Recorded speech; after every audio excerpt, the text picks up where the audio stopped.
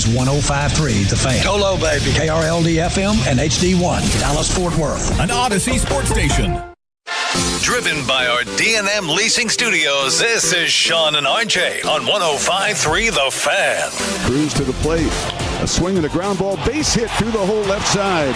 One run home. Here comes Duran. Here's the throw to the plate. He dives head first and he's safe. It's a 2-run single for Josh Young.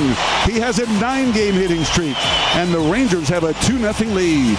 Good morning, Metroplex. That is the way we open up the Thursday edition of Sean and RJ. I see on the fan text, good morning, boys, RIP Sean's butt. No, I'm here. I'm here, along with RJ Choppy, Cowboys insider Bobby Bell. We got Peyton running the Odyssey app, the Fan Cam, Twitch, and YouTube. We get that text every morning, ever since you've had some issues in the past when you're out, how frequently it's been because of your butt. Rangers get one, and Bobby Belt was there, along with a KNC masterpiece as Nate Eovaldi returns to form to shut out the New York Yankees 3-0. How long did you stay, Bob?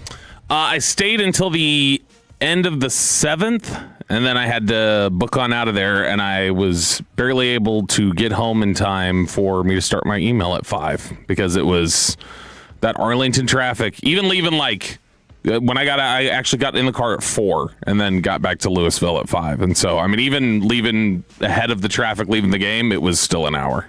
Josh Young with 2 hits, and he executes the damage done to the Yankees as Young continues to be the Rangers' best player. And you look at the April stats, 381 average is first in Major League Baseball.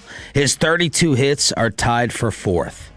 And he continues. Extra base hits tied for 3rd. Runs batted in, he has 17 of them, and his OPS is 3rd. Not in the American League, in the entire sport. Yeah, and that's pretty darn good, especially for a guy who started 0 for 20 almost.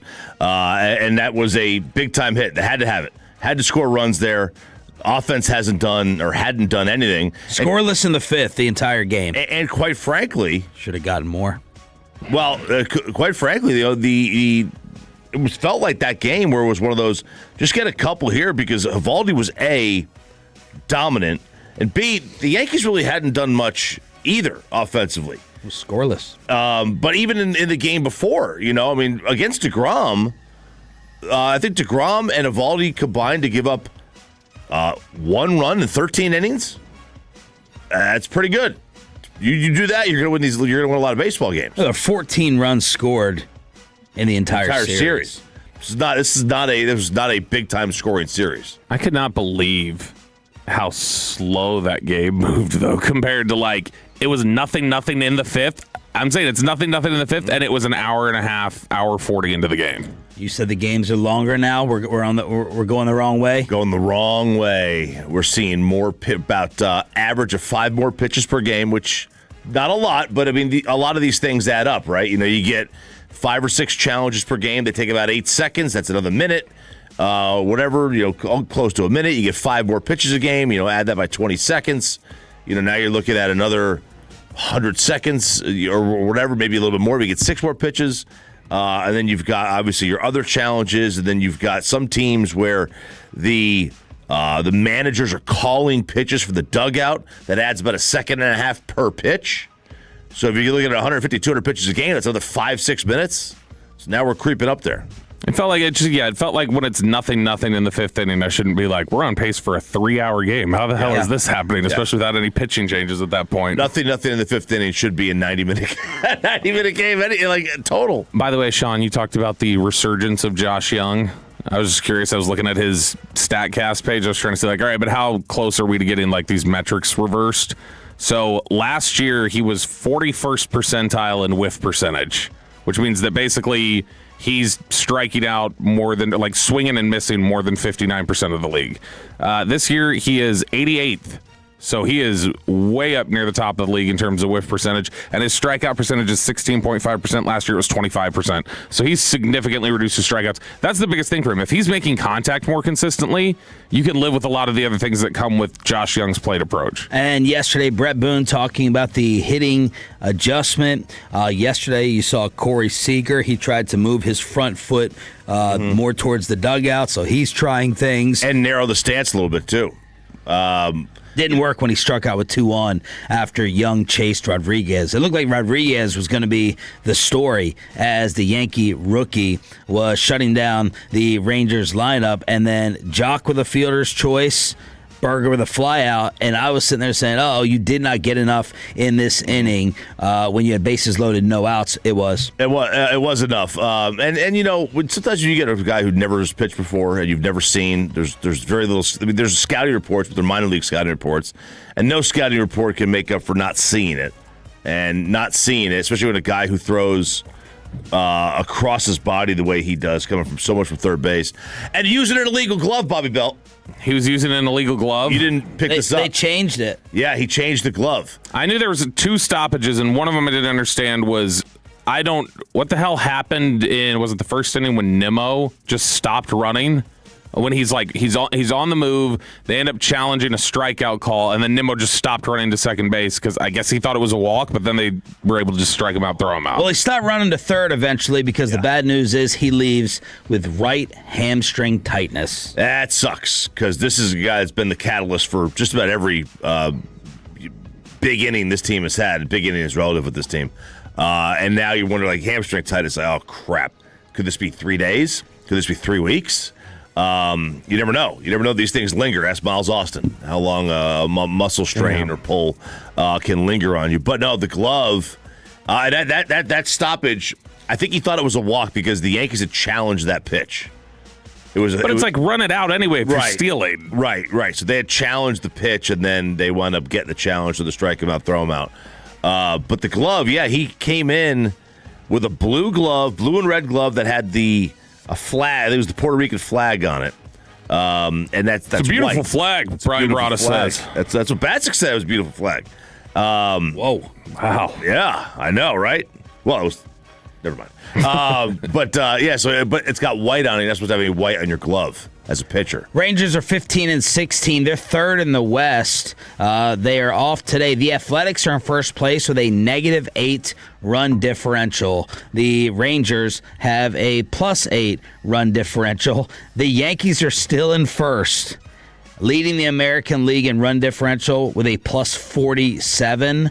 And that would be third best in baseball after what Atlanta and the Dodgers are doing. And you are turning yourself in for a man card violation for this game? For this game, yeah, I am turning myself in. Look, I was offered 7-throw tickets. Well, all right behind Section 18. So that's like the closest part of the dugout to home plate. Right, so it's like kind of the left side of the dugout if you're on the first base side, the right side on the third base. I was offered first base side dugout, left side of the dugout, 7th row, right behind home plate. This is about 11 o'clock in the morning. And now, full disclosure, we're going out of town. I had to pick up the kids yesterday at 3:30. They had baseball, I guess it was football, not baseball. But Luke had baseball, Julian had football. So I didn't have a ton of time to get laundry done for the trip. Sarah's gone all day yesterday. She's gone all day today. She's got no time. It's end of month for her. It's a busy time. There is no way that 30-year-old RJ Choppy, 25-year-old RJ Choppy, says no to free baseball with free food. With free food. In those lower level 7th row. I mean, the commissioner could have been sitting right next to me. Yeah. No way. And I had to have my arm twisted. I got over the ticket. I called Sarah. Silence on the other end of the line. It's like, oh, this could be bad. This could be bad. So I've lost the plot in life. Get your household in order. I had to turn. I had laundry to do, man. It's the time of the month, he said. It is that. It does sound like it's that time of month. Yeah. He is so that. Come on, that's not even a 30-year-old thing. That's just I wouldn't think that's 30-year-old RJ Choppy. That's just RJ Choppy should take those up at any stage of life. Big time mistake. I did the same. I had late ticket offer, and I just went, okay, I'll go. I won't sleep tomorrow. I'll just go. My day was made not because I got offered any Rangers tickets or went to the game. It was on the drive home when I was listening to the KNC Masterpiece interview and preview yesterday with Rangers manager Skip Schumacher. And at 8:20, Choppy had brought up a video board question in Arlington when he went the game before. And it was a question that was up there. You scan the QR code and you answer the question, and it was, what do you put in the cup first? Soda or ice? which is a silly question. It's a silly question. Silly question. And the correct answer is obviously ice. Because, I mean, it doesn't even it's not commonsensical, as they would say, to put soda in first. Because you're going to get the soda to spill all over over your hand when you plop all the ice in. The Rangers skip was proven to be a Tolo, and apparently he found humor in the topic with KNC. Good morning, guys. I was on my drive in. I was listening to your show, which I normally do, and I was laughing because of the poll that you had. Yep. Not your show, not KNC. There's no sigh. This is like Schottenheimer when he thought like we hosted all 12 hours of the day. I don't know. Because the first clue, he said he was laughing as always. So you know that's our show, right? And not Kevin and Corey. Let's hear Skip's full reply. Good morning, guys. I was on my drive in. I was listening to your show, which I normally do, and I was laughing because of the poll that you had with the who puts soda in first or ice in first in the cup. And the other day, I had hot coffee at a bagel spot, and I was like, man, I need to get some ice in here. So I put it under the machine and put a little bit of ice in. The coffee splashed all over me. So I'm trying to figure out who puts in the soda first before the ice. So it was really funny on my drive in. Would have been nice if Kevin and Corey, kind of threw our show title out there. Well, Skip, it was actually our morning show that is considerably more funny than we are. Yeah. It's the thing, though, is if Corey didn't happen to hear it, we know Kevin didn't. And so they may have just been internally panicking and thinking he was listening to another station because maybe they're not Toloing and they don't know. And so instead they're just going, well, we don't want to.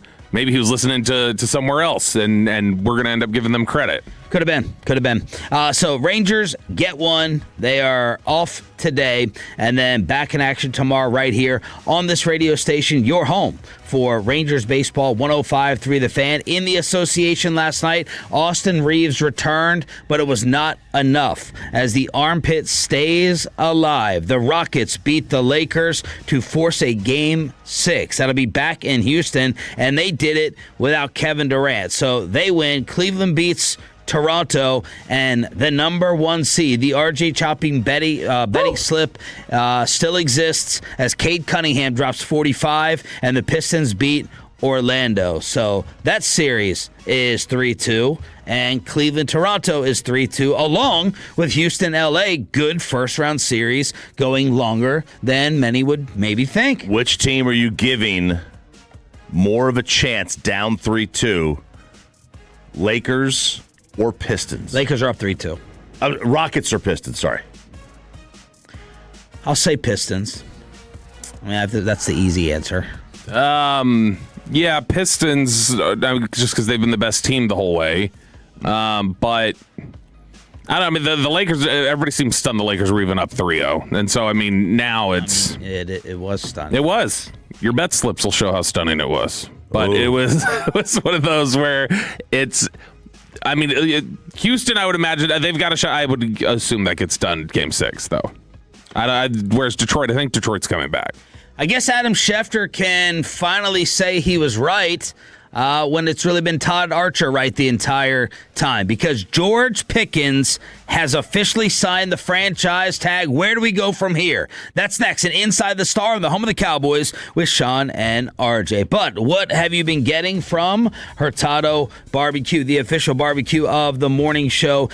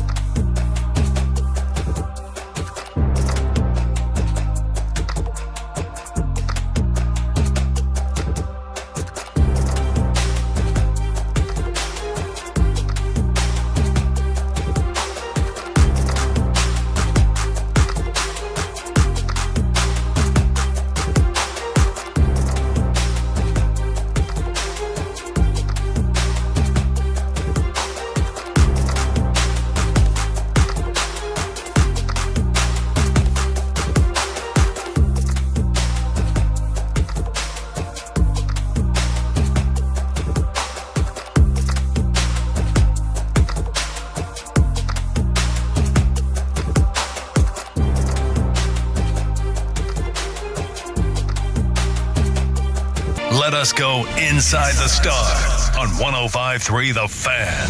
Hey, it is officially official because it is coming from Todd Archer and not Adam Schefter, ESPN. As yesterday, Todd put it out there that George Pickens has officially signed the franchise tag. Yay! So as which by the way, I did not know this. Schefter tried to shoehorn it in too. He's like, it now makes him technically available for trade. Well, he's got to keep alive what he already blurted out a little bit.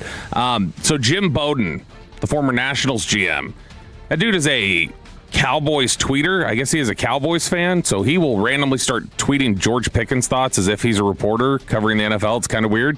But as he said yesterday, he goes, great, awesome, now it's signed, no drama, hashtag drama free. And it's like, no. Yeah. You don't understand how this works if you think that anything with the Cowboys means no drama. So Pickens getting it done. It's nice, but I think ultimately this is just logistically the next step in what is ultimately probably the final year here for George Pickens, just by the way everybody's behaved.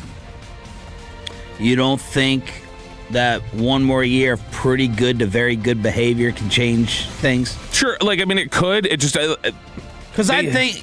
They feel so resigned to it seems like, almost, just with some of their action. It could shift. I think there's a ton of different outcomes here. Ultimately, I don't know that it's likely, but they could end up with a long-term extension by next offseason. George could play out the tag here and just move on in free agency. George could play out the tag here, and they go, you know what? Why not just hold him one more year? Tag him again. Or they could flounder, have real issues by week 6, and they go, you know what? Trade him before the deadline. We're 1-5. Let's trade him. Because on the surface, the statement that this is just his final year doesn't make any sense. No, right? No, it shouldn't make sense. You traded a third. He was arguably a top 5 receiver in the league. Was. The leadership loves him. You have him for another year. He's young, and you're just resigned to, not you, but we're supposed to just accept and understand that, all right, this will be it. It doesn't make sense. Yeah. No, I wouldn't accept people to or I wouldn't expect people to necessarily understand it, because we've talked about this. We've asked coaches, we've asked various people, what exactly is the hang up? Because we don't see it. We saw it a little bit in Pittsburgh, but here in Dallas, what are the quirks that seem to have the coaching staff so he's different? Well, and I understand they don't want to share all the behind the scenes detail, all the dirty laundry that's out there. But I also don't think it's so bad that it's something where they can't live with it. Yeah. And so that's what I'm saying, where it's is he late for some meetings? I understand that's irritating probably from time to time. But I wonder if it's more about stuff like, we can live with the being late to meetings. That's a little annoying. It's like the Detroit game. That's more what we can't handle. That's what we can't have around here. All right, one game? Well, stuff like that. Because there was some suggestion first game against Philly was similar. Ian Rappaport had his take on things when he went on with McAfee. It's a weird thing because we all imagine them faxing him or whatever people do, emailing him a piece of paper. I don't know why I said fax. Emailing him a piece of paper and then just signing it. But it's actually a little different. You tell them, hey, we intend to accept this. And then eventually you physically sign it. I think after a physical. So he is accepting the franchise tag. So to me, not physically signing it is not that big of a deal. I would be surprised if he's traded, but I wouldn't be beyond stunned because I've seen this before, right? The Cowboys have been adamant. They do not intend to trade him. Stephen Jones has said on the record, he is going to be playing for them. And I agree that is the most likely scenario. But everyone has a price, and there is a possibility that someone could say, you know what, I'm going to send what would be a good price? A 2 for George Pickens. A 2? Problem is that's for next year. So if you're a good team trying to be good this year, that actually doesn't help you. So trades for franchise players are really hard, and usually they happen before free agency and before the draft so you can replace him, and that hasn't happened. So my guess is he's playing for the Cowboys, plays great, and then next year either signs a huge deal with the Cowboys or walks and signs a massive deal somewhere else. Look, I'm just saying, you can say whatever you He's want. only saying it too because Bobby told him that. Right. Look, I mean, I'm pulling the strings over here. Bobby's not the cock master. Right. King of compensation. In no world. In Bobby's no in world. the corner watching me throw out. Yeah.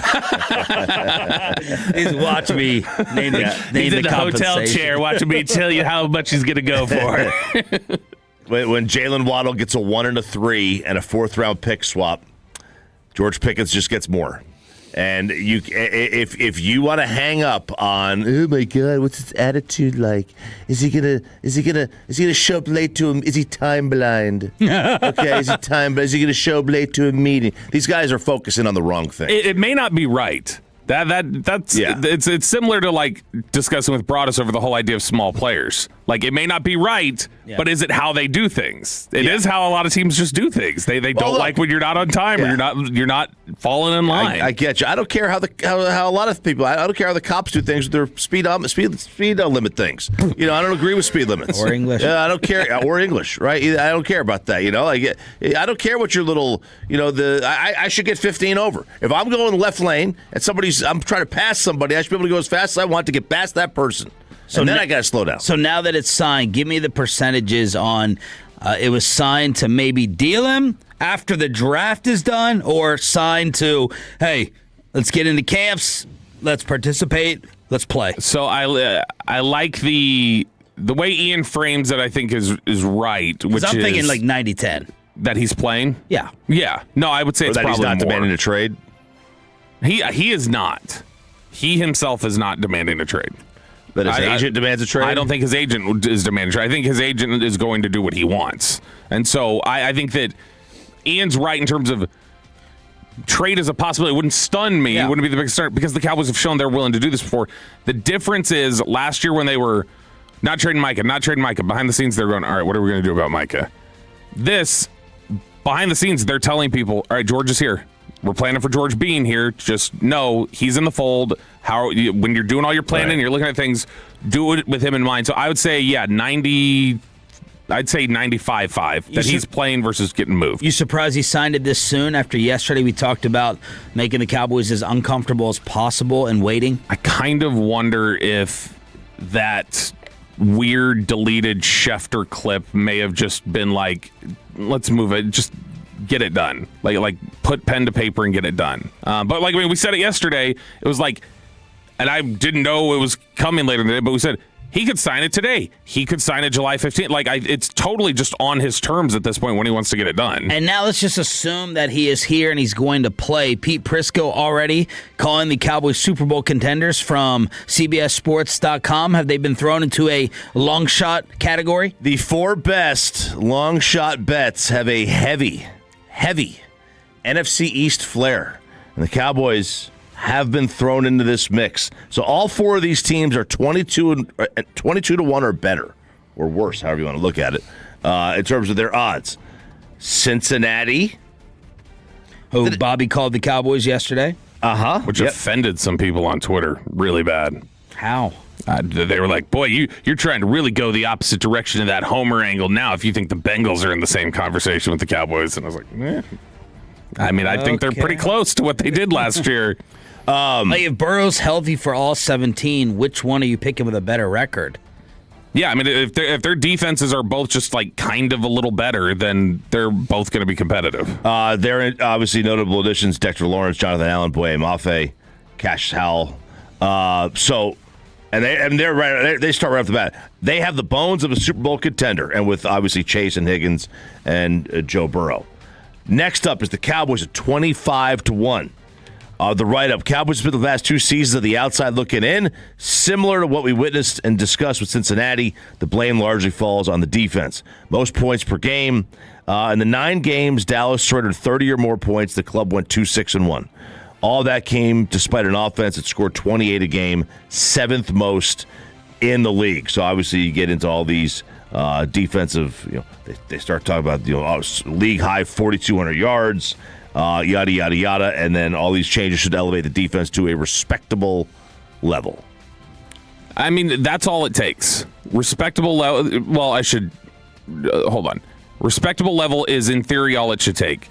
if your offense duplicates what it did last year. I don't know that it will. They may take a step back. Yeah. Last year there was a lot about them that was operating at a really high, just as unsustainable as the defense felt. It felt at times like the offense was unsustainable in the types of like, oh, you're going 6 straight series without punting the ball. Like, it was really good, but you're not going to be able to bank on Dak being healthy all the time. So Javonte with as good of a year. Yeah, little bit of offensive regression probably, I would imagine. And you just need to hope that the gap closes with the how much you create on the defensive side. They've got Minnesota at 55-1 as a decent long shot. RJ's Vikings. Dude, the Justin Jefferson press conferences, I just have to go through all of it to see the shots at J.J. McCarthy. He does not like him. And he's had some really mid quarterback play throughout his time in Minnesota. That sounds like a personality clash. Is that what that? Do you think that is? That's what it sounds like is Minnesota's issue with him in general. That there's Did you see him at the hockey game like last week or a week and a half ago? You just see the douche up there in the box. It's just it's pouring out of the suite. He's not Michigan, man. I'm surprised he didn't have his eye black on. At the hockey game. Washington at 65-1, not a long shot, they say. And then the Giants at 70-1. This is to win it all? Yeah, these are long shot NFL Super Bowl, And bets from you should who? make. CBS. So Dallas, Washington, and the Giants all in there. Yeah, all of them in there. And then Saints, AFC and NFC North team. Telling you, throw the Saints in there if you want to talk about real long shots.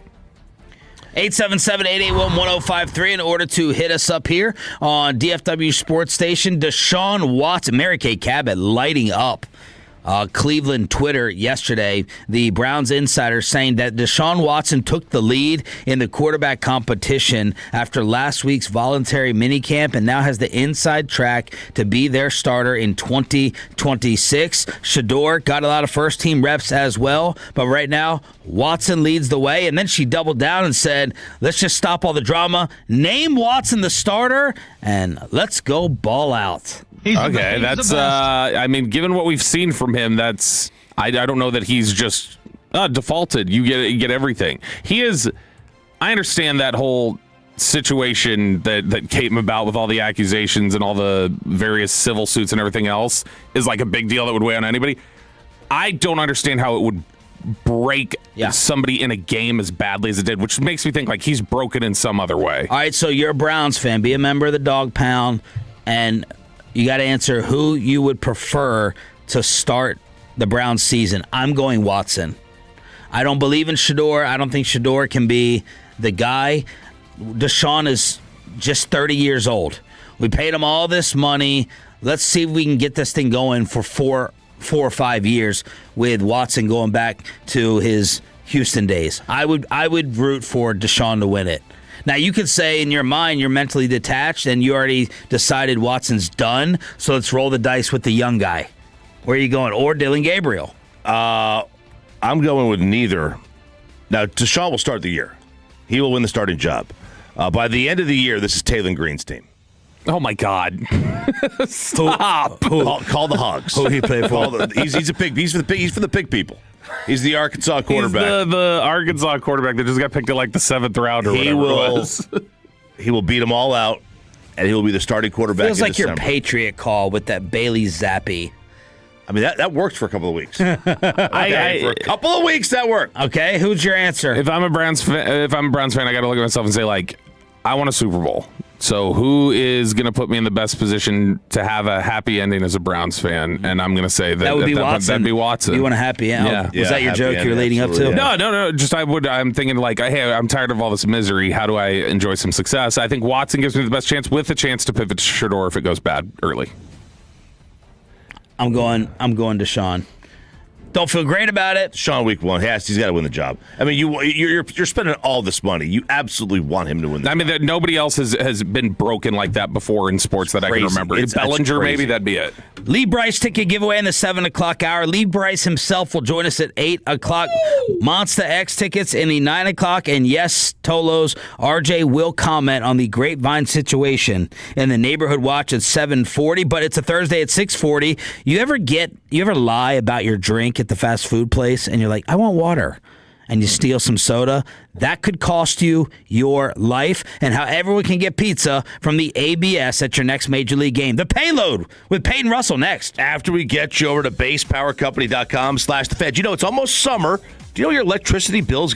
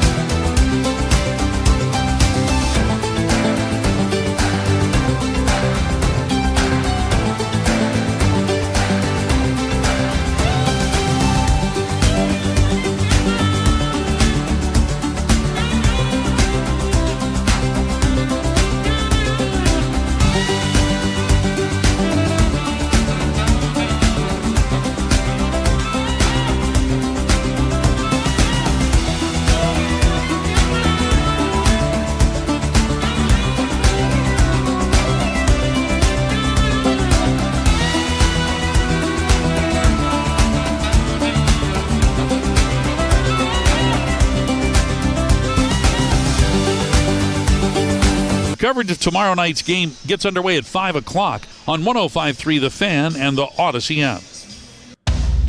And it's back to Sean and RJ right here on 105.3 The Fan segment here, brought to you by Classic Chevrolet. If you're in the market, upgrade your vehicle, get to Classic Chevrolet Grapevine today. The #1 Chevy dealership in the world, 3 years straight. They've got more new Chevys than anyone else, all priced to sell. Visit ClassicChevrolet.com. This is Texas. This is Classic Chevrolet. Together, let's drive, relax, enjoy the difference based on new Chevrolet registrations 2023 through 2025. Okay, am I hearing this right? The morning show is letting Peyton Russell have his own segment? I just don't get it. We've known Peyton for years. He's horrible on the mic. I mean, gathering the foreigners, this is going to be a train wreck. Daddy does work, and Peyton just does board hopping. That is right. It is Thursday, every single Thursday at this time. 6:40 on a Thursday. It is time for the payload. And guys, we started off with this. I just want to, be nice again. I want to say I love you guys. Oh, I love you too. I love you. Thank you, Bobby. RJ, Sean, did you say it, Sean? You said it back? I didn't say it back. He didn't respond to me when I said it yesterday via text. There is a ton to psychologically unpack about the screenshot that Sean sent yesterday of all the I love you texts. Did you see it, Peyton? Was it the one where it said Kevin then K and C on it? That's his name? Okay, that's the thing that caught most everybody's attention. Everybody's got the first and last name in the text group that had said except Kevin Hagelin. Kevin is Kevin dash K and C. Everybody's like, oh, so he's just work people to you. Not even like significant enough to draw a last name. Zach Wolchuk, we have the first and last name misspelled. Both of them. Hey, it's really... And Choppy's was the only one you opened. I do it to this day. Oh, and mine. With Wolchuk, going to Twitter to try to retweet or see what he said about the draft, and I never remember if it's Z-A-C-H or Z-A-C-K. I have no idea. And I probably change it all the time when I'm typing it in. Yeah. Zach. And Wolchuk is confusing. Yeah, is there Spell a C? There's no CK at the end. W-O-L-C-H-U-K. Okay. Or is there a C before the K? I was thinking there could be a C. Is it W? Is it W-A-L? W-O-L? I don't know. Get your name together, Zach. And for years, because of him and that little twit producer they used to have, I hated Kevin Hagelin. Yeah, one of them. So I hated Kevin. And there's different Kevins. Rather than spell out Hagelin, I have, I guess, different Kevins in the phone. I just put Kevin K and C. What do you make of that psychologically? I don't know. That's what I'm saying. I think we needed psychologically to unpack it. Like, why was Choppy's opened, but the others weren't open? I think RJ may have been the first one. So mine was the first one, and then you let all the others pass, but you opened RJ's. I guess that's show loyalty. Yeah, Could be. Yeah, I like you guys more. I do a lot of times. I put so. No offense, Aiden. I put Aiden Butler fan cam. Come on. Why would you need to specify fan cam? You don't have another Aiden Butler. You have another Aiden, period. You think you forget that Aiden Butler? In 20 years, I might forget who Aiden Butler is. Right. Oh. But no offense, right? It's just the way I put it in. Who all has coordinated the video during your time on the show? Who all has? Yeah. What were all their names? Do you remember? We're taking away from Peyton. We had Dalton. Mm-hmm. Right. Dalton did it. Ryan, and then Caitlin, and then Aiden, and we had Carter obviously too. Yeah, that sucked. I think we probably had even more than that. 15 years. Well, guys, we had just talked about filling up a cup with ice before the soda, but if you were to fill up the water cup at a fast food place with soda, it could cost you your life. There's these 3 women. They were inside a Taco Bell in Florida. Another Florida story, man. Florida, just nothing good happened there nowadays. But a Taco Bell in Florida, and they had asked for a water cup, but instead of getting water, they did the old trick where they went over to the soda fountain machine, and they were trying to get free soda, trying to fill up the little plastic cup with soda. Who does this, by the way? Oh, I've done this before. You steal the soda. You ask for water and go and get a soft drink. No, I ask for water. I get a water, but at the end, I'll just do a quick just to wet my whistle. Just a little bit, just like I forgot what this is like because I don't ever drink soda anymore. So it's like, just give me a little bit. Yeah. No, I never do that. I won't let Kristen. Kristen always wants to bring snacks into the movie theater and stuff. I'm like, no, we're gonna buy snacks there. So I did this, but then I turned 11 and I was over it. So when I first got a car, I was like, okay, I had the freedom to drive anywhere, and I was coming home from school and I had gotten Panda Express one day. Well, I kept the cup cup that I got, and for the next 3 or 4 weeks, I would go there after school and get a free refill. I'd walk in the Panda Express, act like I'm going to the restroom because it's right by my house, and I would fill it up with soda because they would just see the cup, and I thought it was genius. My mom caught me later on, said that's actually stealing and really bad, and yeah, so I feel awful for that. But yeah, this is a Taco Bell employee saw what they were doing and started to yell at the girls. The girls yelled back, and this, back and forth. And the employee took it to a whole new level and opened fire at the girls with a gun. I guess the Taco Bell in Florida, you can have guns, while you're on the clock. Castle doctrine. One girl shot was inside the Taco Bell. Inside, it was like the girls weren't throwing punches. There's a video out there. They weren't throwing punches or anything, but he just decided to take it to his next level and decided to shoot them. One girl was actually hit by the bullet and collapsed to the ground. Another one was grazed by the bullet, and the third girl ran out the door. She was gone. I know that the employee, has to be fired and go to jail, but if you're that store manager, doesn't like a little part of you be like, yeah, for the cause? Hell yeah. Hageland had to be fired for kicking in the window at Blockbuster. Yeah. But somebody's probably like, you know what? I got to do this, but employee of the month. You're a good soldier. Yes. Fantastic. And the guy he pleaded a self-defense. That was his excuse. He was like, it was 3-on-1. It was 3-on-1. My back was against the wall. They were throwing all the crushed ice at me. Had to throw the tacos at them or whatever, but you pull out the gun, so you can't do that. But, he saved the company about 30 cents there. Kristen, I remember we went somewhere early on when we were dating, and Kristen just wanted water, and we ordered it, and they gave me my cup, and they're like, hold on, we'll be right back to get her cup. And I was like, it's right there. And they'd give me like a red cup, and they're like, no, we got to get her a clear cup because she wants water. Because people were stealing. Yeah. And so they had to make that clear so that they could just see if you were snatching from them. All right, it is the payload here on the Fans. We go from free soda to free pizza. How can you not be romantic about baseball? The ABS Challenge might not be so bad after all. In Cincinnati a couple of nights ago, there was a promotion at the ballpark between the Rockies and Reds where if the Reds were to strike out 11 batters, why 11, I don't know, but 11 batters, everyone in attendance wins free pizza. Well, the Reds had 10 strikeouts going into the 9th inning. They needed just one more strikeout for free pizza, and this is how things ended on their broadcast. Just missed. ABS Challenge powered by T-Mobile. Stevenson's 1-1 tonight. Can he win pizza for those in the stands? The crowd ready to burst. That's a strike! Pizza for everybody! That's awesome. I mean, that crowd, that stadium has never been that loud in the 2 decades it's been open. For everybody. So Choppy's been going crazy over the ABS inside the globe after he went to the Yankee game the other day, saying you're in love with it. Drama, man. They just found a way to manufacture 5 to 6 instances of drama in every single game. And when Bobby, I don't know how many they did. They probably Have you seen it in stadium yet? No. It's really cool.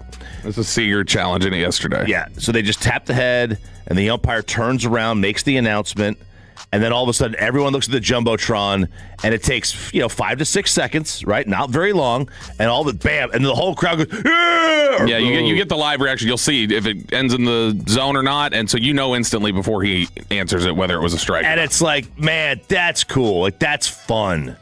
They did a good job with this. Yeah. Well, how much pizza did they get? You get a certificate or a coupon for Yeah, it's 2 La Rosas there in Cincinnati. Cincinnati. Yeah, I don't think it's a free pie. It might be a slice or 2, but it was free pizza. It was also $3 beer night the same night. So, I mean, that's a hell of a Tuesday night. That's a great night. In Cincinnati. No Skyline Chili. You go pizza, then the $3 beer. You're having a great night. I love those where you get, the team scores 3 goals. You get a burrito or whatever at certain places. Or do the Mavericks still do the free taco at 100 points thing? That used to be the big thing. Yeah. You get a free chalupa for everyone. Yeah, I don't know. At Tennessee games this year, and I know they do this elsewhere, but they did. If the opposing team missed both ends of the free throws, if they missed 2 free throws, everybody got a free Chick-fil-A sandwich or something. I just want the Rangers to bring back the Sonic Slam inning. That 6th inning, you go in there, you're like, all right, $25,000 if someone hits a grand slam. I think I saw it once, maybe twice. The Sonic Slam inning, they used to do, Eric Nadel used to do back, this would have been 26, 27 years ago. They used to do the Palm Harbor home giveaway. If you correctly predicted who would hit the grand slam in that inning, you would win a Palm Harbor home. And one time somebody called it. I think it was Mike Sims hit it. Wow, very impressive. All right, guys, we'll stay here. Last story here, we'll stay in Major League Baseball. And also in the state of Ohio, where we have another home run robbery, not from a player, but instead another man stealing a ball from a young kid. Now, you be the judge here. The ball bounces off the guy's chest. It's a home run. The ball bounces off the guy's chest and then rolls over to the girl. So he goes after it. He's just thinking, I almost got that home run. Let me go grab it. The girl's right there to pick it up. He takes it from her. The cameras catch him and everything. And now he's deemed as the bad guy. And so this whole thing started a big fight on social media. They found the guy ended up giving the ball back to the girl, but 4 to 5 innings later. So he had the ball, and then I guess he was bullied there. Some fans were talking to him. They ended up finding him on social media. His name is Max Quinn, and he had posted a picture on Instagram of the home run ball, and the caption says, "The part you didn't see was me giving the ball to the little girl. Just because I got the ball doesn't mean I ended up with the ball." So he saw the backlash and was trying to save himself. And actually, Fox 8 News in Cleveland got a hold of Max, and he had this to say about the incident. First of all, I want to just put out an apology and just say I'm sorry. I'm sorry to the family. I'm sorry to the parents, the little girl, her brother. I'm so utterly sorry for everything that's transpired. Like you said, it was a heat of the moment thing. I made a really bad decision, a lot of bad decisions, and I'm paying for it online. And I understand the backlash. I understand everything that everyone has said to me. Has to be honest with it. There was no malintent. I didn't want to steal the ball. I didn't try to steal the ball. And I did give it back to her, but I didn't do it in a timely fashion, and that's, I feel like, why I'm getting a lot of backlash. So he's a local business owner. He owns like a clothing store there. And so people were going on the reviews that are Yelp reviews and giving just all 1 stars. And they found his location and everything. People were showing up to his business, giving him crap for that. So it's been a really tough 24 to 48 hours for Matt. No video pay? No, I tried. I told Aiden to get it on. He he wasn't able to get it up. I do not understand, and I don't know if there's anything memorabilia-wise in sports I could care about less than a random baseball coming to me in a game. The way that these grown men react. I'm not talking about getting a judge record setter, okay? A random foul ball, the way that fans and these grown men treat this as if it was basic bonds. It blows my mind. I could not care less. Find a kid, make their day. This is not hard. What are you going to do with the freaking baseball? What are you going to do with a random foul tip from Josh Smith? Who effing cares? It'd be fun to catch a ball. It'd be fun. A home run ball, obviously, foul ball is one thing. A home run ball, I think, is way different. Like you said, it's especially if it's a meaningful one. But a ball off the bat of Manny Machado, just random, and even Manny. I mean, Manny's going to want to hit 400 home runs someday. It's almost actually a can't win situation. If you even catch it clean, I feel like you're going to get guilted if there's a kid next to you. If there's a kid close, that's what I'm saying. And a lot of times they grab it and they just turn tail and start, hey, look, I got it. And they don't even see. That's why if you catch a ball, your first thing to do should be look all around you, 360-degree view. Is there a child crying around me? Did I just upset somebody? And if so, instantly turn it over or your life will be ruined. It really is. It really is. Now, this guy should be banned for life. Banned for life. Oh, off the video? Yeah. Well, now, look, if he really gave the ball to the girl, then fine.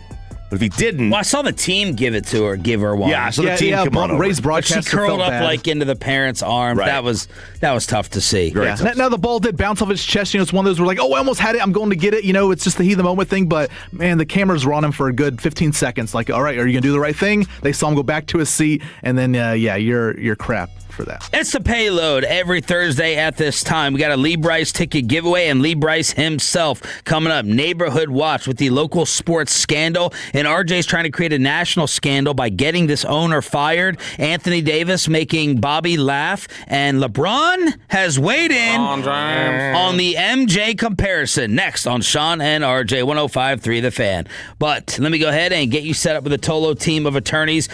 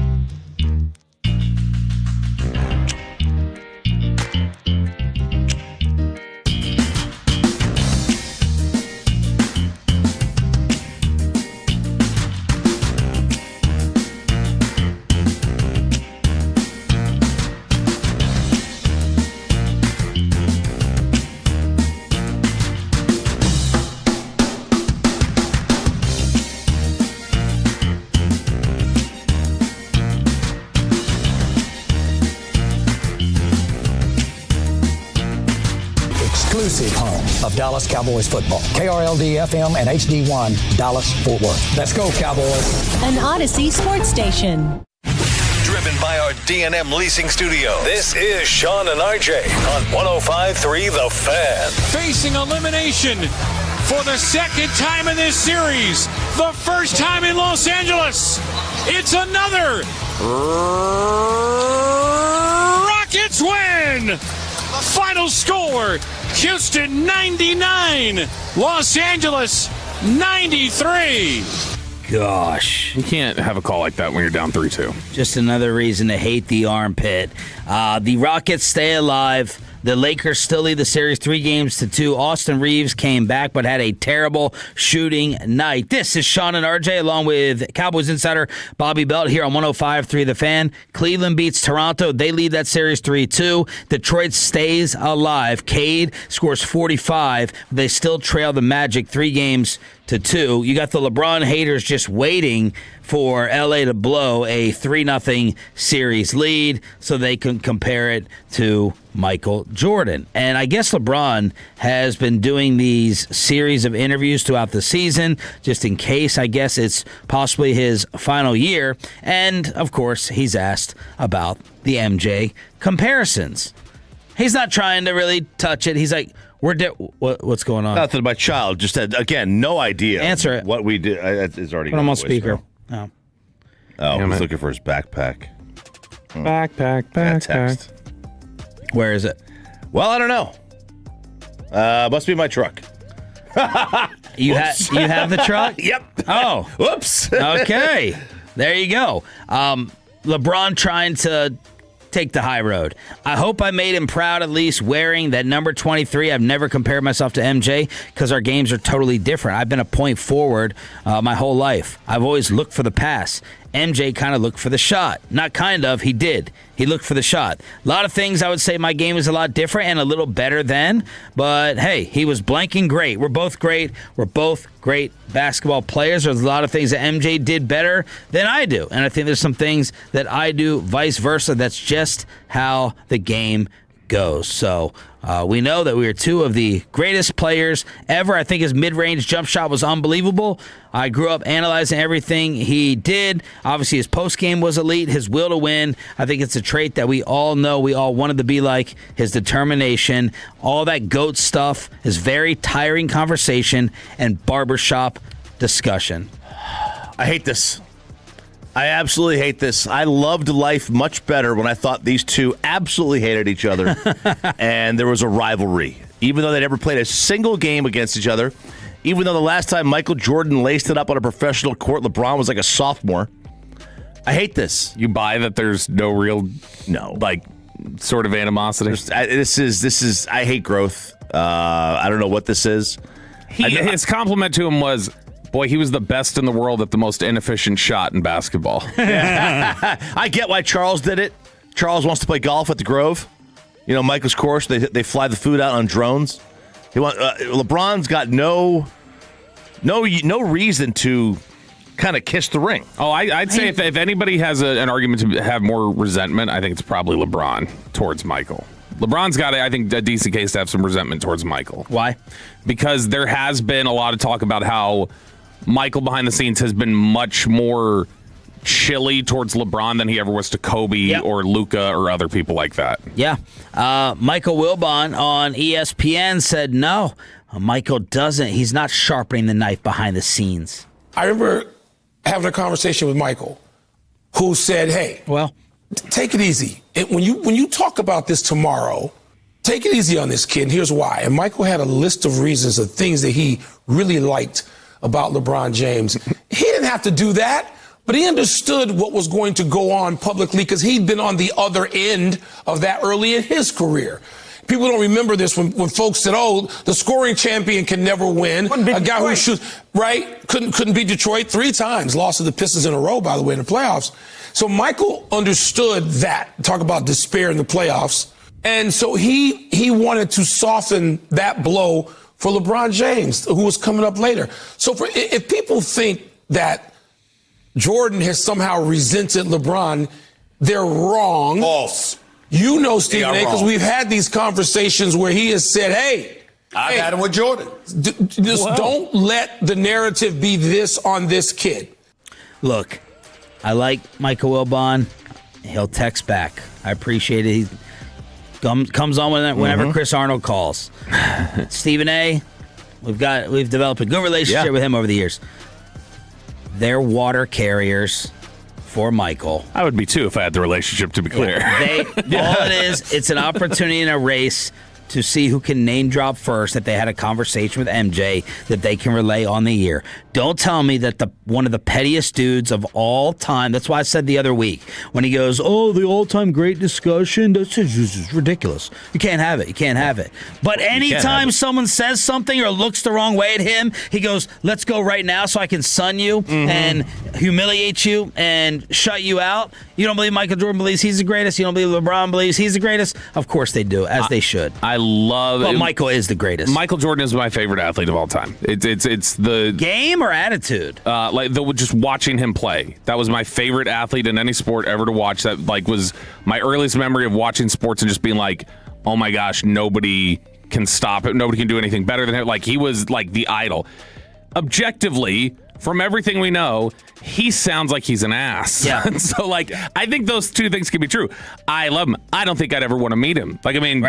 Be cool to be around and be like, oh my gosh, here's a picture with Michael Jordan. But I think I'd probably have a bad interaction with him, like a lot of people do, like LeBron apparently has. And I think it's hilarious that, no, you guys have it wrong. Michael Jordan gave me a list of things he likes about LeBron James. Wow, that's wonderful. The guy who's probably definitively a top 2 or 3 basketball player of all time. Michael was able to come up with a list of some things he does well. The real irony in all this is that the two guys defending this are the two guys who benefited most from the LeBron Jordan debate, in Michael Wilbon and Stephen A. There is no debate shows today without that. That carried a decade of first take and get-ups. I bet you there was a 10-year stretch where they talked about that as much as they talked about the Cowboys. That is the debate of the 21st century. There's not even a question about it. I was going to say, if you were going to say, you walk into a sports bar and just go start, do your best to go try and start a sports fight. That's the quickest one you can jump to, is who's better, LeBron or Michael? What else are you going to do, Tiger Jack? I don't think No, because that's golf. Nobody cares. What do you think blind guess percentage is of how many would say, how much of a fight would actually be? What's the age group? Yeah, what's the age group? What's the age group? I'll be honest, if Peyton's LeBron, age and younger is going to say LeBron. Yeah. You could start a Kobe-LeBron fight. In L.A. probably. A lot of places. Yeah. Watch Kobe was text. that was apparently something that was a little off-putting, or I guess that LeBron did love, is that Michael always did have more of an affinity for Kobe. Well, yeah, but because their games were similar. Yeah, because Kobe was a copycat. Yeah. Kobe was unoriginal. Yeah. Mm-hmm. He was, and people would make fun of him, and now we forget about all that after Kobe passed away. It's lame to stick your tongue out like Michael Jordan. Everyone wore the wristband right here, but the jump shot form, identical. The post game, some of the moves, you stick your tongue out like Michael Jordan. Come on, there's really nothing. He tried to talk like him in interviews. There's really nothing similar to me about the way Michael and LeBron play. No. I can't think of anything where I'm like, oh, that kind of is the same. No, absolutely not. All right, Anthony Davis giving Bobby some chuckles. Okay, so you remember there was a couple months ago, we're all like, what is that quote from Jerry? Where he says, I want to retire as the owner who's won the most Super Bowls. That's my goal. Yeah. We might have a more impossible goal. Ooh. And it doesn't sound that way on the surface, but remember, this is Anthony Davis as he's doing interviews for his new prank show on True TV or whatever it is. Did you see how they got Cooper Flagg? I did not. They did this is a social media awareness. He told Anthony Davis he was going to be able to play, or he told Cooper Flagg he was going to be able to play. And the woman up there was putting up an eggplant and then a peach. And then the droplets. Oh, baby. And she's having a discussion with Cooper about what these mean. And Cooper's mom is in the back there with Anthony Davis pranking him. That's not bad. Well, Anthony Davis told the Today Show he was on the Today Show to talk about the prank show. They're pimping the prank show, man. They want to get it out there. Wow. So they asked him well, what else is there left for you to achieve? And he had a long, lengthy, impossible list. What's left? It's a lot. I mean, haven't got MVP, haven't got Defensive Player of the Year. I want the parade. Okay. For a championship, so I want to be able to do that again. That's right, because when you won, that's COVID right. year. Yeah. So, I mean, it's still, things, I want to try to get 20,000 points. I want to play 20 years.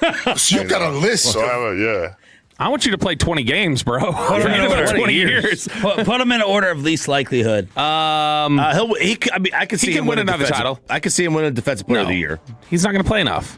Look, that's more likely than him playing 20 years. The most likely he needs another 8 years in the league to get to 20. 6. The most likely is he hangs around playing 10 games for the next 6 years. Yeah, okay, he could play. So 20 years is the most likely, but it's playing is really loose definition. Then it would be... It's not a title on the Wizards. No, but then I would say... Actually, I'll say the top one is the championship parade. Because some contender thinks like, he might be healthy, let's trade for him. So that's maybe the top. Then the 20 years. Then Defensive Player of the Year. And then, what is it? The MVP. 50 miles of S and then MVP. All right, so that's Anthony Davis giving Bobby some laughs. Which is more likely, though? Anthony Davis gets all those, or Jerry retires with the most Super Bowls? I think it might be Jerry. What's your point? And neither one's It's Jerry happening. after Caleb Downs. Caleb Downs has relit this possibility. Yes. Caleb and Christian. And then RJ Choppy has a new vendetta and agenda that is playing out on social media. There is nothing that bothers me more than cheap owners running your business on the cheap. There's nothing that just hacks me off more, and this is the Portland Trailblazers. Oh, okay. Now, their owner, actually I've been told, lives here, Tom Dundon. Oh. He is a private equity guy. He's one of these new wave of owners who are private equity. Gotta love it. He is just cutting and slashing with the Portland Trailblazers, basically using his Carolina Hurricanes blueprint. And it all started with the idea that he is conducting head coaching interviews while Thiago Splitter is the interim coach, which is kind of not done in the NBA circles. But word got out that he wants to pay his coach $1 to $1.5 million a year, which is what assistants make in the NBA. The average starting salary for a first-year NBA coach is around $5 million, and he wants to pay $1 to $1.5. He also is cutting costs like crazy, to the extent of he is not traveling two-way players to the playoff game. He's the only one. The only owner not traveling the two-way players to the playoff game. He is having, Bobby, when you go to Cowboys games, he is having all the non-players check out of their hotel room at normal checkout time and just hang out in the lobby until about 6 o'clock when the bus leaves, when it's customary to allow them to keep the room. The team masseuse, no room. Not getting a room. So the players, he has to set up the massage table in the middle of the hotel hallway to give these players a massage. Well, that's transparency. He wants to get rid of their second mascot, Douglas Fir. He wants to get rid of the second mascot. 2 mascots? Yeah, they have 2 mascots. He says that's too much. He is not giving away playoff T-shirts for home games for this. All the fans. They usually go, "Oh, it's a playoff T-shirt." The Spurs did that, right? Fiesta night. I don't care about the complimentary tickets to the people who work for the team. No team reporter, no photographer to the away game. So Nick Eatman, you ain't going on the road trip, buddy. That's what he's doing. He is cutting and slashing. No checkout fees, nothing. I can't stand cheap owners. He says he hates Portland, which I'm whatever, right? You don't like Portland. You want to move. He doesn't think you can draw free agents. This guy is getting absolutely roasted, but he's using the same blueprint that he used with the Carolina Hurricanes. The Carolina Hurricanes have been a pretty damn good hockey team for 5-6 years now. And so it's worked. He's putting all the money in the players and that. But they expected Portland to get rid of the radio. The radio team is expecting them to get rid of the radio. He did that with Carolina. So they do a simulcast TV radio, which hockey does, but not in other sports. All right, there it is. Your recap of the association here on Sean and RJ. We got a Lee Bryce ticket giveaway. We're about to go commercial free. Neighborhood Watch with the Grapevine sports scandal with intrepid reporter RJ Choppy. Lee Bryce himself at 8. You hear that, Star Telegram? I want my credit. Let's talk about the best draft pick of them all, the football savant, Caleb Downs, and the rest of the best draft picks made this past weekend from insiders, analysts, and Will McClay next on 105.3 The Fan. But we talk about Hurtado Barbecue, not just a pitmaster, not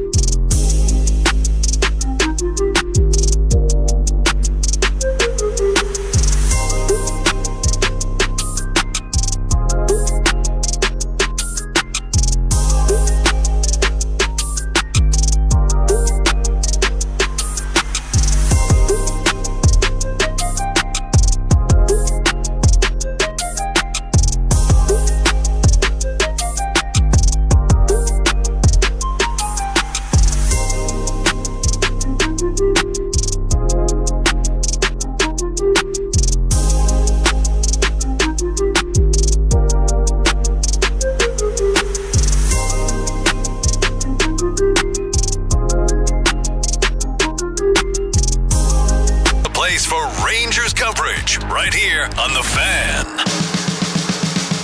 And it's back to Sean and RJ right here on 105.3 The Fan. It is the Expressway right now, The Fan, and it's brought to you by the On Time Experts. We are commercial free in the Expressway. Of course, Stars Wild, Game 6 tonight, 6:30, puck drop. Can Bobby talk me into another Stars bet? Oh, baby, let's get into go. it at 8:20 after Lee Bryce joins us at 8 o'clock. And we'll have a Lee Bryce ticket giveaway coming up at some point in time right here, commercial free in the Expressway, and the Grapevine scandal that RJ Choppy was giving us the play-by-play of last night. Here on your home of the Cowboys and Rangers. But we have the best draft picks made this past weekend, and Matt Miller did it from ESPN. Yep, he went through, and to be clear, I think a lot of this is going to be value related, but it also is like if it's not even a great value, it's just like that's the best, that's a really good player at that pick. It could be something like, well, Mendoza, even if you thought it was a reach, Mendoza eventually will be somewhere in like the top 30. Sure. Like, yeah, I like him or something like that. But the Dallas Cowboys do pop up on this list a few times of the 100 best picks that were made in the NFL draft. Shout out for going 100 deep, by the way, on this. Well, yeah. You do all this draft work. Yeah, you got to figure out a way. Are you going to be done with it after 2 days, you know? It's good. So the number one, his favorite pick in the entire NFL draft is the Dallas Cowboys selecting Caleb Downs. He says, my favorite pick of the draft, Downs will be an immediate playmaker in new defensive coordinator Christian Parker's scheme. A 3-time All-American and a national champion, Downs' work ethic and culture-setting ability are as important as his on-field skills. He has football savvy and a great feel for the game, which gives him alignment versatility and will allow him a faster acclimation than most rookies. The expectation is that he'll become a high-end starter with all-pro potential during his rookie contract. The combination of player, need, and value made this the best pick of the 2026 draft. Hey, Caleb. Ashamed of myself again. What? Why you're falling? You're falling? Just when I thought I was out. No, I nerded out again yesterday. Look at you. I'm not proud of it. You're like going home putting on a VPN to watch these things. I went and watched. That's a good adult entertainment reference. I like that. I went and watched the draft show. And the way that it trickled down, because I wanted to re-experience and see what all their reactions were. How many hours are in your day? Well, I woke up early from the nap, and I was not all of us are just doing laundry and passing up baseball. I was waiting for the. I gotta budget my time better. I mean, I'm doing a 4.5 hour email every day. Bobby's doing 38 minutes. I got to figure out a way to budget my time better. I just wanted to relive the miracle. Yeah. And that draft show, the show of the night of the draft, not the pre-draft. Oh, no. I thought you were watching pre-draft coverage. I was like, damn, man. No, I just went to like pick 4. Oh, yeah. I get you. I put something on to try to go to sleep, too. I get you. I should go to sleep in dead silence, so I'm extra tired this morning probably. But I wanted to get their reaction from Cardinal Tate on down. And I ended up falling asleep, but I woke back up. Because it was depressing by about pick 7. I was depressed. You were? On draft night, yes. I thought because Reese was gone, Styles was gone. I was like, oh, crap, the Giants are going to get Reese and Downs? You kidding me? And, I mean, all said and done, my Pluckers location was better atmosphere than what they were doing. Yeah. We were chomping on cigars and having to not tip picks. Zach did walk in with Miller Lights. Bobby brought out the cigar. He did walk around the room and hug everyone.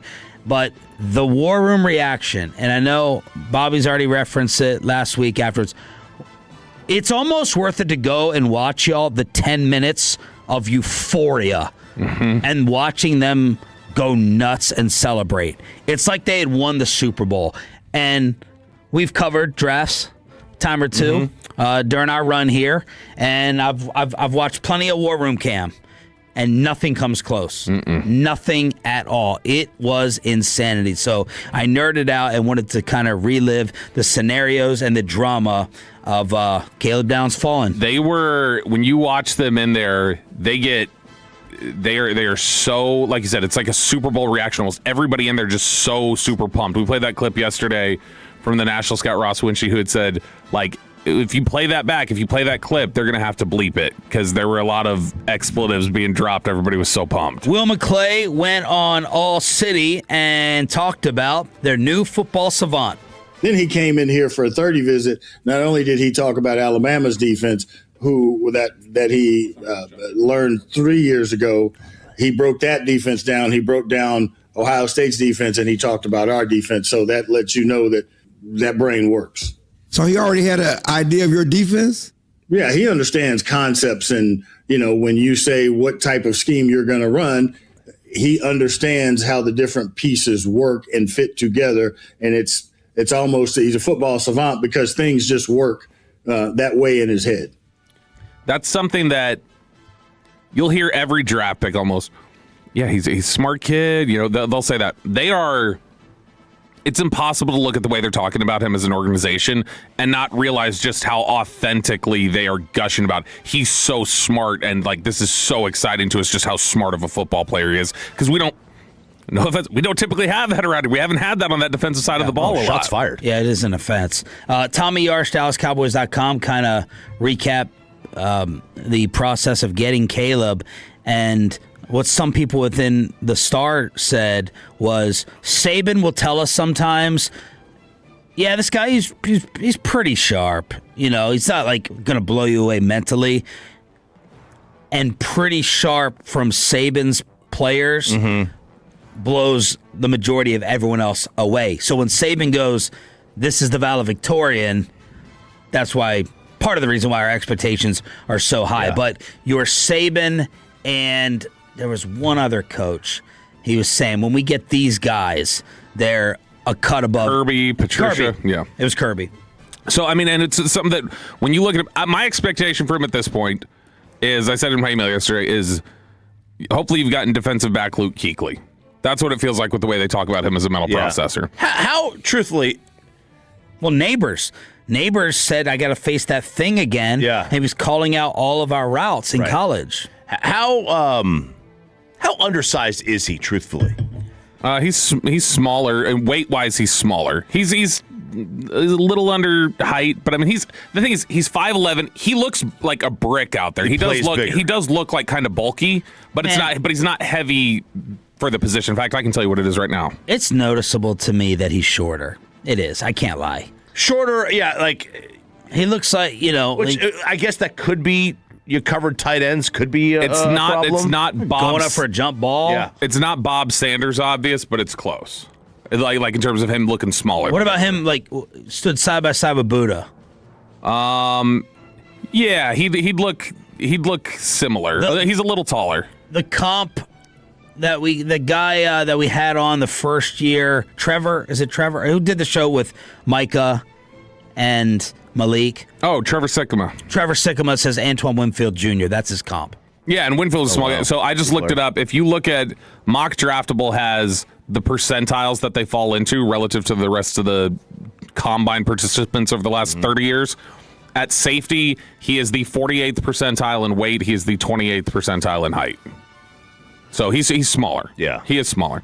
All right, we're going through Matt Miller's list of his favorite draft picks. And I almost closed my computer after reading number 2. RJ will be happy, but I almost shut down the whole list. Number 2, Jermod McCoy, cornerback, Las Vegas Raiders. It says there's always a really good player who slips due to injury. Ranked as my number 10 overall prospect, McCoy fell to number 101 based on concerns that a surgical procedure he had done following a January 2025 ACL tear might need to be redone. But McCoy was cleared to work out at Tennessee's Pro Day, and he excelled in the 40-yard dash. Las Vegas aggressively attacked its secondary needs, but getting McCoy here could be the weekend's biggest steal if he's healthy.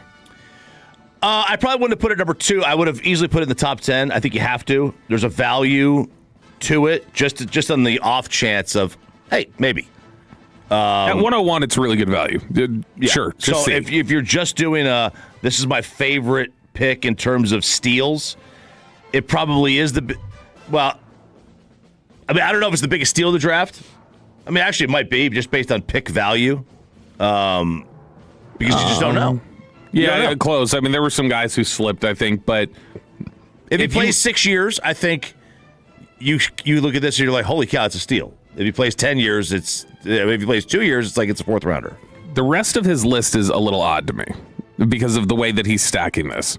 His third favorite pick is Mansour Delane, the cornerback of Kansas City, who went 6th. He had Mansour Delane ranked as his 12th player. So that's like Broadus saying Sonny Styles is 16, but I'd be jacked if they traded up to 5 to get him. It says trading up from 9 to 6 on the draft to draft Delane was one of my favorite moves for a couple of reasons. Said that with their Super Bowl appearances, they've always had strong secondary. They hit the reset button there, but that he's a really good surface level player. His fourth favorite pick, Mekhi Lemon, receiver to the Eagles. Nerd alert again. As I said, all right, let me look at a little bit of Mekhi Lemon. The snake? What's that? That's what he was doing at the Combine, right? Oh, yeah. He was slithering. I saw that. He answered for that at the Philly Media Day, and he said, I need to act a little bit more professional, so that disappointed me that he's trying to fix that, the weird behavior. But all the Amon-Ra St. Brown comparisons, and I'm like, all right, what are we going to be facing now with Filthy? And 5 minute, I didn't do my 10-minute YouTube expert scouting. It was only 5 minutes. Mm-hmm. And the number one thing I took away was, and I may have chosen the wrong highlight film, I just saw him running wide open, and I didn't know how much credit to give him for it. I didn't see like ISO on the routes of him shaking someone and leaving someone. He was basically running straight. He was wide open, and I saw a ton of yak. But I didn't know if that was his releases, if that was his route running, if that was his elusiveness, if that was special speed and quickness. He was just wide open. I didn't know whether to give credit to Lincoln Riley. I didn't, but that's what I saw like in the 5 minutes. I'm like, I don't know how to attribute this to him or not. Does that make any sense? Yeah, yak receivers at college scare me. Like when that's your MO at college, that typically has... Too consistently, I've seen it get up to the NFL level, and it's like, you can't do that to NFL defenders the same way you did. But you like Stribling with a Tyreek comp. Yeah, I like running away from everyone? I like Stribling like technique-wise, though. I don't just like get the ball in his hands and start. That was Luther Burden, Malachi Corley, like guys like that who have come out in the draft in recent years. I just don't think that translates nearly as well. It's like the whole CD thing. Everybody said CD, he is the yak god. Yeah. And then he got here, and he's been a good player, but not because of that. No. And so Lemon kind of makes me a little unsure about that. I would have to be like, all right, someone cut up 50 line of, I want to see the overhead shot or him getting off on the line of scrimmage, and how is he getting open? Like, is he leaving people? Is he amazing off the line of scrimmage? It's his releases. He's really good off the line of scrimmage. His footwork's really good off the line of scrimmage. I don't think that he's not my favorite receiver. He could go, taking him in the first is fine. I don't think he's some big steal for Philly where he went.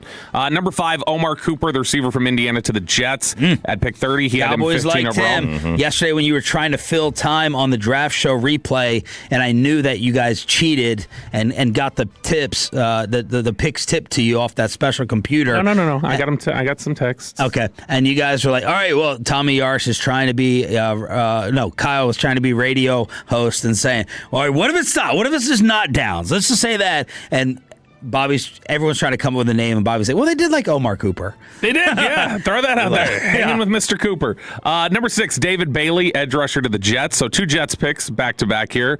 Number 7, Jeremiah Love to the Cardinals. Number 8, D'Angelo Pons to the Jets. This is Matt Miller saying that the New York Jets absolutely crushed this. When you have 3 first-round picks, it's hard not to crush the draft. Yeah. The Jets are the team that I would pick to find a way. But his write-up on Pons is exciting, man. I'm excited if I'm a Jets fan, except for the whole, quarterback thing. Russell Wilson coming in maybe as their number 2. I said it at the time, and see, this was the one time I was actually trying to praise a little guy that Broadus was like pushing back against. I was looking at his numbers. I made a joke. I was like, oh, Aaron Glenn just drafted himself. And then I was looking at the numbers, and testing-wise, they are the same player. It's like height, length, weight, speed. And then we saw the clips that they were saying it on NFL Network, because Broadus was telling me, he's like, what, just because he's a little guy, you're going to say that? And then I was like, oh, well, they just said it on NFL Network, Brian. Yep. So number 9 here, you've got Fernando Mendoza to the Raiders. Number 10, Arvell Reese to the Giants, which you don't love seeing. This goes 100 picks deep, though, so we'll jump down and see the Cowboys now. Number 30 is the next time you see a Cowboys pick. Jacob Rodriguez, number 14 for Zach.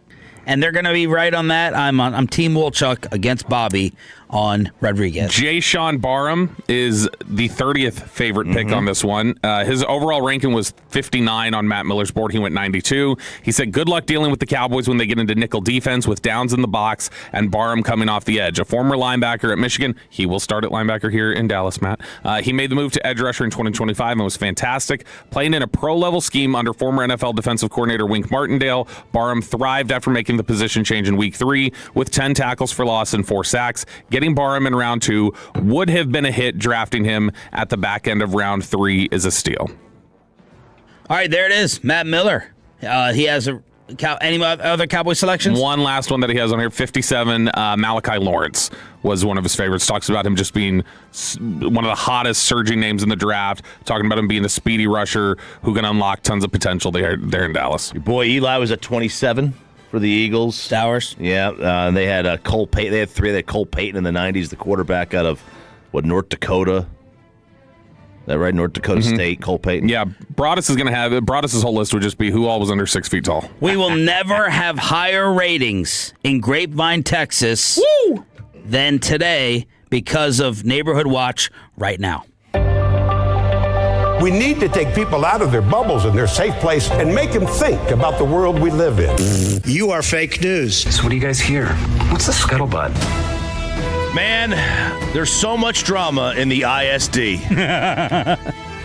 GCISD, that is. Kind of hard being CHOPP. Yeah, that's right. I'm going to leave names out of this because, quite frankly, I'm pretty scared of the 2 people that are involved that I know they're involved with. Their names are not released. Don't bring up who was in the video. Are they men or women? Don't bring up in the video either. Okay, just saying that. Release the files. Release the files. So we're going to release the I couldn't watch your videos upside down. I fixed it. By the way, I said I can flip it, and you thought I was talking about physically flip my phone. I said I was saying I could flip the video and send it to you. I love the middle finger he gave you, too. That was to scale. That was to scale. That's his real middle finger. So yesterday, about 4:30, we get a text from, there's an app that we have, and full disclosure, so my older son plays on the Colleyville baseball team. They had a playoff game yesterday. They were going to play Alito. And we get a text from the coach on the Sports U app that says, hey, there's been some news. We might not play today. Hang on. Kids are getting called up the bus. It's about 4:30. And they get called up the bus. And then we find out about 10 minutes later, an email is sent out to everybody in who's every parent in the district saying the district was alerted by the UIL. They received an allegation involving the participation of an ineligible player or players on the Grapevine baseball team. The Grapevine baseball team has won back-to-back state titles. They're looking for the first three-peat in like 50 years. They're the number 1 team in the state. They're 28-3. They were going to walk right through. If they played their game and nobody got hurt, they were going to win a 3rd straight title. So when you lived in Grapevine, your boys would have played on this team? No, they're like, did you cost yourself some state titles by moving? No, we never moved. So you could be if you live in Grapevine, sometimes you play for Colleyville. Right? It's like the way the district is, it's the same school district. So you could live in Colleyville and play for Grapevine. You could live in Grapevine and play for Colleyville. So that's how that works. So the head coach of Grapevine is a guy named Jimmy Webster. I know Jimmy well. Those jerseys we have, he gave them to me. We needed them. I said, Jimmy, need some jerseys. I like Jimmy. This is no secret. That Grapevine has had players that people look sideways at. Like, he wasn't there last year. He played for LD Bell or, Fort Worth, Pasco, whatever, right? Boswell. How'd that happen? And they didn't sit out. So I was like, okay, it's not really a secret. There's a guy, and I'm not going to name his name because, quite frankly, he scares the hell out of me. And he's kind of mafia, if you ask me. But he's, if you are in the youth sports world, you know exactly who I'm talking about. Somewhat nefarious, kind of notorious for bringing in kids from out of state, out of area to play on these youth sports teams. I've heard stories that he would take 8U travel teams and bring up kids that were 10 years old, find a way to get them to be 8 years old for the weekend and play. it's wild. Yeah. It's wild, man. Danny Almonte. Now, you're allowed to get someone from another school or state to transfer. You're to allowed your school transfers. play. You're allowed transfers. They have look. The other secret is that you go and look at all these. Like, we're talking about grade eligibility, right? Like, well, we're talking about no. We're talking about where. Why would the kids have been ineligible? Well, because they don't live in Grapevine or Colleyville. Okay. Right? They're out of district. Okay, yeah. So they live in. Yeah, so it's a zip code thing. Yeah, I mean, they could live in Hearst. They could live in, they could live in Fort Worth. They could live in Arlington. And they're playing for Grapevine. No open borders. That's what they're saying. And look, it's really hard to create. Get Christy Nome to manage my kids' T-ball team. Yeah. It's really hard to create a dynasty in high school athletics without doing this. Like, I don't care what school it is. If it's Southlake, if it's Grapevine, if it's Duncanville basketball, wherever it is, right? You're probably not just getting kids from inside your borders. That's how this happens. It happens everywhere. The UIL it has gotten out of control. Yeah, it has. And UIL, they're like the NCAA. They don't police this. You have to turn them in order for them to really investigate. Well, that's what happened. And I know who turned him in. I'm not saying that guy's name either, because quite frankly, he's the most powerful man in Colleyville, and I want my kids to still go to school there. And he'd find a way to get me thrown out. But I know what happened. I know how they did this. And let me ask this. Give us some real tea. You're giving us all this, like, I know what happened, but I'm not saying. Give us something like Hangman or something. Give us some letters. What's something entertaining that happened? Were they scrapping? Were they fighting? Were they calling each other foul language? In a sec. You got a question? What are they getting out of winning back-to-back high school state championships that causes me to feel like I have to possibly cheat and recruit? What am I really getting out of that? I get what the coach gets out of that. What does he get? Is he getting a ton of payment? Yeah, he might get bonused. Okay, he might get bonuses. Like, is the Grapevine baseball coach living large? I'm asking seriously because I'm like, what's the payout here for you to cheat or cut the corners or not just let high school kids participate? You have to create this dynasty. I'm legitimately I'm for real asking why. I really don't know. Okay, ego. Ego's part of it. Bragging. I know that. I just didn't know they were making bank Booster like money. certain football coaches. Yeah. Booster money. Yeah, you're easier to raise money. If it's easier to raise money, your life's easier. Okay, I'm a Grapevine alum. My kids are going to go to Grapevine. I want that baseball program. Sure, I'll give you guys some money. The more success you have, the more they're going to start writing checks. So yesterday, it starts to trickle out, and my Cody Campbell and Grapevine. Right, dead serious. Yeah, all of Texas high school. We're all at this youth football 7-on-7. By the way, my youngest put on a show. And news starts trickling in, and that this has gone down. And my ex-wife, who is she's a teacher in the district, she gets on the phone with the wife of the head coach, and they're like very, very close. And we find out who did it. And it's somebody that I turned him in. Yeah, somebody that I know very well. Somebody that Art, you know me, I do not fight. We almost came to blows. Whoa! Him and I almost came to blows one time. This is in an 8U game, because he thought I was on Tinder during the game. I'm like, Tinder? Yeah, at least give me you're Bumble. supposed to be coaching. You're on your phone on Tinder. I said, dude, I'm doing the game changer. I'm doing the stat book. I'm not on Tinder here. At least give me Bumble. Tinder, God, man. So he knew your standards. What happened is no that offense. No offense. They got word. This dad, rumors, got word that, first off, that he was unhappy that his son hadn't been called up. Sure. All right. That's when something like this happens. It's always somebody who is getting follow the playing money. time. Follow the PT. Follow the playing time. Follow the playing time. It's always somebody who's not getting the playing time. It's always what it is. So, real quick. When the UIL gets this call, does anyone have any idea how they investigate it? Like, do we look up their address? How do they prove where they actually live? And then, like, did it turn out to be true what this parent who turned in the allegation was? That depends on who you ask. So what happened is this guy's kid was basically playing on JV or a little bit on varsity, not getting the playing time. And then there became this rumor that the guy I was talking about, the guy who's very involved with youth sports, who's constantly bringing kids in, there was a rumor that he was going to go, and he had facilitated a couple of kids from out of state. I think they may have been from Puerto Rico to come play for the team next year. And that set this dad off. And he was like, nope, no more. Good. And he held this ace of spades until the day of the tournament. Oh, yeah, the draft day leak. He could have did it beginning of the year. Those kids are ineligible, and then Grapevine could play their season, and if they played their season, they still could have made the playoffs. But because they played the entire year with ineligible players, they had 0 wins. So that's why we had to get pulled up the bus, because now Grapevine, which was first place in the division in the district, is now out. So we move up. And the ruling is they're done. They're out. They're out. They had to forfeit every game they played. Birdville winds up winning the district. We were supposed to play Aledo, which is a nasty team. Now we're playing in a completely different region. We're in District 2 instead of District 1, which is big, small.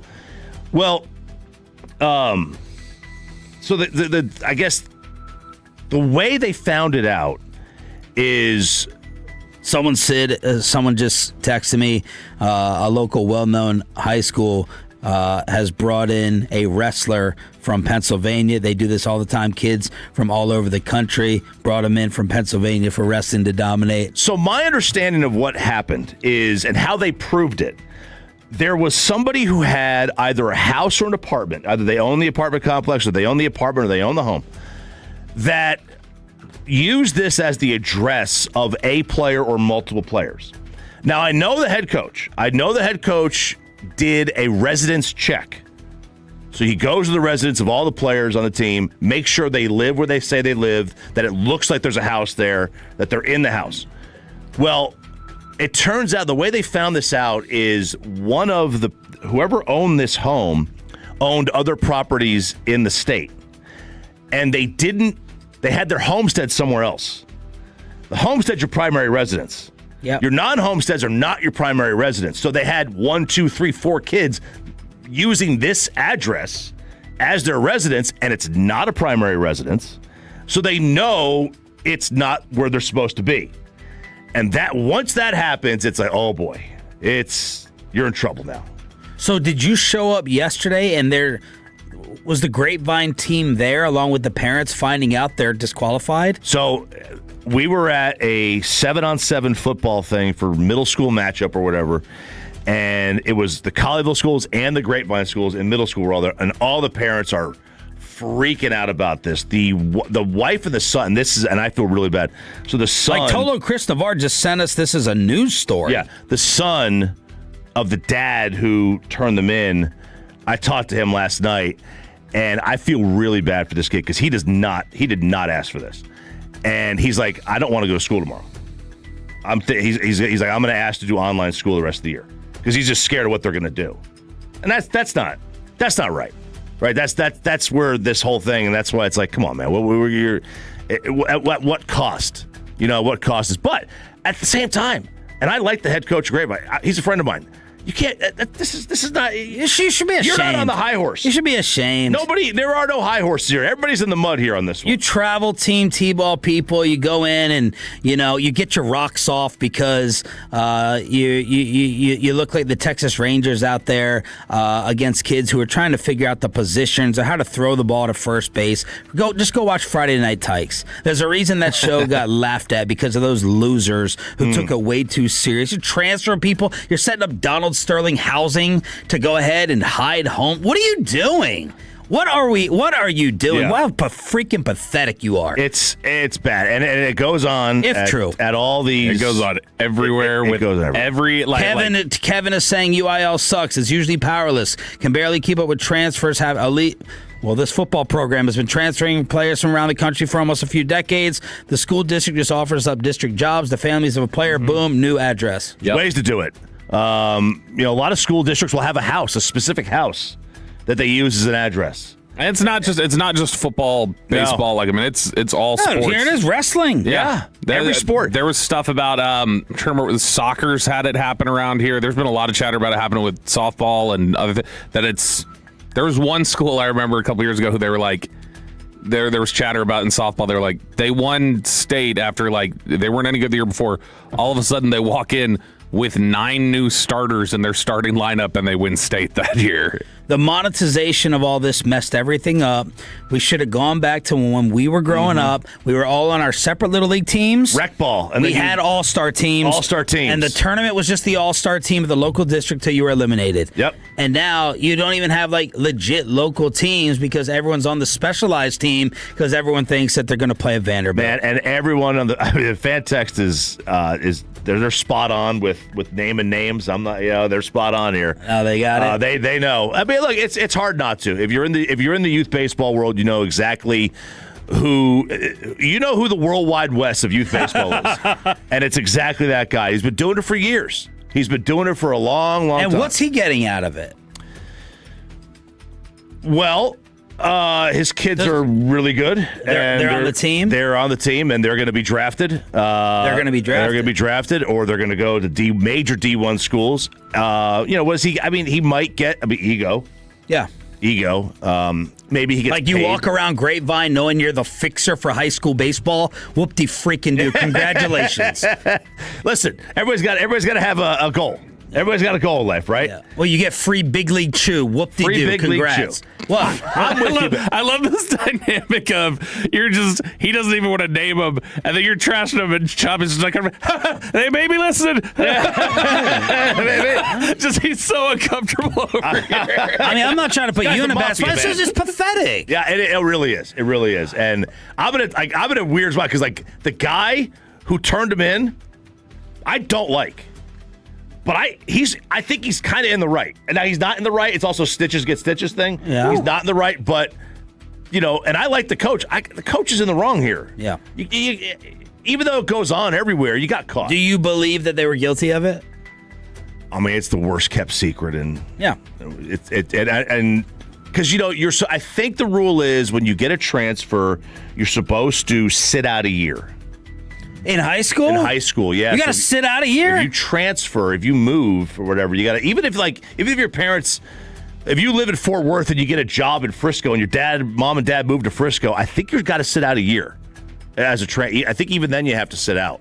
There's loopholes, I guess, that you can get around it, but it's bad. And Neighborhood Watch, sponsored by D&M Leasing. And we hook you up with our next guest on The Fan.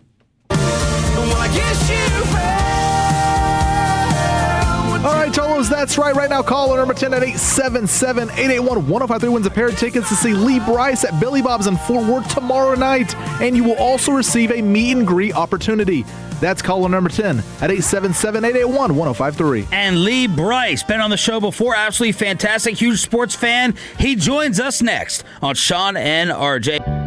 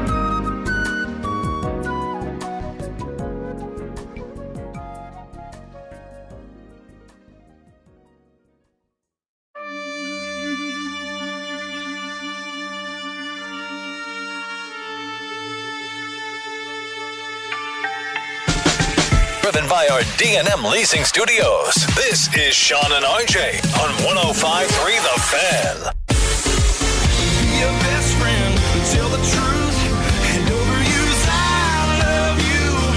Go to work, do your best, don't outsmart your common sense. 8 o'clock hour here on Sean and RJ. Fantastic song. Man, I'm getting a John Party-esque feel on Lee Bryce.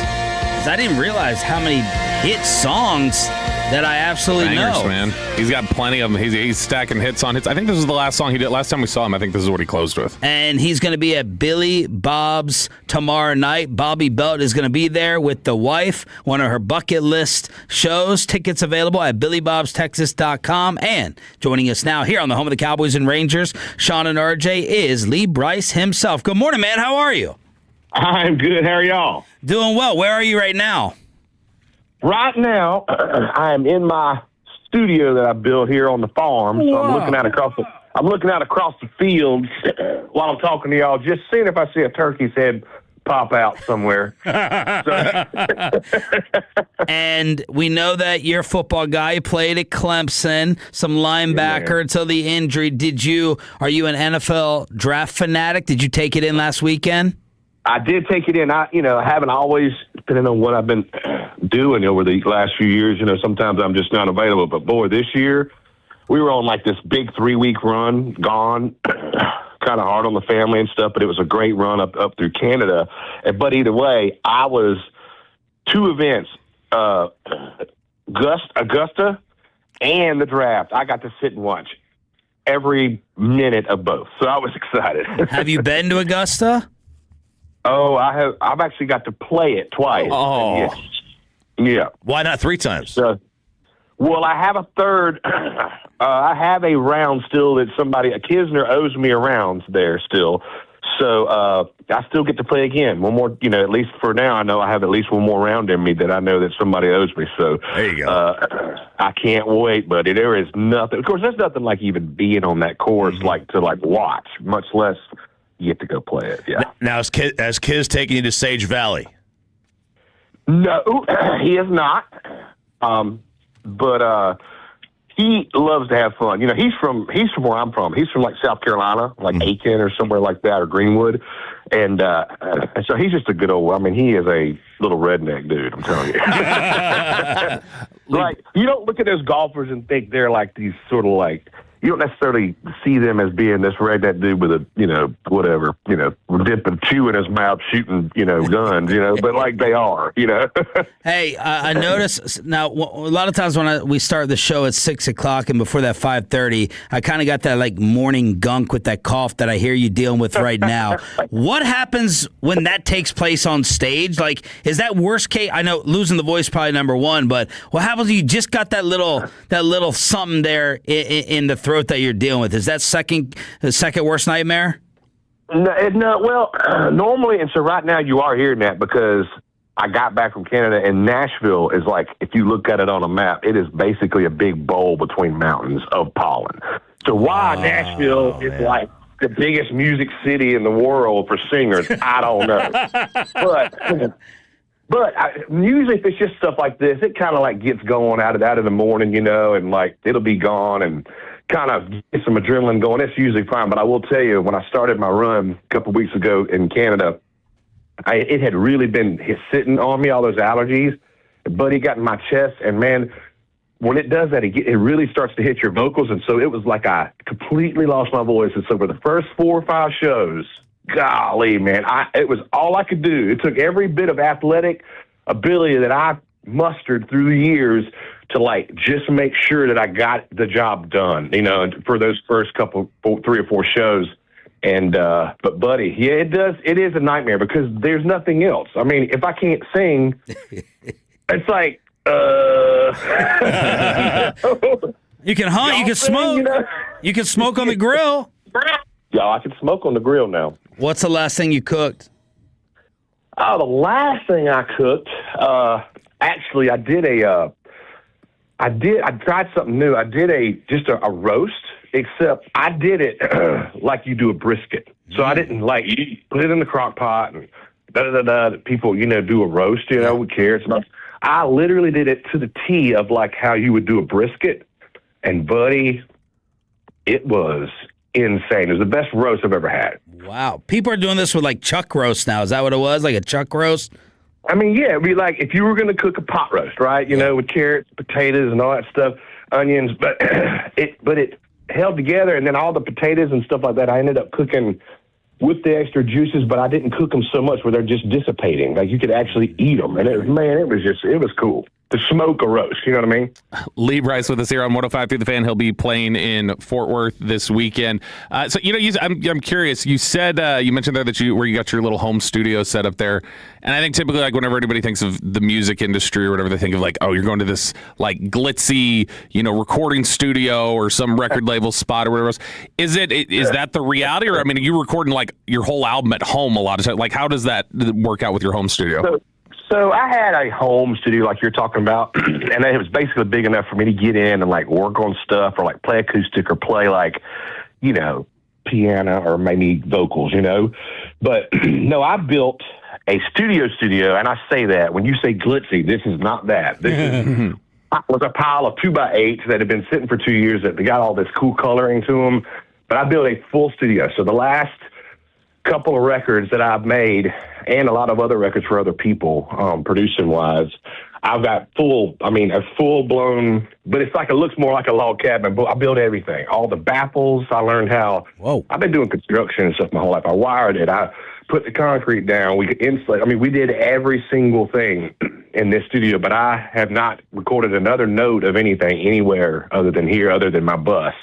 I built a little studio on my bus too, so so I can work out there and not have to work when I'm home. I have to spend time with the kids. But yeah, no, my studio here, we're full blown. It's not fancy, but it gets the job done, and I love it. How many takes does it usually take for you to say, all right, I got it right, I got it the way I like the sound? Honestly, I'm really kind of, everybody's different. I went through a school of singing over and over and over and over that whenever I was really young, and like the producer, that was his sort of style. Me, I do my own stuff now and have been for a long time. And man, if I can't basically kind of sing it down in 3 or 4 takes, then I'm not going to sing anymore. I mean, that's what you like. I just feel like it makes it natural, because if you oversing it and you get it too perfect, for me, it loses like authenticity. It just does for me. And so I don't do it a whole lot. I play an acoustic guitar or electric or a vocal. I'm singing a vocal. I'll play it a couple times down, 2 or 3 times down, and that's pretty much what you get. So speaking of authenticity there, then I guess I'm guessing by that you would not be a fan of the AI revolution that started in music. What do you think about in general, just the way it's like people are talking about, oh, AI can do vocals, or it can write, or can do different things. Like, what is the place, or is there any place you think for that evolution in music? I mean, there's always a new tool. I think anything can be used as a tool. If you're on the road, and if you didn't have a studio, and you just want to, and you wrote a song, and maybe you got just a guitar vocal, and you want to send it to AI just to see what a band's, and tell it kind of how a band should sound, just to feel like it's a demo. You save time. It don't sound really great, but it gives you an idea of, hey, well, this kind of worked out how I hear it in my head. I see it as a tool, just like I had a rhyme dictionary program on my computer 20 years ago.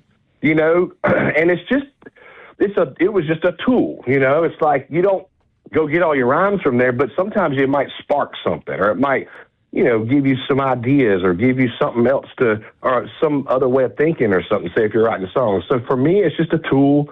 I think a lot of things but it's going to get better and better. It's too good sometimes. I mean, these things I've heard, it's like these people are singing. It's not a person, but it's like something that a human being can't even do. So I'm like, yeah, not anybody that I've ever heard can say sing that note in that way, perfect. But I don't hate it, but it's not a part of, it'll never be able to do what a human does. Not exactly like that. It just never will. How long before Google wants a writing credit out of that? Well, that's one thing I'm wondering about too. I've been going, at some point, everybody's making these demos and stuff with like a couple of Suno and some other different AI programs. And I know for a fact, in my heart, at some point they're going to go, oh, by the way, all those hundreds of songs you just made, well, we own part of them now, you know? Mm-hmm. I feel like it's going to come. I don't know how it's going to happen because I feel like it's kind of like, y'all remember Napster? Yeah. You know, when it came out, everybody was getting thousands and thousands of songs for free and all the stuff, and it was, you know, college kids, whatever. Eventually, they had to go through some kind of lawsuit and stuff. I feel like that's going to happen with AI at some point. I really do. Lee Bryce with us here on the Fan. Lee, you know, I'm curious because you made the reference to it just there, and other people said it before, just like, you know what, it can't replicate what a human can, especially like the writing. It doesn't have the soul behind it or whatever. Is there any time that you've, like any of the songs you've written or anything else that you think about, like when you went through the process and you're like, I know that you can't replicate the soul behind that song that I wrote, or I know like that story, like you can't just manufacture that. That's a story that like that's authentically human. That's only going to come from that. Yeah, I mean, that's well, it's just like people say, oh, you can't make that up. You know what I mean? Mm-hmm. Like if somebody tells you something like some crazy, like I wrote a song, this is off subject, but called Uber Driver, and it's literally about Santa Claus picking you up in an Uber and him having he's a rock drummer on the side, like whenever he's not at the North Pole. But the truth is that actually happened to me. And so you can't make that up. Yeah. AI ain't going to make up that kind of thing. Y'all go listen to Santa Was My Uber Driver last night, and you'll see, but every word of it's true. So that'll be kind of the answer to that question. You know, Lee, you're going to be playing this weekend at Billy Bob's, and we're going to be there, my wife and I. We're going to go see the show. Now, this is a very stressful trip for me every time we go to Billy Bob's. Because well, I hear you're going to understand why here in a second. I need you to make a ruling on this. Because last time you made a ruling, you were on with us, you made a ruling for me on your song, I Don't Dance. Because my wife points to that song and goes, see, Lee Bryce says I don't dance, but here I am. Why can't you dance if you say you don't dance? And so I need you to make a ruling again on this one, which is in the standing room only seats that we've had before at Billy Bob's. She likes to get right up front, claim her spot with her drink, and then when the whole crush of people is in there, she will go, I'm going to go to the bathroom, hold my spot. And I tell her, like, you're not going to be able to get back in here, or people are not just going to accept that I say, nope, that's her spot. I'm holding it for air. And she says, people will respect it. Just broaden out your stance a little bit. Hold my spot there. I'll be back in a few minutes. It's going to be fine. And I feel so much stress that I'm going to end up getting into a fight there, trying to hold air for somebody. I mean, I don't know how to rule on that. I just need you to tell me that I'm correct, and then she can't reasonably expect that her spot's going to be there when she comes back. I can't necessarily, because what I know is you're going to try, and it's going to be stressful. I mean, you're going to try, and it does fall on her to get back through that, 10, 15 people deep of trying to squeeze up front.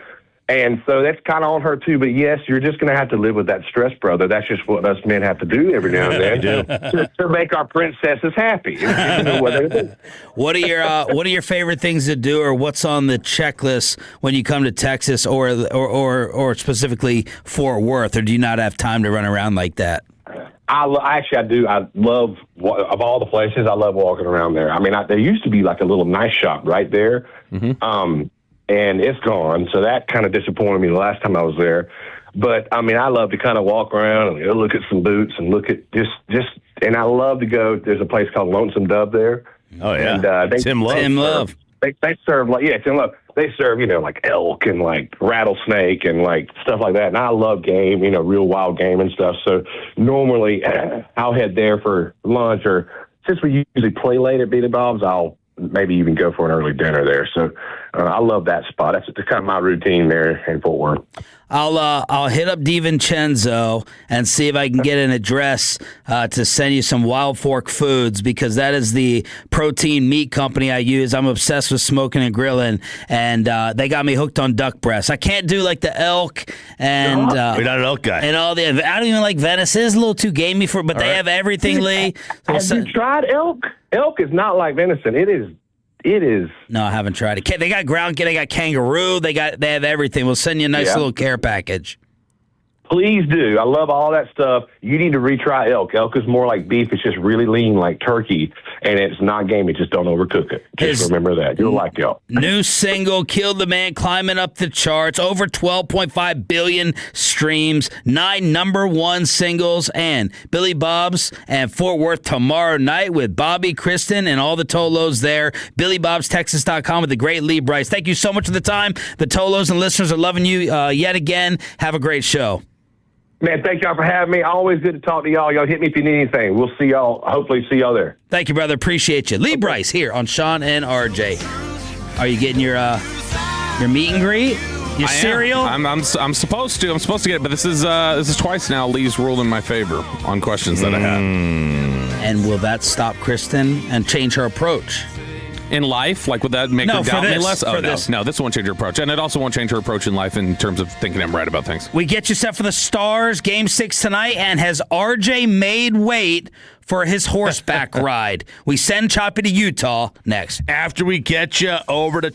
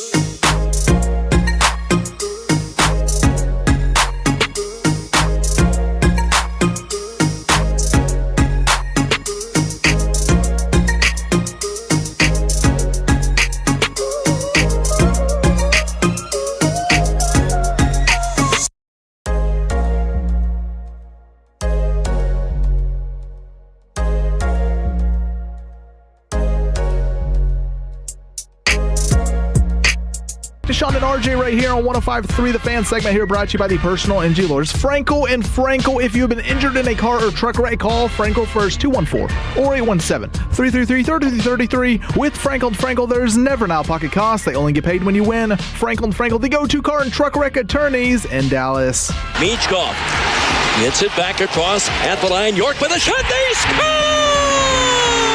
Cam York from the point of the Flyers win it in overtime, and they're headed to the second round. Cates was out in front, and the Flyers start the party in South Philadelphia as they send the Pittsburgh Penguins packing in overtime. Philly radio with the call. Canadians 3-2 over the Lightning last night. Montreal leads that series 3-2. Vegas over the Mammoth 5-4. Called it. The Golden Knights lead that series 3-2. And tonight, the Dallas Stars at 6:30 try to extend the series, trailing 3-2 in Minnesota. This is Sean and RJ. Stat of the year. With this loss, the city of Pittsburgh will now go over 3,000 days without advancing in the playoffs, without having a team of any sport. Any sport advance in the playoffs. Over 3,000 days. Wow, that's crazy. Yeah, I mean, now look, they don't have an NBA team. Well, Tomlin or a WNBA team. Yeah, they and the baseball team doesn't make the playoffs often, and Tomlin makes them every year, but not like they don't win. So that'll change with Big Mike. That's right. And their last playoff win was now they won't even make it. 2015. So 3,000 days without a team advancing. Who has a really strong feeling about what happens tonight? In Vegas, the Wild are favored at -127. The Stars are +104 for Game 6. I don't have a great feeling. I don't have a bad feeling. That doesn't mean I have a good feeling either way. I don't have a great feeling on the game. I have a good feeling of one of two things happening. Win or loss? Well, no, not specifically that. One, either it's going to follow the pattern of like stuff we've seen of like, all right, there's a loss, your backs are against the wall, and then they come out and they play like super high intensity level and they just dominate the game. I don't think there's going to be a lot of in between. I think Dallas is coming out and dominating this game, where I think Dallas, looking exhausted like they did, just finally like collapses and goes, huh. Pepe, do you still have that same feeling I had the other night after they scored to take the lead? It feels like series over. Minnesota wins. No, I've slept since then, so I've gained my confidence back a little bit. It's just Game 6. Just need to win one. They've proven they can win in Minnesota. They should have won 2 games. We forget they were 5.5 minutes away from being up 3-1 in the series. They let up a goal, the game tying goal in Game 4, then lose in an overtime there. So they're so close there on the road. I love the star power. The big thing for me is the first 10 minutes. What can you do in the first 10 minutes? Are you going to fall behind? Is Otter going to let the first one get past them? Or are you going to get ahead and score? Are you going to get Minnesota in the penalty box to get score a power play goal? Can you score 5-on-5? That's a big thing. The first 10 minutes are huge tonight for me. Jake Riedma in studio tomorrow to recap Game 6, and I guess he can just go and sit in RJ Choppy's chair because you're going on vacation. Yes, I am. Now, a lot of the Choppy vacations revolve around pools, beaches, golf, some beach, alcohol. This one's going to revolve around hiking, mountains, some kind of plant, I'm sure. Oh, wow. Oh, baby. We're going to be gardening on vacation. Yeah, we're going to garden on vacation. Eggplant. We are. Because we're going to Utah. Okay. All right. Just the tourist destination of America. Soak it in. Yes. I mean, reality TV, Aiden's loving that out there in the hallway. Reality TV has really exploded there. Yeah. You see that Utah lifestyle. The Gorgeous. sister wives and the TikTok, Mormon wives. Housewives, all that stuff. Yeah. So we were looking for a national park. We watched the show. Yeah, how'd you decide on this versus like beach? We do the beach every year, and then the El Mencho. I was like, I'm not going to Mexico right now. And Peyton, you're going when? Tomorrow. I'll be flying out to Puerto Vallarta. So are you doing the show tomorrow? No, Jacob is. Oh, he'll be in okay. through Tuesday, I believe. Well, maybe I'll see you at the airport, and I'll be walking in early. Sounds like a strong show I'll tomorrow. be walking in the Admirals Club, leaving you be. I'll be at the Whataburger over there. What's the rule for international flights? Is it 3 hours before the flight, or are we still doing 2 hours? Two. I assume 2. 2? Okay. Yeah. I don't want to do 3 hours. He can get you in that club. I can, and he just won't. He didn't even offer it. If you want to come on in, you can come on in. I'll text you I love you. Okay, there we go. That's all it takes. So we were like, we were watching the show called Yosemite on Netflix with Eric Bana. It was all right. The ending kind of sucked.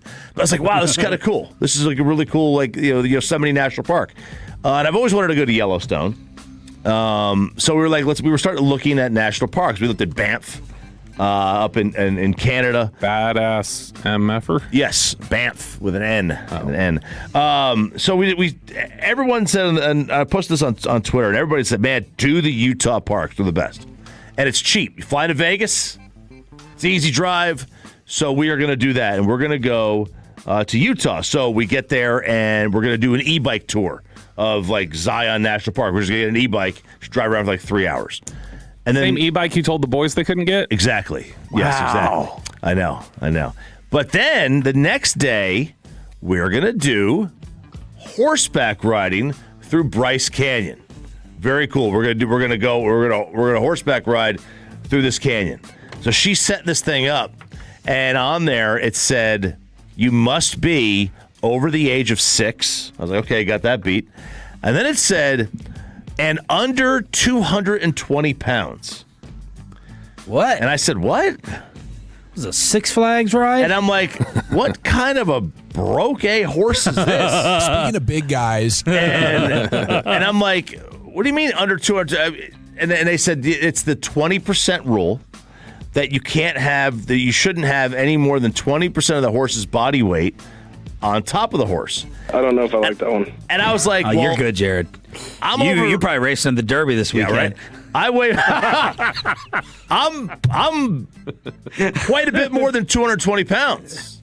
I'm 235, 220, and I said, well, I carry it well, so maybe they won't know. But apparently, the horse will know. Apparently, they put you on a scale. But I was like, you mean to tell me, in the history of the world, there's never been a cowboy that weighs 240? Here's what I want to know. Is there a scale here?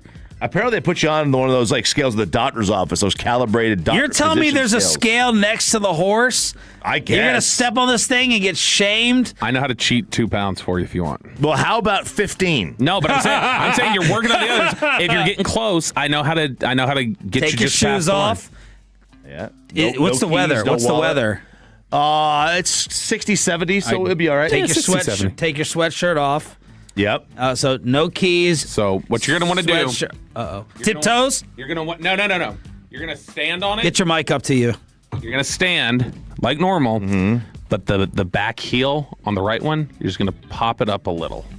So that just the back right heel? The back heel, just pop it up a little. Then you're not putting all the weight of your right leg on there. Ooh. So RJ has been in here with some. I did some of those soda weigh-ins. So what? You've been cutting all week like a wrestler? All week. Like a wrestler from another city? Yeah, all week. So now the Ranger game really threw me off because I had some beer. But I've been starving myself here for a couple of days. Y'all banned breakfast tacos in the studio and this week. I'm down about 5 pounds. Wow. I still got 10 more to go. This is not happening. And when's the ride? Saturday. Bro, there's no scale. No way. He's going to get it. You're going to get it. I have confidence. Just you keep fasting. You may be dehydrated by the time you show up. He says Thursdays are a weekend night. Well, he can't. He's just going to have to skip it. You're telling me you guys aren't going to do anything fun tonight? When are you leaving? When are you flying out? Tomorrow morning. At what time? It's like 9. Okay. Something like that. You got a ton of stuff to do today? Yeah, we got any cheating baseball teams to face? We got a baseball tournament. Yeah, we're playing today. All right. So you're not going to party tonight? Go out. I just I've never. I just take a picture of the scale. That's all I want. You don't have to weigh. Don't do the weigh in. What's Sarah going to do if they don't know? She's going to go. She'll go. She said, now she did not, when we went to Rome and I was not allowed in the Roman Coliseum. This is why all these horses are dying at the Triple Crown events. Yeah. Because the daggone legs are soft. They're soft. Yeah. And the legs are snapping at 226. Yeah. You mean to tell me Rip in Yellowstone isn't more than 220? Yeah. What are we talking about here? Well, they probably have bigger horses. What kind of donkeys they got me riding on here? Jesus rode on a donkey. He did? Yeah. It was one of the 2 times he cried. Look, it's a horse, right? You can ride a damn horse anywhere here. You're not going to miss out. It's not like you're not going to the Coliseum. No, I know, but it's like you get to ride through the river. How long is this supposed to be? It's like a 3-hour ride. Oh, you think she would leave you? Oh, she's definitely gonna leave me. Oh, yeah. She's leaving for the. She's gonna do the horse ride. I'll find something to do. You should see if there's a buffet right there. Oh man, if I keep cutting weight like this and then she goes on the horse ride, I am absolutely. Yeah, just go sit at a bar. Go sit at a bar and get hammered for 3 hours until she gets back with a buffet. Yeah, if you're 221 at weigh-in, you're gonna be 240 by the end of the trip. Yeah, because you're just going screw this. No doubt. So what else is on the to-do list? Have you checked out cuisine? What are they known for? We have not looked at any. Like all these little stops that we're staying in, they're small towns. Yeah. They're all basically at the entrances of these camps of these parks. So they're all going to have, those little chef-inspired kitchens and everything. Yeah. Now, did your delivery come in? Oh, my tactical walking stick? Yes, it did. Because I'm a little, there's mountain lions there. There's mountain lions, and if she says we're gonna have bear spray. I said I don't think bear spray works on a mountain lion. Maybe it does. I don't know. Right. But it's got on this walking stick. It's got a blade, like a sword at the end. How do you know you can get that to the airport? It breaks down. Okay, and I'm gonna check it. So it'll be in my checked baggage. Okay. I think you can put knives in. Yeah, I think you can. I'm bringing a carving knife with me anyway. Why? More protection. The thing that's hilarious about this because he will not stop. How big is the walking stick? Let me see a picture of it. How much did it cost? Yeah, show him a picture of your stick. It was like $20. Okay. The tactical walking stick that he has not stopped talking about. If it comes down to it, I still don't see him just whipping this thing out though either and going like, all right, let's go in here and attack this thing with my tactic. I still think he's running. Well, it's peace of mind though. At least I have a weapon on me. So you got a tactical walking stick. He got it for Sarah to fight with. Here. Yeah. So you're gonna be walking with like a cane? Yeah, basically. Okay. Yeah. So here's the walking stick, and it's got all these like shivs that you could pull out. All those things come in it? Yeah. So it's like for $20? Yeah, it's pieces. There's like 9 attachments. Yeah, it's a bunch of little attachments. You just screw them in, and then all of a sudden you see a mountain lion come, and you rip it off and they're saying on spear them. They're saying on the fan text, by the way, they said 817 says if you don't ride horses, I'd advise you not to get on one for 3 hours. The first time you do, you won't be able to walk for a week because you're back sore. Just I imagine, yeah, it's just being sore. Pepe, give us a little trip preview for you. Where are you going and why? Yeah, I'll be going to Mexico, Puerto Vallarta. So my best friend Justin, him and his fiance, soon-to-be wife Ariel, are getting married out there. And so we'll be going to a villa for the next 3-4 days out there. We'll be flying in tomorrow morning. But yeah, it's for their wedding, and it'll be all-inclusive. Everything's paid up front, so we drinks, and, I've looked at pictures of it. There's just a pool everywhere. We'll be partying for 3 or 4 days, but I will not be traveling outside the villa. I'll go from the airport to the villa, and I'll stay there. Some buddies have texted me that are going, and like, all right, let's try and, go get drinks here or something. Let's go out to eat here. And I'm like, dude, no, I'm staying in the villa. You saw what happened a couple months ago. So Mencho did scare you a little bit. It did a little bit. I think it's gotten better, but I still see, I'll be searching, Twitter and stuff like that, social media, and seeing, what's life out there now and all the, security and stuff. And I'm like, all right, if I just stay in the villa, I'll be fine. But I'm excited. I've never been to Mexico.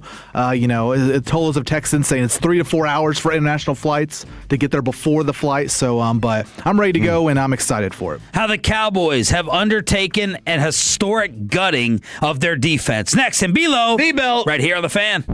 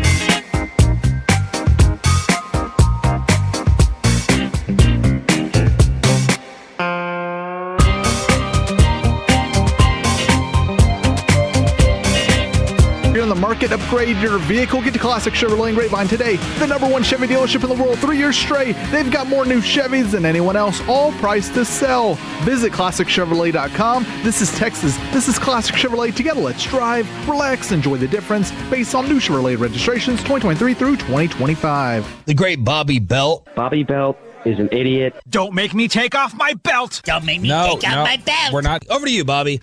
It may not be good, but it's definitely not going to be the same.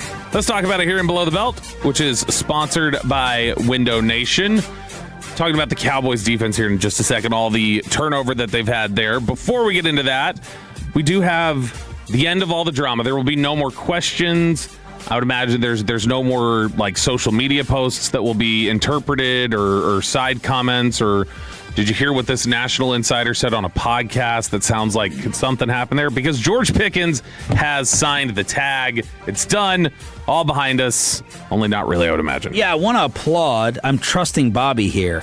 Of course, you can always trust me. Be forever bitter if we get a trade demand or George doesn't show up to training camp, then I will take out my anger and vengeance on Roberto. But I'm betting and feeling right now that this is all kumbaya and we're moving forward with a season to play out. Now, I would still hold up one pause, and that's I assume he's going to be, but I don't know that he's good. I wouldn't say with certainty that he's going to be at the OTA stuff, the volunteer stuff. He may skip that. Yeah. But the training camp, the games, he's going to be there. And I'm not going to have a problem with him if he skips the OTAs and minicamp. No. And I don't think that I don't think that the trade, again.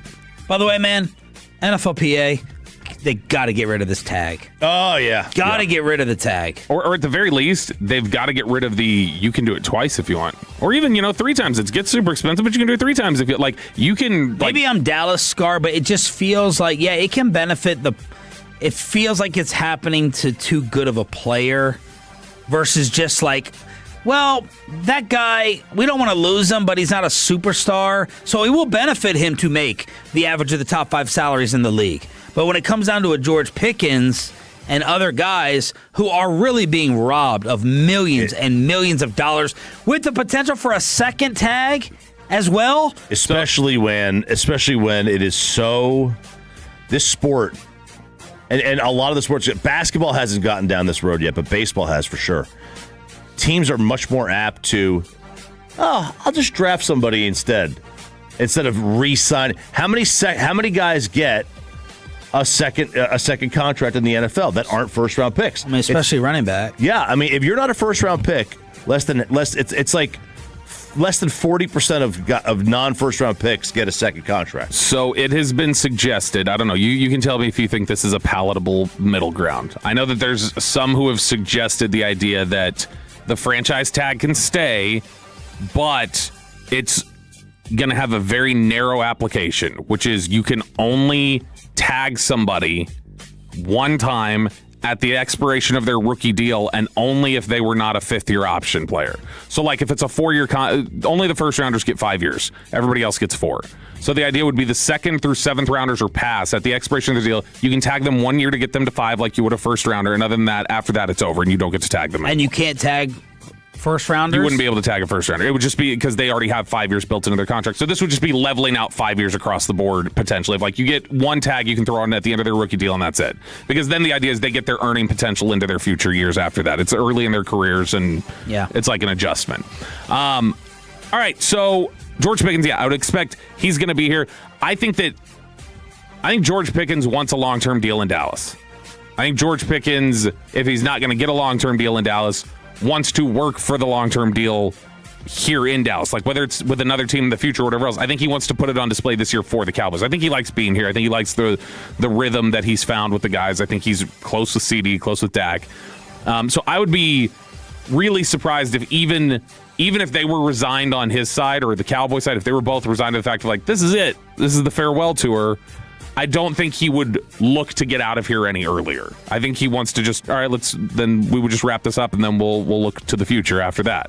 And I think that's honestly his best play. You fit here. You're able to operate within these walls because you just did it last year. Well, he doesn't fit here if what your guess is, if it's true, that no matter what happens this year, they're not signing him. Right. No, I'm saying I'm going to make a list. I'm not going to do it right now. You can check it twice. I'm going to make a list of the personalities they have put up with here.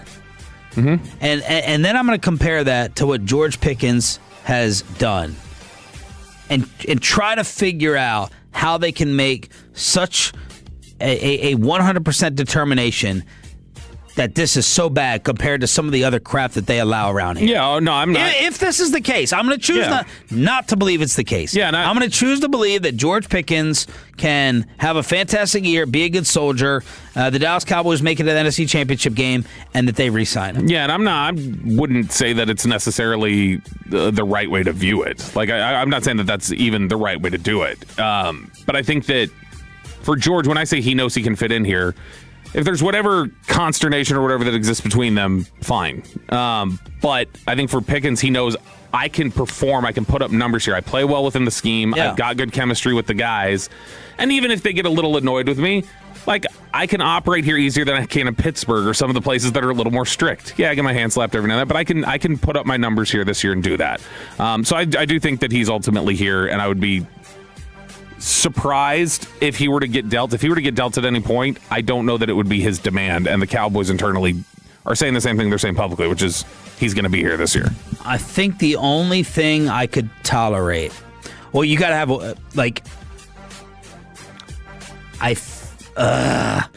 if something happened, I don't want to sip too much of this Kool-Aid. I think I'd have to have it for veterans back in a deal. instead of draft picks. Ooh. I think I'd have to have it for play now dudes after the draft has passed. So you want to talk Crosby?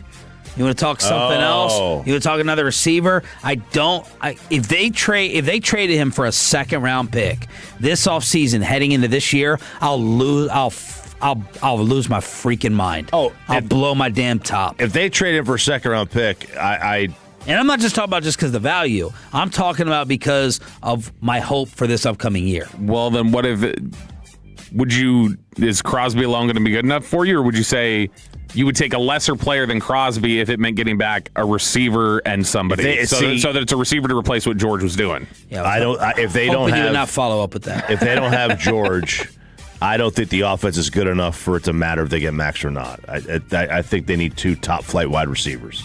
I think I agree with you. So if they're going to trade, they got Flanoy. Go get Tyreek. Oh, there you go. There you go. Yeah. So but what happens first? He reports to a whatever. Yeah. Or he follows the team back on Instagram. I don't know if he ever followed them. Is that true that he unfollowed? Well, I went and looked, and he doesn't follow them currently, but he may never have. I don't think he ever did. Because he doesn't follow. If you go to his Instagram, which, by the way, bad job on it's very difficult to find out which Instagram is actually his. His Twitter's impossible. That's on purpose. It's probably on purpose. He doesn't follow a ton of people. No, he did. I don't think he ever followed the Cowboys on there. That's just the way that he does things.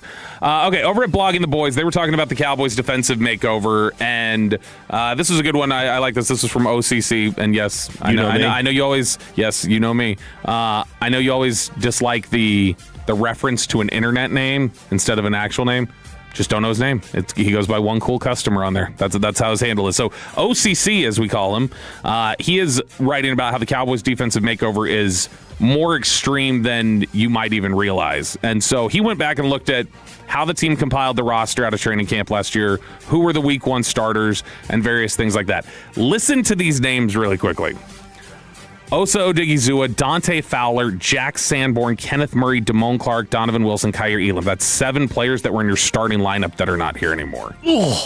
Mozzie Smith, Solomon Thomas, Marshawn Nealon, Buddy Johnson, Wanye Thomas, CJ Goodwin, Trayvon Diggs, and then Perrion Winfrey. That's 8 other people that are not on the roster anymore. Now, obviously, the Nealon one was a tragedy that occurred during the season, but you're talking about they've got essentially they're bringing back Sam Williams, Kenny Clark, Malik Hooker, Bland, Marquise Bell, Maris Leofau, Shamar James, and Donovan Ezeraku. And then they've got some back third-string guys that are in rotation but may not be on the active roster at the end. But this turnover has been super aggressive. Typically, most teams will churn over about 30% both sides of the ball of their active roster players. Dallas's number this year is 56% on defense that they've already overturned. And that's before they go through training camp and switch things up. It's 64% on the starters list. And of the 11 starters listed, only 2, Kenny Clark and Deron Bland, are likely to return as starters that are going to be in here actively playing as starters. And you got to remember, they got Quinnen Williams midseason. That has changed. So you're adjusting it from the start of last year to now. But this is what we were talking about when they got Christian Parker, which was the idea that this was going to be so much like, hey, not here's a blank check, but basically give us the shopping list and we'll go do it for you. We'll churn this over, because they've done it in the past for various guys like Dan Quinn or Mike Nolan. They've done a lot of heavy turnover. Yeah. And everything that Parker's particular about, it looks like they've gone out there and gotten. Yeah, I feel strongly that I will be able to get an early good read, we will, on Christian Parker's talent evaluation based upon what they have allowed him to do. Yeah. So you think Rashawn Gary can play like Green Bay couldn't? Okay. Revel, you have that belief? Okay. You want to overdraft Malachi? I'm coming across here as like critical and judgmental. No. Yeah, you're doing that perspective. Malachi, you want to reach for him a little bit? Okay. Caleb Downs is Luka Doncic, Magic Johnson, LeBron reading the floor? Okay. These are Christian Parker sign-offs. Yeah, and Southeast Area Scout Eric Ellingworth, when we talked to him on Saturday, you mentioned Caleb Downs. This is a really quick clip. This is him talking about their prayer for Caleb Downs to fall on draft day. I went into it going, all right, there's no way he's coming to 12, but like I'm praying hard for it. I was drooling at every pick and kind of how those first 5, 6 played out. I'm like, there's a chance here. And then I got to thinking, I was like, there's no way Harbaugh passes on a guy like this twice. Yeah. And the same thing I said. I was like, he took Kyle Hamilton. He's going to take Downs. Yes, exactly. And then shoot, it got closer and closer, and I'm like, no way this is happening. And then just you start like, I got chills. I think a lot of people did, like even with the picks leading up to it. When we saw the Saints didn't take him to like, it was like everybody just erupted like, we're gonna get Caleb Downs. Amazing. It was pretty cool. That's awesome. Go watch the replay if you can. DallasCowboys.com with the War Room eruption like we have never, ever seen. Is Nate Evaldi back? Choppy has it in Diamond Calves on the home of the Rangers and a Monster X ticket giveaway next. After we save you some money.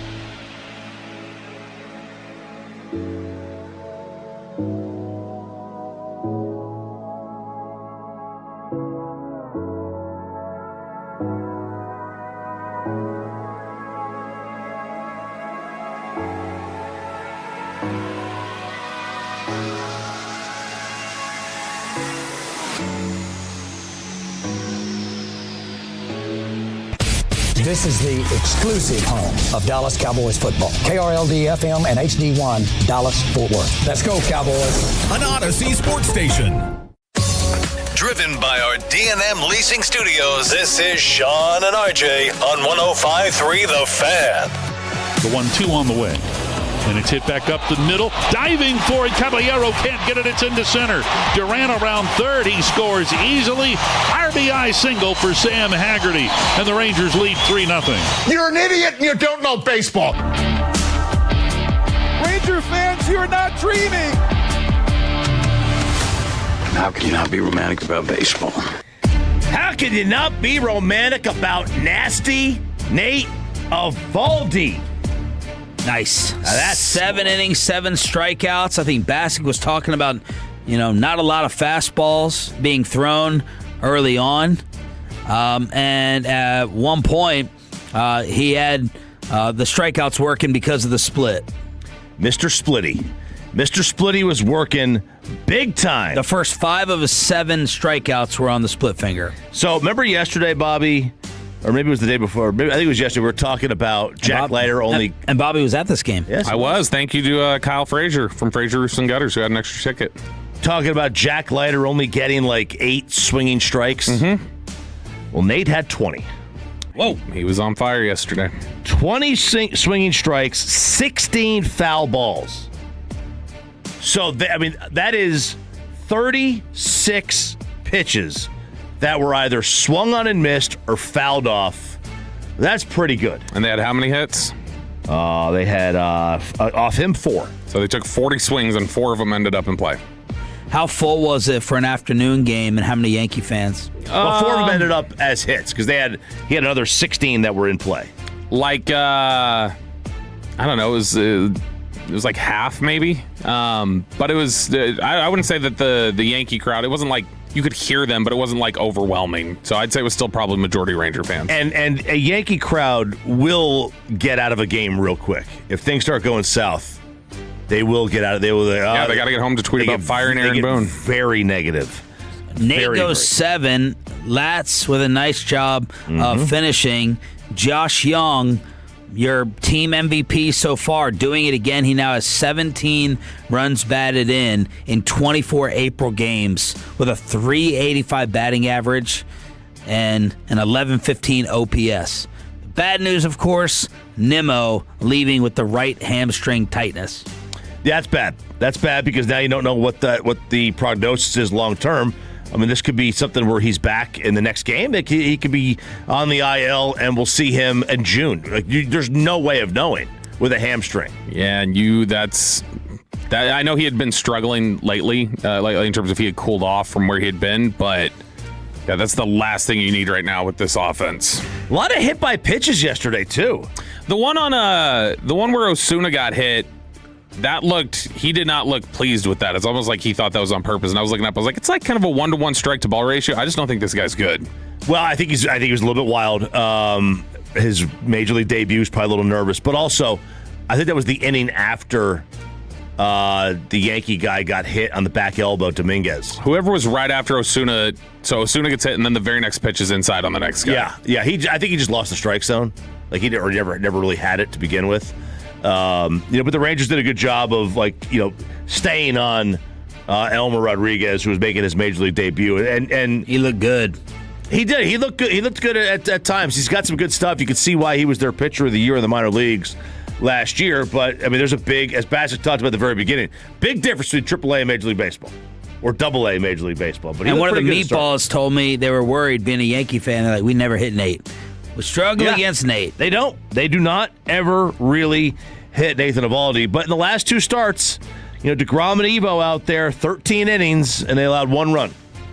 And that 1 run was in the first inning that DeGrom pitched. Yeah, and I mean, it's still still you get frustrated that you weren't able to win the start for DeGrom. But I mean, yesterday being able to actually hit with runners in scoring position, because yesterday you were actually like 500. It was 4 for 8, I think, with runners in scoring position, as opposed to was it 1 for 10 the night before? So you're hitting it with runners in scoring position. Now you need to figure out how to get your power going, because that is I'll figure it out. You better start thinking about what moves you're gonna make. The next time, I was waiting to jump Brett Boone yesterday. I was gonna shut it down if he's like, just gotta get him healthy, just gotta this, just gotta that. He didn't do it, thankfully, but I'm tired of hearing. I have no patience or tolerance anymore for stadium talk, for unlucky talk. I don't want to hear it. It's here. It's in front of our face. Let's stop BSing. It is what it is, and it's not on the roster. Period.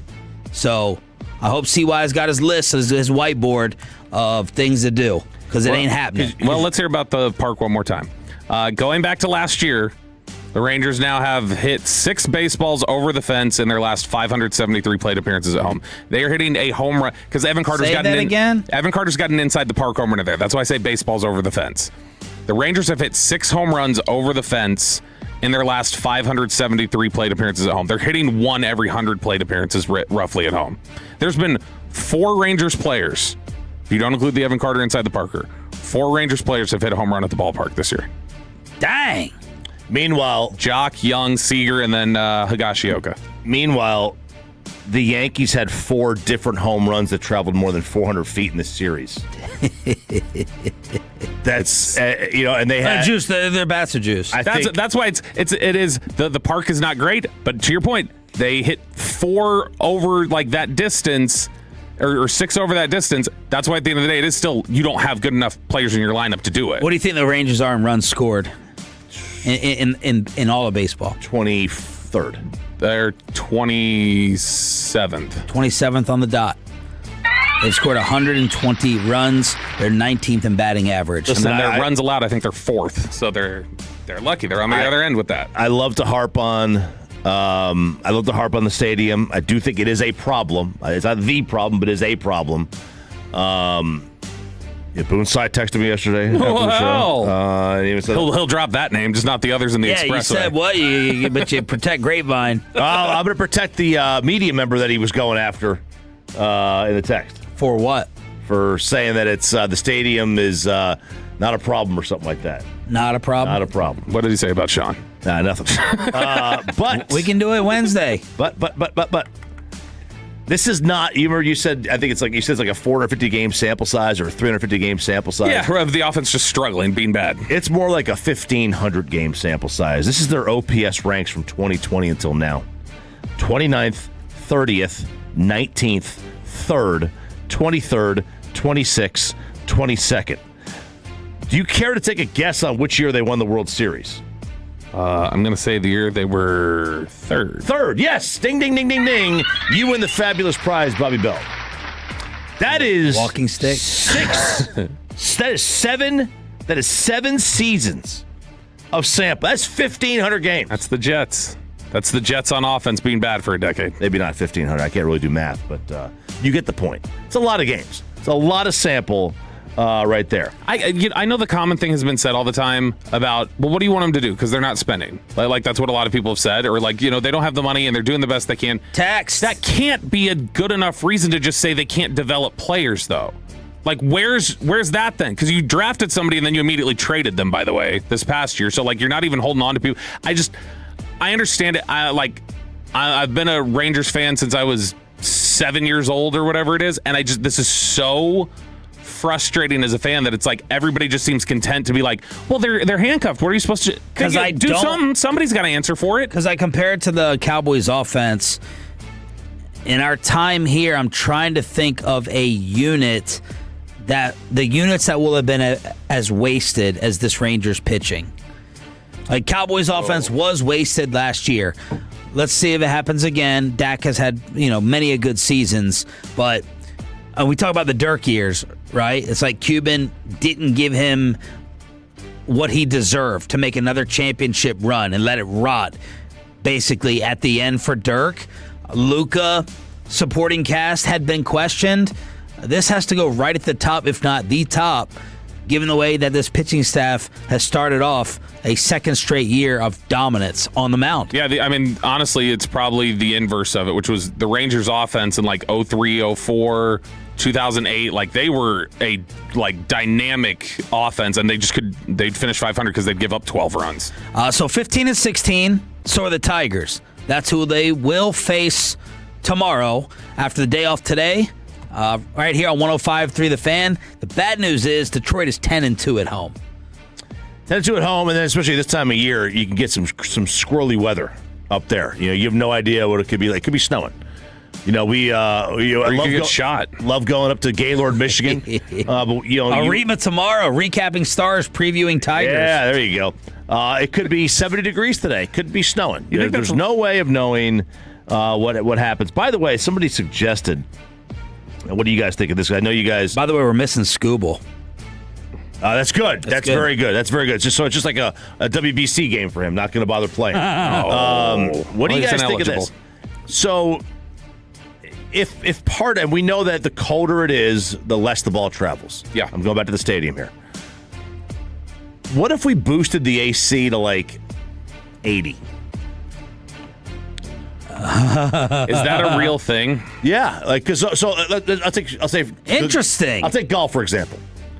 Ray Davis would be all in to save on a bill. AC. I know when I play golf and it's 80 He's degrees. He's going to shut off lights in the stadium. Who leaves these lights on? Turn them off until the players go in the field to warm up. I know when it's 80 degrees out, my golf ball will travel 3 to 5 yards further than when it's 65 or 70. Man, this is a really interesting suggestion. Is it possible to recreate it? That's the atmosphere, right? You're hitting the ball outside. So I'm saying, is it possible just with to recreate outdoor to recreate that effect just by turning up the heat in a stadium? I don't know, but all I know is, if you, in order to get your house to 70 degrees, real quick. In order to get your house to 70 degrees, your AC is putting out about 50 degree air. If you ever to take a thermometer and shoot it at your AC unit, that temperature's coming out at about 50 degrees. In order to get the house to 70. Well, what's it doing to get that big, giant building with a metal roof in 100-degree weather? What's it doing to get that temperature to 75 degrees or 70 degrees? If you bump it to 80, would the ball not fly more? I don't know. Need a scientist. Need a San Francisco 49er specialist and scientist. There you go. Interesting. And then one more thing, and we mentioned this earlier. The average time of a game has gone from 237 to 243.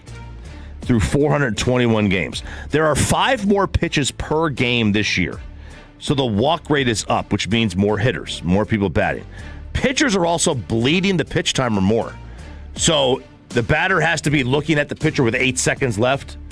The pitcher would throw the ball with 5, 6 seconds. Well, now they're doing it with 1 or 2 seconds left of the pitch clock, just bleeding the pitch clock a little bit more.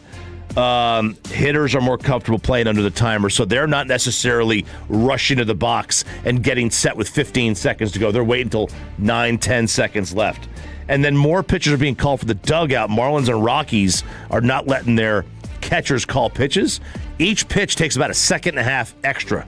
So if you're throwing 150 pitches per game, that's about 4.5 minutes extra just on looking and getting the signs. You remember that David Hulse, he fouled the ball 4 times in a row into the Angels dugout, that famous thing? That went viral on TikTok recently in the comments, and they were talking about, gosh, the game was so slow back then. To throw those 4 pitches, it was 2.5 minutes without anybody calling time. It's crazy. And now they're trying to get back to it. But to me, this is fine. It's not time of game. It's action. Yep. Right? If there's more, the faster, the quicker they're pitching between, that's more action. The last time Bobby Belt made a football bet, he lost the hair on his head. Crap. He's making another one to get his legs shaved. We'll tell you about it in the Red Zone. Brought to you by Just Love Coffee on Sean and RJ next. But first, affordability.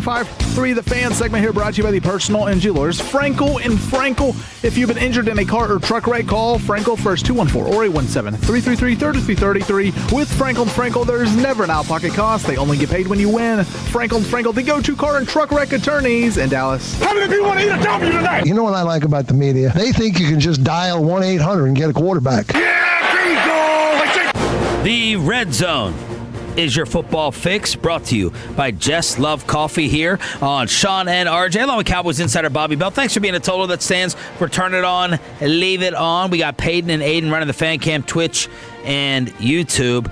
I am the only other one, I'm guessing, aware of this because emails a lot of times don't get read around here. But I think Bobby was counting on me forgetting. I removed it from my email yesterday. Oh, you did? I did, because you didn't mention it. I was like, well, he didn't see it, so I took it out. Diego Pavia went undrafted. Yes, he did. No. Yes, he did. Not according to the photo. One of those restaurants drafted him. Oh, I thought you were going to go with well, no, he technically ended up somewhere. So you know what I found out about all those hats that get put on the tables for the kids? Because I was like, do they go out and buy these hats? The league sends all these guys the hats. You put on and keep the one that drafts you, and you immediately have to send the hats back. Could you imagine that? Well, they didn't do that 1 year. Somebody sent me the Dallas one. What do you mean? Somebody sent me the Dallas draft hat 1 year. Oh, really? Yeah. But the kids, the league is giving specific instruction. Soon as you get drafted by the one, send the rest of those hats back. I thought that was hilarious. Question: does the league pay for shipping? I would guess so. I would think so. Is there a return shipping label? Right. Better be. Do I have to drive to a UPS store, or can I just leave it on my front porch? I wouldn't be surprised if, especially with some of the bigger agencies, they just ship them to the agencies and say, get these out to your guys. So he went undrafted, and Bobby and I were having lunch in Frisco when the news broke that the Baltimore Ravens, who were bringing him in for a tryout, signed Pavia to a 3-year contract. So explain how this works, Bobby. Why 3 years? Seems like a long time. What type of money is he going to get? They're waiting for his growth spurt. He's like 26. Yeah, this is so basically when you go undrafted, there's a little bit of flexibility that can exist more with that contract than some of the rookie deals. Now, there's not as much money that can be tied to it, except I think there's some of the seventh round deals you can structure an undrafted deal better than a 7th rounder. But no, they were probably bringing him in. Teams always bring in quarterbacks for rookie minicamp because they need guys to throw the ball. You generally have rookies, maybe a 1st or 2nd year player there too, but for the most part, it's not even like a full group of players, and a lot of times you need guys to throw the ball. So quarterbacks will get shots to, hey, here's my chance to show off and just see if you want to throw me on the roster for training camp. The fact that they went ahead and did it and signed him to a 3-year deal before he even went out there and did it, I don't think they were like, wow, we've been blown away by his tape that we hadn't seen before. Now he looks awesome. My theory would be that for them, they just say, we're going to need to have another quarterback here anyway. Might as well throw him on the roster, let him be around through training camp. And then if he makes it, cool. But if not, we generated fan interest, and there was a lot of intense Vanderbilt reaction of, yay, Pavia got snatched up here. I mean, your text messages were intense Vanderbilt reaction after Pavia got signed. And so I think part of it is there's a business angle to it as well. Felt like, to a much lesser degree, he was this year's Shador in terms of the disliked quarterback, the disliked player that had again, to a much lower level. Mel Kiper wasn't on set crying and shedding tears. Yeah, about 5 inches lower. That Pavia wasn't taken. Yeah. But the dislike factor towards him, because a lot of his antics, especially during the Heisman Trophy ceremony. Do you know how hard you have to work as a 5'8" quarterback at Vanderbilt to be unlikable? You took Vanderbilt from the worst program in the history of the sport, with all respect to Rutgers. You're 5'8", 5'10", 5 foot nothing, 100 and nothing, just like in Rudy, and you took Vanderbilt to the brink of the college football playoff, and nobody likes you. So you know how much of a you know what you have to be? Who's similar in the sense that, because Vandy fans all seem closed off to the idea of why would you not like him? Right. Like they don't get it. I don't hate him the way a lot of other people do. I think he is kind of he's kind of an ass, and he's a little full of himself. And the behavior after the Heisman ceremony where he's just dog cussing the voters and stuff, that was bad. But it's not difficult to make the leap as to some people wouldn't like him. Like, you can see it. You can understand it. He was their hardest worker. Mm-hmm. He did lead by example. He is religious. All these things. I do think kind of knowing about the program because of my godson to a greater level than your typical college football fan.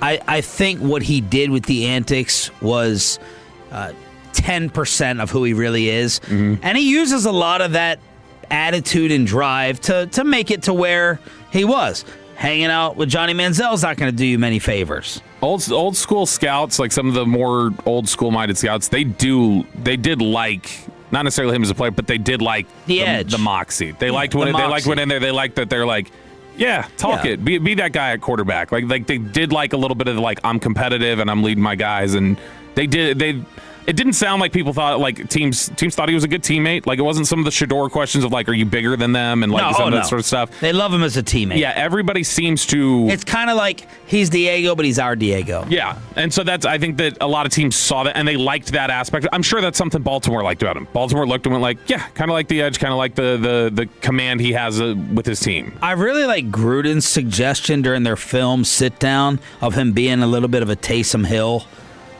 Run him out there as a gadget-type dude. Be a gadget. He's not big enough to be Taysom, but yeah. Oh, no, I meant in terms of letting him run and throw. Oh, yeah. Yeah, not Taysom's a beast.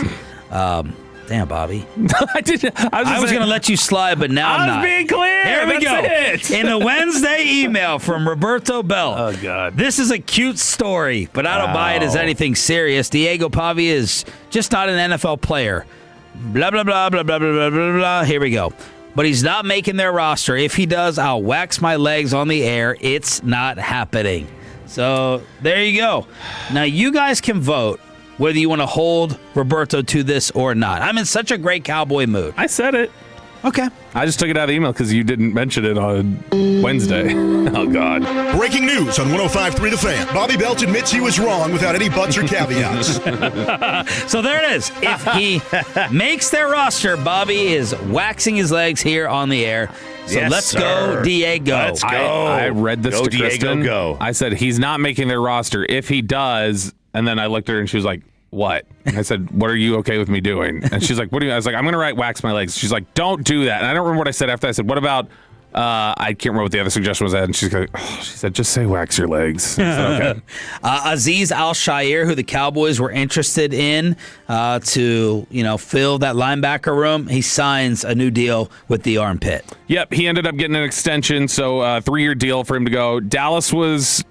When Dallas was doing their evaluations across the league and trying to look at which linebackers might be available or which ones they could potentially target who would fit what they wanted to do, he was up there as a guy they really liked. And somebody that I think they would have been interested in. But I think ultimately what it comes down to is what you see here, which is Houston just didn't want to get rid of him. Like it's not a Jordan Brooks situation where it's like, well, for the right price. Just Houston sounded like they were like, no, thanks, we're going to keep him. He's here, he's part of our team. We're going to move forward with him. All right. We have a prime example why Scott Zolak in Boston was a radio coward in terms of discussing Mike Vrabel on his talk show. Mike Vrabel. That he also hosts, and he's like, I get nothing out of it. There's no benefit for me. I like Mike. I know his wife. I know the parties involved. I'm not going to swing. I know you swing. So screw the listener. That is. Let me get on my radio high horse for a second. Or my opinion. There's certain people who do their shows for celebrities, for the athletes, for the coaches. It's more important for those people to fill their Rolodex and feel great about it versus others. And I take the approach of, I really don't care. Dak Prescott, not a fan of the radio station because of what happened with the lawyer thing. Okay, all well and good. would it be nice, if Dak Prescott wave at you in the weight room or say hello in public or certain these athletes? Yeah, it would be nice. It'd be cool. Make me, feel popular in front of my wife. And Dak's not mad at me personally. It wasn't my show. But the real people, and this is serious now, who determine our livelihood is everyone listening.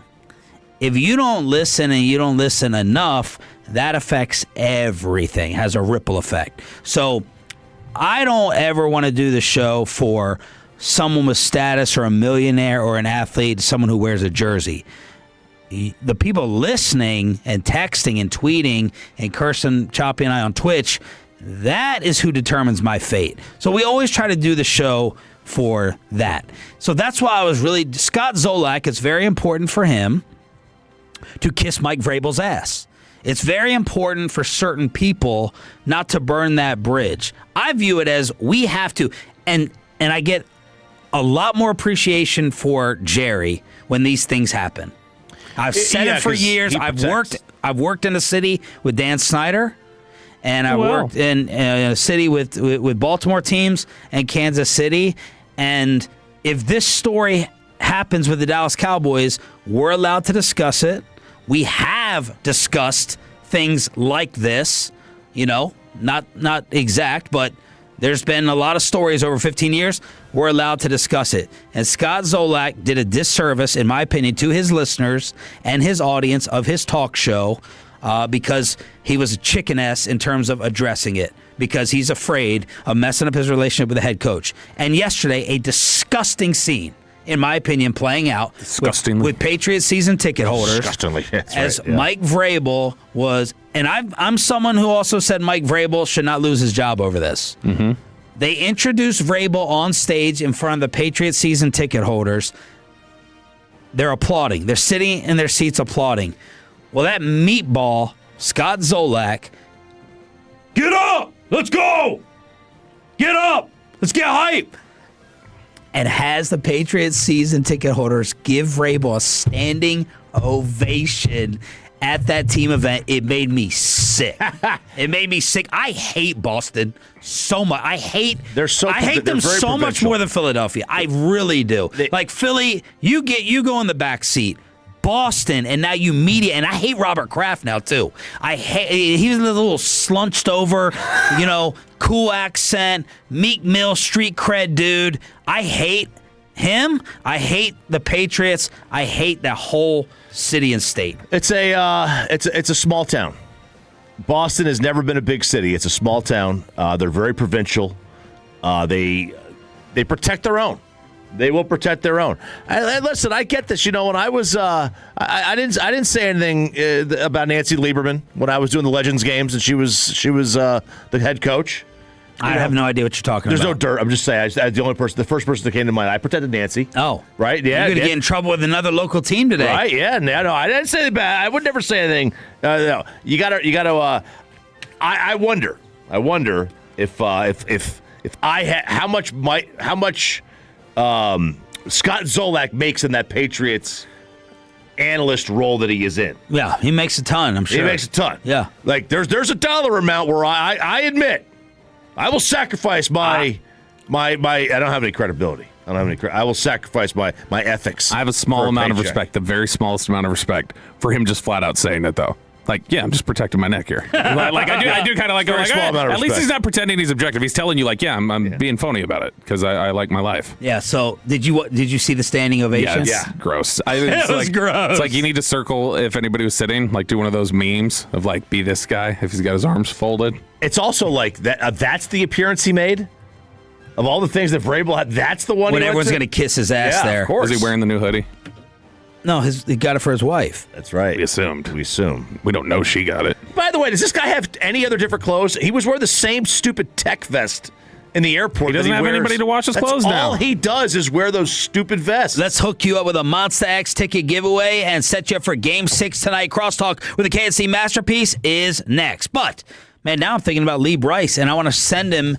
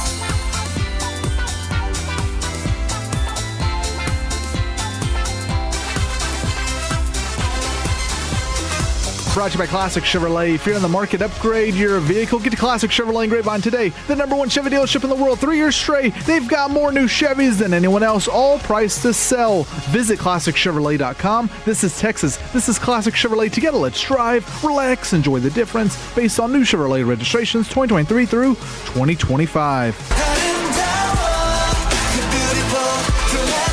All right, Tolos, that's right now. Caller number 10 at 877-881-1053 wins a pair of tickets to see Monster X at the Toyota Music Factory on Thursday, October 15th. That's caller number 10 at 877-881-1053. We have an unfortunate developing situation in the 105 Through the Fan studios during Crosstalk here with KNC. And it's not good timing for RJ Choppy's trip to Utah tomorrow. Piers, I am the victim of someone trying to use my credit card. Sons of bitches. Because apparently in the last... this isn't just Julian? No, because apparently in the last several hours... Trying to buy a backpack. Yeah. I was in both Spokane and Miami in the no! last few hours, and like Indianapolis. So Now, you said it was identity theft. Are we qualifying that as identity theft? It's impersonating him and purchasing as him. Yeah. I didn't know if it meant like Social Security and all this. Yeah, that's what I normally more think of it as, is like Social Security stuff. Oh, yeah. So, no, it's just... Still some no good thieves trying to rip you off. So how did you find out? Email. I got a text message from... Do we know that that's legit? It is, because there's been other ones where I said yes, no. It's like, did you do this charge? How much? Oh, it was a bunch of like $11 charges. Then one was like for $600. See, and I know people do those low charges because they're like, maybe you won't. You'll never notice. You'll never notice. Because this last happened. Me. Huh? That's how they got me once before. They bought $25 gift cards just periodically over the course of like a couple days, and then they ended up stacking up like $1,000 they'd spent. And this happened to you last time. Because you were really trying to find out the person, right? Exactly. Yeah, and I found out their address and their phone number and turned it over to the police. I did not follow up after that, though. Yeah, it happened to Adrian a while back, too, where they were in New Orleans and Houston, just buying all sorts of stuff down there. Is this Ralph James Choppy, the heavy hitter that you drop on the table to try to shame the rest of us? Is it that card? Oh, no. It's not that card. That one should have the most security. It's the plastic version of that card.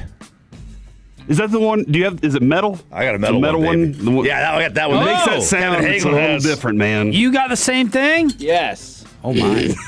Yes, I do. I feel so. This is why I get to fly first class on the way back from Oxnard, right? Because Kevin's like got a deal. Mine doesn't make the sound. Yeah. If mine made that sound, it wouldn't have been stolen. I said that one wasn't stolen. I know it wasn't. So that doesn't make sense. Right. Damn, Bobby. He's going through identity theft. Cut him a break. But he's trying to flex while he's going through identity theft. Get your defenses up. Get some NordVPN or something, Chop. He's I don't know who Nord is right now. Very lightheaded from fasting for this horse ride. Yeah. I mean, I'm on all. I don't know how I'm not losing weight. I don't know how. I'm sitting here. Stress eating from identity theft. Cortisol levels. What did you have for dinner last night? Soup. Wow. Soup? Chicken broth. Just broth, baby. Let's go. It wasn't really broth. Yeah, it was broth. Wow. You're not... With vegetables? Yeah. I had there was some chicken in there. There was some chicken. Stuff back at home? Y'all really believe... Did you hear what he's going through? He's got to ride a horse in Utah. Yes. I did. You're trying to lose weight for the horse? They have a scale. If you're over 220, they apparently don't let you on the horse. Can you believe that? They don't have like some super horses? Yeah. I'm positive. That's for the stallions. You mean to tell me... What if RJ goes up and goes, give me the stallion? Give me the stallion. You mean to tell me there's never been...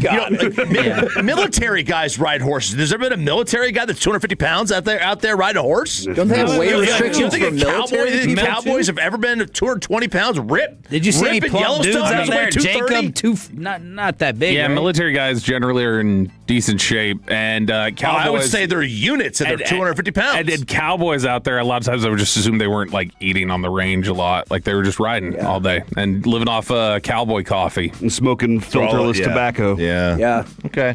So they're legit. Like, if you're 222, they're like, you can't get on the horse. That's what they say. They say they will, and they won't refund you either because they've let you know in advance.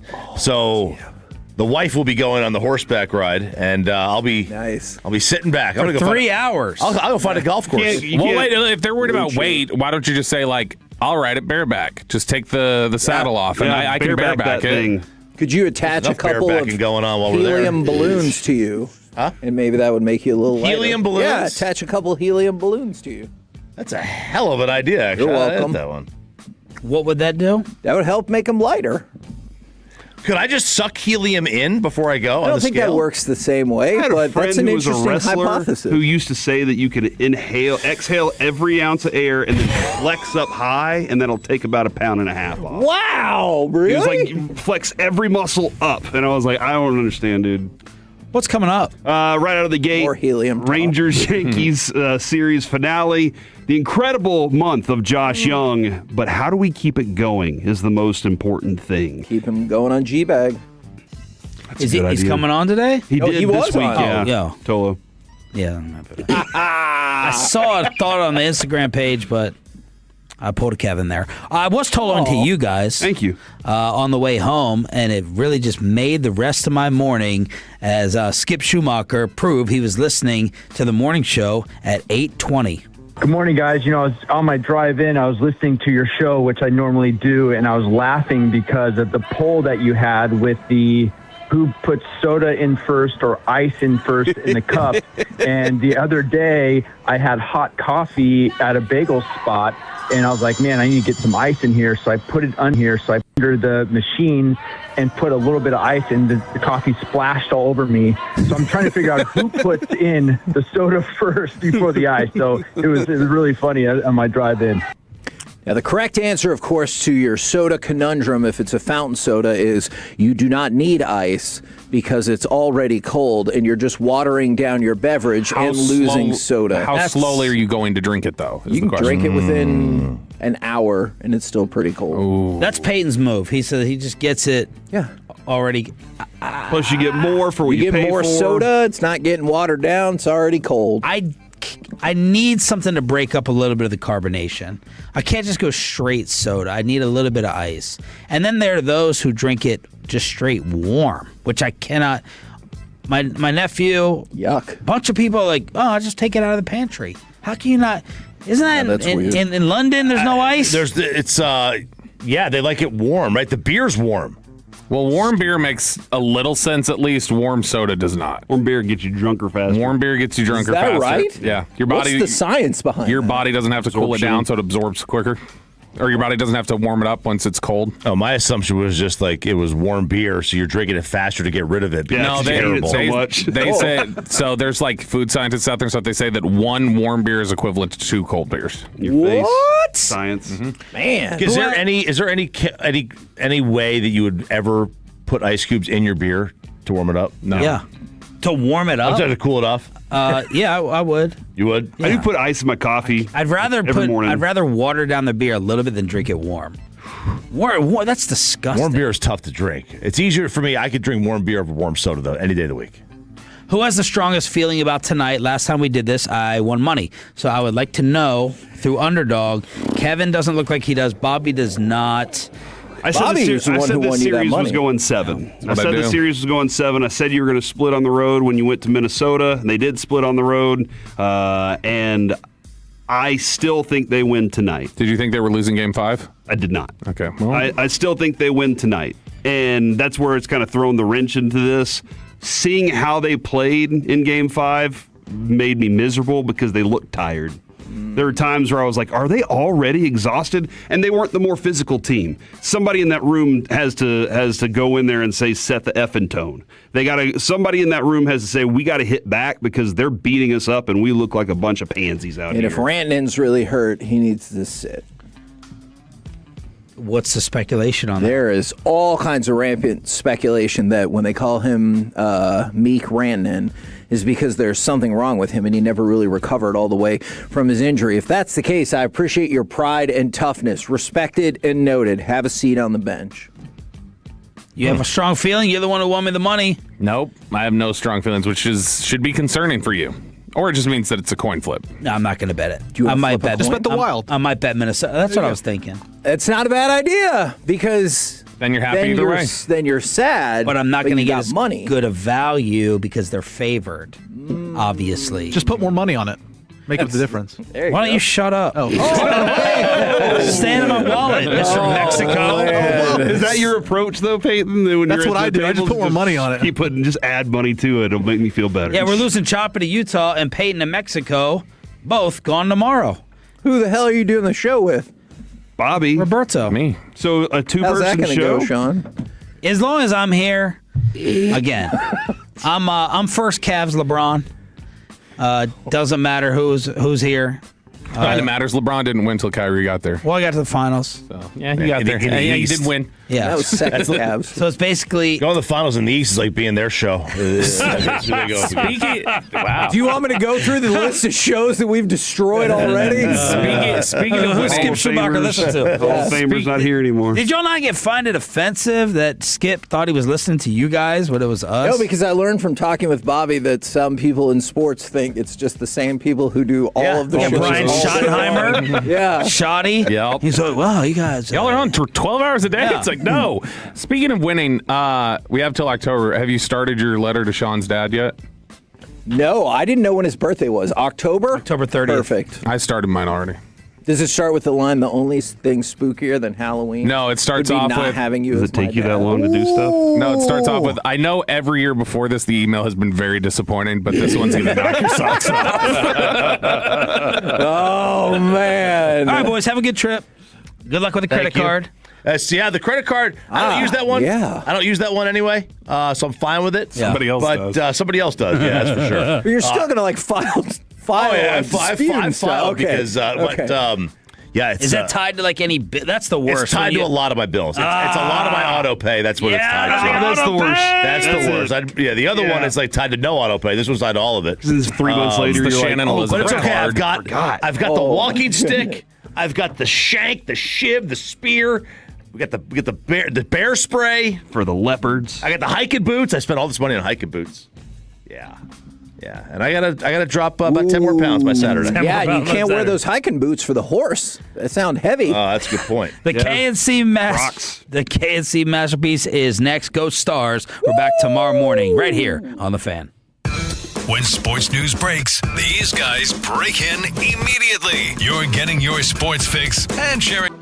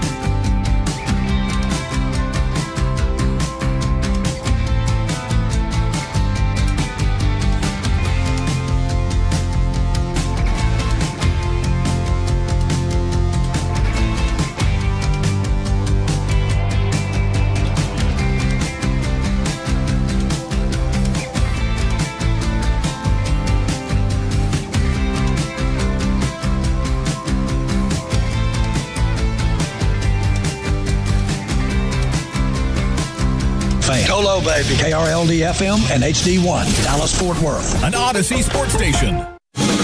Driven by our D&M Leasing Studios, it's the KNC Masterpiece on 105.3 The Fan. KNC Masterpiece right here on 105.3 The Fan. You got me, Kevin Hagelin. You got, Corey Majors. For now. And of course,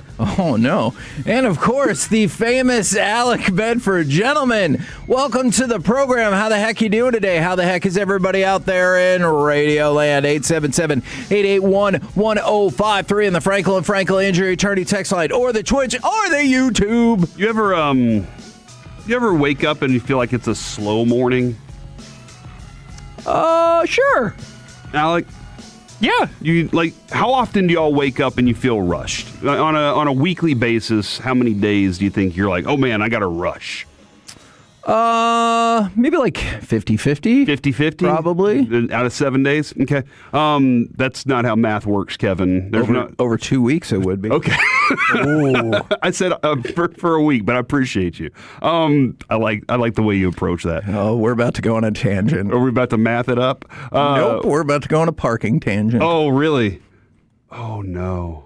Yeah, back to you. The new 200 people in the building creating problems. I'm just looking here. at this stupid email the building sent out. Alec, how often do you think that on a 7-day week, how many days out of the week do you think you're? Or if you want to go a fortnight. I think I'm probably, I'd say 4 out of the 7. Okay. Yeah, because the weekends I'm really not. And then Friday, just less traffic out there. So I have a few extra minutes to be slow if I want to. But, sometimes I have the random day like today where I was ready 5 minutes early. For no good reason. I wasn't in a rush. I was just like, good on me. I woke up on time. Cool. Yeah. This morning was one of those where Adrian had everything covered. The kids all got ready on their own very easily. Nothing was a problem except Lucy was upset that she wasn't going to the first part of school. Oh. She was upset. In your face, other kids. Yeah, she was like, because she had a doctor's appointment. She just kept going, Mom wants me to skip school. And I was like, that's not what she's doing. She just wants you to go to this doctor's appointment, and then you get to go to school. And she was like, no, that's not how I see it. So everything just was good this morning. And usually I feel like 6 out of the 7 days, I'm usually rushing. I feel like I get up and I got to move. And today was a slow morning. So that's where I am right now, Kevin. Well, this has the potential I'll read an email to be a rant. We'll see. Then we're also going to talk about how awesome the Rangers were yesterday. Stupid Yankees. Here's my question. What is the most annoying part about the place you work that has nothing to do with your job? All right? So I don't want to be like, I don't like my manager, my cubicle. No. The most annoying part of your job that has nothing to do with your actual work. Dude, why are you upset with this email? I'll tell you why. I'm reading it. This is the same one we got when we moved in here. No, you're right. I just wanted to run through a couple of things that I would love to discuss with building management. The parking garage. The parking garage was designed by a psycho. So you can only go one way in the parking garage. And they decided that the best way to get more spots in the parking garage was not to build up or anything, but to make every single parking spot thinner. Not even the compact car ones. I get it. Compact car. You should have a compact car. But guess what? We're in Texas. Yeah, people don't follow that either. But they have made every parking spot smaller than usual and turned it diagonal. So you can be like, hey, you know how you're not good at parking anyway? What if we slanted it and made it smaller? And therefore, if you ever see an open parking spot in our bizarro MC Escher parking lot, that it's too small and you're not going to be able to get in there because there's a good chance that people on the other two sides are already over the line. 5 mile per hour speed limit. Agreed. Tell everybody else that. I got honked at 2 days ago in the parking lot because I was driving like 7 or 8 miles an hour because, again, it is a parking lot. That one I definitely agree with. Oh, yeah, I was 5, getting 15, honked at. 20. And so, what? I'm trying to get somewhere. All right, were you the person that honked at me? No. And so... only when you back up and try to go the wrong way. They make a fair point there. They really do. Please followed all directional arrows. Hey, I will readily admit, I violate one of the parking rules. Ooh. I will readily admit that. Because if you're parked like in the third or fourth spot going up the ramp, you can just back out and then go down the down ramp, right? But that's against the rules. And I acknowledge that, and I accept that I have been a bad driver. I have done that incorrectly many, many times. Because the alternate is you drive up the ramp, and then across, and then across again, and then across again, and then you drive down the ramp, and then across, I'm not kidding, and across again, and across again to get back to the exact same spot where you were. There are a lot of parking garages like this in the world. The one at the Star is like that. You ever park in the parking garage at the Star? Parking garage at the Star? You can go two ways on that. That is true. What? Now that I think of it. Okay. I've been to other parking garages, though, Kevin. Is it that stressful to drive around in a square and to get out a couple times? But see, that's not the thing. If you just had to drive around in a square or a circle, I would accept that. You have to go up to the next level, drive in a square, go back down, drive in another square to get back to the exact same spot you started at. So if I'm in the third or fourth parking spot, I will readily admit I'll back out so I can just try to skip all of that. Now, go park on the fourth floor like I do. And then everywhere the parking's kind of wide open, and all I have to do is just go right down. I never have to go back around to get to go up. Don't you usually take the downstairs? I take the upstairs. Okay. Do you not watch me walk away from you, Kevin? I guess I don't. You just walk off and ignore me after I stand there and watch you walk to your car. Make sure you got there safely. I'm very sorry. From the 682, this might be from Adrian Beltre. When someone takes my unassigned parking spot, I feel like if it's unassigned, but that's another brilliant aspect of this building is we have all the assigned parking spots, of course, in the best spots, which I get that are never ever filled. Ever. I do. Here's one thing, Alex. They still have someone patrolling them. There's one thing that recently happened. I was, a couple weeks ago, we had 4 new parking spots that said Odyssey Reserved, but they didn't have numbers on them. It just said Odyssey Reserved, and it was right next to the stairwell instead of 20 more feet, which isn't that big a deal. And I was like, ooh, I'm going to park here. And so I started parking there. And then one day I showed up and there were numbers on it. And I was like, oh, why did they do this? And I don't want to ask and be told no. So I stopped parking in them in general. Instead of asking and being like, hey, are those reserved specifically for anybody? And they're like, hey, we'll let you know when they're reserved for somebody. You can park there until then. I just don't ask and stop parking there. And now I'm parking in a weirder spot. Now, somebody else brings up another. And Bobby did say that he texted and said the thing he hated the most about the building, the last one, was having to have 2 different cards for security purposes. One for the elevator and one to get in anywhere you wanted to go. That stunk. Now, somebody brings this up. Diagonal parking spots are better for parking and pulling out of or backing into and getting out of the parking garage. It's better, but nobody can park. To rule number 3. Oh, no. Reverse back-in parking. Reverse parking is not permitted inside the parking garage. Boom! So they're taking away that positive aspect. You are not allowed to do that. Now, other people are weighing in with the things they hate at their jobs. It's not actually about their jobs. From the 817, those cheap-ass brown paper towels. Man, I know exactly what that person is talking about. Surprised nobody said Shelly in HR. Something like that. No, don't go after a coworker. This has to do nothing to do with the actual people, you work. Just the circumstances or anything like that. And then a UPS driver, I believe it was UPS, said they just hate going into apartment complexes to deliver. That would be the case with me if you had to have the code to get in. And I don't know if people fill out their Amazon order in the notes column. They're like 1238. That's the code to get in. Otherwise, you're sitting there with your truck and you're like, well, yeah, I do love. I guess I'm going to have to wait till somebody else comes by. I do love not having to use my card to scan into the parking garage anymore. They can just use my vehicle. But then now I'm on the grid, I guess. So that's kind of a thing that exists. That really stinks. Oh, they said FedEx. I am in trouble now. My bad. But you get the idea. They don't like it either way. From the 806, the toilet paper, it's too thin.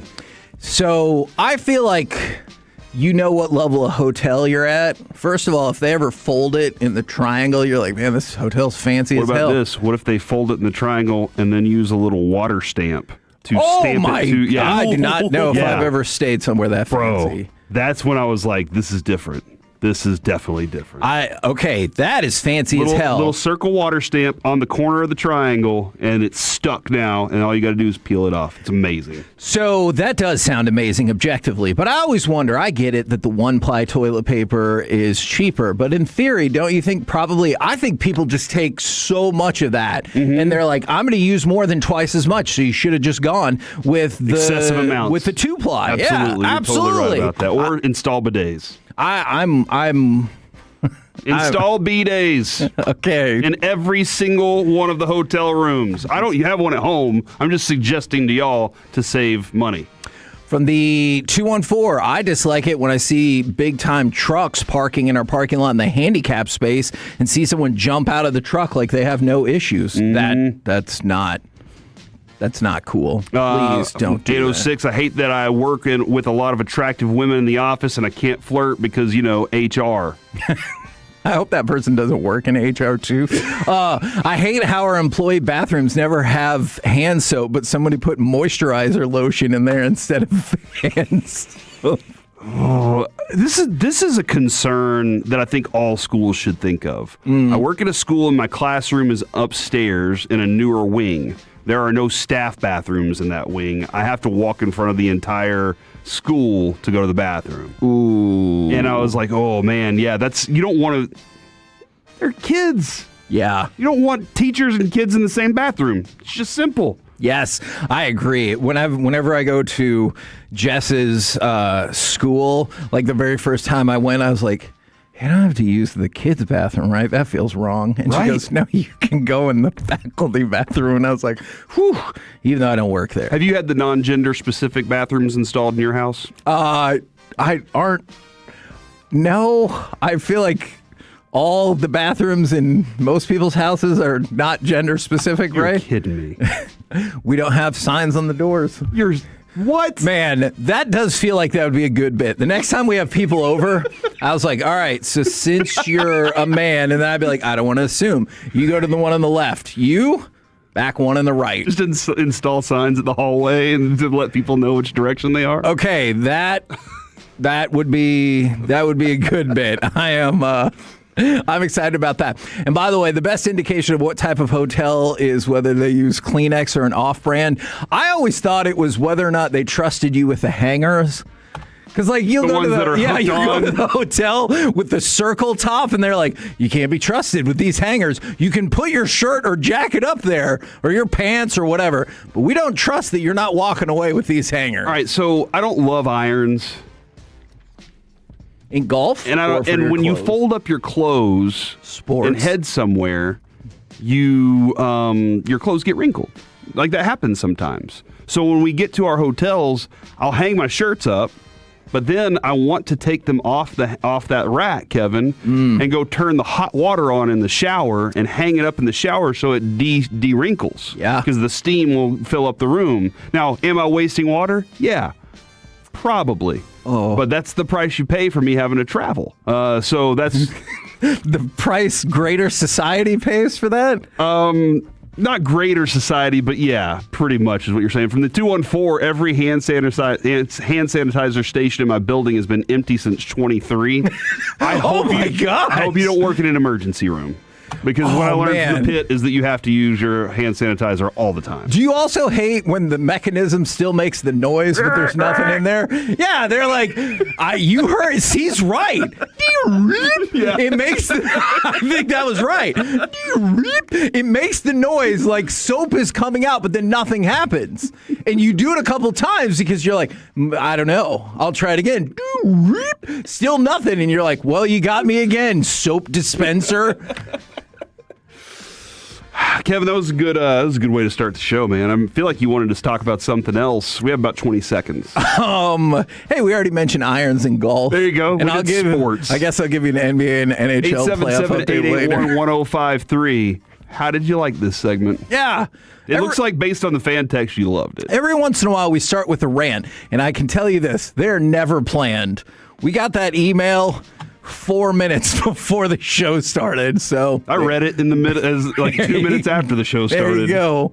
We're the Kansas City Masterpiece right here on 105.3 The Fan. Coming up next, the real segment that we were going to do. We will talk about the Rangers-Yankees series finale, the incredible month of Josh Young, and try to do some NBA and NHL playoff updates as well. Whew, got a lot of ground to cover next on The Fan. Get another email. Maybe.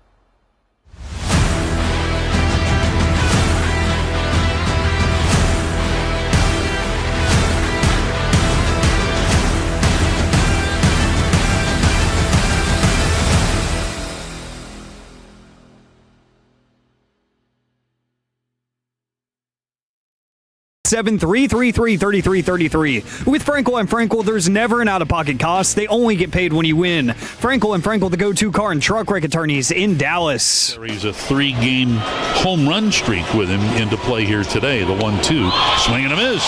And the splitter gets judged. And struck him out on a curveball his last time up. But the splitter gets him here for the first out, and that's 7 strikeouts now for Eovaldi.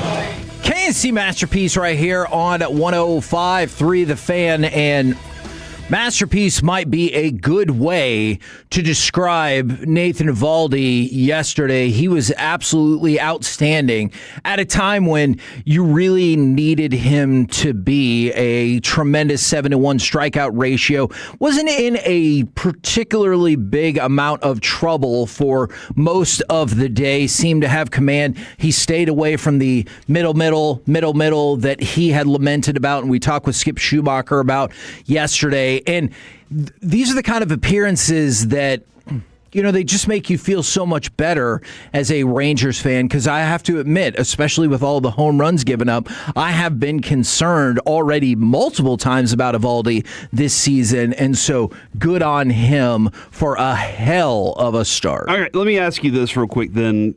Do you think that you were concerned because of last year's success? Last year was exceptional. And he was consistent over and over. He was putting up zeros or ones. And you were just like, whoa. And he was taking up big chunks of innings. And we said there's got to be a regression from that this year. Right. Is the regression too far or just enough to make you go, oh, that is concern? I feel like if we compare it to last year, very problematic. But if we compare it to, hey, typical, this might be kind of where he rides. So I hope this makes sense.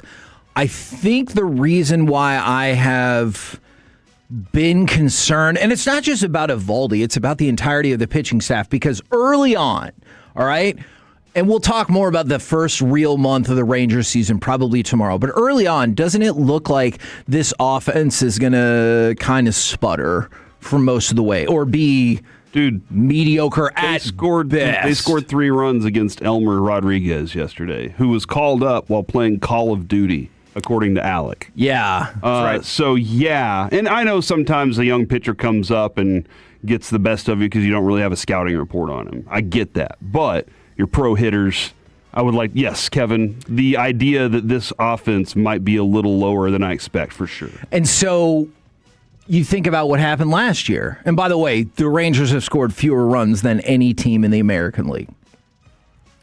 But you think of last year, your pitching was unbelievable. I've said it before, I will say it again. I think the best all-around pitching in the history of the Texas Rangers. And you were 500. So anytime I see a slip from any of the pitchers, I'm just kind of like, no. We can't have that, because early on, it certainly doesn't look like our offense is any better. And so I'm like, well, if your offense isn't any better and your pitching slides, that's going to mean a sub 500 record.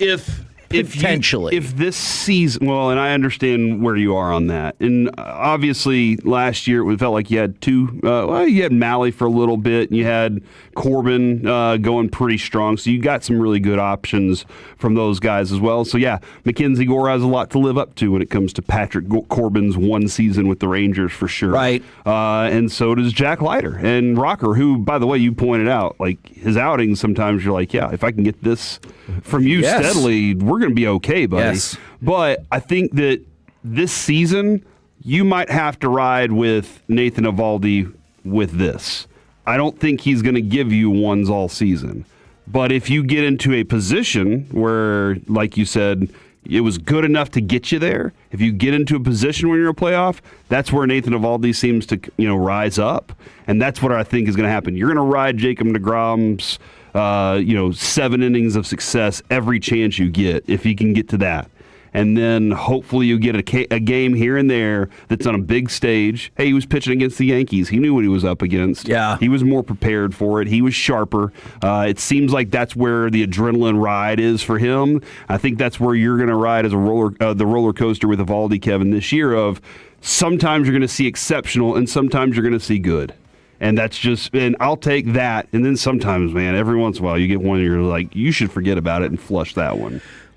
But so I would say be prepared for that and hope that this offense figures something out, but I don't think it is going to. So I've seen multiple people bring this up, and I think it's worth having a conversation over. I need to crunch the numbers over the last 3 weeks or so, but Corey Seager continues to be bewildering and is struggling. Don't let people trick you by being like, oh, his OPS is not terrible. It's 722. And like, I get what you're saying.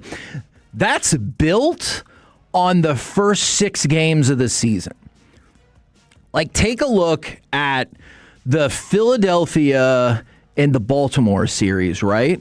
He got off to a really fast start. He had 3 home runs and 5 RBIs, and that helped kind of like push his numbers up because he had a hell of a start, and I'm not here to deny that whatsoever.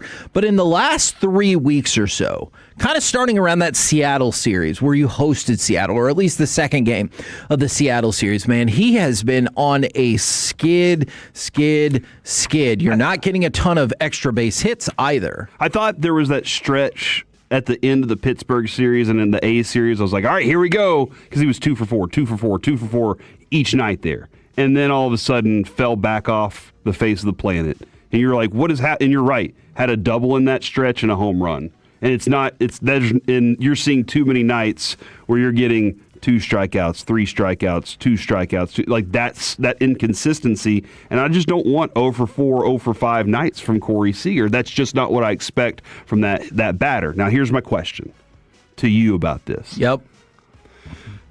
And I don't want to make this suggestion. How old is Corey Seager right now? He is 32. 32 years old. I'm not trying to make this suggestion, but there are times, Kevin, where when your bat speed is a little bit slower, and I would have to look at some numbers on his bat speed, you start to chase a little more because your timing's off. You're trying to figure out, hey, I need to go ahead and get ahead of this pitch just in case it's a fastball, otherwise I'm going to miss it. And then what happens is they set you up with a slider like they're doing right now, and you're chasing the slider instead of hitting the fastball because your hands aren't there right now. And I think that's where when Skip is like, he's going to come around, I think that's what Skip's trying to tell us is that, hey, once he gets his hands back, he's just expecting him to get his hands back and that bat speed back and everything's going to be fine. And then he's going to be crushing fastballs and you don't have to worry about the slider anymore. But that's where I think Corey is right now, is trying to make the decision of hitting, .048 off of sliders right now. I think he's trying to find that place of, do I just lay off the slider altogether? Or because if I do, then pitchers are going to know that and they're going to be okay. Or do I figure out my hands and figure out how to get them back to a place where I can crush both pitches? That's where Seager, I think, is right now, Kevin. Hopefully that's the case. But yeah, it's not the Seager we're used to. Now, for Corey Seager in the last 3 weeks, he's hitting 176 with an on-base percentage of 274. And so that is just dreadful, especially at a time when obviously Wyatt Langford has been out. And, you know, I see this come up from the 806, and I will admit, that's probably what I think too, is Jared said it's fine, it'll be fine. Skip Schumacher told us it will be fine, and I get it. There's a good shot in a month and a half, or maybe at the end of this month, we're like, hey, Corey Seager, everything is right again. But, like, that doesn't help right now. You have a sub 500 record. You all of a sudden, even though this division is not good, you're sitting in third in a division that you should definitely be winning because of how tough a start all the other teams have gotten off to. And your marquee player, your dude, is struggling mightily offensively. So I hope it does come around. But I'm just saying, right now, he's not giving you much. And to what Jared's point was yesterday also, Kevin, whenever a Seager is struggling, that's when 7, 8, 9 have to be elevated. And Kevin, do you think that this team has the talent?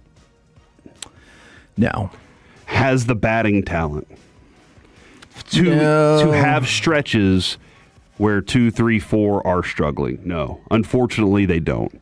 Like you are in a situation where 2, 3, 4, as you were mentioning yesterday, have to be locked in all the time, and because the production isn't really going to come from anywhere else. That's where, until they have that talent, that's just how this is going to be. And that's the thing that scares me just a little bit, right? Yep. Ezekiel Duran. Scare you a lot. Yes, that's fair. Ezekiel Duran has had a good month, a very good month. It's only been a handful of games, but Alejandro Osuna has come in here and he's done well. Jock Peterson has had probably the second or third best month, maybe third best month since he got here with the Texas Rangers. And you're like, great. And then Josh Young has had an otherworldly player of the month worthy month. All of those things are true. Yes. So yes. And still, you cannot score runs. Right. And that tells me two things. And here's what they're telling themselves. It's going to come around for us. From my perspective, and I think from your perspective too, the talent has to be better. And maybe we do get that stretch here in the summer, Kevin, where they all perform at their best. And they all, take it further than we ever could have expected. And even themselves, they're like, you know what, we are in the zone right now. But whenever you don't, what did I tell you yesterday? Jared said the Yankees have 1 through 7 guys that can all park the ball. And what was the first thing I said to you? That's expensive. For sure. And that's just where the Rangers they're not spending on that. Yeah, so you're hoping that the Jake Bergers and Jock Petersons do those things while your Corey Seagers and while your Josh Youngs are doing these things. Yeah, I need to look at their exact rating, but I do not believe the Texas Rangers were in the top 12 competitive balance that I looked at. But do you think that they overcorrect then I like Chris Young. I think he has a smart perspective on what he wants. I think he has all the things he needs, not all the time. But he also made the Jock Peterson signing. Like, that happened. That's a reality. He also has Jacob deGrom and Nathan Eovaldi. There's some good things that he's added to this team. But whenever he looks at this, do you think he overcorrected and said what you said earlier in this segment was, well, we're going to be pitching. We're just going to have to scrap together runs as a team because we're not spending on bats? And that's it's an overcorrection and a mistake at the same time that you can't correct right now. Yeah, well, and see, I've thought all along, most of the offseason, and it's really agitating that, I'm sorry, this is all coming after a win. I understand that. But it felt like an undercorrection in terms of, well, we got to get a lot of improvements from within. And the problem with improvements from within, you've seen some of them. But that also goes off the assumption that nobody else that you were satisfied with their level could possibly go down. Yeah, right? Exactly. And that is a very flawed line of thinking. I know here we're going to talk about this a little bit at 11, but don't we just feel like now that the Cowboys offense is going to be the same? Kind of, yeah. And all they had to do was that's last year. I have no clue what this offense. So, same kind of mindset. And just like with Cooper Flagg, well, Cooper Flagg's going to be this good or better next year, right? What if he's not? Well, then you that's better make possibility. sure. You better damn sure make sure you have somebody on that team that's willing to, capable of taking up that space. And that's just how that is. And that's like Rope goes down.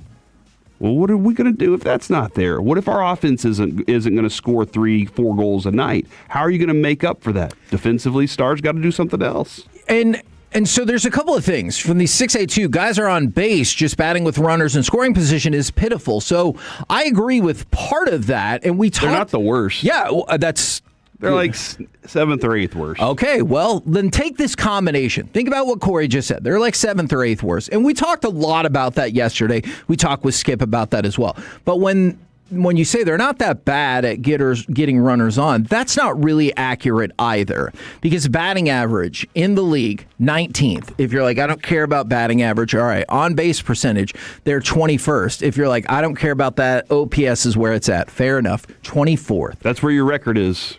And so think about your record is what those numbers are. And so think about the number that you just said in cooperation with those other numbers. Batting average, 19th. On-base percentage, 21st. OPS, 24th. All right, so you're not getting a lot of people on base compared to the rest of the league. And then Corey just told you they're like 7th or 8th worst with runners in scoring position. So they don't get enough people on, and when those people are on, they don't do enough with them. That sounds like a disastrous combination. And that's why since that first Seattle game on the road against Seattle, which, hey, I was pumped for that. And they were like, we've already won 4 straight against Seattle. Since then, you're 4-7. In those 11 games, you've scored 32 runs. Yeah. It is not complex math to figure out. That is a little bit less than 3 runs a game. And so some things to be aware of, perhaps because of some of these issues. Skip said that Josh Smith would get a couple of days off. Brandon Nimmo, however, insists he needs no days off. He said despite leaving the game, he won't miss any games. Schumacher said he is day-to-day, but if you listen to Brandon Nimmo, he is very intent on playing, and obviously they have the day off today. From the 214, when we have bases loaded, Corey hits into a double play, it makes me want to cuss him. Look, it's not like the Rangers are the worst team at hitting into double plays. They have the 4th most double plays hit into this year. Honestly, I feel like Skip kind of told us you couldn't totally rule out. That was part of the reason for the jock bunt the other day. Got to figure out ways to get guys going, guys. Got to get them around the bases. And I hope that didn't take away. I apologize if it took away at all from Eovaldi. He was awesome yesterday. 7 scoreless innings, struck out 7. He had 20 swings and misses. And so that part was outstanding. That was awesome. But even when you win these games, it's been part of a nail biter. Yeah, it's been part of a troubling trend. And I know Skip kind of spun it as, yeah, but we've been in all of these games against a really tough schedule. And that part is true. That, I think, comes from Skip's approach and mindset, is that we're never going to have that quit moment. Yeah. I do think that that's the thing that he's never having. Ever quit. Yeah, I think he's having that effect on this club. It's just we gotta see if the talent can rise up and change that OPS number to a bigger number, dude. And I said 32 runs in 11 games. So there you go. And yes, I do think it matters the opponents that the Rangers have been playing. We've talked about this all along. It's that first 40. But isn't there a part of you that worries that what if it's not just the first 40? What if it's not just the starting pitchers? The middle. We're in the middle of the pack right now, Kevin, when it comes to the records of the opponents. I will say only 2 teams that the Rangers have played so far have losing records. Okay, and that only puts us in the middle? That puts us about right around 15. So right where the Cowboys typically are. Don't start. We're the KNC Masterpiece right here on 105.3 The Fan. Coming up next, maybe we'll do some more Rangers as part of Baseball Nuggets, plus also the biggest surprises and disappointments of the season thus far.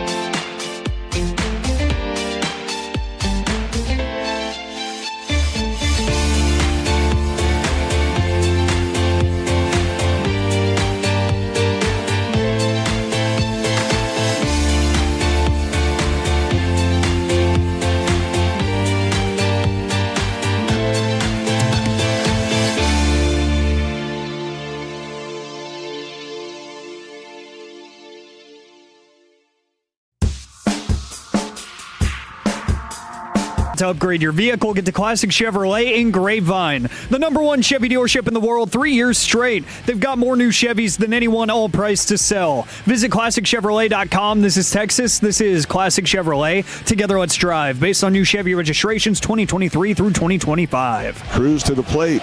A swing and a ground ball. Base hit through the whole left side. 1 run home. Here comes Duran. Here's the throw to the plate. He dives head first, and he's safe. It's a 2-run single for Josh Young.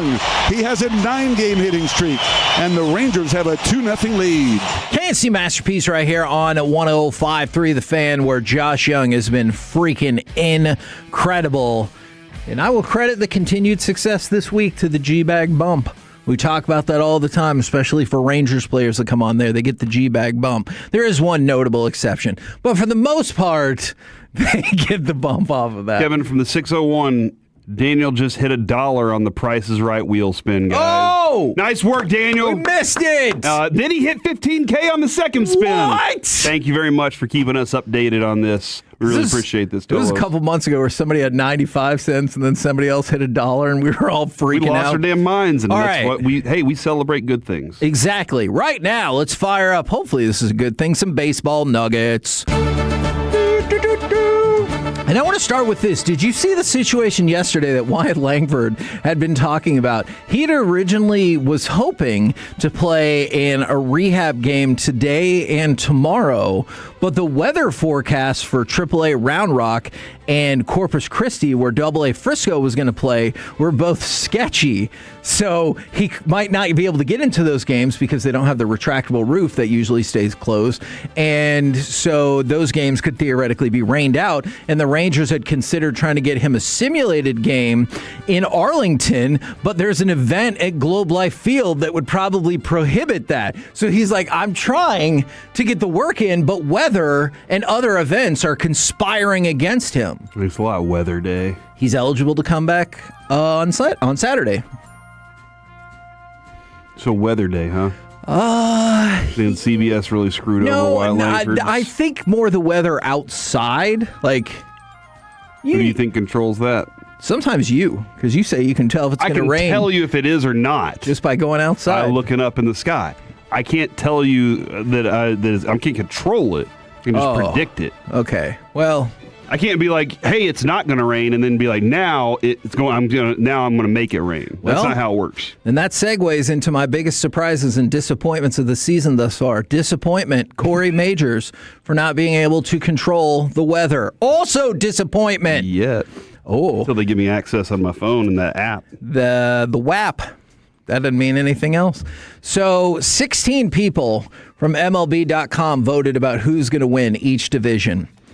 15 voted for the Mariners in the American League West, and one other person voted for the A's. That AL executive said this: the league is starting to take notice of the A's, whether they want to or not. True. So I like that idea that, like, we can't have a freaking team that plays at a minor league ballpark winning this division. Can you imagine if they went to the playoffs, maybe the World Series in that ballpark?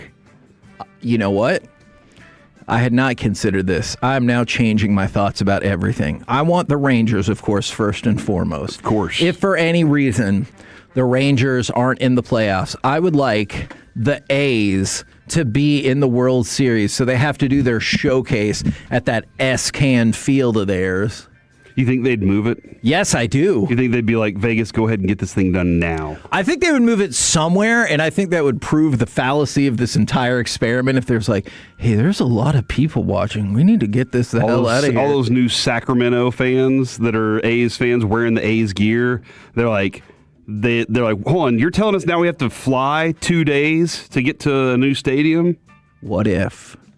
Doesn't seem right. They played it back in Oakland. At the Coliseum. Unless they destroyed that stadium for some reason. Yeah, I don't know what's going on there. But yeah, how confusing would that be?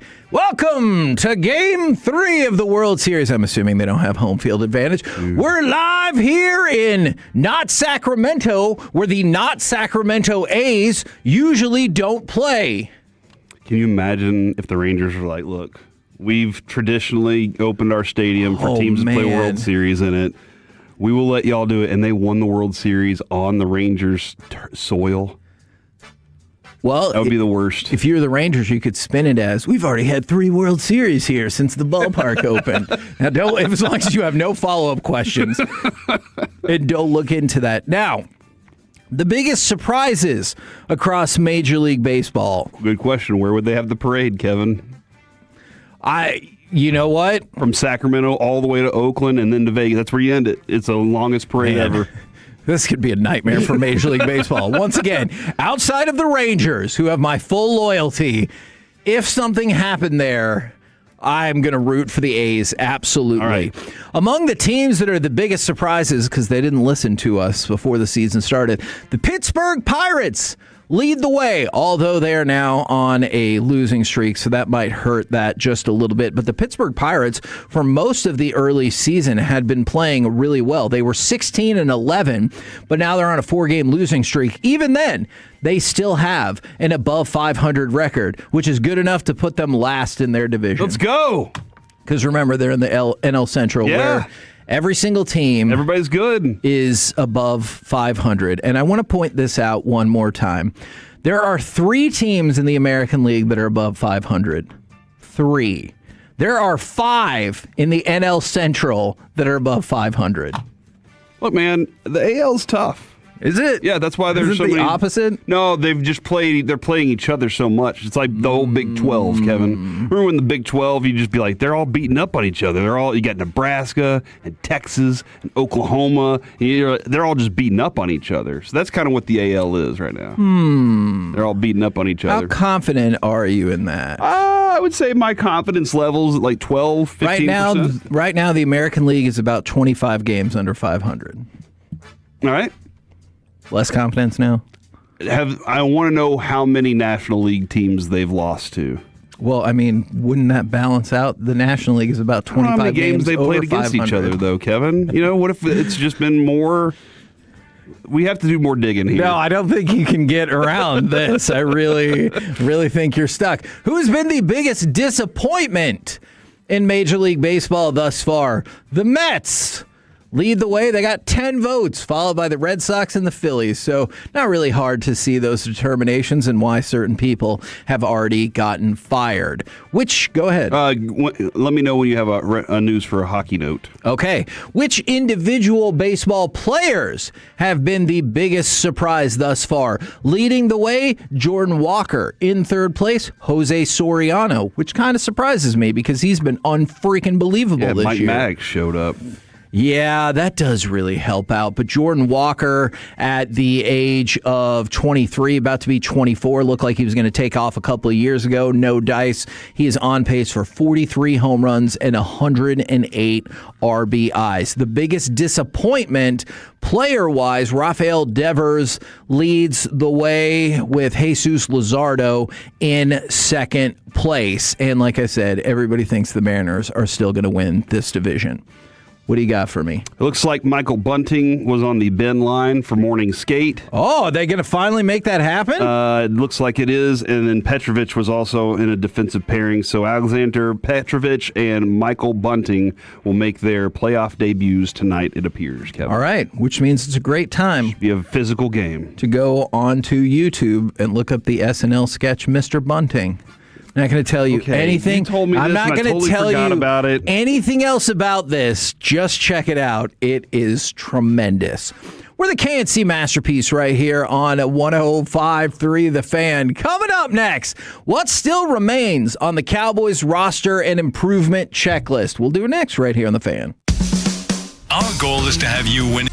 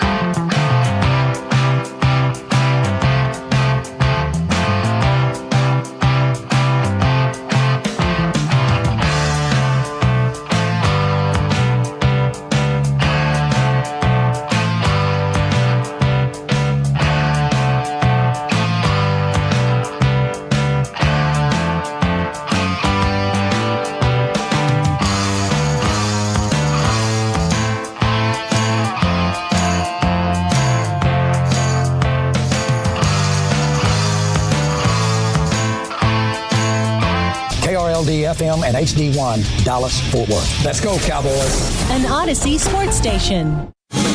Driven by our D&M Leasing Studios, it's the KNC Masterpiece on 105.3 The Fan. KNC Masterpiece right here on 105.3 The Fan. Don't read the fan text, Yeah, Alec. don't read the fan text. Just watch it. Just watch it. Well, you know what? We won't ask you a single thing for the next 3 minutes and 38 seconds if you go watch yeah, it. that's a great idea. We'll make sure if you watch it right now. All right. Yeah. We'll even take the hit from the bosses when they're like, what were you doing? We'll be like, we said it live on radio, and all the Tolos, they demanded it. They pounded their fist on the table. Mr. Bunting, in honor of Michael Bunting, looking like he is good to go and will be in play tonight. I hope. Man, never mind. Okay. Don't say anything. Couple more quick things I forgot to mention. Ellie De La Cruz, yesterday he went 3 for 4 with a home run in the Reds win. Also had 4 RBIs and 2 stolen bases. He is the first player in Major League Baseball since at least 1900 with 10-plus home runs and 8-plus stolen bases before May. Now, let's talk about the Dallas Cowboys. You didn't need any audio here, right? Well, irrelevant. we gave I don't need Alec. You say focus. This is a far, far more important quest that you're on. All right, what still remains for the Cowboys in terms of roster or however you want to lay it out prior to probably getting to training camp? I know we've got mini camps along the way and everything. So I saw kind of a portion of a list on NFL.com, and I disagreed with one of them. One of them is no longer relevant, and the other one I think is perfectly relevant. But we start with George Pickens officially signing the tag, which that's what Kyle said was going to happen 3 days ago, so I understand all the to-do and hubbub. Yeah, when Kyle hopped on with us on Monday, I believe. It was Monday, and we were having the discussion of should we worry about that at all, and he was like, I honestly think this is a matter of logistics. And when he's in the building, because you have to be, it's not a faxable thing. This isn't a thing that you can just send in. You have to be in the building, sign it in front of people, and submit it to people immediately. Are you just watching his face right now? No, I'm listening to. I'm listening to. Watch his face. No, as well. I'm listening. But so Kyle told us not to be concerned. He's busy. Look at me. He told us that everything would be fine. He just needed to be in the building to sign it. George Pickens says, showing up, signing this thing, let's get this season going. I like what y'all did with the defense, by the way. I hope that's what he said. High-fived everybody after and was like, nice job on the defense, guys. So that is, yes, that's taken care of. Are you talking I just want to make sure. You're talking specifically about additions to this roster, not anything else, or is there other stuff I think there are other things you can factor in. Because I think there's a lot of other things, too, and I'm interested to see where people go. I will say this. Development of your left tackle is for me, of utmost importance. So that's the one thing. But signing George Pickens, having him sign the deal was the first most important thing after the draft. Okay. The draft and then this. And so here we go. Now, I want to also say, here's my hope with the Pickens thing. Okay. And I hope him signing yesterday calmed a lot of Cowboys fans down. Okay. Kyle mentioned this with me yesterday as we were talking back and forth. How scarred were we by the Micah Parsons ordeal? So because my hope is that George Pickens got it. My hope is that George Pickens was told his agent, I really like Dallas. They really like me. I'm hoping to be there. Or if nothing else, let me use this as the biggest spotlight. Look, I'm a dude that performs on this stage. I'm ready for it. I want to be on the Cowboys stage, and I want to perform there the most. And that he's ready for that. So I think that's valid. For me, it goes a little bit beyond that because I think about somebody, for example, like CeeDee Lamb. Because CeeDee Lamb, it didn't get to the place where Micah did, but also he had a slow start to the season. Yep. And so I think that's what I'm concerned about is seeing players who eventually did sign, whether it's the tag or they negotiated, like with Zach Martin. that ended up costing you a crap ton of dead money. And CeeDee Lamb, that ended up costing him the first several games of the season in terms of quality that we were used to. And so I think it goes beyond just Micah from that perspective, but I totally hear that. Now, I agree with you there completely, and I do think that when it comes to a lot of people put based on the way the Micah thing went here, a lot of people put a bad mark on Mulligetta. And I think that there is a history of what he's done for his clients, which that's his job. That's what you want him to do. That's why you hire him. But I also think that dude's a businessman, and he understands this business, and the Cowboys and him have an agreement now, and they still have until July 15th to have a long-term agreement. Which is that story's not going away. Yeah, which is ironic given that the Cowboys straight up said we are not going to pursue that. But I think you're right. That's not going to go away. So I don't like when David Mulligetta is now representing Cowboys clients because he's so good at his job. Just the same way, like, people didn't but you have a ton of respect Oh, for yeah. He's amazing at his Tim job. Duncan. Yeah, he's amazing at his job. And that's the thing. Like, when Overshow went over to Mulligetta, I was like, oh, no, partially because Mulligetta is so unbelievable at his job. It's just like the same reason that some baseball fans didn't, especially Rangers fans, didn't like Scott Boras. Because Scott Boras maximized every single possible penny he could for his clients. You know why? Because that's his job. And so I don't begrudge Mulligetta trying to do his job. I just don't like it also at the same time when I'm like, excuse me, Mr. Mulligetta, our front office is not good at navigating the salary cap, so could you help us out? Yeah. So NFL.com, they asked about if George Pickens is going to play on the tag. Asked and answered.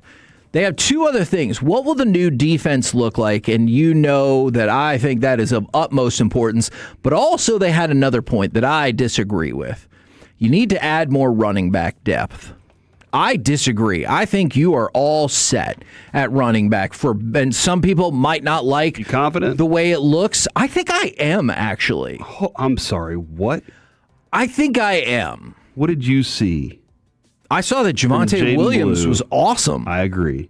What did you see from Jaden Blue that tells you have a switch-up back? See, not necessarily. Or Phil Maffa. Jaden Blue. Phil Maffa, I just think, was not given the opportunity. Shoulder injury set him back, yeah. But also, I think Malik Davis showed you, I'm all right. Okay. And like if you're talking about what do you need from your backup quarterback, running back, I think I'm kind of like, yeah, I'm all right. Yeah, you know what? I'll agree with you on that. I want Blue to take that next step because he's an explosive running back. If he finds the seam, he can be gone, and that can change games, and that changes the way defenses approach you.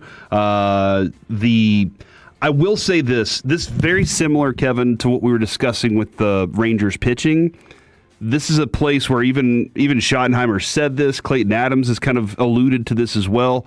The offense this year, they want to get Dak under center a little bit more so that you can do better from the running perspective. And you can only run the ball so many different ways out of the shotgun. You can run it a variety of ways out of under center. And so it gives Dak an even better play action to go along with it, and more explosive run plays can be run from it. And so as both of them have said, the offense must evolve. It cannot stay what it was last year.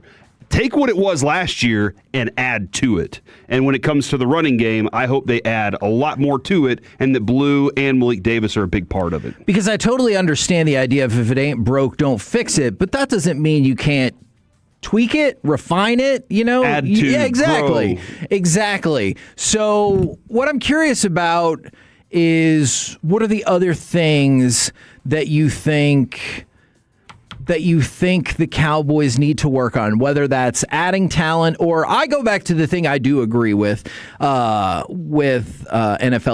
Sometimes I think that the mini camps and stuff like that get talked about way too much for something that is, it's relevant to a point, but come on. It's important for the development of these young players for sure. And you got to get a bunch of dudes on the same page real quick. And that's why it feels maybe more important than usual this year for the Cowboys, although at this point they should be used to it with just continually switching out defensive coordinators. So I think that is going to be hugely important because whether it's, hey, what all can we do with Caleb Downs? What all can we do with Malachi Lawrence? What all can you do with Rashawn Gary? Like in the structure of this system, I think all of those things are hugely important.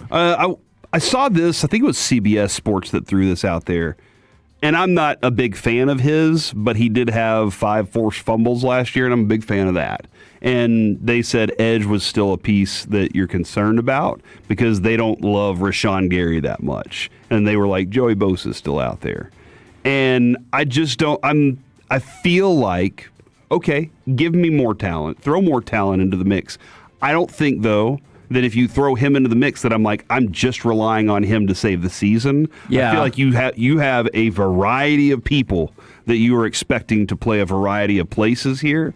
I just don't know how adaptable he is. I'd love to hear Christian Parker's perspective on he's adaptable, exactly the type of adaptable guy, or he's not exactly flexible enough for what I'm looking for. But I think that at the moment on the defensive side, it's really more about now that we got him, now we got to see what they can and cannot do, and we got to get them into as many of these situations as possible before we get to training camp to see what we can get out of them and then start installing. So that's the next process for me. Now, you had already brought this up. Somebody texted in from the 561. I don't think left tackle is settled. So my version of that was just more of a question. Okay. Do you need more offensive line help? Now, whether you think that's directly at I don't feel good at left tackle, or how do you feel about the overall depth of the offensive line? That was a question I had as well. And then, are you sure? I'll pose this question to you to start. Are you sure about the health and quality of your inside linebackers and cornerbacks? Because I think that's where I still kind of struggle. No. Okay, well, that didn't help me struggle less. Do we want to? Can I hit the tackle part first? Sure. Nate Thomas has experience at left tackle.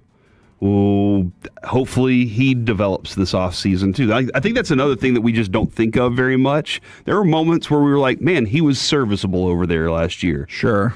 Moments where we also like Tyler Guyton was serviceable. Yeah. But serviceable at left tackle with this team is not acceptable. Like, you need that dude to be Tyler Smith-like.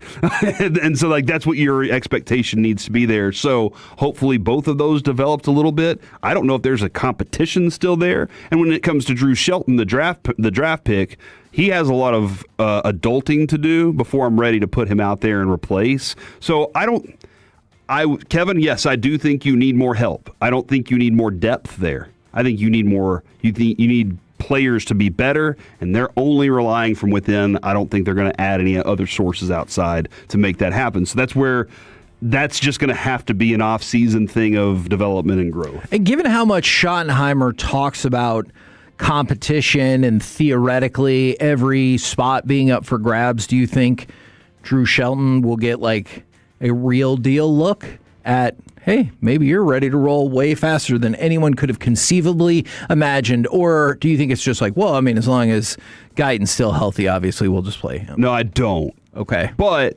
that dude could show up to camp and be better. And then he just, as Skip kept telling us, Zeke Duran has to force me, he has to kick my door down and show me that he is ready for it. Just based on what I saw from him in college, he has to lift some more weights. Get a little bit stronger in a couple of different areas. And then I think he's going to be a serviceable dude around the league for a little bit. Somebody asked this, would you rather have Micah back? No. Or the two guys you picked in the first round this year? I'll take Downs 1,000 times out of 1,000. And plus you got even more than that. So then you're also taking away Quinnen and Kenny Clark, and you're really gutting your front. And I'm not saying I would take Downs individually over Micah 1,000. Like, that might be a different number. But you're right. With the addition of those things, Downs is going to be, in my opinion, the culture changer that you've been looking for. Yeah, and like, I know this past year it was because he got hurt, but there's a couple of things at play for that. Micah Parsons is a heck of a player, but there's no part of me, even as much as I like Caleb Downs, that I'm like, well, we got this one defender. Now our defense is unstoppable, you know? And so it just felt like paying him was weird. And then also, you've still never seen Micah Parsons really show up in the playoffs. And then you asked the question about the linebackers. 817, everybody's assuming Overshown's going to return to his normal. Not on this show. Yeah. This show, and I don't think. Hence the question, yeah. I'm not sure I've heard anybody at the station say that. I think we're all very apprehensive, hopeful. But on this show specifically, we're like, hey, are we good there? Kevin, D. Winters talked today. Have you seen some of the things that he said? I have not. I like that trade. He said he wasn't expecting. This is Nick Harris, our boy Nick Harris. Wasn't expecting a trade. He was surprised to get this call. Said he's not familiar with the 3-4 scheme, but he's learning the playbook now. Christian Parker wants him in space to run and hit to maximize his physicality. Love that. First took on some green dot responsibilities last season. Quote, there's a first time for everything, and I'm willing to do whatever it takes. Okay. I love that attitude from him, but does that not perpetuate something that makes you nervous at times when the Cowboys are like, hey, I know you don't really do what we do, but why don't you come on down? Downs could do it too. You know, like he could be a green dot guy. Now, they specifically were like, we'd rather have it be a linebacker, but that's the case. And then he added, he was moving to Arlington. We got the trade call. So he was already moving to the city. He grew up watching the Cowboys, and he took his 30 visits with the Cowboys in 23 alongside Overshown. Things we kind of knew, but there's going to be a lot of newness for everybody on this defense. So that's, Kevin, I think that's where the development growth has to happen fast. That's the number one most important thing starting now. We're the KNC Masterpiece right here on 105.3 The Fan. Coming up next, it's time for AM on the FM. I will sing my song for all to hear. And would you do this puzzle? Next on The Fan.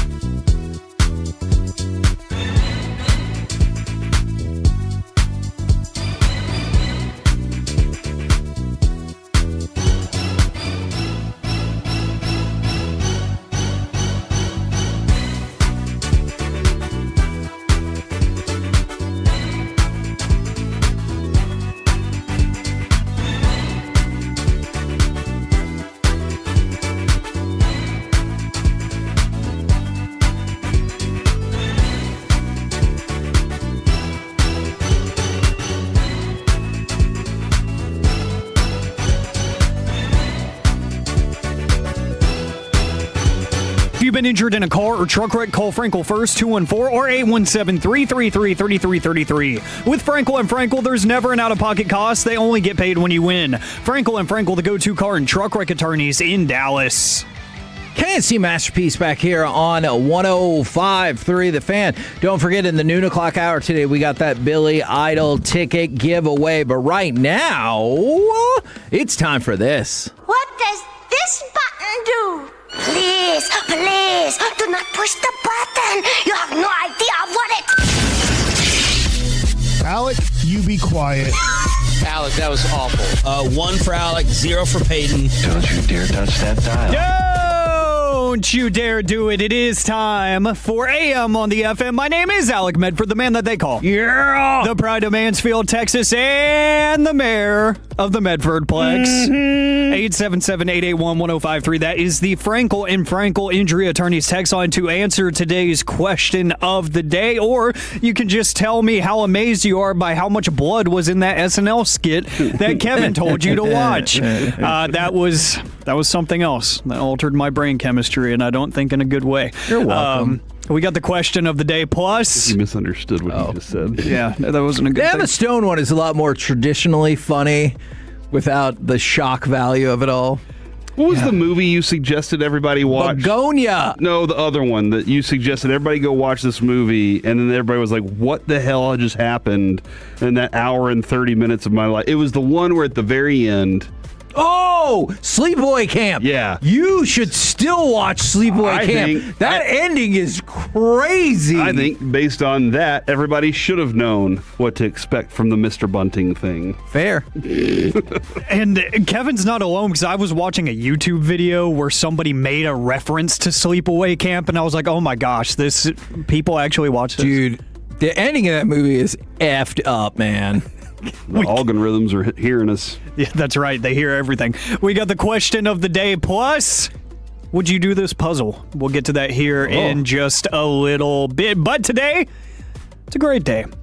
Outside the rain that we're seeing here lately. It is National Bugs Bunny Day. You want these Mayflowers or not? So aggressive. I guess. Last day. Oh, yeah, that's the last day you can say it.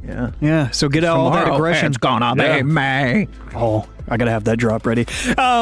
It's National Bugs Bunny Day today. So the question of the day is, what's your favorite cartoon character of all time? 877-881-1053. Twitch and YouTube want to hear from you as well. Ooh, I always liked his kid version from Tiny Toons. Oh, yeah. Was that Kid Bugs Bunny? Yeah. Or did it have a different name? Man, I always thought that show was awesome, and I loved his attitude even then, so I might stick with that. The Kid Bugs Bunny? Yeah. That's a poll. I don't know why I think he had a different name, but yeah. Dude, did you always wonder how you could, dig underground the way that he did and just pop up out of nowhere? Yeah, it's kind of cool. It seems so easy, and then you get in the backyard and you're like, the shovel isn't going to make it. Yeah, but that was part of the fun. You dig in the dirt. You never quite knew what you were going to find. I think I told this story before. I found I don't remember. It was the top to a water pipe or something, or a water system. And in my mind, I was like, what if this is the very top of a pyramid of an ancient city, and we had to just keep digging and it would go all the way down? Because I was 6 or 7 and I was an idiot. And what was it again? It was just I don't know, part of some water system. Dude, you may have found water. That's monumental. Yeah. Like 400 years ago. Found it at the daycare and on Europa. Some planets don't even have that. That's many And you may have planets. found it. That's true. You're welcome. What if those, Be grateful. What if those beings from other planets showed up here and were like, we need water? And you're like, guess what? Yeah. I got an idea. Should have checked with me that many years ago. I don't even know if that place is still First around. off, make me your king and I'll get you water. Now you run a whole planet, bro. So the Glasnorgs or whatever can fly all the way here, but they can't just take our water? Not if they don't know where to find it. Stop in Europa? Yeah, they're like, do y'all know where any water is? And you're like, I do. And you drop them off at racetrack. Like, hold on, do we want Smart or Dasani? And you're like, you dummies. Bleep, blorp. And then you help them decide, and they're like, that's why he's our king. See, you're not thinking like this, Hell dude. yeah. Hell, high levels. Okay. For me, it was Charlie Brown. Charlie Brown was just trying to get everybody together to go do some fun stuff. Let's play some baseball together, guys. Let's celebrate Christmas together. Let's do this play. Let's have a pumpkin patch dinner. You know, all those things. He was just trying to get his friends together. And what did his friends do? Constantly crapped on his ideas. Yeah. And then at the end, they always went, you know what? You were right, Charlie Brown. This is actually better than we ever expected. And I just really liked, and plus he had a cool-ass dog. Oh, he did. Coolest dog ever. That's right. Do you think that's why people were so tough on him? Because they're like, why are you cool like your dog? Probably. Okay. But he was concerned about his friends in the world. He's kind of a dip-ass sometimes, right? What do you mean? When he kept trying to kick that football. He knew what was going to happen. He was trusting. Too much. He was trusting that Overly. Lucy would be nice. I think that shows a lot about the human spirit, Kevin, and I think that's an important thing. What did you think about those two girls and the one girl always called the other girl Sir? Peppermint Patty? Yeah. She was a girl? Yeah. You sure? No. I'm like 85 to 90%. I'm like 85 to 90% on that. To be honest, dude, I kind of had questions too. What was the other one's name? The one who always said Sir? Marcy. Marcy. Marcia? Don't know. Started with Mars. Don't know. That's a planet. Those two were Bert and Ernie. Dude, what are you doing right now? I just want to know which two you like better. What are you doing? That was my right question. now? Jeez. It's a cartoon, one of the greatest cartoons ever. Groundbreaking, if you will. Okay, sir. I don't like what's going Go back on. to that conversation about the non-gender specific bathroom. Jeez. Installed in your house. Too far. Rubber duckies. Yeah, I really liked Charlie Brown, man. That's wholesome. And I also who was the one? Linus.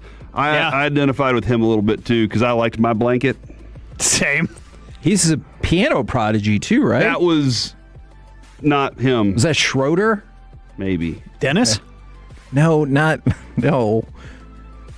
Man. I feel like we need to know more about the Peanuts gang. I feel like we were sort of dropping the ball here. I've not watched any Peanuts-based Schroeder, entertainment. Yeah, it was Schroeder. In forever. I have all the Christmas decorations and everything. I haven't watched in so long. I don't remember any of their names. Dude, Scooby-Doo from the 972. Scooby-Doo was awesome. He was. Awesome. Whoa! Good job. Solid. I think my favorite part about growing up is realizing some of the characteristics of these characters that you were too young to like appreciate or understand. Like Shaggy, yeah. He's a stoner. Yeah, he's a total at the time, stoner. I just was like, what's the big problem? Just give him a damn snack already and he'll solve the mystery, him and Scooby. I didn't realize this because they wwere token up in the mystery machine. They were, before they ever decided that they were going to get started on solving this crime, they needed a big old sandwich. Yeah. I feel like I've said it too much. They needed a big old sandwich. Yeah, because they were baked. Yes. And then what happened? They get their sandwich, and they get scared by Danhausen, and then they figure out what was going on. Facts. Thank you. You are cursed. We need to fit a Danhausen reference in every episode of the show now. I'm petitioning for it. I love it. I'm going to get some merch, too. You know what, Corey? That's going to be your Christmas gift. I'm getting you a Danhausen t-shirt. Dude, I'm telling you, I told Spoiler alert. Spittle and Kevin that he did this video touring the WWE facility and was yelling at somebody in marketing. And he was like, get them, order them now. We're going to sell dozens. When I was at SmackDown last week, they aired that during a commercial break, and the entire arena was laughing. It's hilarious. It's really funny. He is so stupidly over. It's amazing. Question of the day for National Bugs Bunny Day. Who is your favorite cartoon character of all time? 877-881-1053. I would say for me, it's changed over the years as I've grown up. Because at first, it was probably Thomas the Train. Oh yeah. When I was really, really young, I have a picture of like toddler me terrified next to a life-size model of him at Day Out with Thomas, if that's even still a thing rather. I don't know if it is. Was it The dude from the Beatles, George Harrison, that was like the voice of Thomas. It was Ringo Starr was on the show, but George Carlin was the voice. Oh, neat. Yeah. What a combo. Yeah, what a lineup. Like, that's incredible. And then it turned into SpongeBob because, of course, every kid of my generation grew up watching SpongeBob. But then I got to the teenage years, and I quickly pivoted to regular show because it was so relatable and it was so stupid. And it pushed the boundaries of what should be on kids' television. I could see that. Because of some of the references they would make. And even in the first episode, they dropped the pissed off word. And I was like, whoa! At the ripe age of 13, I was like, I should not be hearing that on TV at 6 o'clock p.m. Central Time. That's not right. Yeah. This show is awesome. So, yeah, I find Mordecai to be just simply relatable. I enjoy him a lot. Did you ever hope that that's the bird guy? Yes. Okay. The bird. That he was going to hook up with the bird gal that did the news and the weather and stuff? That was always what you wanted to happen. But What's her name? I don't know. Margaret. I haven't watched it. Margaret! Yes. Did you say regular show? Yes. Yeah. A lot of people used to say that our show reminded them of regular show. Oh, yeah. Oh. There's a lot. Okay. Yeah. And Aiden's out there shaking his head. Yes, I never watched it. I need to go watch regular show. It's a fun show. I like fun. During the break, just Google the Google regular show ballroom scene.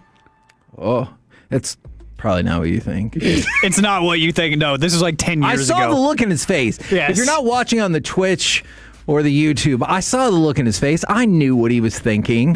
From the 817, Rick and Morty. From the 469, Jessica Rabbit. Why? Yeah. She was trying to help Roger. Mm-hmm.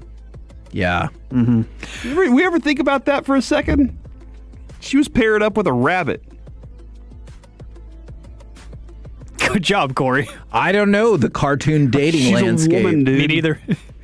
They can't make babies. What if she's not looking Science. to have babies? Oh, she's. You know what they say about rabbits. Like this fur, huh? All right. From the 214, Johnny Bravo, easily. Is that the sunglass flat top guy? Yep. I don't Hey think there, I've mama. ever seen that one. Yeah, that one probably not passable in certain scenes in today's society as well. Oh. Yeah, there's some people that would probably work against that one. Oh, okay. Guys, this is really just for Kevin, if we're being honest. A retired man in Colorado has just completed the world's largest puzzle. Oh. It arrived in over 6 boxes. What? And consisted of 60,000 pieces. Are you kidding me? 60,000 pieces. In total, Oh my goodness. it took him over 4 years to complete the puzzle. What? Which is a complete map of the entire planet Earth. It measures 29 feet across. Okay, who has that much space in their house? Yeah. That is a good question. Well, you got enough tables to work with, Corey, so you could probably just put them all together. So You know, I never included my outside tables either in this conversation. What? Yeah, I got about 3 or 4 of those. you so. are such a fraud. Looks like this price is remarkably reasonable. Really? It's like we might be doing Yeah, a 60,000 piece puzzle here It soon. says on my cursory investigation, Jeez, dude, $340 $600 to $800. That's not as much as I expected. Yeah. Found it at Interesting. Costco wholesale for $349. Oh, wow! In your face, Kevin. Too big. So the retired man, his name is Lou Solis, and he You have estimates to be retired, right? Yes, you have to, because he estimates it took him over 800 entire hours to finish this puzzle. Can you imagine, too, that you're like, all right, now show me where this country is. He's like, I don't know, dude. You're like, you did this for 4 years. You looked at a map for 4 years. Yeah. Believes in flat Earth, eh? Okay. It's just insane. All right. We're the KNC masterpiece. I'm sorry.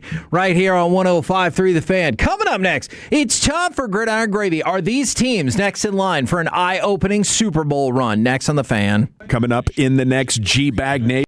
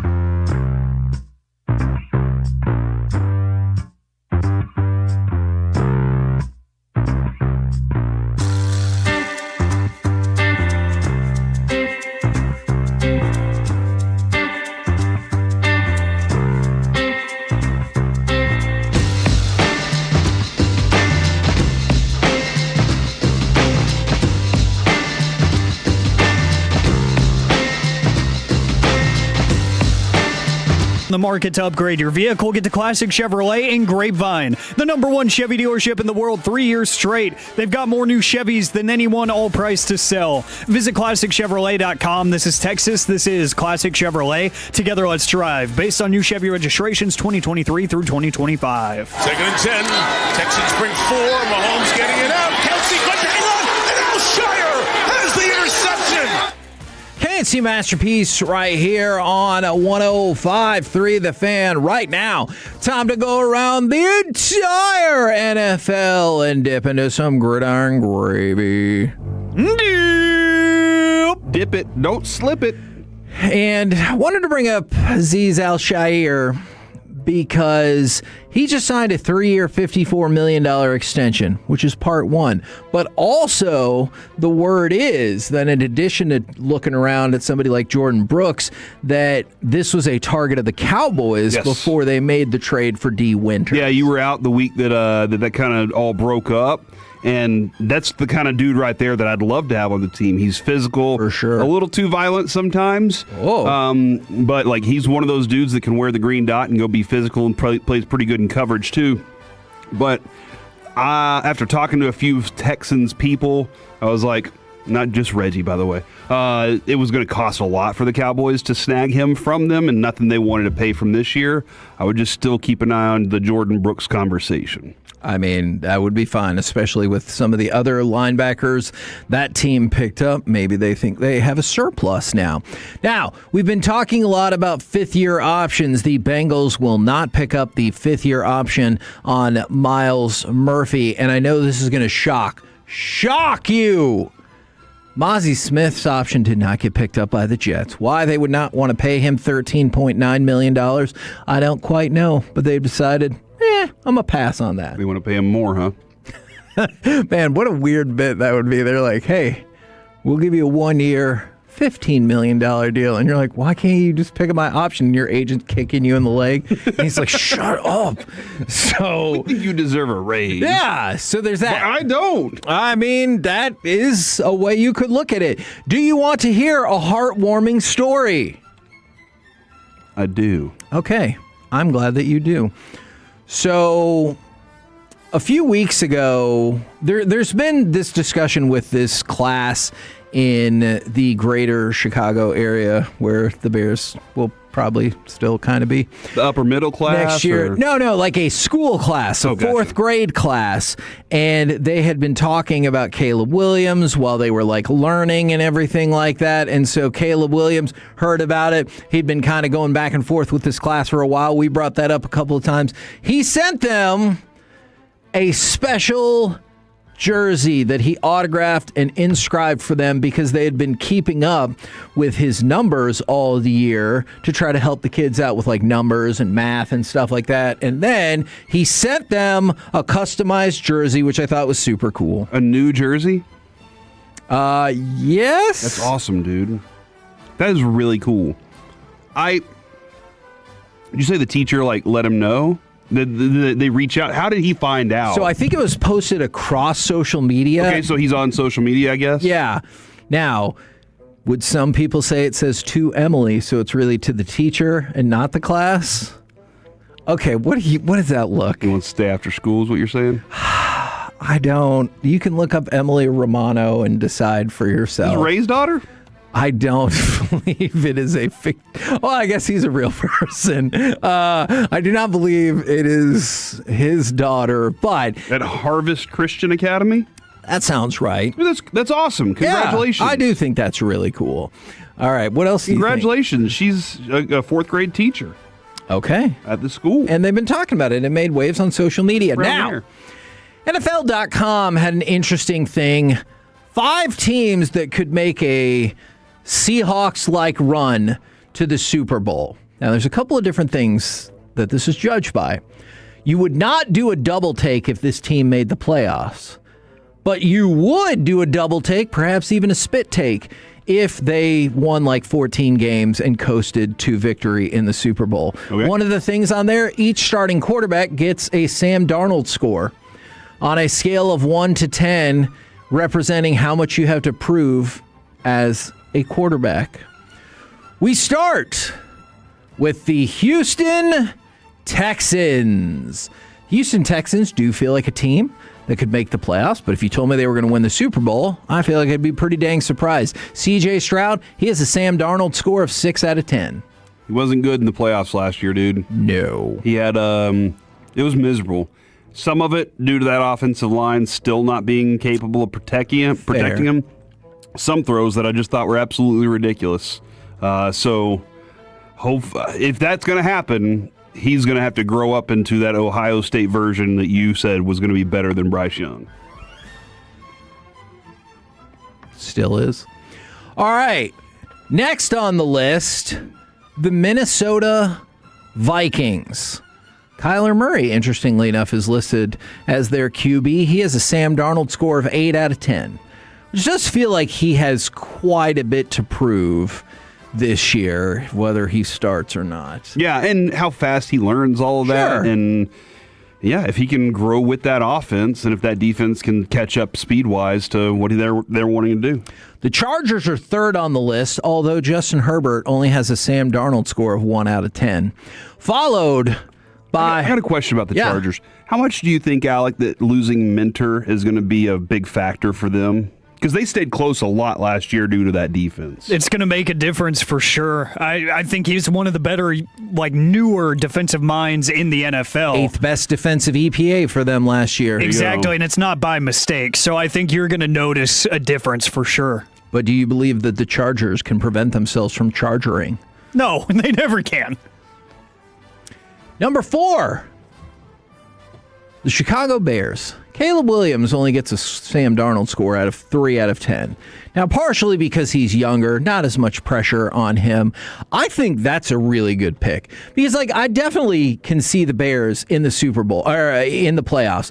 And I know what they did last year. But if you told me they're going to run through the league and cruise to a Super Bowl win, I feel like I would be pretty darn surprised by that. Yeah, I probably would be too. And then I love this one. Number 5 on the list is the Cincinnati Bengals. Joe Burrow has a Sam Darnold score of negative 100 out of 10. Feels like everyone's accepted. For the most part, people always put him in the top 5 for quarterbacks, if not the top 3. So it's not necessarily him. Feels like it's the defense that's been dragging him. 100? Negative 100. He's just, I guess it could go to infinity. But he's really, really far away from being Sam Darnold in terms of nobody knows what to expect from him going into the season. That article was written with Joe Burrow first. They wanted to get that joke off. I could see that. And then be like, okay, now let's fill the rest in from there. Yeah. That's fascinating. I think that is probably fair. We built segments that way before where we're like, how do we get to this point? We got to do all these other things just so we can make this happen because it'll be fun. Yes, let's reverse engineer this entire segment, and it seems like it worked in this scenario. All right. Where would you rank the Cowboys offense after the draft? Because I saw a list where, of course, the Cleveland Browns are dead last because that just seems to be their lot. Where would you put the Cowboys offense? They're top 10, I think 7. Ooh, okay. Alec, would you also put the Cowboys offense in the top 10? And how do you feel about that pick of 7?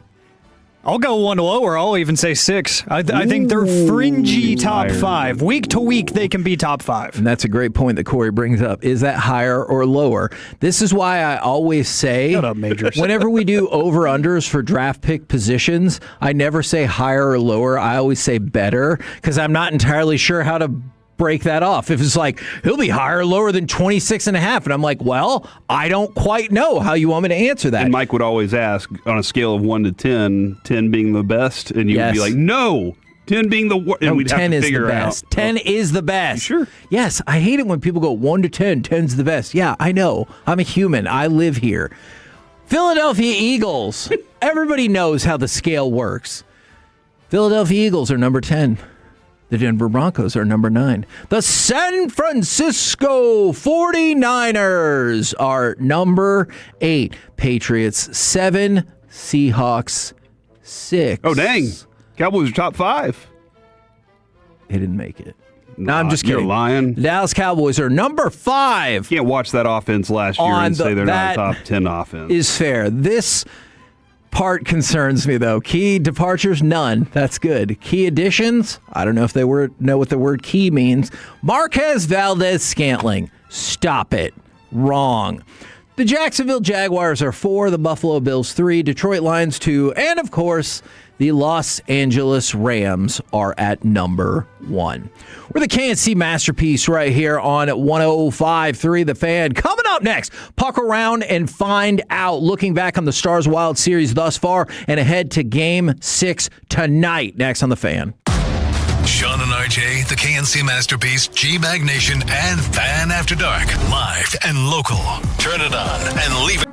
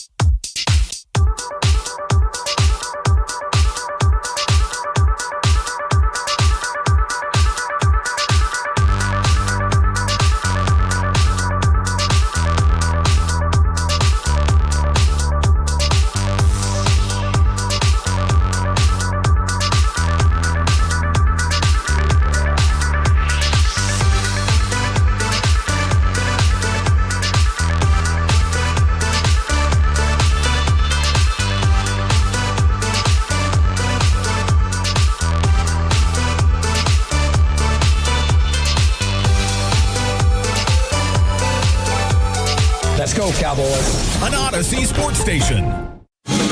Driven by our D&M Leasing Studios, it's the KNC Masterpiece on 105.3 The Fan. KNC Masterpiece right here on 105.3 The Fan.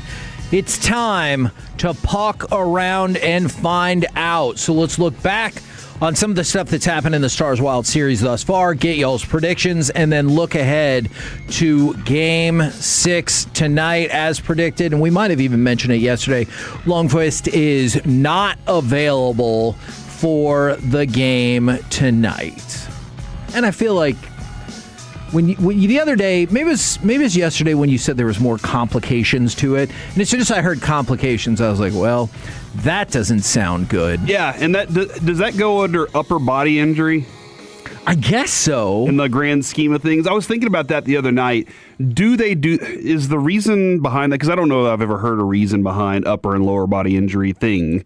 Is it because they don't want specifically a player targeting something like that? Yeah. They're like, we don't want to know it's a wrist and people to go after his wrist. Or maybe the first person that did it, the league accepted it, and they're like, great. Sounds good. Let's just keep doing that so we don't have to reveal anything about our players. Now it feels the norm. Like if you heard something more specific, it would be like, wait, what? Mm-hmm. How did I get this information? All right, so there's that to start off. We've already talked about Michael Bunting being out there tonight. Took a whole lot of time. Feels like he made that move for a reason. We've all been waiting on that.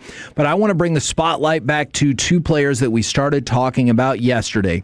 Mikko Rantanen, some people, Alec, you brought this into my view, are calling him Meek Rantanen. Mm-hmm. He has one goal in this series and a plus-minus of... I have a question. Sure. Where is that coming from? What do you mean? Where's the Meek Rantanen thing? Like, who's saying that? I heard it from Alec. Alec? I don't know if he started it or not, but I didn't start. I wish I did because it's creative as hell. But you're seeing it like in social media. That's kind of where you're seeing that. Yeah, I think it started from an NHL writer for The Athletic. I think called him that in a piece after the previous game, and I saw it all over Twitter. And I didn't know if that was something that had come from Colorado too. That was kind of a history that we had here. So that's what when you said that this morning, I was like, "Oh, this is interesting." Kind of, because we brought up one of the things that we've discussed a lot is there are times when Mikko Rantanen, no doubt, looks like he is one of the top 5 unquestioned players in the NHL. But unfortunately, that was kind of the knock on him going into this, is there were also times where he disappeared entirely. And now, this is one of those times. Yes, and it's coming at the worst time. Now, he's a -5. Wyatt Johnston is also a -5 thus far in this series. He has no points in the past 2 games. And I want to go back to the idea that Mikko Rantanen is still hurt. I am not questioning Mikko Rantanen's toughness or anything like that. But if he's still hurt, you need to express that more directly, and then you need to sit.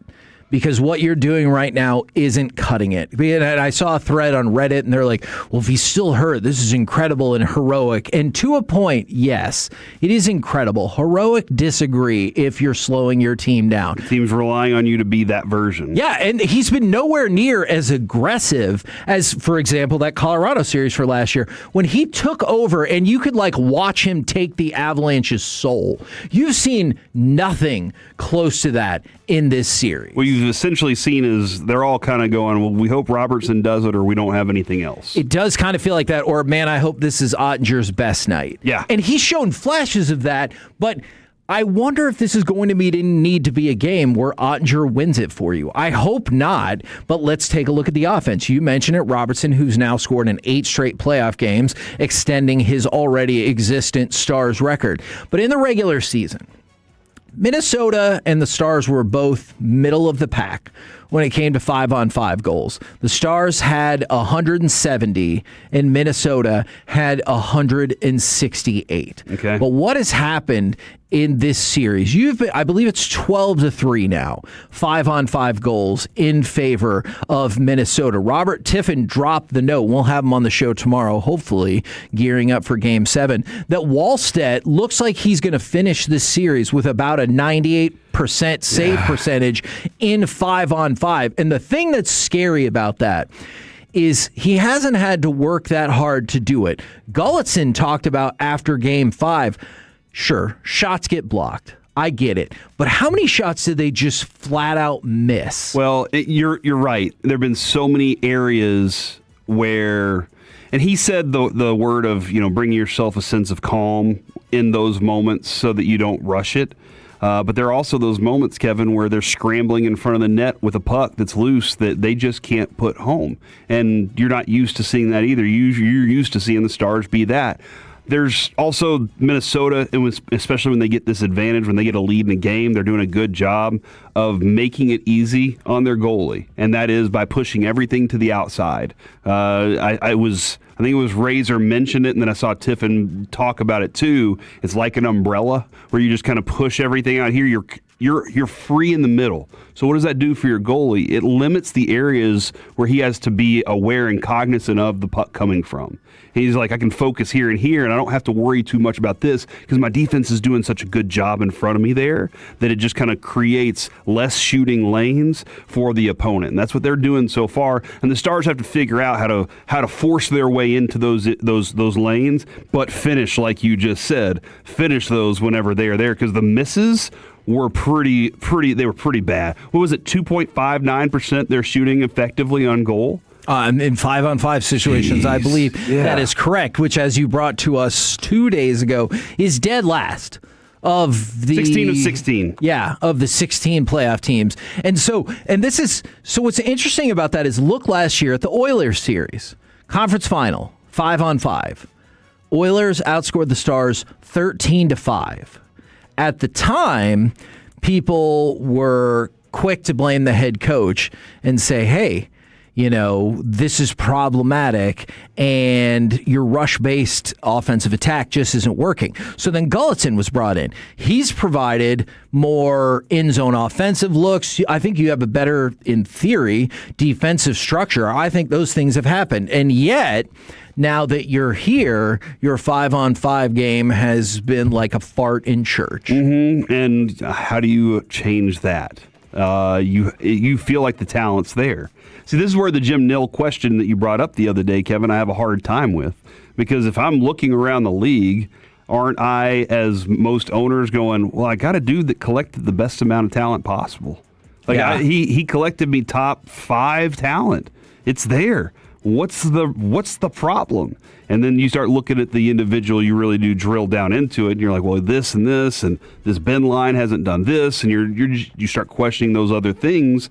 But the big deal is that 5-on-5 right now has changed a lot dramatically. But again, you want to get on power plays. You need to get on power plays. But if you get there, you have to punish them. They can't be held to zeros on those. And so, look, hopefully you win the next 2 games, and that's the start of 14 more wins, and you hoist the cup and everything like that. But sometimes, just sometimes, I wonder that nobody ever seems to give any kind of pushback on Jim Nill. Jim Nill is the best. So we've won 3 straight cups, or what's the story with that? I think it comes down to, do you want to be close, hanging around the rim? Yes. And you are. Like, that's a constant Absolutely. thing, is you are hanging around the rim. And a lot of people, Mark Cuban said that a long time ago, finding people to run your business is one of the hardest things to do. Yeah. I got a guy that's doing a very good job of it, but that 1 extra degree higher will take us there. Does he have that? And what is it that turns that back on?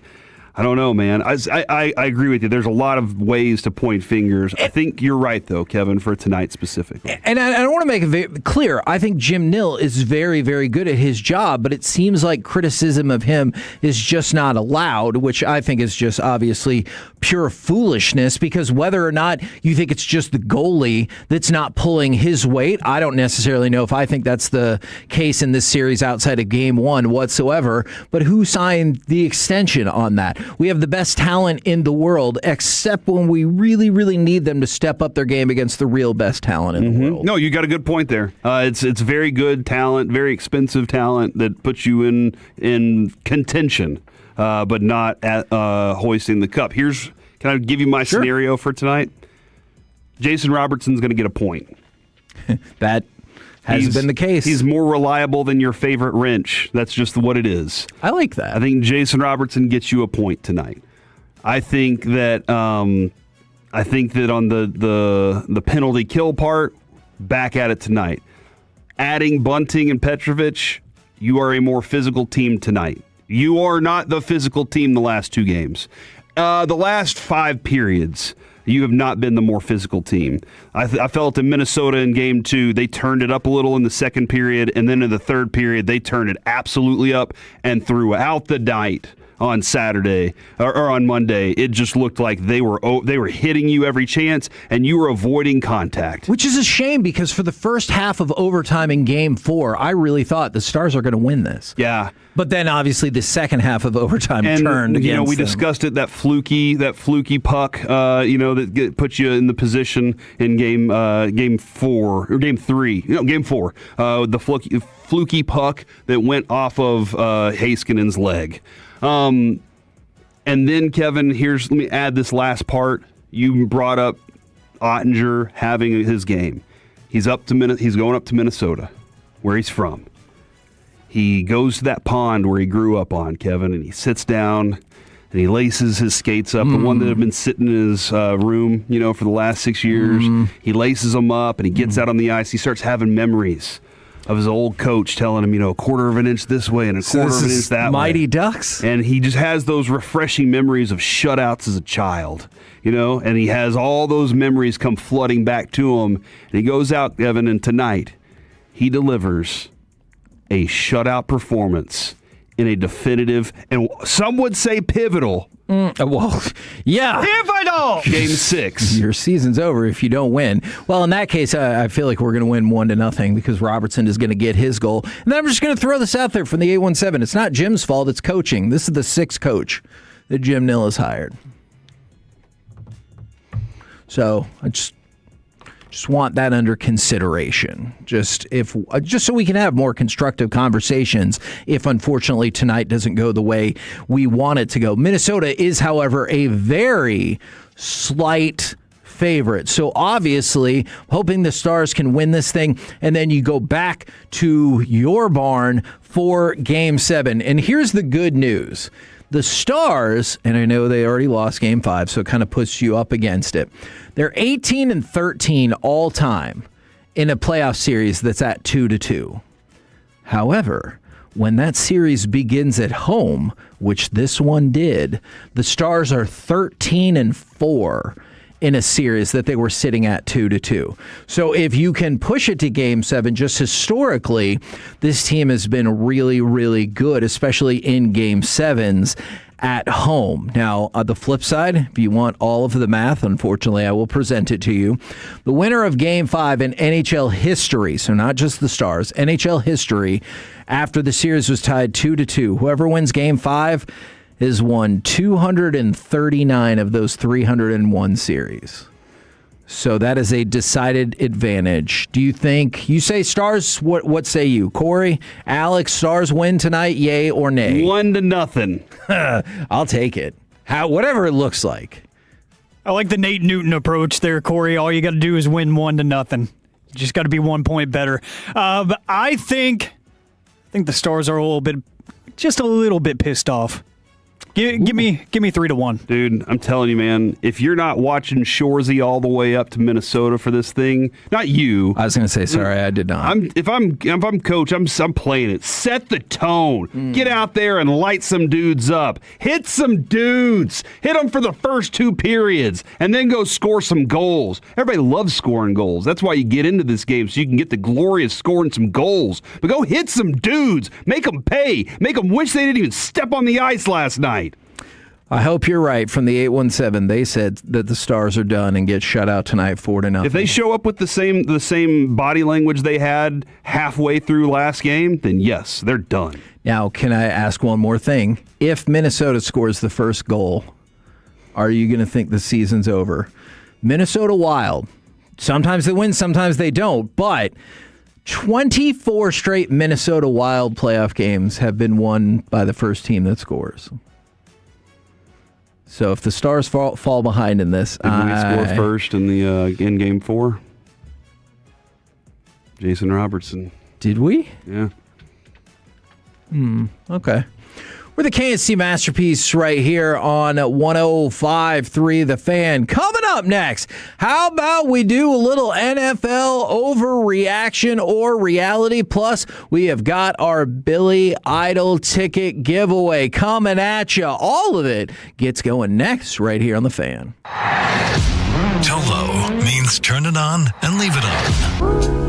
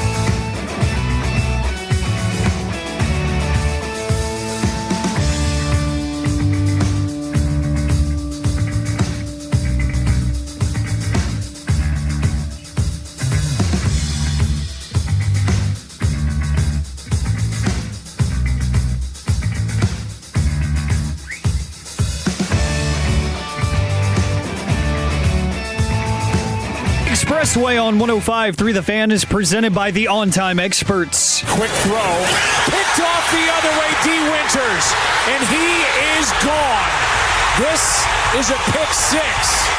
Thanks, Joe Buck. KNC Masterpiece right here on 105.3 The Fan. This is the Expressway. We will start with NFL overreaction or reality, but don't forget, whenever Corey decides, we'll do our Billy Idol ticket giveaway. And guess what? We're going to have 2 winners today. You're welcome. You guys have been listening so hard, we decided to reward you. Dunk on them. Overreaction or reality? D. Winters was at least your 3rd favorite pick of the Dallas Cowboys draft. I'm counting him as a pick. I know it was a trade, but I count it as a pick.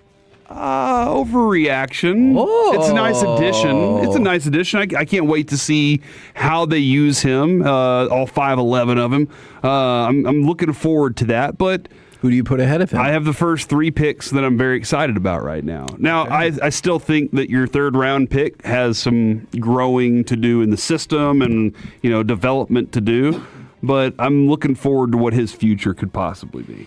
Alec, overreaction or reality? D. Winters was at least your 3rd favorite pick of the Cowboys draft. I'm going to say reality because Corey's already taken jabs at his height being under 6 feet, so I feel like I got to stand up for him a little bit. I said all 5'11 of his physicality. Yeah, that's not a jab. That was very condescending of you. Alec, I still have hopes for the future, and you can just tell people that you're 6'4" when you're standing on your wallet.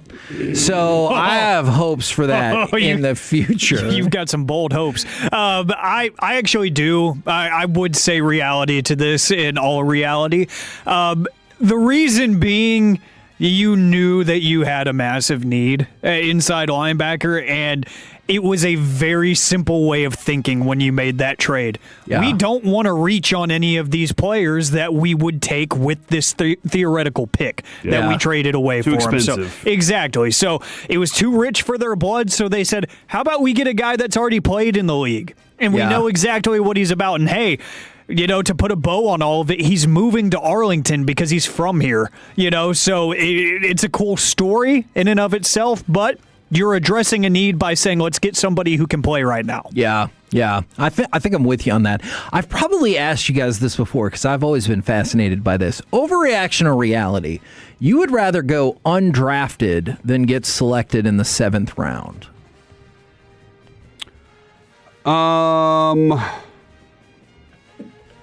No. Overreaction. Oh. I'd like to get drafted.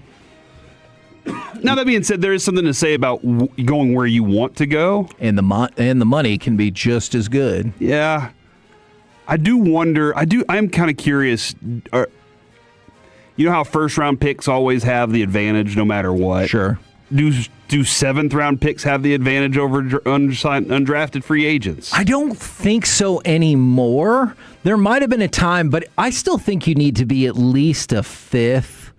Maybe a 4th to really carry that level of advantage. But I don't have stats to back that up. Kevin, I still think it's a lot cooler to say I was drafted by the NFL. Okay. Like Rob Lowe at the Christmas party. NFL hat. At the Christmas party, you're just like, yeah, I was drafted. Okay. And they're like, what? And you're like, which round? And you're just like, go look it up. Man, you're having a really nice conversation. Then that guy's like, here's some homework.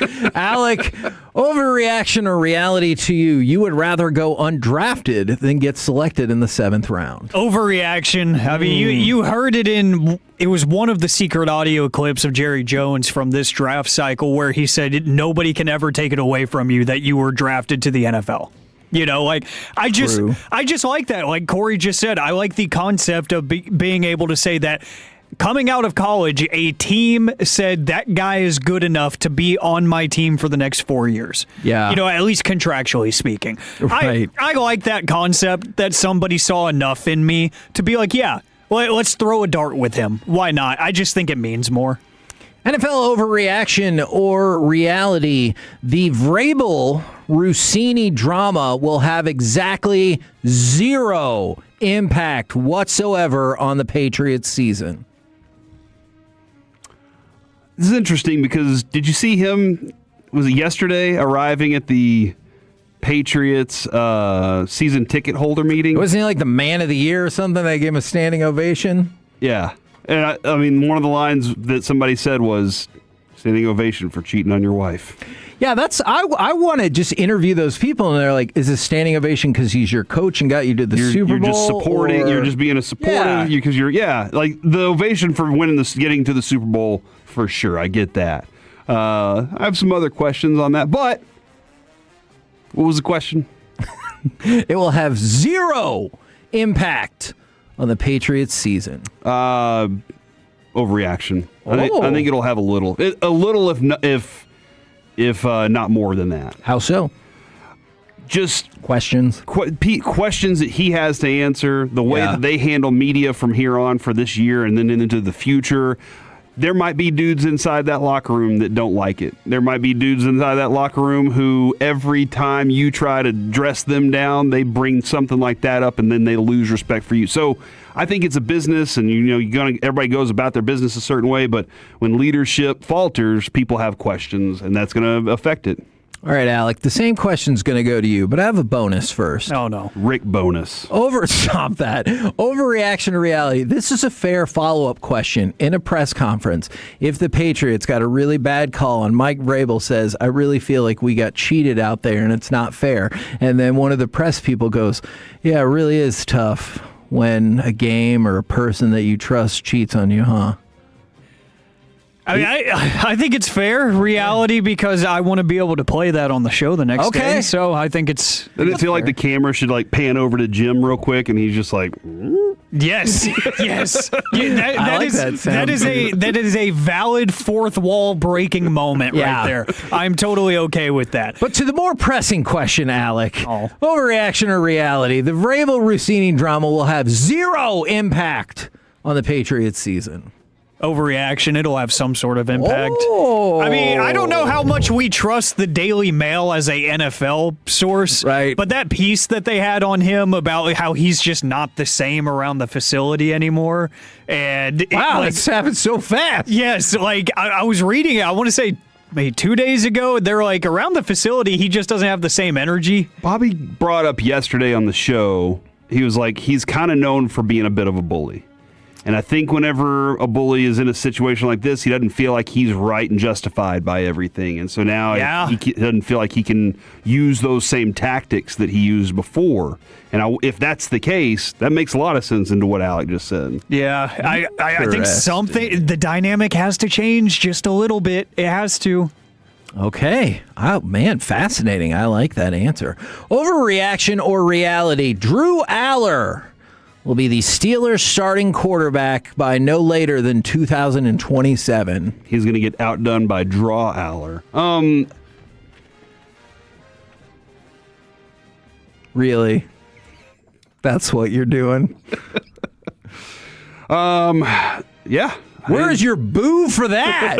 Hey, I cut the music. Okay. I think you're right. Mike McCarthy needs himself a quarterback. And Aller's the one that he targeted, and it's not because he knows him, from anything. He's just like, give me a quarterback. And who else is there, Kevin? Mason Rudolph and Will Howard and maybe Aaron Rodgers with that weirdo tag they put on him. I think everybody kind of wants Will Allard, like in Pittsburgh, because they think he's tough. Will Howard? Okay, no, I just want to point out something amazing. He said Will Allard, so he didn't even take the whole of the Drew Aller last name. He added the Howard part of it, and you got Will Allard. Get rid of one of your quarterbacks. Okay, is that Colby's brother? Will Allard Rudolph, that would have been the only way that was more amazing. Colby Allard, I think they want Will Howard because of what they saw when he was at Ohio State, right? And where he had that toughness factor about him. And I think they want that, but he's not as good. And I think Drew Aller will be better. I don't think the world of Drew Aller. I thought he dropped off tremendously from the hype that there was around him, but I think he can definitely do it by, you said 27? Yeah. Sure. All right. Now, there is a website called Steelers Depot, and man, One of their former offensive linemen said, I think Will Howard is terrible. He wasn't very good in college. So maybe that will clear the way. Overreaction or reality to you, Alec. Drew Aller will be the Steelers' starting quarterback no later than 2027. I guess. I mean, that's a good way to answer it, too. Somebody's got to play, right? I mean, if you're looking at this point, I feel like you just have to go with where the upside is at this point. It's kind of like with what the Cleveland Browns had to do last year. They had to pretend that they were competing, so they said, who has more upside? Who really has more upside here? Is it Shedeur Sanders or is it Dylan Gabriel? They said it was Shedeur Sanders, and everybody agreed he had more potential and what could be. When you look at Drew Aller, you see a cannon of an arm, you see a really tough dude, and you've seen the flashes before, so they're going to pretend to be competitive, right? And they're going to say this is the guy that gives us the best chance to win football games right now, even if he is an unproven commodity. So sure. Overreaction or reality, the Raiders could actually contend in the AFC West this season. All right, so you're suggesting that the Chargers aren't going to be any good. They're going to Charger. They could be all right. The Chiefs are going to stay not really that good, and that the Broncos won't return to what should have been Super Bowl form. I am stating nothing. I don't think so. Not this year. I think they'll be good, and they won't be the last place team in the league. But I think that I still think that they have some more work to do. Now, I will give you this bonus question. They're also going to organize that franchise still. That's true. I'll give you this bonus question to start. Fernando Mendoza said, I know I come off as very humble and pretty fuzzy and warm, but he said sometimes he's an a-hole. Overreaction or reality, you can fathom Fernando Mendoza being an a-hole to anybody. Sure, I can. Reaction. You heard him. Reality. Okay. I can. If yeah. You probably need it. Because he played for Cignetti. Ooh, and I think that Cignetti was like, look, you can be this, but when it comes down to it, every once in a while, you have to be cutthroat. And so I think there are moments, and you saw it on the field, I think there are moments where he turns into killer mode. And I saw it enough on the field this year. Again, we did discuss that this year wasn't the most talented college football group out there. There's still some growth from underneath, but I thought that Mendoza showed all season long, I can be a killer whenever called upon for it. And now, can he stand in front of other grown men and tell them the same thing? Right. As Tom Brady proved, you have to win in order for that to be the case. Alec, it goes to you then. Overreaction or reality, the Raiders can contend in the AFC West this season with the bonus of you believe that Fernando Mendoza can be an a-hole. Overreaction to the contention question, I think they're just a couple steps away. I think they'll be a passable football team, and not in a passing sense. So, I think they will be decent enough where you're like, yeah, they've got an idea of where they want to be. They've got an idea of their identity. I think having Mendoza there is going to help a lot with that identity of a respectable, hardworking team. And I think they're going to kind of look like the Raiders of old, just gritty. They're going to win a couple games that you won't expect them to win just because they try harder than the other team. I could totally see that. And I think the world of their head coach, too. I think Clint Kubiak is awesome. But I do think that Mendoza is right. I think that's a reality. I think he can flip a switch. I think of him as a weirder, quirkier Dak Prescott in a way when it comes to his personality. We're at the podium and in front of the cameras, he's going to say all the right things and he's going to be likable. But then when you get the mic'd up clips of him in between quarters and whatnot playing the game, they're going to have to bleep some stuff. And they're going to have to cut some stuff out because he is being a little tough and he's amping up his guys on the sideline. And after, a near sack where he gets a pass off at the last second, he's barking at somebody. I could see that because that Indiana toughness, I could totally see it like Corey painted. Overreaction or reality, you would like to see the potential bizarreness that is Mark Zuckerberg owning an NFL team. Why would it be bizarre? Because he has interactions that make me feel like he doesn't know how to have interactions with humans. Mm-hmm. You think he's not of this planet? I mean, he has some very fascinating social cues and interactions with people. Look at these meats. He was like smoking a brisket or something. That was out there for a while. I guess he's not. Mark Cuban was entertaining in a wacky way, right? Sure. Like you just kind of knew something's gonna happen with Mark Cuban. Jerry's entertaining in a way that you're just like, you're most of the time going, please don't, and then he does. You're like, son of a gun, he did it. And then he makes a joke, and you're like, he's charming. And then, like, that's Jerry. And there are other owners that just stay out of it altogether. That's what I want if Mark Zuckerberg was to buy an NFL team. Okay. It's for him to just be like, I have purchased it, and that is it, y'all. I'm collecting data off of it, your data. Yeah. Good luck getting that information You're back. Snoop Dogg. There's amazing press conference. You should definitely check that out. Alec, overreaction or reality? You would like to see the bizarreness of Mark Zuckerberg owning an NFL team. Reality, because he's not ready for that. Like, NFL fans care more about ownership than any other fan of any other company out there outside of, I don't know, maybe Tesla, just because Elon is what he is and the character of it all. He's going to have to do more media than he's ever had to. If he makes the move to fire a coach, if he makes he okays a huge trade, he's going to get asked about it. And he's not going to have any clue how to handle that because he is just, like you said, he is socially awkward. He is so incredibly different and just wired, maybe literally, as Kevin was hinting to, Corey, wired differently. I just want to see that. I want to see his first presser as owner of an NFL team, and I will watch every second of it. How do human robots charge? Is it the sun, or do they have do they have a docking station? That's a good question. We will look into that. On their pillow? Oh, I got what you're saying. Then you got to be a back sleeper all the time, right? Yeah. Ooh. But you're a robot, so you don't care about comfort. Wireless charging. You can be a side sleeper. Oh, do you want one more with a bonus? Rick bonus. Stop it. All right, back to you, Kevin. Let's give something away! 877, wow, 881-1053. I still want the bonus one, Caller though. number 9 Now! and 10 Now! will win a pair of tickets to go see Billy Idol at the Dos Equis Pavilion on September 18th. You can go buy those tickets from Live Nation, or you can win them for free right now. 877-881-1053. Now, Corey, to your bonus question. Overreaction or reality? The Cowboys will have the most improved defense in the NFL. Because of how bad that it was. There. I will. You know what? I think so. And they could be middling, Kevin. They could be a middling defense this year, which is a huge jump. And that would be significant if they were a middle of the pack. We wanted them to be a middle of the pack last year. Like that really was what we were asking of them because the Cowboys' offense was so potent.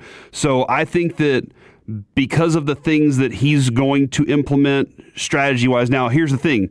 Bill Parcells always said, smoke and mirrors. So you can only do so much with the scheme. The talent has to take over from there. Do they have enough talent? I think for the first 7 or 8 games, we're going to see something that looks different. But then from there, once teams start to figure you out, okay, now how much is the talent going to help out? You might need, I think every year you need about 3 to 5 games for your talent to win. The rest of it's all the combination. Now, the bonus question, overreaction or reality, the Dallas Cowboys are now a playoff team. Yeah, I think so. Okay. I think this is, and I've been trying to temper everybody. And I promise I'm not saying Super Bowl contender. I'm very excited about getting to Oxnard this year. I'm very excited about what this team can do because I think they have a legitimate defensive coordinator that can connect.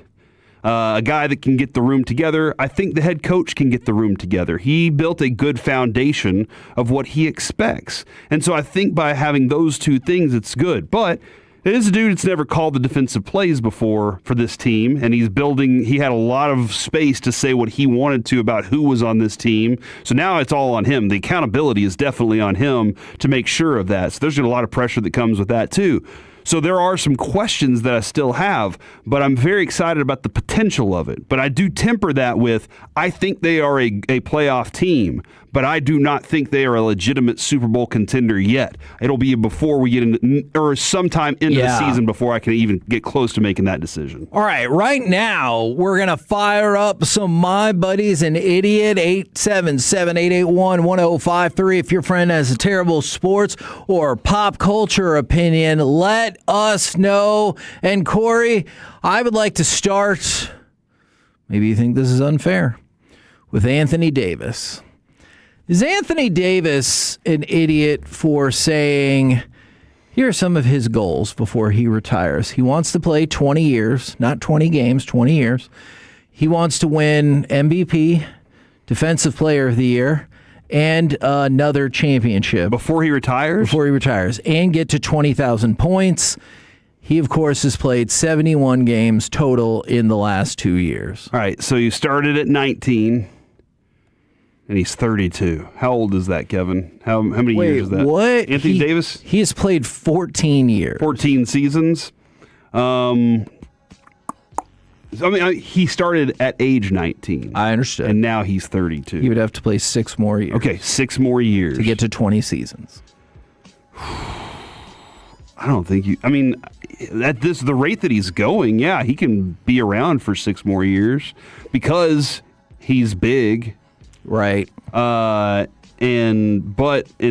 doesn't play many games, so he won't have much tread on his tires after that. But no, I don't think he's going to be capable of actually getting to those. Now, 20,000 points, you said? Yeah. He's at 19,000 right now. 19,385. But he also wants to win MVP and Defensive Player of the Year. Well, it's good to want things. It builds character. That's true. But you're not getting those things. All right. You're not getting the only way to get MVP again is to play. Sure. And based on what we saw, you don't have to play all the games, but you got to play. Yeah. And he's not available enough. Good for having goals. Oh, there's a shot at both of us. I'll take the first one. From the 817, Kevin hating on people for having goals. Yeah, I am. When you totally effed over this franchise, I will hate on some of your goals. We can definitely be bitter about this. And then from the 469, my buddy's an idiot because he just said on 100,000 watts that the Cowboys will be a playoff team. Okay, good luck. I don't care. Let me ask you this about Anthony Davis. How many teams has he effed over? He kind of screwed New Orleans over. Yeah. He gave them a little bit of goodness on there, but he didn't think he was doing his best, and they just couldn't keep up. And then he got to the Lakers. And they won a championship. They won the championship. Don't you think they should have been better? Oh, yeah. But street clothes? Yes. I definitely think. What was your nickname that you gave him? Davis. Data Davis. And so like that, I still remember the day the trade was made, and you called in. And I was like, who is this guy? And I don't know if your voice was going out, or I was like, Data Davis, that's brilliant. I was like, this guy's good. Who is he? And then I came in the next on Monday morning, because it was a Saturday trade, right?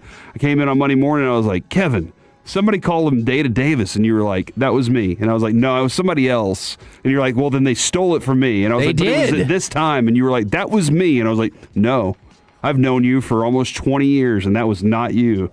Found out it was you. A weird situation for me. It was, absolutely. But yeah, sorry, Anthony Davis. All right. And he was one of my favorites, dude. Okay. I wanted him to be for awesome. Sure. But just wasn't really going to work out right there. All right. This one is potentially a little trickier. Is MLB.com and National League executives, are they idiots? They went through the votes of who's going to win every single division.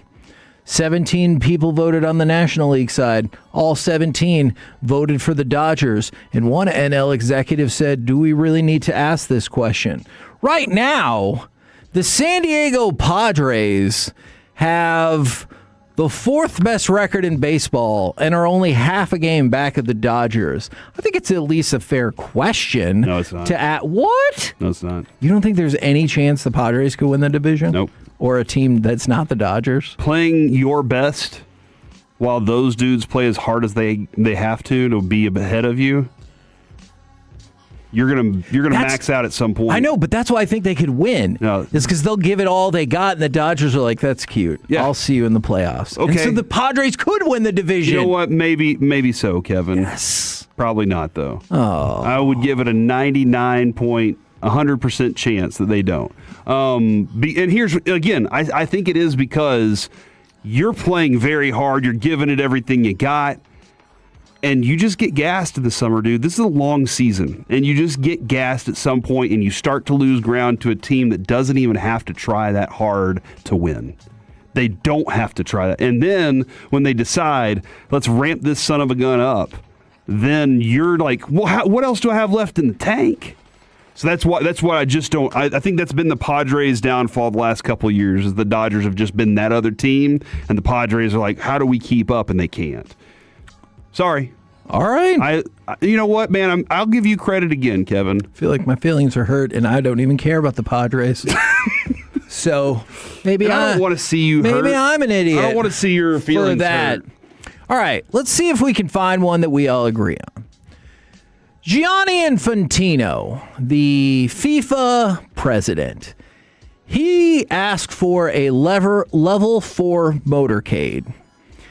I'm going to be honest. I had no idea what the hell that was, so I looked into it, and that essentially is what the Pope or the United States president would get for a visit to Canada. Look at that bubble.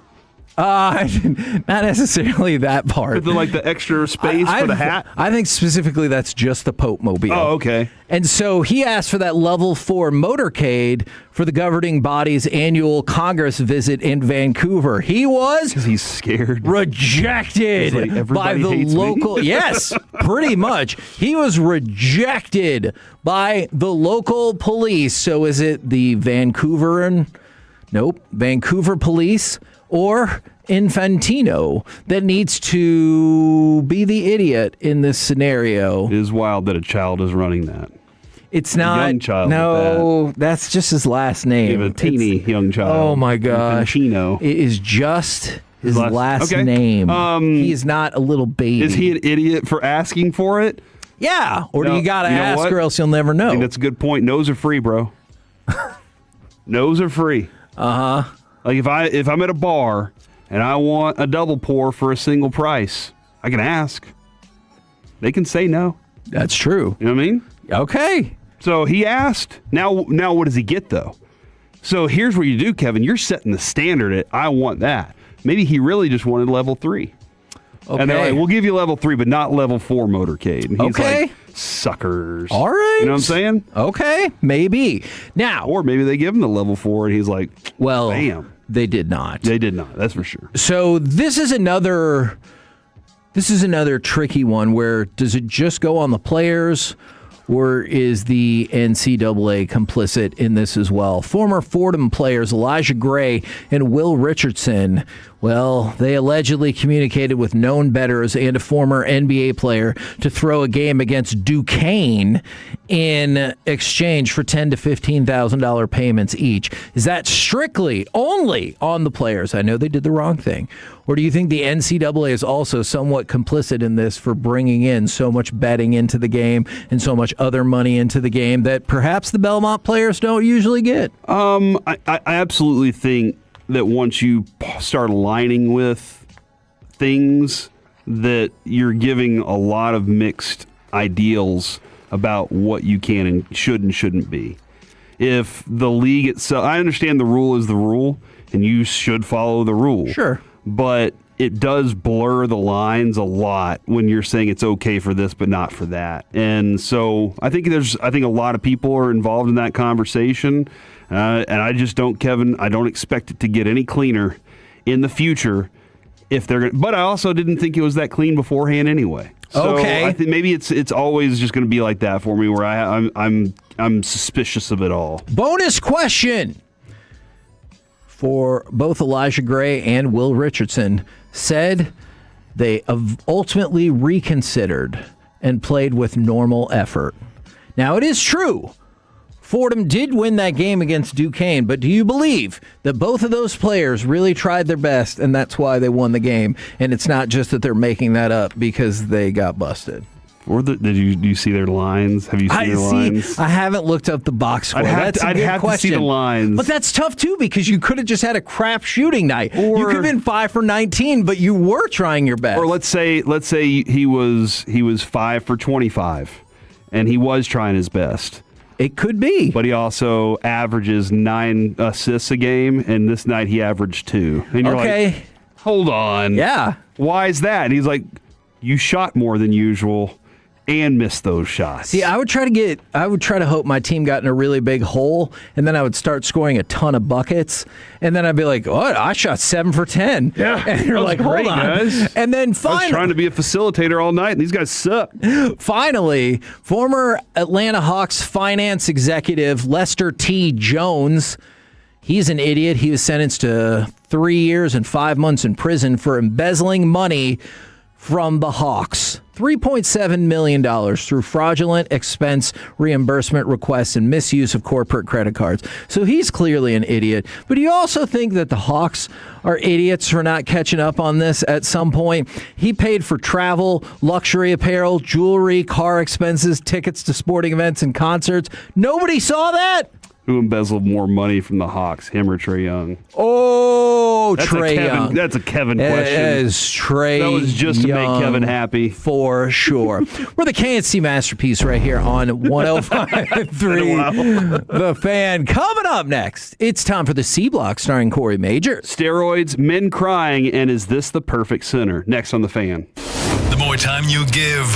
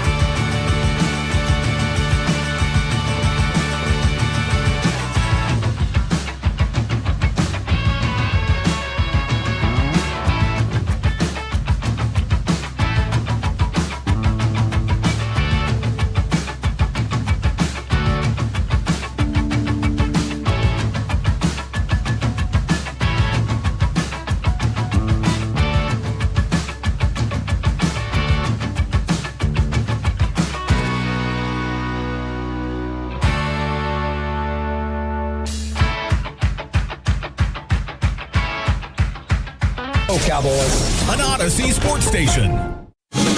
Driven by our D&M Leasing Studios, it's the KNC Masterpiece on 105.3 The Fan. KNC Masterpiece right here on 105.3 The Fan. And right now, it's time for the C Block starring Corey Majors. You know, Kevin, I'm glad that you said that. I really appreciate that you've said that because a topic that you've been avoiding for days now, Alexi Ramirez. Alexi Ramirez tested positive for 4 anabolic steroids at the World Baseball Classic. The 44-year-old set the record for oldest baseball player at the WBC. And Kevin, why have you avoided this topic for so long? It was in My Buddy's an Idiot. We didn't get to it, so I was going to put it in Forgiveness Friday. It's really not more complicated than that. Why would I be protecting him? I don't even know that. Do you have any Alexi Ramirez cards? I don't. Maybe, but not that I can think of. Trying to manipulate the stock market on cards, always. I feel like his lot is pretty defined. I don't really feel like he's... But what about his WBC lot? That's the thing. You know what? Being the old man, the oldest 44-year-old player ever. So I don't want to mislead you. Well, I don't want to mislead you. As far as I can remember, I do not have any cards of him that are noteworthy. Interesting. You're using the I do not recall. Yeah, like Oliver North up in here. Politics from the 80s. I might start adding some of these. If you're bent out of shape about that, I don't know what to tell you. Well, that's interesting, dude. That is interesting for sure. Okay. That he did that. Now, I didn't know that there was big steroid against that in the WBC. I guess you can't do steroids in the WBC. Why not? Because it's not the enhanced games. Just go ahead. If it's not the enhanced games, they don't want you to do steroids. Are they paired with Major League Baseball? Like, are they? I don't know that for a fact, but I bet they run a similar testing. Okay, but that's a fair question. Yeah, I'm always kind of curious at how they make the decisions on rules. Do they just say, well, we're going to take the same rules that y'all have? And I would have presumed, Kevin, they would be like, hey, you can't use them, because how much of a blurred line would that be if Mike Trout is using them for the World Baseball Classic, but then all of a sudden he's cycled off for the season? How much pressure would that put on baseball too? Where you're like, I don't know, dude. Every single one of these games was 10-9, and the pitchers were topping out at 104. I kind of want to see that. Like, I don't think that would be good for. I was going to say the purity of baseball. I don't know if that's still. All of a sudden, that Brazil team pops up, and Kevin's just scoring on them one day after another at spring training, and Brazil's like, "Hey, guess what? We got something for you." Right. Injections. So, hopefully, that is not the case. But you never know. I guess that is true. Who is your favorite big man of all time? 877-881-1053. And I think this is... probably Olajuwon. Is Jokic changing that for you? Yeah, Jokic is... I think Jokic will end up being there. But, like, here's one of the things. I don't know if you ever consider this or you feel the same way or not. It's so hard to overthrow your young... or childhood favorite, right? Yep. Because, like, I love watching Nikola Jokic play. I think it's just a freaking blast. But, like, when I was a little kid, Hakeem Olajuwon was where it's at in a time where it was like, oh, man, is it him or Robinson or Ewing? And then Shaq came along and you're like, wow. And so it was Olajuwon for the longest time, and it is kind of hard to, like, break away from that. It's like a lot of times you're going, our time was the coolest. For sure. So were our parents saying that, and their parents, and now our kids are like, well, I mean, we've got some cool stuff going on, and you're always trying to get, But you're right. I watched Olajuwon do what he did. Yeah. To Shaq. Like, I was like just watching that happen. Shaq was the next big thing, but first he had to go past Olajuwon, and Olajuwon squashed him like a bug. Yeah, and hit his own teammates sometimes. And then don't ever forget, he played a year with the Toronto Raptors, which is weird. Even Alec looks skeptical. That. I know, because it's weird. It's Emmitt Smith on the Cardinals level of weird to me. This is Shaq talking about who he thinks is perfect. I said this to you and the guy. I think Wemby is the first perfect big man that's ever created. Can shoot, free throws, play defense, play offense. He's a great team player. I'm happy for the Spurs. I'm happy for Wendy. And for me, in a long time, he's a joy to watch. And I think that agreed. This is a different, this is the most different this game has ever looked whenever you have Wemby on the court. He's not supposed to physically be able to do what he does out there. And this for me is one of those where you're watching. Dirk changed the game of what big men can do, and that was step out beyond the 3-point line and shoot consistently. And not just as hold on, what the hell is he doing over there? Tim Duncan was perfect for me until now this iteration of Victor Wembanyama. Yeah. And I'm not saying, hey, I know what you guys would try to do. There's no way that the rooting for the Spurs is part of that. It is giving respect to what the game is.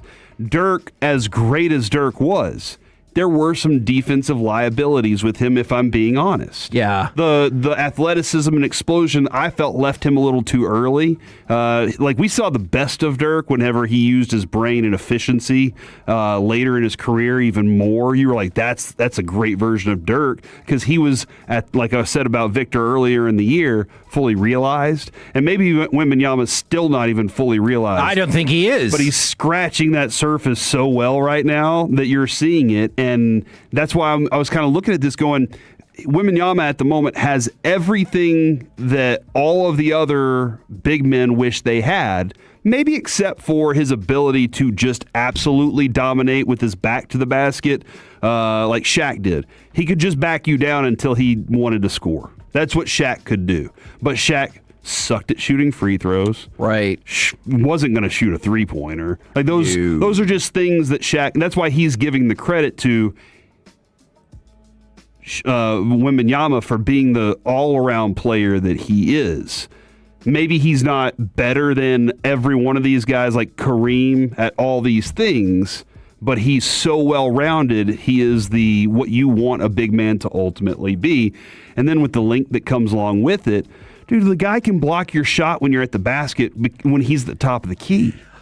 Okay, so he's on his way following you, and you're just like, oh, crap, the length is too much. So, and that's what makes this a little bit tricky, right? Because somebody goes, hello, what about Dirk? I guess I don't, and this is going to sound really weird, I don't think of Dirk as a big man. And I know you're going to be like, okay, dude, he was like 6'11", 7 foot. And I totally understand that. But when I saw all the different facets to his game, I guess I don't think about him like that. Just like sometimes I don't think about Jokic as a big man because he could just be your point guard at the exact same time. But then when you compare to Wemby is as big as you get. But if he's out there shooting threes and running the point, I'm kind of like, do I think of him as a big man? Do you think, and I don't know how often this was utilized, I felt like I saw it a couple times. If you had the right alignment, Dirk was the greatest mismatch as a small forward. Oh, for sure. Because of what the height itself. Now, I know there were times where he struggled with shorter players getting up underneath them, but then he learned how to do the flamingo fadeaway and put that on you, and then you were just like, well, we're screwed. But offensively, I thought Dirk was the best I'd seen. Yeah. And then I look at Kevin Durant. I don't think of Kevin Durant as a big. See, because it's not like post. But I should probably expand my definition because clearly the NBA has. Yeah, and that's kind of where I'm kind of changing. I'm opening this up to big, not just centers. Yeah. Because obviously, we're all looking forward to positionless basketball. It's on its way, Kevin. If it's not already here, it feels like it's kind of talking about. Because we were just talking about the 7'4" guy who can run the point and hit 3-pointers. If that's not positionless basketball, one team. I don't know. That's one guy. It's one guy. Yeah, okay, fine. Then the guy who's not everybody can do what Steph does. Well, exactly, but Jokic can do that. And that's so weird that at times Jokic can do what Steph Curry can do. What the hell kind of sense does that make? Mm-hmm. No sense. Yeah, and somebody said from the 585, perhaps the term big man should refer to the player's size but their skill set. And that's where I go back to thinking about players on the block. But how many times do you really see that anymore? I know you saw some of that flash with Ayton with the Lakers. Obviously, you can still see it with Gobert with the Timberwolves. But you don't see that as much, obviously. I did find a list, Kevin, of the top 10 big men of all time. Actually, I think this might be a top 9 list. I never saw this guy play. George Mikan. Yeah, George Mikan is somebody that, like, everybody talks about how they had to change some of the rules of basketball for that, but you're right. I never got to see it. Is this in order, or is this just 9? Five-time NBA champion, elected to the Hall of Fame, retired as the NBA's all-time leader in points, rebounds, and free throws at that time. He was the best player before, obviously, better players came along. Averaged 23 points a game. The next one was Akeem. Okay. The next one on the list, and I don't know what order this is. I think it's working its way. Moses Malone. Man, so essentially, Hakeem would have been 9 on this list. I feel like Moses Malone is the epitome of big man battle. But I also feel like he might be the most underappreciated player, perhaps in the history of the NBA and professional basketball. And I'm not just saying that. Why? I don't. Because we didn't get to see it? Yeah, that might be part of it, but it just feels like the lore exists for so many players that, like, were kind of from his era.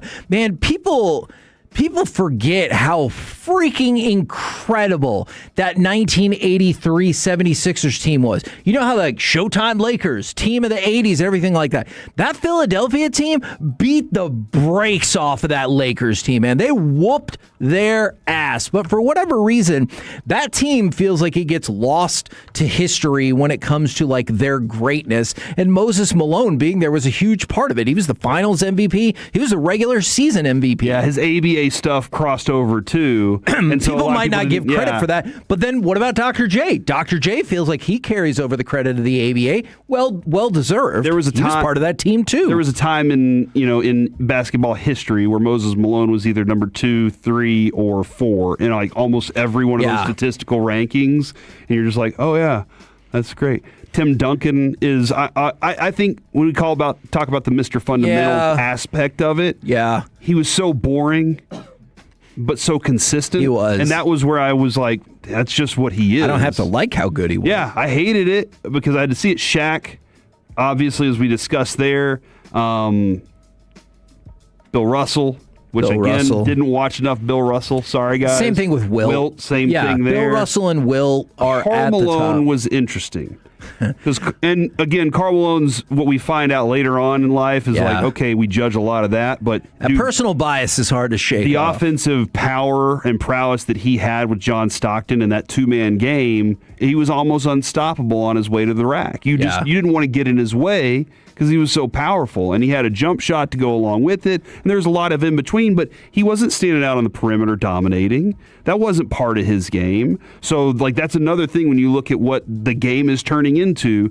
Dudes this big are coming into the game being told you shoot three-pointers. Right. And learning it at a young age. So, like, we talk about Kobe, we talk about Shaq. Shaq, 8-time first-team All-NBA. Kobe, all-time great, 11-time All-NBA first team. Did you know that Karl Malone also 11-time first team All-NBA? He did it for 11 straight years. That means for 11 straight years, he was one of the best 5 players in the NBA. And if you think it switches because of position and stuff, certainly one of the top 10 players in the NBA for a decade.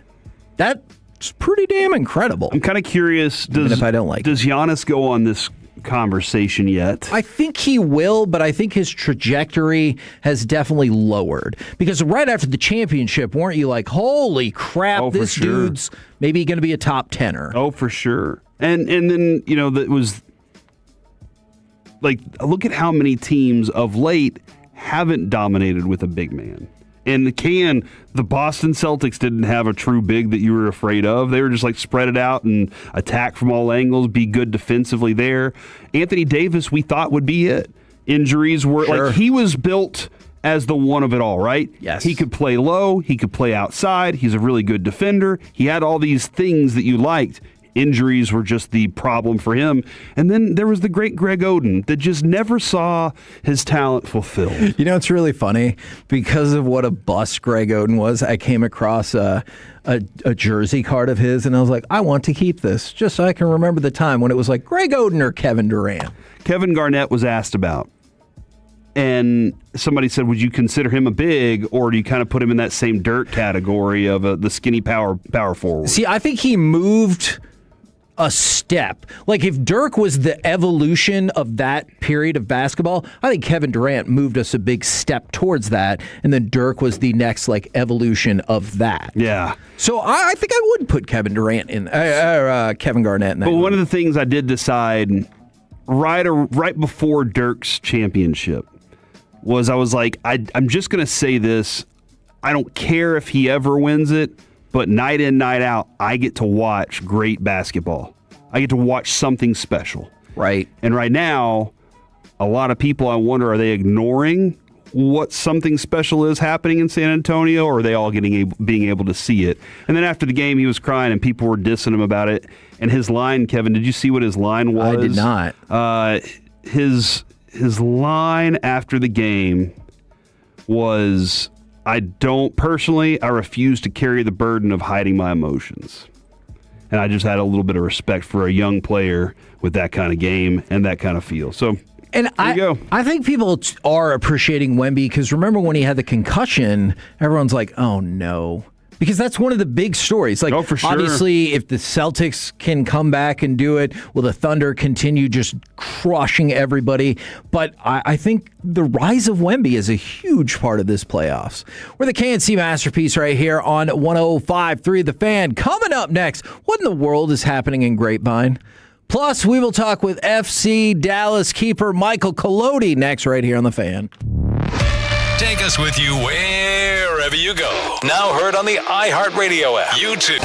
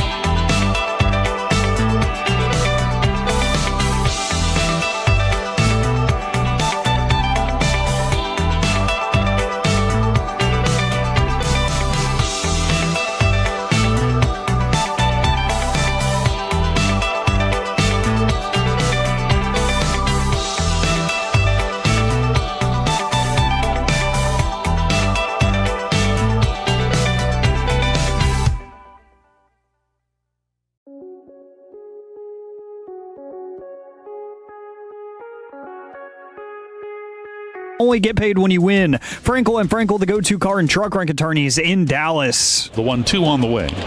And it's hit back up the middle. Diving for it. Caballero can't get it. It's into center. Duran around third. He scores easily. RBI single for Sam Haggerty. And the Rangers lead 3-0. That would be the final score, as well as the Rangers are victorious to close out that series against the Yankees 3-0. Off today. Get back after it tomorrow, which, of course, you can hear right here on 105.3 The Fan. From the 817, hey, Kevin, please don't discriminate against the robots in your Frankel commercial and include Waymo. All right, consider that a lesson learned. I had an uncle named Whammo. What? No. Miss you, Uncle Whammo. Okay. See, I don't want to laugh because it could be true, and he could still be sad about it. His son was named Wayne. And Okay. His name was Big Wayne. Okay. I presume it was on his birth certificate as Big Wayne because that's what we called him. Okay. But we also called him Whammo. Okay. All right. Well, this is Waymo, but I get what you're saying. All right. We're going to talk with Michael Collodi in just a minute, but there's things happening in Grapevine. Do you want to talk about their baseball team or the Grapevine mystery story? This Grapevine mystery story, I feel like I've gotten some backstory information, but I don't really know if I'm right about that or not. Okay. I think I was walking by a conversation hearing some stuff. So perhaps we should have saved this to talk with one Zach Wolchuk, since he was running a Chick-fil-A. But it's too late. We've already started. An ex-Chick-fil-A worker is accused of an $80,000 mac and cheese refund scheme. Okay. The Grapevine police say. Now, I have some questions to start, much like I had questions about the knowledge of the Hawks and not noticing some of these charges coming up. Police say their investigation started back in November, and a Chick-fil-A employee processed 800 fake mac and cheese orders and then issued refunds to personal accounts, causing more than $80,000 in losses. Now, let's start with some math right here. The Chick-fil-A macaroni and cheese, I think, is good. It does not cost $100. Yet. So, fair. Inflation, you know what I mean? Very fair. So, $800 fake mac and cheese at $100 a piece would get you to the $80,000. So, I'm assuming there was more that went into this, and maybe he sort of like changed the refund order and everything like that. But yeah, 800. Were there any tips involved too? Like maybe there was some tip action. Ooh, that's a fair question. Yeah. Now, they said the former worker evaded arrest multiple times before being taken into custody last week. Man, I got to get away from the sports thing. But yeah, $80,000 off of 800 fake mac and cheese trays that were ordered. And you say trays, not the cup. The tray. The whole tray. Yeah. So maybe that is $100.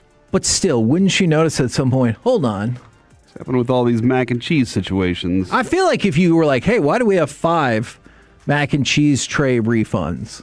And then you're like, plus these other 795. Well, you know what, Kevin? Is that manager not doing a good job? That means general managers not paying attention, put too much trust in their underlings, if you will. The people below them. You heard him.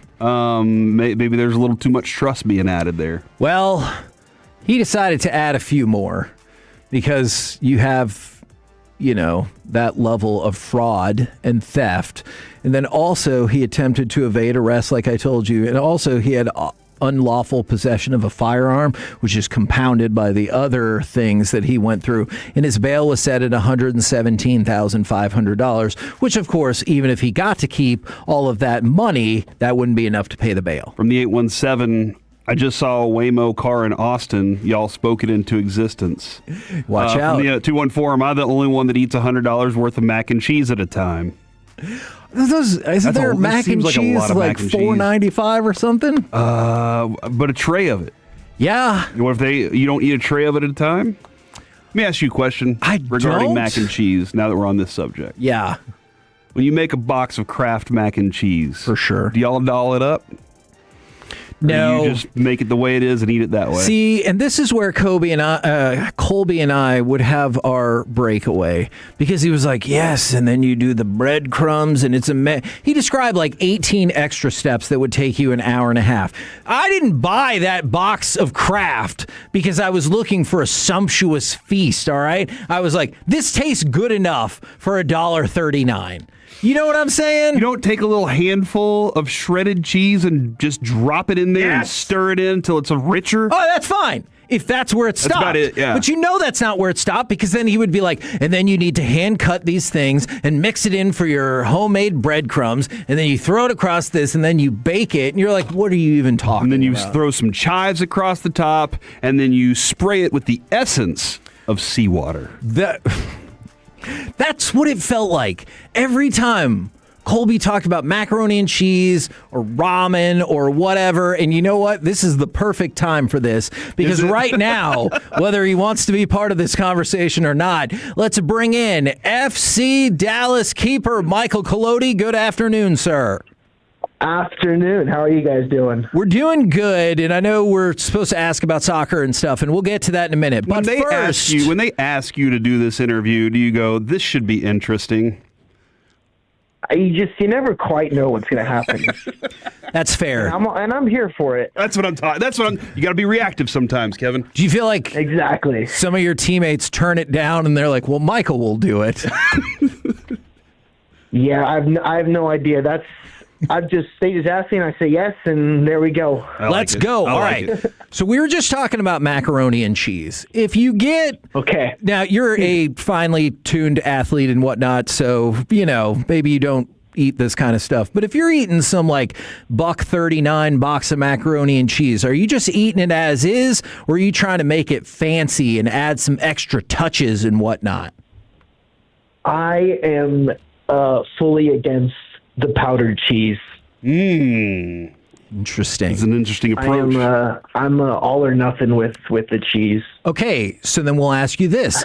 Is there a cheap food or food-esque thing that you do indulge in and you're like, I don't care if this food costs 89 cents. It's delicious. Let's do it. Ramen's been a big part. Just, I was in college. I had a ramen all the time there. Mm-hmm. Did you fancy it up, or did you just eat it pretty much as is? No. Plain and simple. You got to get the sustenance. It's really more about the calories. Yeah. You're just trying to get the calories in the system, dude. Where else where else can you get 12 meals for $4? Yeah, I'm with you. I'm with you on that. All right. Well, I suppose we should probably ask some soccer I'm not sure what we solved there, but I do appreciate the answer. Yeah, absolutely.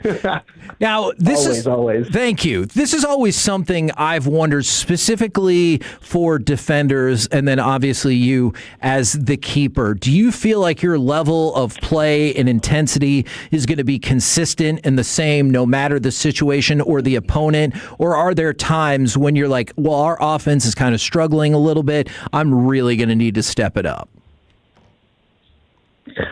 I think you go into everything with the same mindset for sure, but it's just, I think especially when you come against different, I think a big part's like coming against different players in the league. Like you have some big names that you come against where that can be a problem, and just trying to really focus on dealing with them just defensively as a whole. But I think there are some games for sure, but I think it's really just trying to have the same intensity going into each and every game and treating them the same. What is that environment like in Seattle? Because, there's a few fields like this where people bring up Seattle or Portland as, being some places that can be tougher in theory to play at. I think for one, it's really fun just having a big atmosphere at a game. Obviously, it's more fun if they're cheering for you, but just in general. But is it though? Are you not a player who likes it when people are cheering against you and you're like, I'll show you? No, absolutely. It's fun to shut up away fans. Yeah, that is nice. I'm kind of curious. But it just the environment's they can just make communication coming on the field just because it's hard to hear if you're far away, so it has to come from the guys next to you. So just a lot more dependability on that. New York, upcoming opponent here. You got they're a very high press team, very high energy team. They like to kind of create danger and put you in weird situations to create some of their chances by picking it up a little. Where do you pick the ball up whenever you're like? Do you pick it up far downfield, or is a high danger area picking it up even closer for you? I'm confused on that. Can you rephrase that? Like, where do you see visually pick up the ball down the field? Are you always on the ball, or is there certain areas where you're like, as it gets closer, this is where I can really pick up on what they're trying to accomplish here? No, it's reading it from all over. Because I mean, it can turn from a dangerous ball from their keeper, something that comes in behind. So it's just tracking that as well as just scanning other players around at all times and just being ready for anything and alert. I know you're not going to see this as much at your level of soccer, but is the nightmare for every goalie ever that you're too far off your line and somebody kicks that stupid lob ball in there from 50 yards and you're like, oh crap, I think that's going to go over my head and in the goal? It's happened to me before. It's something that is just, you're trying to find out the right balance between being high to help with anything in behind, but not too much to allow that to be the possibility. Not that at this point in the season, obviously every match is important, but how just clutch is this month going to be? I'll have 5 matches, and then obviously you move into the 2-month break essentially for the World Cup. So just how important are these 5 matches going to be for the team? They're really important for us, and we're looking at coming out of these games with as many points as we can, and especially being disappointed with coming out of the last 4 matches with 2 draws and 2 points and 2 losses. That's not where we think we should be at, and not where our level is at as a team. So trying to have a strong finish to this first half and get us set up for the next half of the season. Is there anything we can do to help manifest 15 points this month for you guys? Keep rooting us on. That's all. Yeah. All right. Or it sounds like maybe just sitting behind the goal and booing you a little bit will get you fired up too, right? I'll keep cheering for you. How about that? Yeah. All right. No, I will too. You especially helped us out with our ramen and macaroni and cheese conversation. Thank you All right. See, there you go. Thank you very much. Best of luck, not only against New York, but right after that, y'all have back-to-back home matches the week after against Salt Lake on the 9th and Vancouver on the 13th. We will talk with you again soon, good sir. Sounds good. Thank you guys as always. There you go. Michael Collodi from FC Dallas right here on 105.3 The Fan. They've got New York on Saturday, and then like I said, the next week you'll have that, I believe it's Saturday, Wednesday, double up home combination against Salt Lake and Vancouver. I think New York's 1-2-2 in their last 5, so they've had a bit of a slow run here. Do I need to tell you that FC Dallas is 0-2-2? Don't worry about that, okay. Kevin. But that active style, that's something to keep track of with what they're doing. Hopefully FC Dallas can match that intensity right out of the gate. And by the way, the other story that I was going to tell you is that the Grapevine baseball team, which is the back-to-back defending state champions, they were looking for the first Texas baseball three-peat since the 1980s. Oh. They have self-reported an ineligible player and are out of the playoffs altogether. That stinks. It really, really does. But in our history of working in that world, I've seen it. That is somebody brought that to them, and they said, we need to go do the right thing. I think you are probably right about that. We're the K&C Masterpiece right here on 105.3 The Fan. Coming up next, let's chit-chat with the fellas from the G-Bag Nation right here on 105.3 The Fan.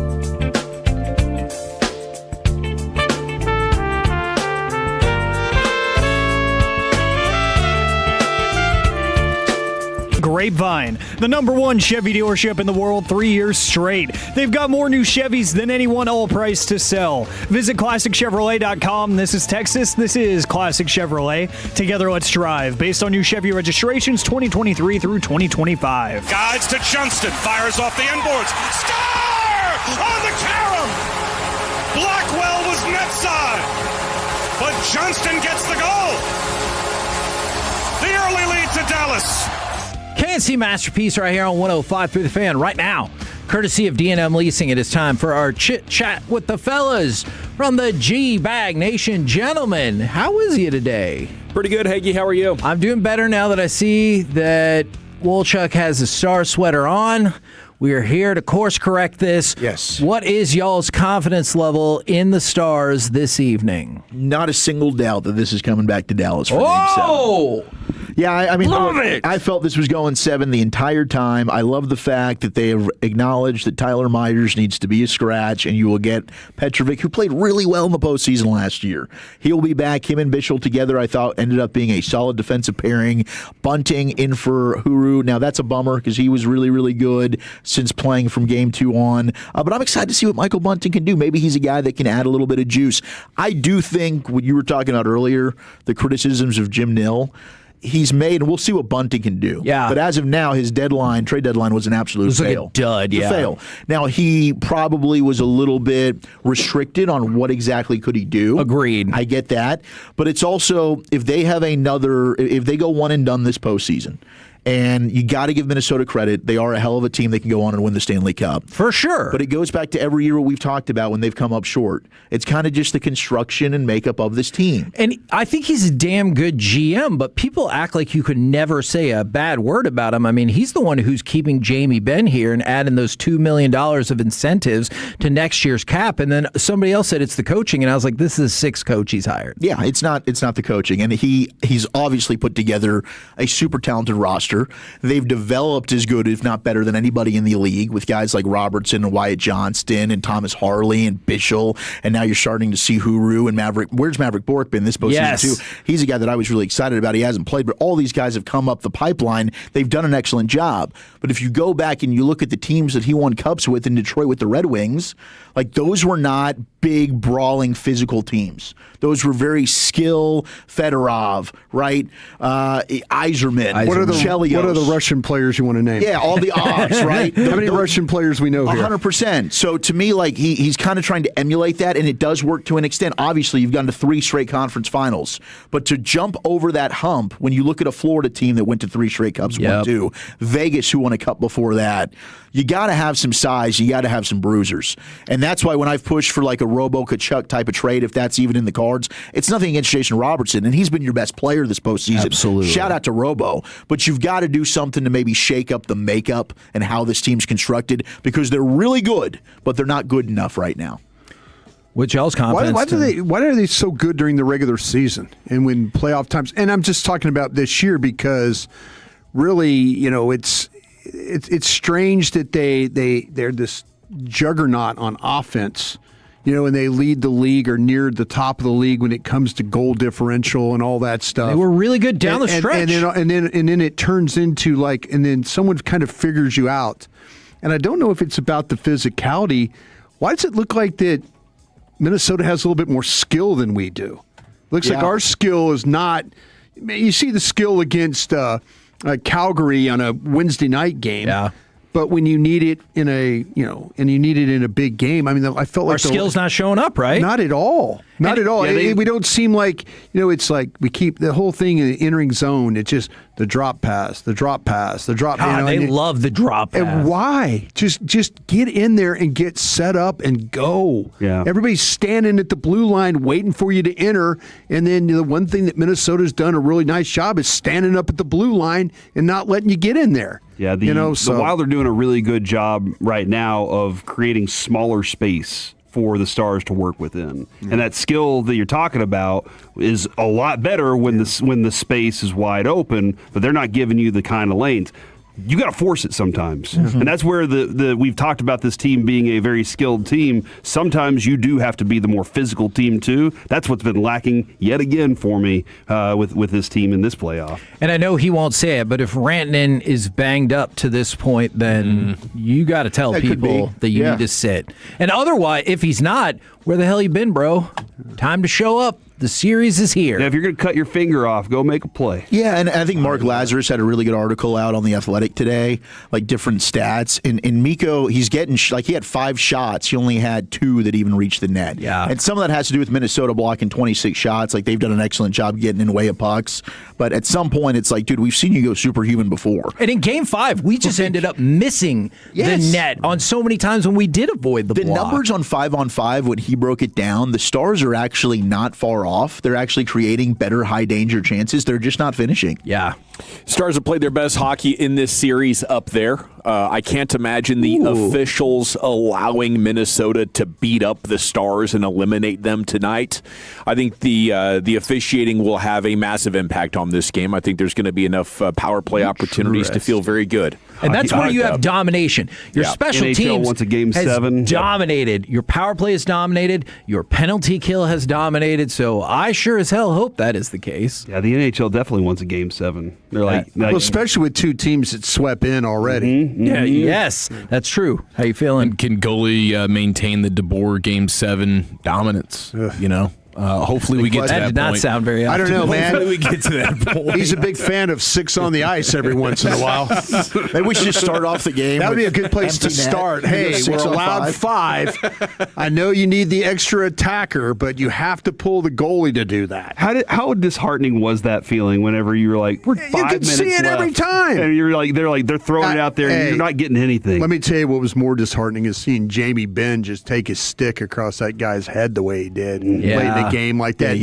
Knowing that you can't take a penalty and you take a penalty. Yeah. Look, we can say that because he's ours, and I love Jamie Benn, and he should get his jersey retired, and he should be a future Hall of Fame type of player, but he's a dirty guy. Whoop him straight up. You know, I understand if you're going to lose or you're frustrated, you feel like maybe he threw an elbow at me a few seconds ago. But I can't have you being the dirty player guy. Yeah. You know? Find the clean hit later. Yeah. Not instantly in the emotional part. Blow him up with a clean hit or fight him. You know? You got those options in hockey. You were going to go on the power play if he just, he just doesn't maintain your composure, and that's your captain. That's your captain, yeah. That. I mean, how about guys damn near 40 years old? Get it together, Jaime. Hockey smarts. Slash him on the back of the ankle and dare him to fight you. All right. Figure it out, dude. Well, I like the mix, we'll say, of mostly optimism, not totally either. Leaking a little bit of confidence here. I get it. There's a part of me that's petrified. I'm just not going to project that. I got to just exude confidence. I got to get all the positive energy out there. How much does that sweater help you exude more confidence? A lot. I missed it. I felt like going into Game 5, I screwed us, man, and I take full responsibility for it. But tonight, we're going to make up for it. There you go. And you bet your sweet ass, Game 7, we're going to make up for it then, too. We need to go to if there's a Game 7. That would be a blast. Now, if you guys won, if there's a Game 7, would you leave after the end of the second? Okay. I would encourage us to stay. He might want to go, but I would encourage us to stay. It's hockey. You never know what's going to happen. If it's tied going to double overtime. All I know is the Rangers were like 0-61 when they with the situation. It's 2-1 in the third period with 2 minutes left. I think we should head out. What do you find, fellas? You can go. I'm going to stay. Got coming up on the program today. Probably nothing as exciting as the greatest home run in Texas Rangers history. Whoa! But we'll try. John Oning's going to join us at 3 o'clock. Chris Level, 420. He is Texas Tech Radio. Okay. About the Red Raiders situation. Source gamble on me in here. I can't remember the source, but there's a remarkable story out there talking in the first paragraph about Sorsby and all the gambling, and then it says in the second paragraph, their odds to win the Big 12 and the Heisman Trophy, and I was like, really, dude? Really? It's fantastic. Yeah, roll home with the G-Bag Nation. We've been the KNC Masterpiece. Make your way back with us tomorrow, 10 a.m. to 2 p.m. right here on 105.5 The Fan. Let's go Stars. Let's go Stars. Our goal is to have you winning every sports debate with your buds. We'll do the homework. You just listen and enjoy.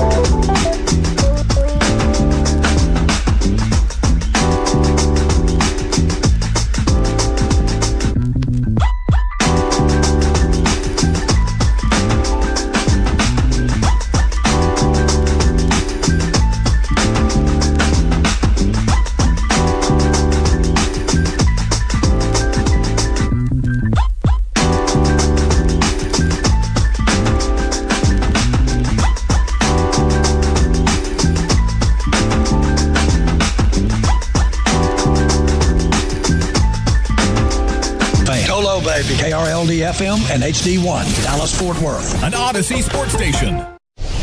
Driven by our D&M Leasing Studios. You're rolling with the G-Bag Nation on 105.3 The Fan. Here we go. It's hour number 1 of the G-Bag Nation on 105.3 The Fan. Thanks for making us part of your day as we're off and running. General at your service at ease. There's Broadus, the former Cowboys scout, the Super Bowl champion. Lucius Alexander's in the Pimp Cup here. Master Control 75 and 635. Fixing to go a full 5 flawless. Rangers are off tonight. Chiafalo and Wolchuk are here, your Nosebleed brothers. Aiden Butler's coordinating your video. You can watch us, you can listen, download the Odyssey app. It's the ultimate Tolo backup in case in case you get out of range. Could be on a roadie, something like that. Maybe you get into a spot where the radio signal's not there, but the Wi-Fi is. The Odyssey app's going to be amazing for you. How the hell you doing, boys? You nervous? I know you are, Wolchuk. Yeah, a little. Of course, it's an elimination day. You got to be, you're clenching to an extent, but I believe in these guys. They've been in these games before, and I think that they're going to be able to pull one out and bring this series back home. And then you never know what can happen in a Game 7. So we just need to put our best foot forward, and hopefully the puck goes our way tonight, boys. 817 on Jamie Benn. He did that same thing to Mark Stone. Yeah, I know. And Jamie Benn's like the dad that you like. He's a great dad. He's your buddy's dad. But every now and then he gets so pissed. Yeah. He snatches your buddy up by his ear. And you're like, what the bleep did I just see? Yeah, he sees red a little there. Yeah. He does. I mean, he backhanded your buddy into the closet. And you're like, wow, dude, your dad's pretty aggressive. And your buddy's like, man, he's cool. Sometimes he just gets a little extra pissed. He usually apologizes for it. You know what I'm talking about, don't you? Yeah, it gets away from him for a second. You think he's filled with some regret, but you have the repeat offender aspect, where it's like, how contrite really are you when we've seen you be this guy? Yeah, you would have expected the dad to have corrected behavior, but it keeps happening. 214, you guys are missing it. DeBoer was right. Ottinger's not the answer. The Wild rookie goaltender is outplaying him. Now, I think Majors hit it. Maybe, and sure, maybe Otter's not the elite goaltender that's going to carry you with multiple shutouts and crazy save percentages for a playoff run. But I think Majors kind of hit it that the opposing defense, once again, doing a great job limiting your time and space. Doesn't matter what the sport is. You take away a ball handler, a puck handler's time and space, and it's you're going to see the efficiency of their game actions decrease. And then on top of that, maybe you're not the most physical team, so you can overcome not being the most skilled under pressure team by being a more physical team in a lot of sports. Yeah, and that's not the Stars either.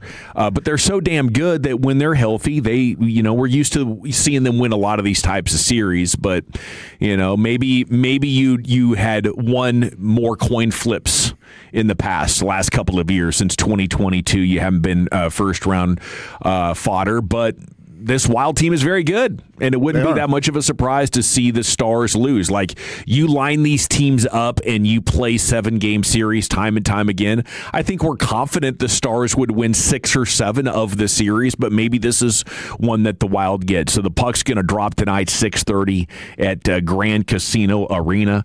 The Franklin Frankel Injury Attorney text line is open at 877-881-1053. Let's talk some hockey. Can Mikko Rantanen elevate his game? What's going on with our guy? Yeah, I'd like to think that maybe he is still banged up, but he is not. He hasn't been the same guy. Now you look at some of the numbers, and I referenced that Mark Lazarus piece that he put out on The Athletic. Heck of a piece. He's certainly had his chances. Now you got to give credit to the Wild, and I do think they've got maybe the best D pair in all of the playoffs right now with Quinn Hughes and Brock Faber. I mean, those two. Quinn Hughes might be the best defenseman in all the NHL right now. Faber's a star in his own right. They're causing problems, and they're getting in lanes, shot lanes, and they're blocking pucks. But we've seen Mikko Rantanen just go superhuman at times, and he's taking on 3 guys, and he's dangling, and he's finding his way to the front of the cage, and he's burying one. And you got to find a way to have your best player elevate tonight, or else you're going to be going home, and it can't just be Robertson. Wyatt Johnston didn't have a great Game 5. Can he bounce back? Maverick Borg has been absent the entire series. Matt Duchene does get a point. He's been decent on the power play, but Matt Duchene's another one of these guys that was tremendous really after the Olympic break, and I don't think he's been as good as he could be in this postseason either so far in this series. So, yeah, you're looking at your big guns here and who's going to be able to step up. It was a hell of a run to be able to withstand as many injuries as they had throughout the year. With Rantanen going down and they're still able to get a point streak. You don't have Rupe Hintz now, and hey, they won a first-round series last year without Robertson. Sagan's not here for you. But at some point, it's unfortunate with the way that this format is, and I think two of the best three teams in the NHL are the Wild and the Stars, and they're having to play in the first round. But there's too many times where they just don't look inspired out on the ice. And they got to find a way to have their A game tonight, or else they're going to be going home. It's hard to look inspired. Like, I've heard that criticism. There's not enough urgency, or you guys don't care. That's what happens, a lot of times when you're up against teams that are just a half tick better than you, or anticipating a little bit better than you are. And it's up to the Stars to do anything they can to mitigate that, but that's what happens when you're up against a better team usually, and that's amongst the reasons to be a little bit cautious about how optimistic you can be going into tonight's game. I feel like if they can force a Game 7, you'd feel wonderful about being in that situation in this team's track record. Rantanen has at least a point. Even with Minnesota winning 2 games here. Yeah, I think coming home, I think the crowd's been fine. I think the players haven't matched the crowd. Yeah. I do worry the fact Minnesota has to have confidence that they can win a Game 7 here. Of course.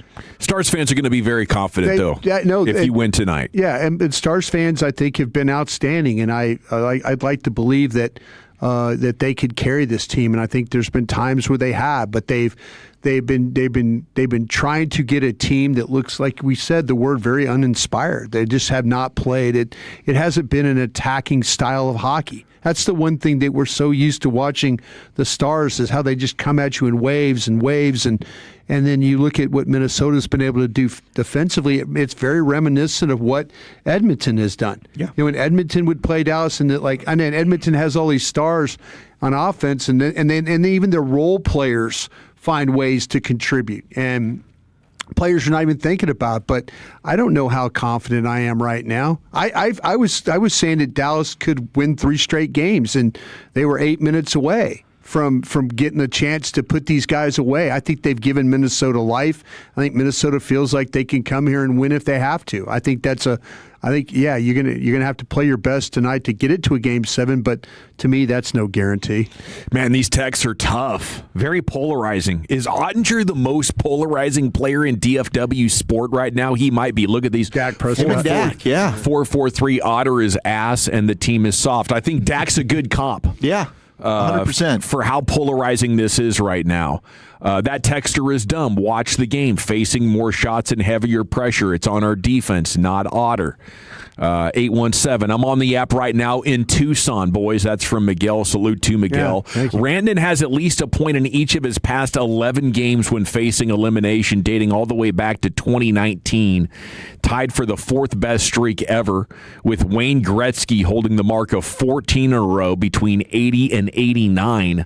Rantanen is minus 275 to get at least a point tonight. So that's fun.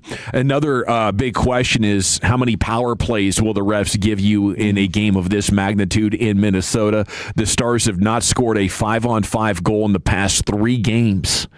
In the series, the Stars have 9. That's all you need to know right there. Yeah. Seriously, that crazy. That tells the whole story of what's going on with the Stars and why they're facing elimination tonight. I mean, you're watching the game and going like, wow, we really need to get a power play here. And then the power play hits and you're like, all right, we got a chance to score.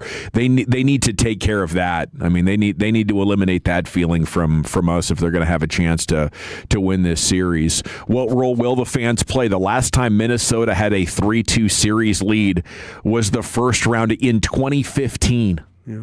They have not won a playoff series in 10 years, in a decade. And they haven't even had a 3-2 series lead like this, so they are going to be insane tonight when the puck drops at 6:30. And I think what that means. You got to score first. Got to try to take the crowd out of the game. Well, I think that Minnesota's record is when they've scored first. I think they're undefeated. Well, it snapped. Or was it 34? It was 34-2-4, something like that. Some crazy when thing. They score first, they are pretty darn dominant. Yeah. Night off for the Texas Rangers. They finish April one game under 500. Had a nice win yesterday against the Yankees. Evaldi's back. Josh Young told us Tuesday, Rangers player show, he's just trying to touch it. That's all it took in the fifth inning. Just touch that baseball. So he's all he's trying to do, not overswing. I think there's some mental, patient approaches and then swing thoughts that have Young just dialed in right now. I mean, maybe the idea of him being a 35 or 40 home run hitter is going to be off for now. But this has saved Josh Young and his trajectory as a winning player. Now it's just time for Corey Seager to start carrying the team. His batting average on balls in play. We were talking quite a bit about this the other day, weren't we, with Sands? Yeah. With Sands talking with us about the BABIP on Young. With Seager, it's just 236 right now, incredibly low. Corey Seager's getting very unlucky, and that is going to improve to the mean here before too long. But his barrel rate, his power numbers, still well within career ranges. So there's no real worry with Seager. He's 32 years old. If he was 34 and this was happening, we might have a conversation to be had like, is this the early signs of a player in decline? But right now, it just looks like a little bit of bad luck is hurting our guy Corey Seager a little bit. He should be back to hitting 275 before too long for sure. He usually starts a little slow, right? We've seen him start slow. Happens. I mean, this is a different level of slow start. I mean, the 189 batting average for the month would be the second lowest of his Rangers tenure. Wow. As would his slugging percentage. So, I mean, he's got to get something figured out here. But I think there's still reason for great optimism. Yeah, that the barrel percentage, your whiff rate, the chase stuff, that all tells the story of what you should be hitting. There's stats like that for the pitchers as well. And that's why I was, not quite as confident with Jack Leiter for a lot of last year as a lot of fans were. And maybe we're seeing that sort of correct itself to the bad side. But the correcting to the good side should absolutely be happening with Corey Seager here before too long at 877-881-1053. The Franklin Frankel injury attorney text line is open. The 903 says, I hope Father Time isn't creeping in on Seager. And that started to happen with Simeon at 32, but 32 should still be a prime year. 34, 35, 36, that's when you'll expect a player of Corey Seager or Marcus Simeon's stature to no longer be all-star capable, but we should have a couple of great ones left still from Siegs. Okay, could the Lakers be the first team to lose a series after going up 3-0? This is delicious, boys. This is delicious. Yeah. KD is still out. He's not going to play in Game 6, but Houston has totally flipped the script these last two games. As a team, they are the best offensive rebounding team in the league, and they're forcing a ton of turnovers. They're taking about 15 more shots per game than the Lakers, just for context. 15 more shots per game than the Lakers, who are slow and old and unathletic. Austin Reeves is going to be back tomorrow for Game 6, but the Lakers' shooting has seized up, and in the first couple of games, they couldn't miss, and then they had the miracle comeback at the end of Game 3. But really, since the end of Game 2, they've been missing a lot, and now the Rockets have stopped defending it. They have stopped defending the three-point line from the Lakers, and that can tell an entire story in a playoff series. It's making it incredibly hard for the Lakers to score in the paint. Udoka also trimmed his rotation. Capella and Tate are for the most part out, and this thing looks totally different. So that's fun if you're a Lakers hater. I know there's a lot of Lakers fans out there, but you got way too excited, bro. And they was all like, let's go. Let's go. They jumped on quick, dog. This is delicious. Yeah, baby. Screw these and these. Bro, I was looking for my keys in there. I was like, I'm about to go home, man. Delicious. This is for me. Yeah, speaking of folks who might be rooting for the Lakers, you have it as a secondary team. Maybe you became a fan of basketball before the Mavs, or in the 80s the Mavs were terrible and you're like, well, I'm going to cheer for the Lakers too, and you still got some of that in you. I get it. But from my perspective, I think beat LA were the first 3 syllables out of my mouth as a young child. Luka Doncic is not expected to be available, by the way, if they do make it to the second round. Dang. The overseas treatments are not setting in? I guess not. That's a hell of a hammy. He's been out since April 2nd with that bad boy. So this is like a 5 or 6 week hammy. Is this off the bone type of deal? Sure, kind of seems like it. All right, we got to run, Nation. When we come back, it's time for the champ and Wolchuk's top 10. Buddy, where are you taking that today? This one's a juicy one. Top 10 what-ifs in DFW sports history. 877-881-1053. That's next. But first, Tolos, I want to tell you about my friends at Greystone Roofing and Construction. You can check them out at greystone-roofing.com. That's great with an E, Stone.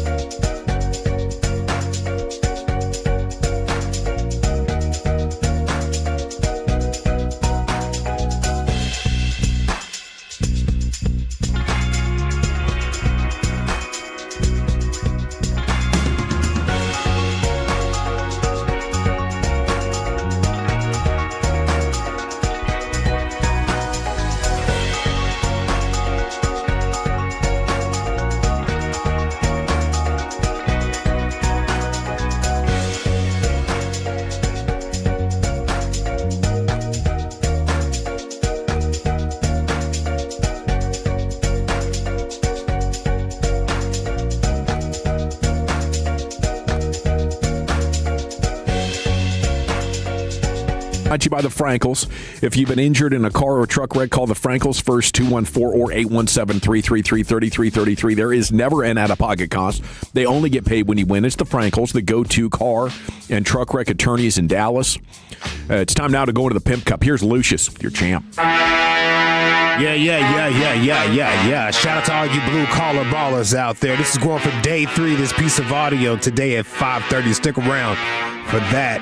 It is a foreman giving his crew a little warning before they started work. I feel like he's really signaling out one person, but he's talking to the whole crew, just, so the whole crew heard it.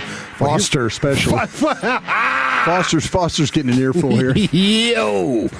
Going for 3 today at 5:30. Laying in the master bedroom. Now, before anybody takes another step, not a step. Understand something, cards. This door cost $10,000. Okay, card. Hold on. It took 6.5 months to get. If one person one thing up, that hammer is going in your hand. Go TV, bitching. Giving everybody fair notice. Well, you're standing close to him because he's going to be the one. No, he's not. I got a funny feeling it's probably going to be you, Foster. It's probably going to be you, Foster. Yeah. Told you he'd be bitching. A hammer into the head. Woo, quite the threat. Yeah, I would think just like an insurance claim might be more appropriate. They done fumbled some jobs before. Somebody did something. Oh, yeah. They done fumbled some jobs. Yes. Wow. That comes with a track record. They must be stronger in hell to keep him around. There's something about him, a redeeming quality. Yeah. A guy like Foster. He's family.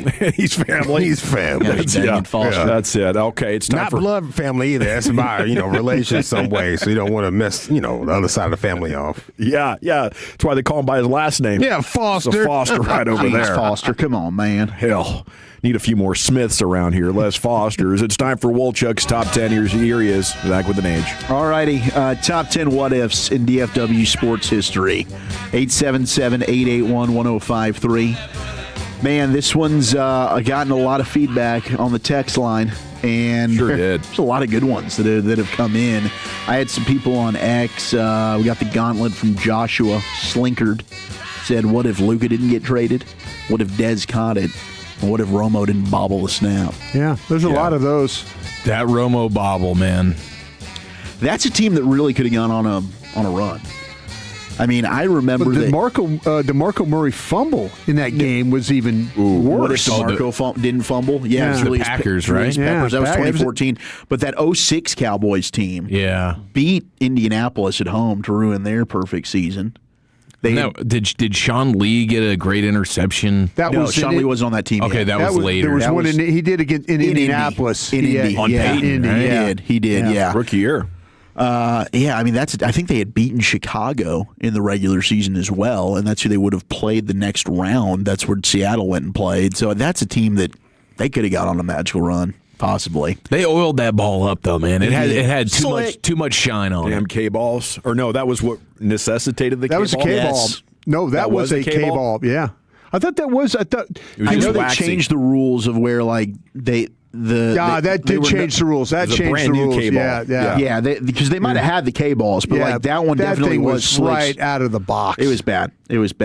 The big what if Jimmy and Jerry got along and, they didn't end up getting butthurt at each other and they end up being able to stay together. I don't know. I feel like that thing was destined to end some way. Maybe it wouldn't have ended the way that it did. Maybe they could have held on one more year. But those two, even listening to Jimmy talk, and he was never at one place more than like 4 or 5 years. That's the bottom line. He was looking for a reason to move on. Jacksonville, Miami. He was trying to hunt up that Jacksonville job in '95. For what? I don't know. You were on top of the world at the time. Why would you be looking to go to Jacksonville of all places? Respectfully to Jacksonville. No, he is. But it was all about power, control, owner not being in the way. Did he want to get back to Florida? Florida had a big part of that. It's a long way from the Keys, though, boys. It is a long way. I've driven that. That is a long way. I've driven that run down to I-1 or the A1A is what I did. Got the owner all in the songs, all in the videos. Yeah. I get you. Yeah, I get it. Yeah, I think Jimmy was the trial balloon of coaches under Jerry. And he was like, what the hell is going on? He had nobody that had been there before him to be like, hey, this is how it goes with Jerry. Yeah. So he is genuinely like flabbergasted that the coach or the owner would be trying to take any of the credit that the coach deserves. Coach is the biggest entity of the team. Agreed. What if Steve Nash didn't get traded? That would have been an interesting one. You might not have won. Yeah, you probably wouldn't have won a championship. Probably Mavs wouldn't have had a title. We did get what if Sean Lee could have just stayed healthy. I mean, gosh, that could have been a Hall of Famer right there with Sean Lee's career. What if you'd taken T.J. Watt? What if you do take T.J. Watt over Taco? Yeah, that's a great one right there. What if they didn't break up the Mavs after the 2011 season? What do we think? Because I've never really, I was upset that it happened, but do we think that team could have gone on another run? It's possible. Yeah, it's possible, but you had so many players that were really at the top of their age range of being effective. Like Jason Kidd was in a very real decline. Peja Stojakovic, Sean Marion. Yeah, I mean, all those guys were in year 10, 11, 12 of their career. Kidd was in year 16 or something ridiculous. You got a healthy Tyson Chandler. That was never a given. No, that was a dangerous game. But it was just frustrating just because it immediately takes the wind out of your sails. You don't even get to see where this could have gone. But I think they were the longest running repeat champ. I mean, because you had the lockout the next year. The season didn't even start until December. So we had a nice run of that.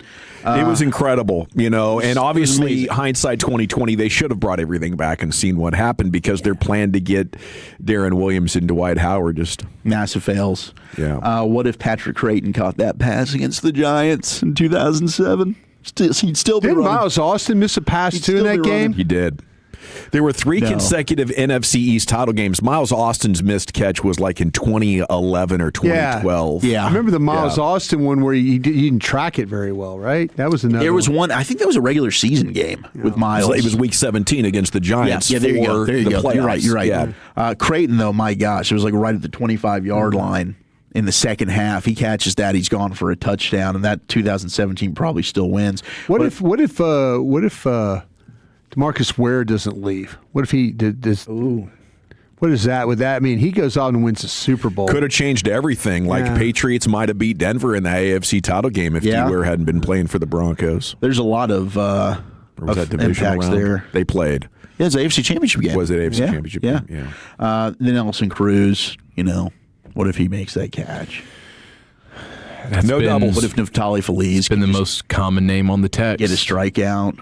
What if Jerry didn't buy the team? That's probably not something we want. Jerry was able to get you 3 championships with that. What if the 67 win Mavs had been the 2 seed? Oh, and you didn't have to play the Warriors. State. I mean, listening to Baron Davis, they really had the cheat code. That was the worst possible matchup with Donnie Nelson on the other side. He knew exactly how to defend Dirk. They won all the regular season games too. It's why? Couldn't Golden State be the 7th seed? Why'd they have to be the 8th seed? Gosh, they won 16 of their last 20 to even make the playoffs. That's terrible. Yeah. What if Lamar Odom wasn't a drug addict? What if Josh Hamilton was sober?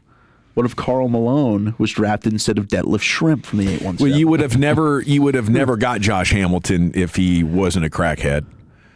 That's true. He'd have just stayed with, was it Cincinnati? I think had him at first. Tampa. Did Cincinnati have him first? Maybe it was Tampa Bay. He ended up. I think the Rangers got him from Cincinnati. Yeah, I think that's what happened. I think maybe the Rays did draft him. What if Eric Williams didn't get in that car wreck? Sure. Oof, that's a big one right there. Here are the honorable mention. What if the Stars didn't lose the 2000 Stanley Cup in triple overtime? They'd have won back-to-back cups. Party of a lifetime. Randy Moss was drafted by the Dallas Cowboys. There's another one, yeah. 1998. What if the Rangers didn't collapse in 2012? Not even 2011. That 2012 team that just down the stretch, you had the Josh Hamilton dropping a fly ball. Then they have to have the play-in game against Baltimore, and they lose that game. I mean, that was really kind of the end of what was seemed like it could have been a dynastic type of run. Yeah, it was set up. And it really ended as soon as Hamilton left. Salute to JD for rebuilding it with Cole Hamels and Diekman and Dyson and some of the moves that they made. Yeah. But the magic was gone. Number 9, we've got 8, what if Dez, that catch wasn't overturned? I would have loved to have just seen how it would have played out. Packers would have still won that game. You think so? Yeah. There's a good chance Rodgers still would have gotten in field goal range. They showed you when they got the ball. Yeah. They were just the way they kept it away from you? Yeah. They played 4-minute offense on you, didn't they? Yeah. They on one leg, that guy gimping around. Gosh, I hate him so much. 7, what if Jerry and Jimmy stayed together? I thought that would be a little higher on here. 6 is what if the 2006 Mavs held on in the finals? If they win in 06, I don't know, do they win in 11? Change one thing, change everything. You might have had a completely different Dirk. Yeah, I mean, playing with a touch more confidence, for sure, having the championship under his belt, and it was far enough removed where it's like, okay, this is kind of a new look squad going at it like Mavs 2.0. Had they had all the same guys on there, I think it would have been. I think they would have. Amazing. Yeah. And you own the Heat. Yeah.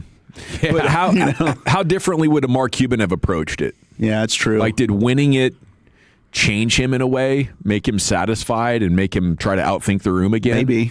Would he have been as hungry to make the Jason Kidd acquisition happen and the Tyson Chandler and everything? 5 is the Nash. What if the Mavs had kept Steve Nash? 4 is what if the Mavs had drafted Charles Barkley? They picked Sam Perkins at 4. Bentley went 5th. They could have had Chuck. I never even really knew that. One of the greatest personalities in basketball. Could have been a Mav. You could have Mark Aguirre and Chuck. So these are local what ifs? Yeah, these are DFW sports what ifs. DFW what ifs. Okay, Yeah. all right. I mean, Charles was definitely a force of nature and a big personality. I don't think he would have changed the course of your franchise by himself. Yeah. Gosh. He got to Phoenix and couldn't get them over the top. Philly was a playoff team, but it's not like they were a powerhouse before he got there. And then, obviously, by the time he got to Houston, he was pretty washed. He was just a chucker. 3 is what if the Cowboys kept Herschel Walker? You don't get the great train robbery. Oh, my gosh. Still be it. Man. Too. I mean, would the Cowboys be kind of like a Cleveland? Or the Jets? Could be. Yeah. I mean, that They had resulted 20, in they the had Super Bowl. 20 straight years of winning football. And then all you of think a of it, sudden, you're you're treading water there, and then you trade Herschel Walker, and at the time everyone's like, what the hell are you guys doing? They end up striking gold with the draft picks, but I don't know. Are they able to rebuild that team with Herschel Walker on it without all the assets that they got for him? The likelihood is no. Probably not. No way. Troy Aikman, what happens to his career? What happens to Michael Irvin's career? Totally different deal. 2 is, what if Nelly Cruz had caught that ball? Well, they were good. The Cowboys were, how about this one? They were considering drafting James Francis before they drafted Emmitt Smith. They were talking about, and I believe Jimmy traded down. Made a deal to go down, and they took Emmitt, I think, at 18 or 19. But they were 17, taking. I think. They were taking 17. Yeah. They were taking. That's what they're going to do. They were going to take James Francis out of Baylor at linebacker. That's who Jimmy wanted, and then he got picked before them. That's crazy. Well, so they traded up. Maybe Francis got picked, and then they're like, "Crap, we got to go get our guy," because they traded 12 and 81 to go up to 17 to take him with Pittsburgh. Gosh, the Steelers are probably like, what if we never traded that pick to the Cowboys and Emmitt Smith? That 95 Super Bowl could look way different. There's just so many different effects that, it can have not only on your team, but just the rest of the sports world. What if Drew Bledsoe never gets hurt? Do we ever know about Tom Brady? Well, I mean, speaking of the Steelers. Trent Green, too, if you Kurt Warner. 100%. What if Pittsburgh hadn't traded ahead of the Cowboys to take Ryan Shazier? Yeah. Heck, what if DeMarcus Lawrence doesn't break his foot? Yeah. Do we ever know that Micah Parsons can play edge? That's a good point, too. Yeah. I mean, there's so many of these. Number one, though, is the Romo, if he never bobbled that snap. I mean, one, does Parcells stick around? Do you go on a playoff run? You win a playoff game. I mean, does that have any change in Romo's career and legacy? But there's a lot of these, man. I do like the what-if game in sports history. I think it's a fun topic. How do you think Romo didn't run that one in? It looked like he was going to. Dude. My God. Freaking Babineau chasing. Yeah, Babineau. It's Martin Gramatica. I blame that little idiot kicker. Wow. I mean, all you got to do is take his damn legs out or something, dude. Instead, he's like, oh, Business decisions. Unreal. Aubrey legacy on the line. No, Aubrey would take that guy out. Oh, yeah, you would. Yes. Yeah. John Oening's coming up at 3 o'clock. We'll talk Cowboys football with John Oening, team building, whatnot, coming up at 3. Newsbag is next, Chief. Yeah, the return of nostalgia plus the Sorsby implications loom quite large for the Red Raiders. That's next here in the nation. But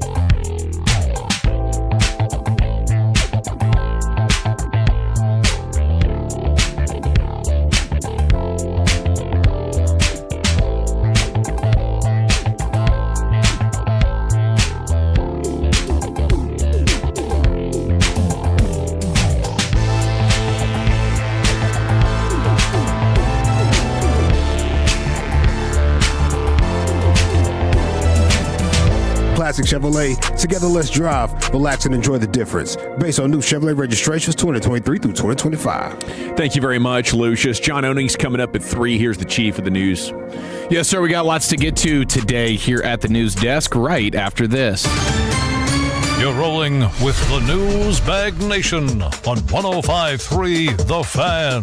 Okay, so we have the Sorsby stuff, and I'm looking forward to getting the rundown from our Red Raider correspondent at 420 here to get the latest and greatest on what is taking place with Sorsby and the Red Raiders. But I was blown away when I saw CBS Sports with the article breaking down his gambling fiasco that he finds himself in, and then putting the updated odds for where you can you can gamble on Texas Tech. They're dropping them one game. Okay, they're dropping them one game for the season in terms of their win total, with the Sorsby stuff being sort of up in the air here.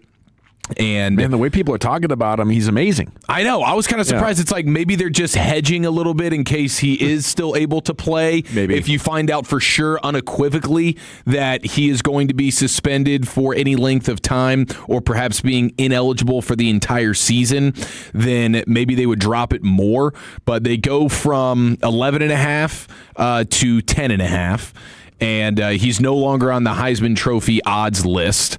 And winning the Big 12 is now at even money for them.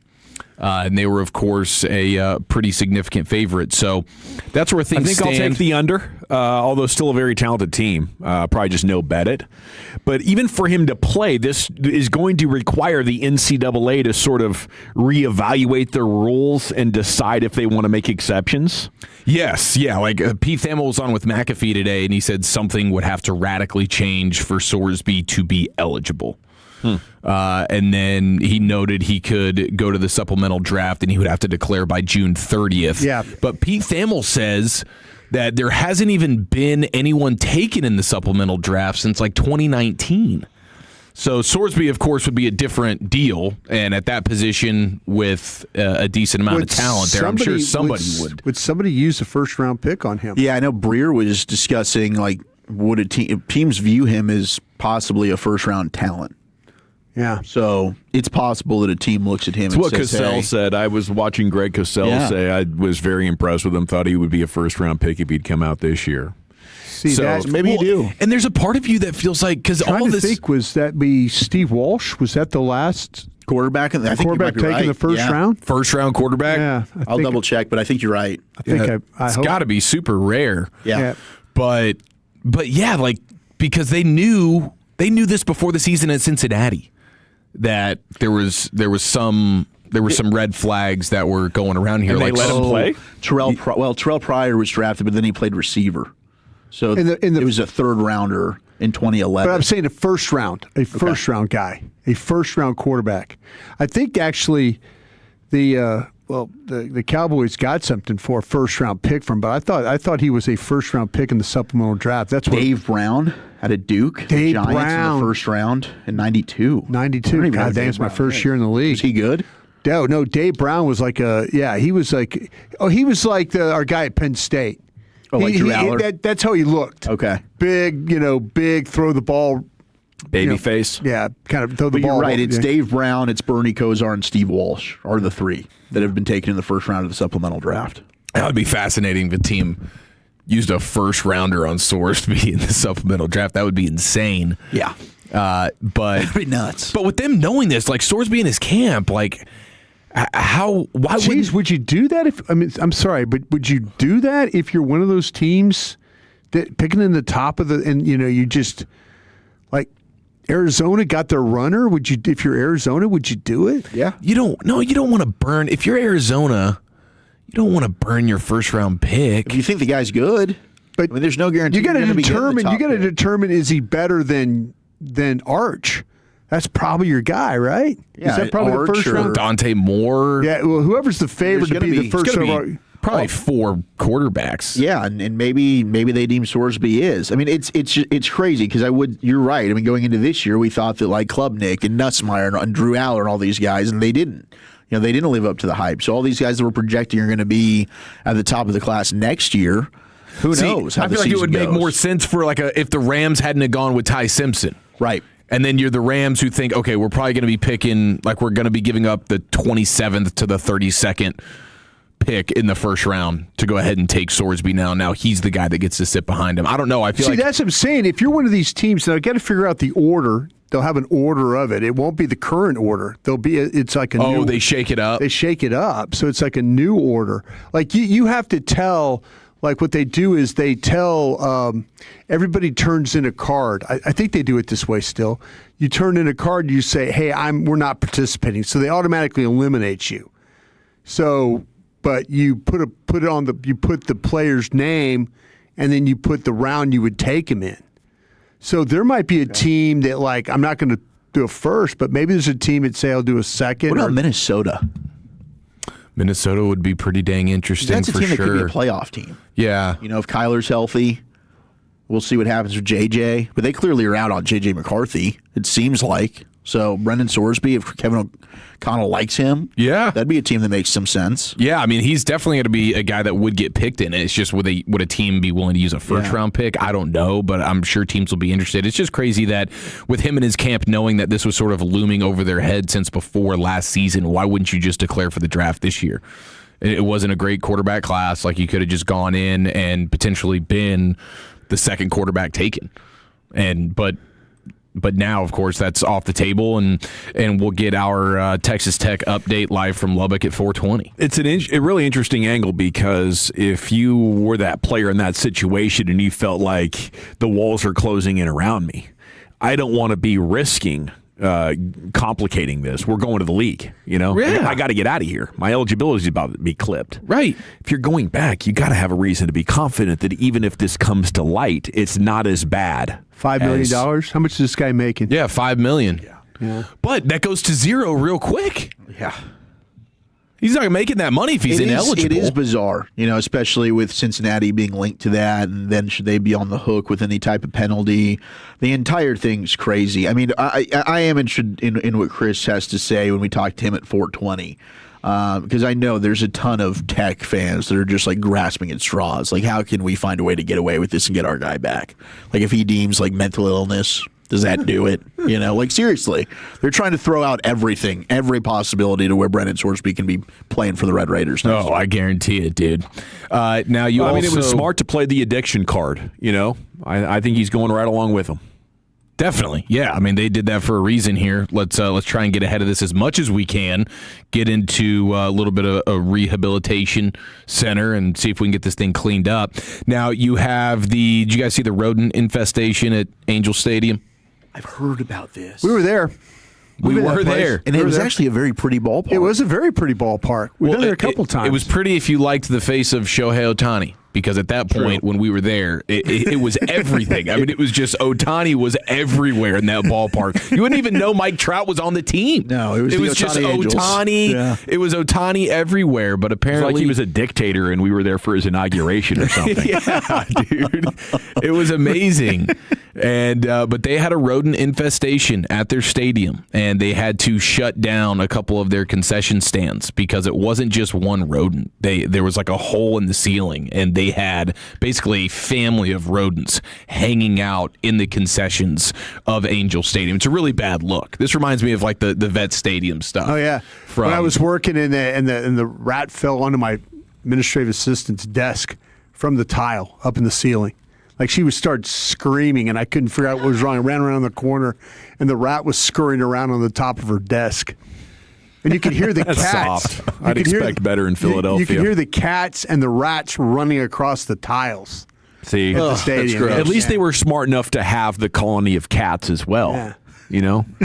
Yeah, you need that to offset. Definitely. Offset things a little bit. How about this for nostalgia? Did you guys participate in this? I think Lucius has said he has participated in this growing up.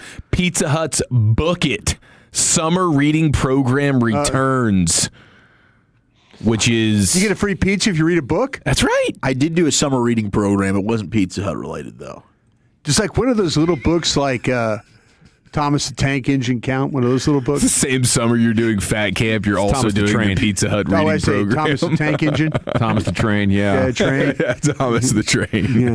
Not Thomas the Tank Engine. Like Curious George, can I get a free pizza? Yeah, it's Man in the Yellow Hat. Yeah, it's for kids pre-K through 6th grade. Oh, sorry. Okay, so from June 1st. Let's get our daughters in on this, dude. From June 1st to August 31st, you could clean up with a free 1-topping pizza at Pizza Hut if you just if you get that book read. I think Pizza Hut is pretty good. Oh, it's delicious. It is. I think it's the one seed for your run-of-the-mill pizza chains. I agree. I absolutely agree. I go with their thin crust all the time. Oh, it's the thin and crispy. Yeah, it's beautiful. It is so read delightful. that book, eat that pizza. The number one Pizza Hut hack, I'm going to tell you this because we get it about, 3 times a month. Extra sauce. Ooh. Thank me later. Okay. Thank me later. Okay, we got John Owning coming up next year. We'll talk Cowboys team building. We got 1 down, 4 to go. It's a full show. Rangers are off tonight. We're back with John here in the Nation.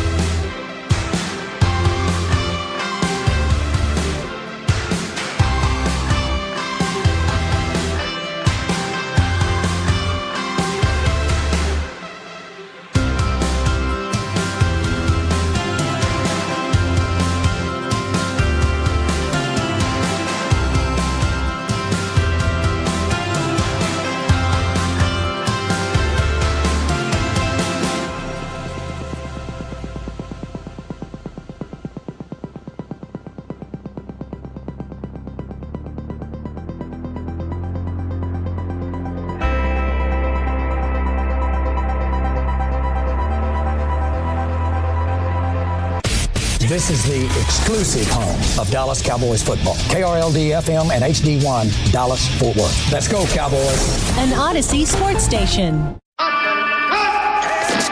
Driven by our D&M Leasing Studios, you're rolling with the G-Bag Nation on 105.3 The Fan.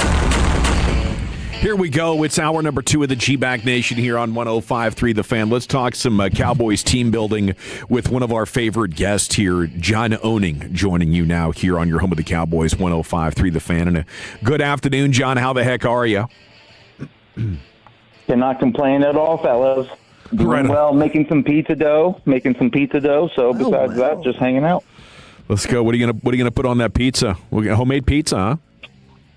Yeah, homemade pizza. You know, I got a lot of time on my hands now, so just trying out a bunch of different recipes and stuff. I think it's going to be for about 4 pizzas, so I think I'm going to do a smorgasbord of things: a cheese, a pepperoni, a meat, and we'll see what the 4th one's going to be. Well, John, I love how whether it was with the Morning News or PFF or whoever you're about to work for next, or maybe working for yourself, I'm not sure what the future has in store, but I've always loved how, you've looked at things and attacked the scheme and the film. And I thought, man, you're probably one of the best guests we could possibly get to talk about the role for Caleb Downs and, the Cowboys' first-round pick there at 11 Thursday night. Very exciting. What kind of responsibilities do you anticipate he's going to have off the rip here with the Cowboys?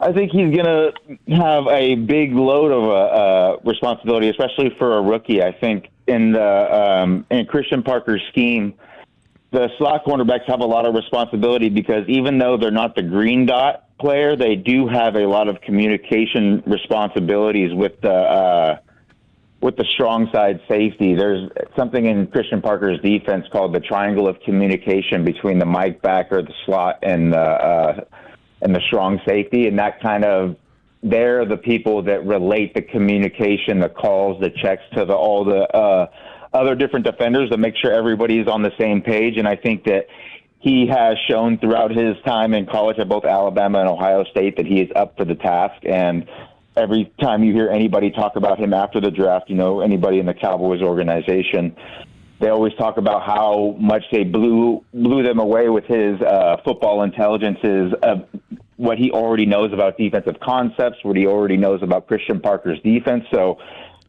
the time that he's going to get now, between now and the beginning of the season, I think he's just going to master that defense and become an excellent communicator. And then when you get on the field in terms of his direct responsibilities, I think you're going to see him playing a lot of slot cornerback, I think, in nickel. I think he's going to be playing a lot of top-down coverage. He's going to be doing a lot of those important things, and then he's going to also be fitting the run. I think something that Caleb Downs provides you, being that slot cornerback, is the fact that even though you're in a nickel personnel defense, you can still run it with base package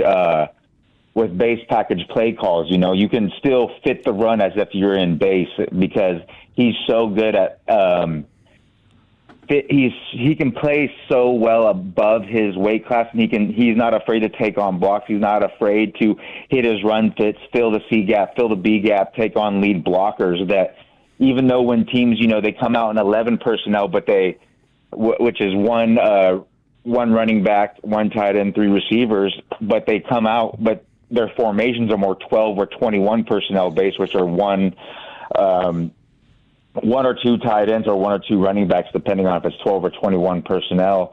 He can still fit the run extremely well. When I think of defenses that have, or offenses that have given the Cowboys defense a lot of trouble in the past, it's those Shanahan-style schemes, and what they do a lot of is they use, certain personnel packages, but then the formations and the type of plays they use are different. So they can come out in 11 personnel, but then run 13 personnel type of plays or 21 personnel type of plays so that they can create mismatches in the run game and in the play action passing game. But I think that Caleb Downs' inclusion gives the Cowboys a lot more answers to those types of questions. John Owning with us here in the G-Bag Nation on 105.3 The Fan. You were a great resource, John, on draft night when the Cowboys traded for D. Winters, and we're in the middle of this. And then here's our guy, John Owning, pumping out tape and teaching us exactly what is and who is D. Winters, what can he do for the Cowboys. So, and you're studying, and then he did his first media interview today. How do you think D. Winters fits, and what are some of his strengths and weaknesses? I think he's a really good fit, honestly, and he sets a really good floor for what your starting tandem of off-ball linebackers can do. I think he can play either the Mike or the Jack in the Cowboys scheme as the inside linebackers. It's kind of a little bit interchangeable in the Fangio, Christian Parker-style schemes. But I think that he does a lot of things really, really, really well. I think he can fit the run. He's super aggressive. He's not afraid to take on blocks. He's good in zone coverage. He gets good spacing. He has pretty good awareness. The only thing that I see from him is when he gets in trouble, it's because he can play a little bit too aggressive or a little too out of control. So say he's flying up, he's covering the flats and they dump it up to the running back. If there's space there, he might have some fly-by missed tackles, or there were, I think, 2 or 3 occasions with the 49ers last year, he tried to undercut a pass to get an interception or to get a pass deflection, and that resulted in a moderate to big gain for the opposing team because he was just, slightly off there.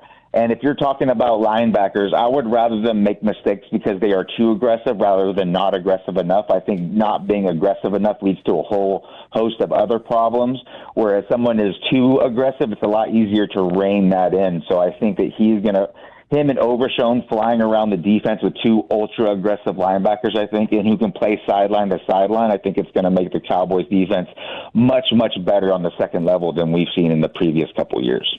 John, which do you think happens first? Dallas's offense continues its great play, or they fix this defense?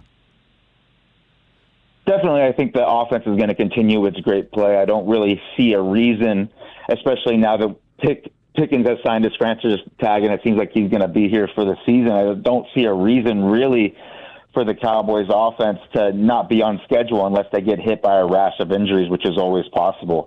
I think the Cowboys defense is still, I never thought it was a 1-year fix type of thing. I think it was going to take 2 off seasons to fix all of the holes.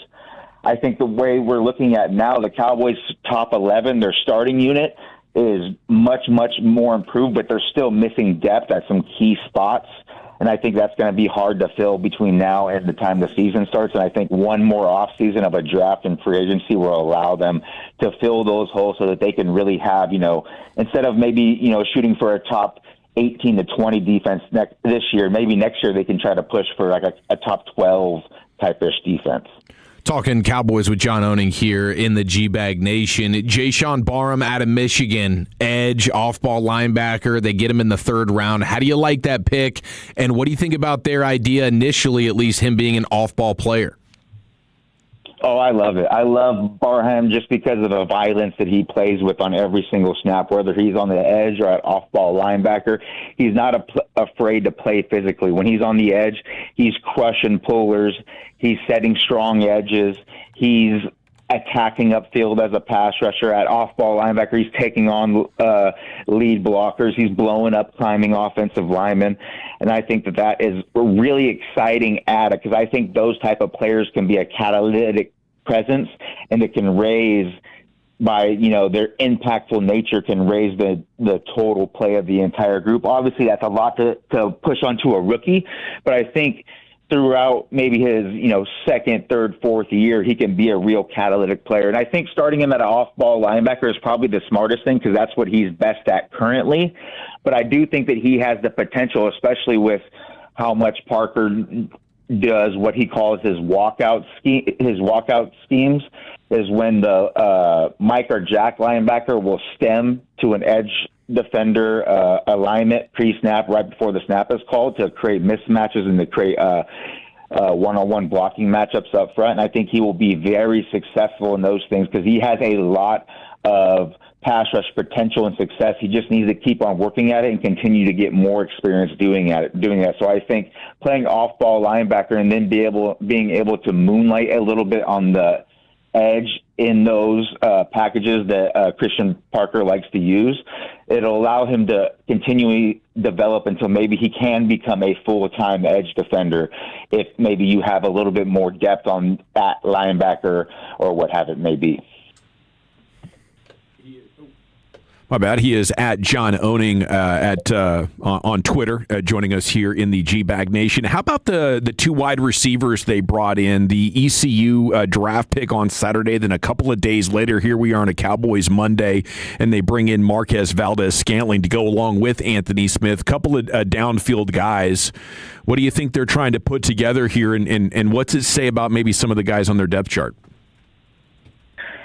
I just think they're trying to improve the depth of the overall group, get guys that can play, especially with Anthony. I think someone who can play and contribute on special teams becomes someone of a field-stretching threat for them when he's on the field on offense. And then Marquez Valdez-Scantling, I'm not sure he has the same special teams value, but he provides the same type of role on offense, and I think they're just trying to get one of their back end of the roster wide receivers after Lamb, after Pickens, after Turpin, after Flournoy. They want that fifth guy to be able to stretch the field and be a vertical deep threat that they can use on occasion, and I think both of those guys fill that role, and that's exactly what you're looking for like a 7th-round pick or a very low-salaried veteran. You and I, John, see edge rushers pretty similarly most of the time. There's a couple of times we'll disagree, but Malachi Lawrence, I think, was somebody that both of us liked a lot. But then also LT Overton. To me, he's a guy that's got to put his hand down, and you're looking at him as a 3-tech and 4-down alignments and maybe more of that 4-I-5 technique in this Christian Parker defense. How do you see both of those guys fitting in? Oh, yeah, 100% agree with you on LT Overton. He was probably the pick that at the time of the pick I was the least enthused about because I had him more as a 5th-round grade, so I thought it was a little bit of a reach. But when you really think about it, when you're making a day 3 pick, you're either looking for a player who's a diamond in a rough that you can develop to becoming an impactful player 2, 3, 4 years down the line, or you want someone that can come in and fulfill a very distinctive role early on in their career. And I think LT Overton does that. He's not going to do a ton of things really well, but he's going to play strong against the run. He's going to be stout. And I think he fits, like you said, that role on 4-down fronts. He could be the 3-tech. He could be a rotational 3-tech, and then when they move to those 5-man fronts, 6-man fronts, he could play that 5 technique, outside shade on the tackle, head up on the tackle, or inside shade of the tackle. I think he does all those things exceedingly well. And then as far as Malachi Lawrence, I think he's a very, very exciting prospect, especially with his pass rush ability, playing from that wide 9. You know, when you have such an athletic player and you're giving him such an angular advantage of widening him so wide so that the tackles are going to have to kick a little bit further out into space, making it more difficult to get help from guards, making it more difficult to get chip help from tight ends and running backs as well. It's going to allow him to see more one-on-one matchups, and it's going to allow his speed, acceleration, and pure athleticism to be a more dangerous trait for him. It's going to make life a lot more difficult on offensive tackles because they're going to be stressing the set to get to their pass set to get into that intersection point. It's going to be difficult. And then when they do, Malachi Lawrence, as we've seen anybody who's watched his film, he has a very deep set of pass rush hand techniques that he can use to defeat offensive tackles, and I think that's going to set him up well to be able to contribute early on in his career as a pass rusher. Now, I think he has a lot more warts against the run to make me a little bit hesitant to trust him consistently in those situations. I think his footwork is pretty bad, especially early on. I think it causes his pad level to rise. I think it creates power degeneration because his feet aren't always rooted in the ground when he's making contact, so it causes him to give ground a little bit at the point of contact. So I'm a little bit worried about him against the run early, but I really think he can make an impact rushing the passer. John, how about Shelton? I've been scarred by 4th round, 5th round offensive tackles. Ball, well, let's go. Awesome Richards. I'm kind of waiting for them to pick one of those guys. Assessment of what you think our young man from Penn State's going to offer here. Yeah, whereas I think LT Overton is, like I said, a guy who can fulfill a really distinctive role immediately. I think Shelton is the other kind of day 3 pick where he's a little bit of a diamond in the rough that's going to take some time for you to develop. I really like his athleticism. like his movement skills, those type of things. He has some pretty good hand technique, but what worries me about him if he's thrust into action early is I think I saw a lot of issues with his anchor and turning his shoulders perpendicular to the line of scrimmage too early to give a soft shoulder, give a short edge to edge rushers. And that gives me a little bit of worry and a little bit of pause. But from the movement skills, the size, the length, the ability to use his hands, I think that he is someone that if him and Cooper Riley and can really get time on task together. Maybe he works with Duke Manyweather at times in the off season, or continues to work with Duke, because I know he worked with him pre-draft. He continues to develop in those areas. Maybe he's someone who can become your dependable swing tackle, or maybe even potentially become a starter. Now, I don't think that's particularly his trajectory. I think we should be more looking about him to try to become that really dependable swing tackle type, but I definitely think that is definitely within his grasp of development.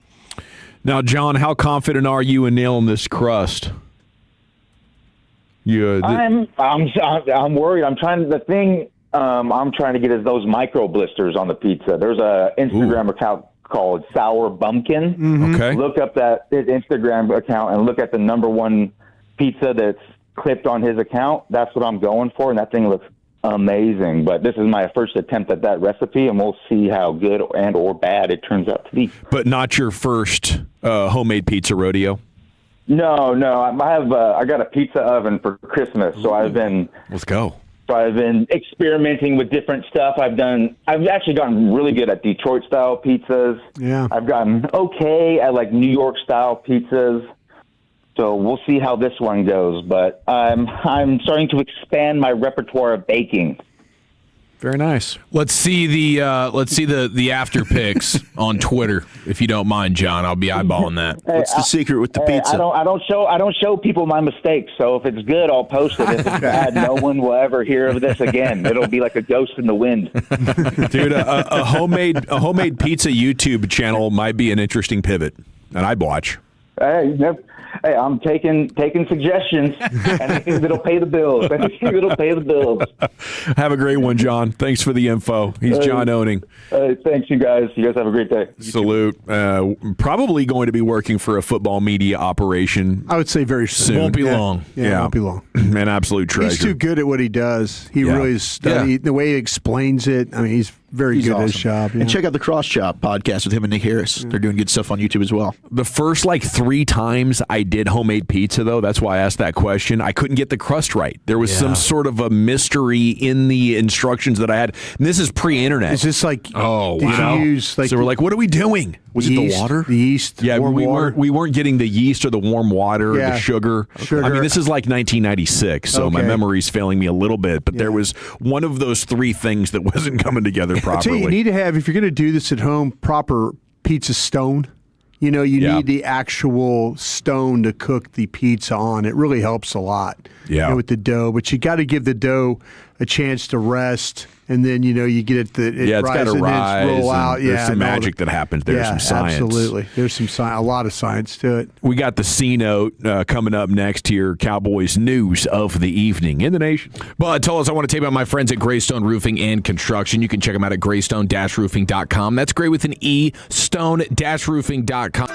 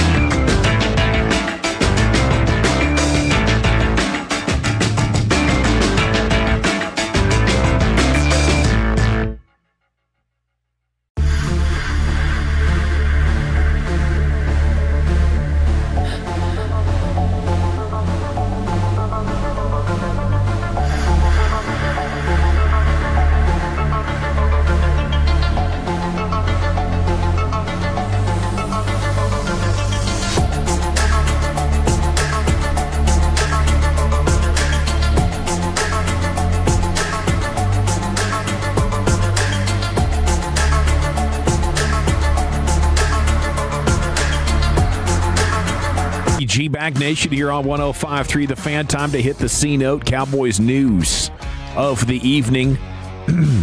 Coming up in 1 hour, Chris Level, Texas Tech Radio, is going to tell you all about the Red Raider things of the day. Segment's brought to you by the Frankels. If you've been injured in a car or truck wreck, call the Frankels first, 214 or 817-333-3333. There is never an out-of-pocket cost. They only get paid when you win. The Frankels are the go-to car and truck wreck attorneys in Dallas. We have highlights from new Cowboys linebacker D. Winters. His conference call with the media, said he wasn't expecting a trade, was surprised to get the call.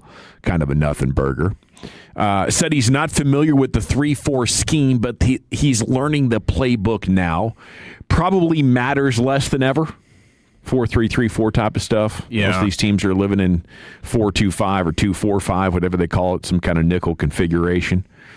Says Christian Parker wants him in space to run and hit to maximize his physicality.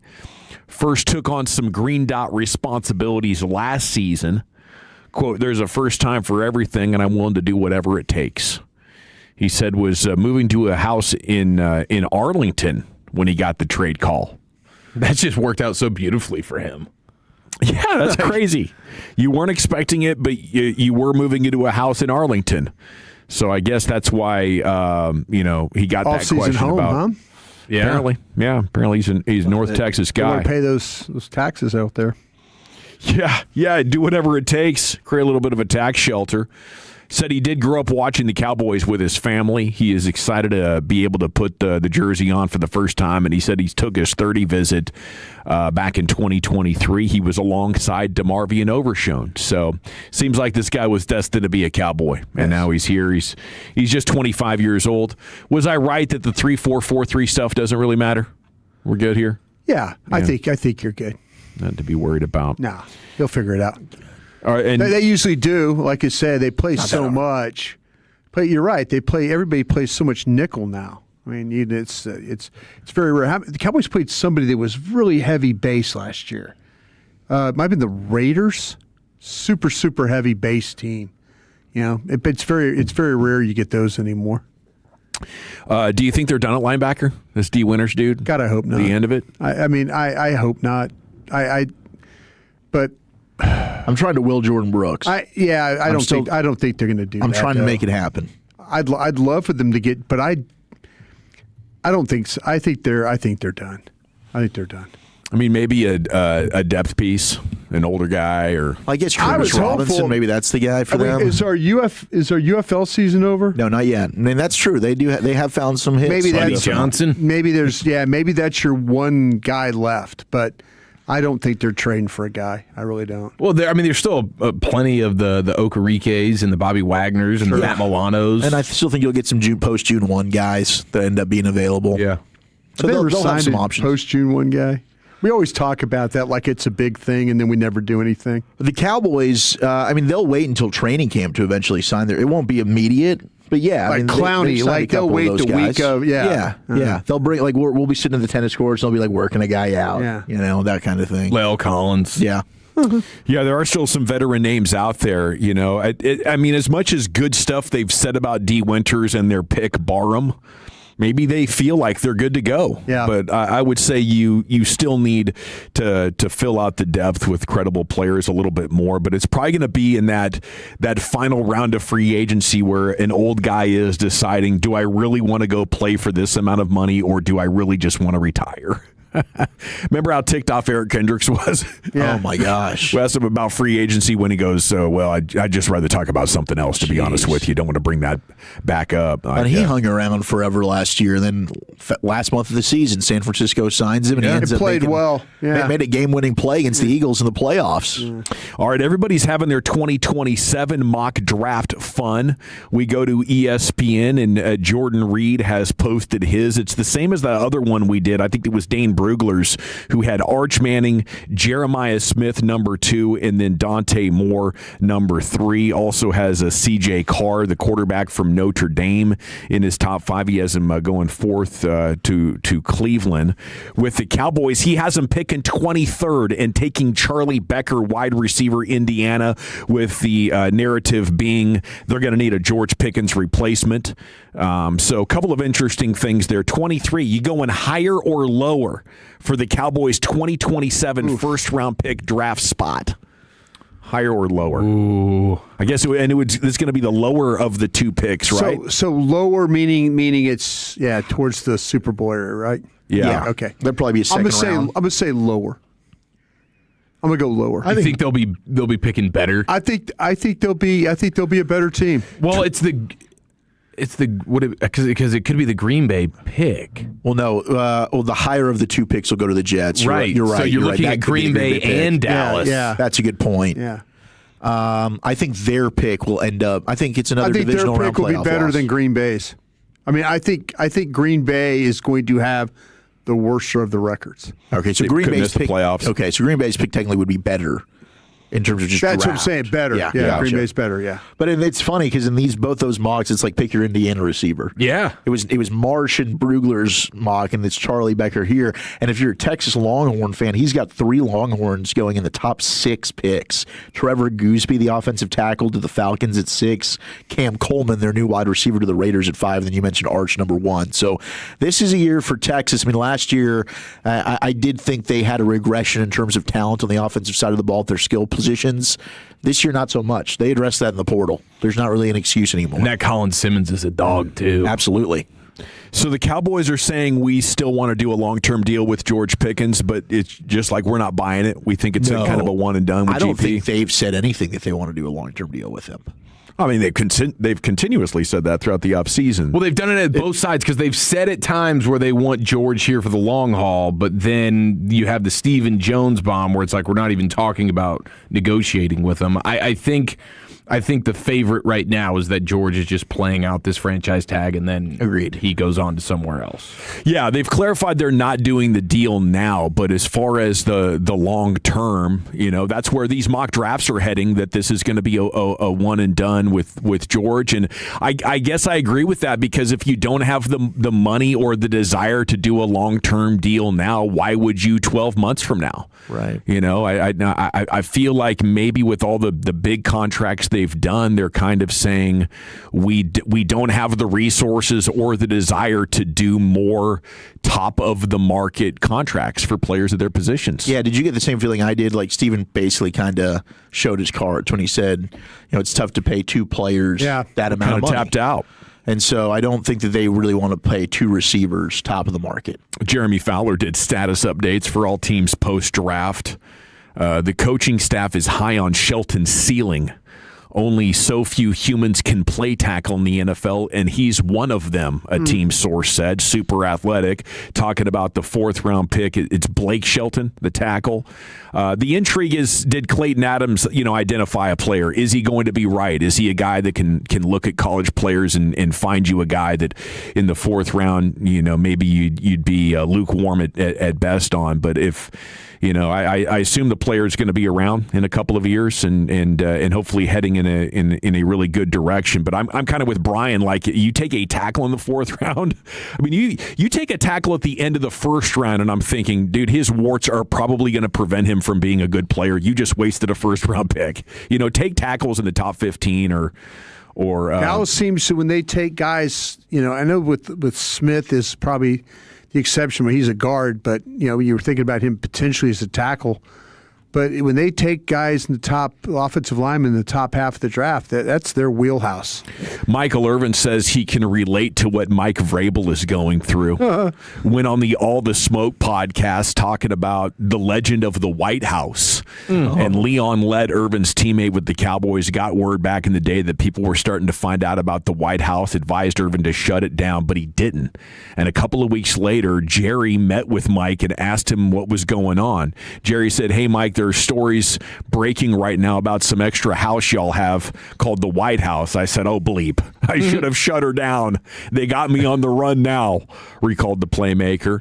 He was already married to Sandy when news about the White House broke. He came home and had to have some tough conversations. Quote, after we shut her all down, we all know Mike Vrabel's going through it right now. I know where he is. I've been there. I've been right there. Irvin said, I know what it's like to have to drive home when a story's breaking about a White House and I've got to walk in my house. He's always got a poetic ability to string these thoughts together. He said, I was like, God Almighty, I'm in so much. That's different, boy. That's different going through that right there. Yeah.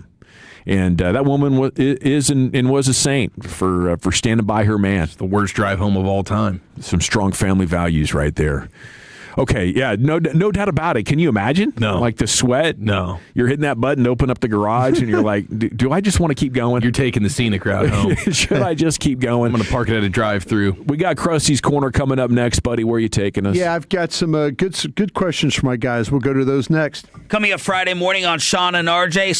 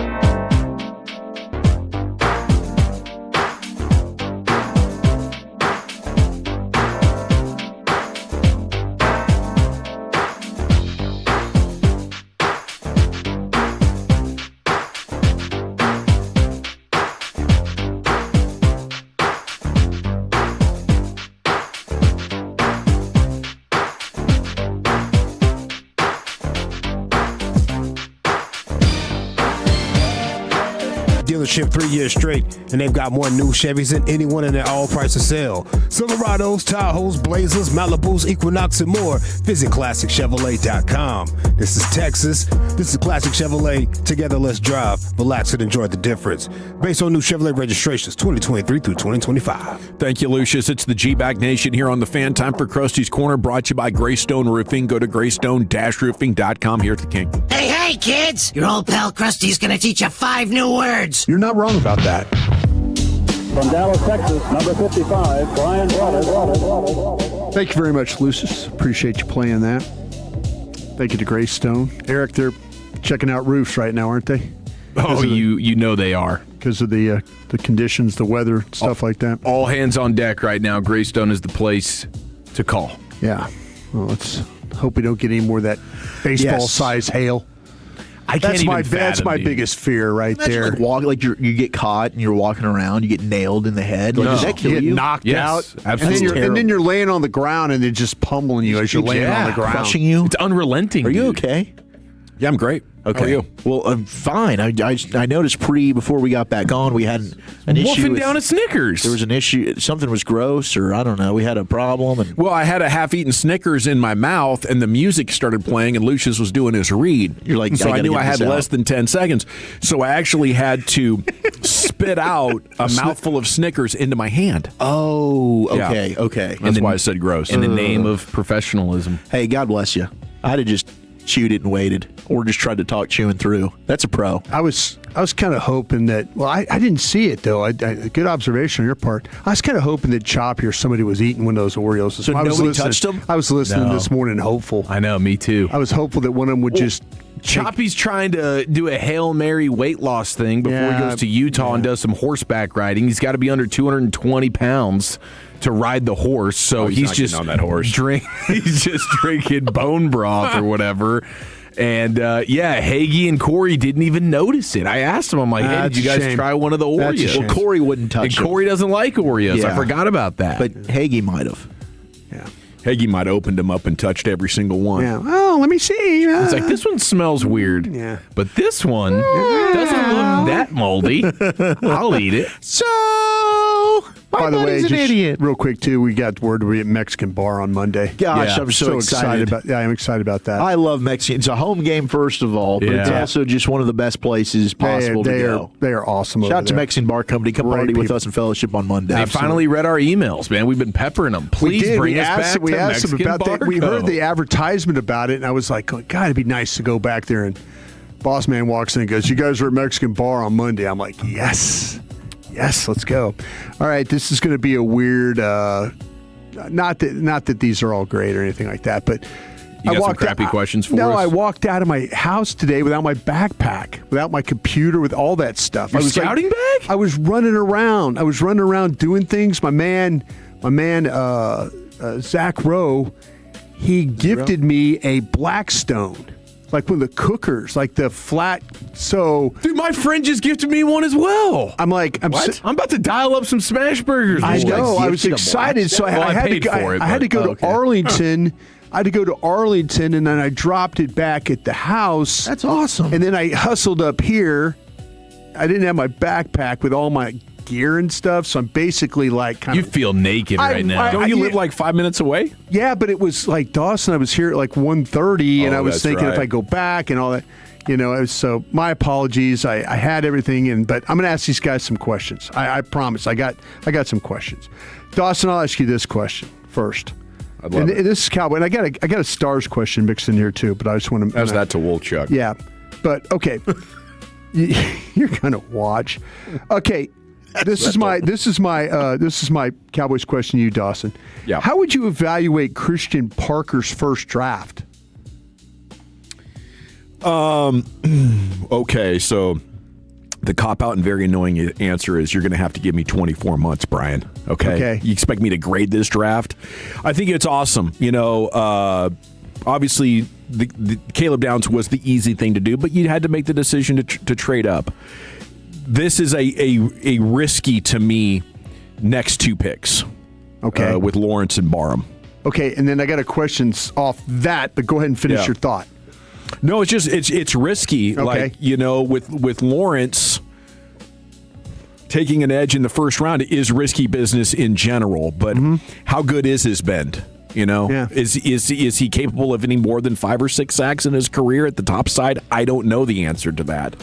And then Barham, I love this because, I actually got some audio I'm going to run in about an hour of Eric DeCosta talking about how, the idea of the consensus and how the media sees a player can be totally different from how teams see the players. And we're starting to see guys get drafted way ahead of their consensus board. He was kind of like saying it used to be just the Ravens that were doing this. Now a lot of teams are doing this. So, I love it. I love the idea that we're going to get this great litmus test for Christian Parker, because if he's right and if they're right on Barham and Lawrence, then I think we're in great shape. If Christian Parker is right, and Christian Parker is right calling defenses, could get real good real quick. But it's risky. We're not going to be very long here with Christian Parker, are we? No. No, if he turns the defense around, I think you're looking at 2 years most.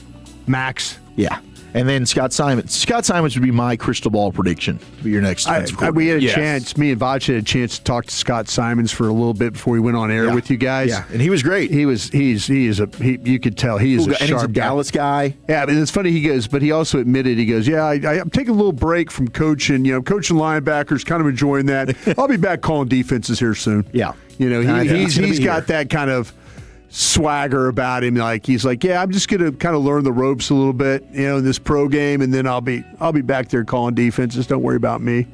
That's what Sanda was telling us at the Super Bowl, that college coaches that want to go to the NFL now, they got to take a step down to get in, and then see if they can work up from there. How about you, Chuck? How did you evaluate Christian Parker's first draft? I think overall he got the perfect player for him, that what he needed in Caleb Downs. And some of that is hey, the draft went your way. And that's not, to me, I don't think Caleb Downs is a super difficult evaluation. Sure. If you know football, you can watch Caleb Downs and be like, yeah, this guy's really good. Now, how do you use him? Then that's going to take a little bit of a smarter person. I think CP's great for that. I love Malachi Lawrence. He was one of my favorite players. I think Barham fits what he wants to do in terms of a Zach Bond-esque type player. And then we'll see. I think he clearly wants some bigger bodies. LT Overton probably fits that. Do we love LT Overton? No, but he probably fits something that he needs to do. And Devin Moore, I think, is a high football IQ player. So I think that was something, and even looking back at it, I didn't highlight it when we did our post-draft conversations, but a lot of these guys were all academic honor roll type players. Yeah. So it's not, so last year it was a lot of team captains. Some of these guys are, but they're also high IQ individuals. And I do think, and it's not, it's going to be a shot, but I don't think you really had a ton of intelligent football players necessarily previously. I think they've done a great job of really adding talent. I think you had a massive talent discrepancy. The morning show broke down one cool customer on Blogging the Boys, and that turnover that they've had on the defensive side of the ball. I think that reiterates my point of, hey, they needed an overhaul of personnel. Their personnel wasn't good enough. That's reflected in now, not only do you have a new defensive coordinator, but you've had a mass exodus of players, and you've brought a bunch new in. So I like what he's done, but time will tell. It's right now it's all good vibes, but we'll see how we feel in December. Chief? Yeah, I thought it was pretty fantastic. Caleb Downs, that's the most important position in the defense. Christian Parker talked about it, being able to have that nickel player. He's like, if you're playing backyard football with your buddies, that's the guy that's your number 1 overall pick. So getting Caleb Downs was an absolute home run. And then what did we say they needed? They needed more edge pressure, somebody who can get after the quarterback. That is Malachi Lawrence. And the athleticism is through the roof with him. When you look at his RAS score, it's a 9.94 out of 10. So a guy that, okay, maybe there's questions about the way he stops the run. They have that kind of under control right now with the guys they already have. They needed somebody with some pass rush juice. They got it. And so instead of going with a Falk or somebody like that, TJ Parker, they get the prototype of a guy who can get after the quarterback. So I love that. And then Barham, violent player with versatility. Sure. And that's one of the buzzwords, guys that can do multiple things. And Barham is clearly that guy. Another high RAS score, 9.52 out of 10. The athleticism and the profile is there, and then the demeanor in which that guy plays, I think, is going to be huge. All right, then, Wooly, I'll go to you with that question in mind. Bigger impact, Lawrence or Barham, for this season? For this season, because linebacker is such a massive need, I'm going to say Barham. Because I think Malachi Lawrence is going to be afforded the luxury of kind of rotating in.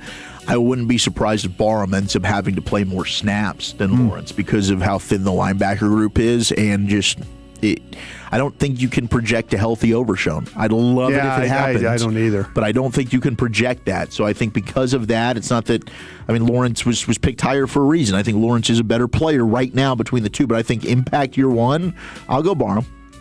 How about you there, Chief? Yeah, I could definitely see it going either way. I think Barham will probably get more snaps with the off-ball stuff, but if Malachi Lawrence can actually hit the ground running as a pass rusher and just have, even though it's a smaller volume, can he go get you 6 or 7 sacks and have some splash plays? That could go a long way for you. So I'll still go with Lawrence.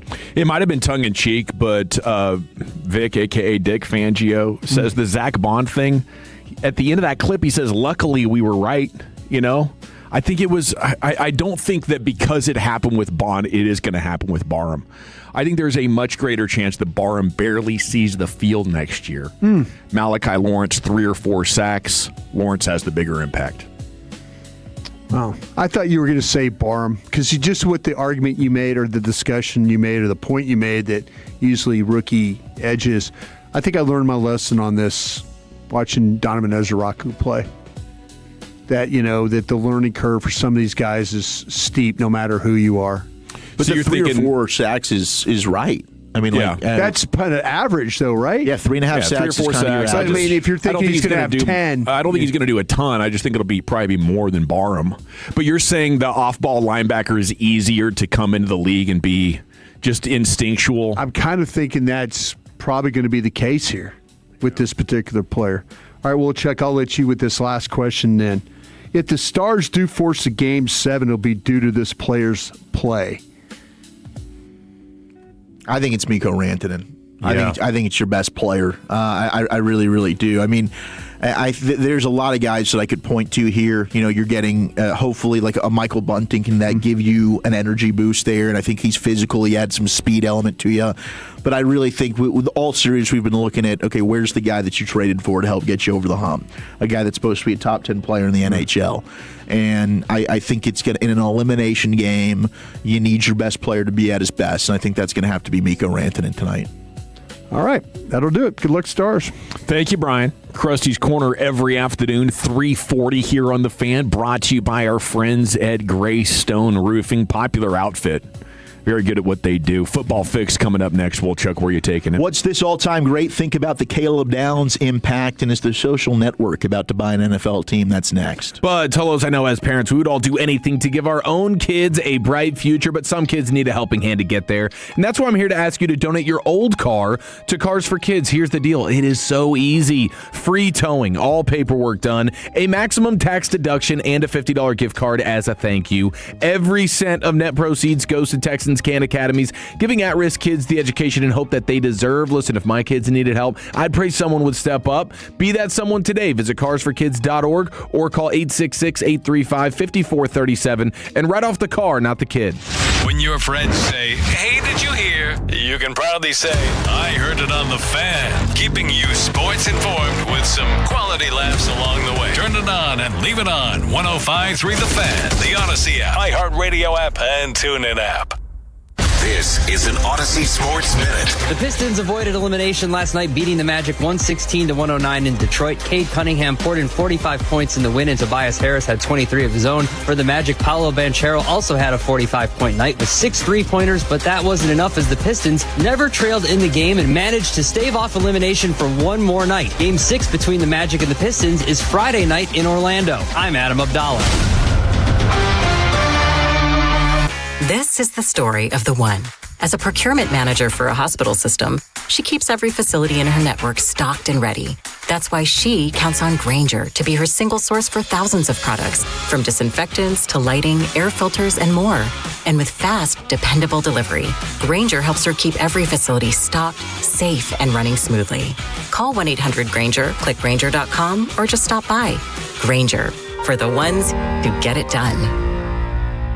The U.S. Treasury just released its official financial report for 2025. Buried in it is a startling admission. By its own numbers, it appears the U.S. government is insolvent. When governments go this deep in debt, they print money, raise taxes, or cut benefits, none of which can help protect you. That's why people move part of their savings into physical gold and silver. Call Monetary Gold at 877-NOW-GOLD for their complimentary gold and silver guide. That's 877-NOW-GOLD. Call Monetary Gold now at 877-NOW-GOLD. Do it before the next headline, not after. Performance may vary. You should always consult your financial and tax professional. Question: what business couldn't use extra income? Hey, it's Tiki Barber. Right now, Amazon Hub Delivery is looking to partner with ambitious local businesses to become Amazon Hub partners. You and your staff will deliver packages to customers in your area when it's convenient for you.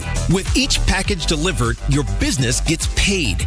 Get started at Amazon.com/Hub Delivery. That's Amazon.com/HUB Delivery.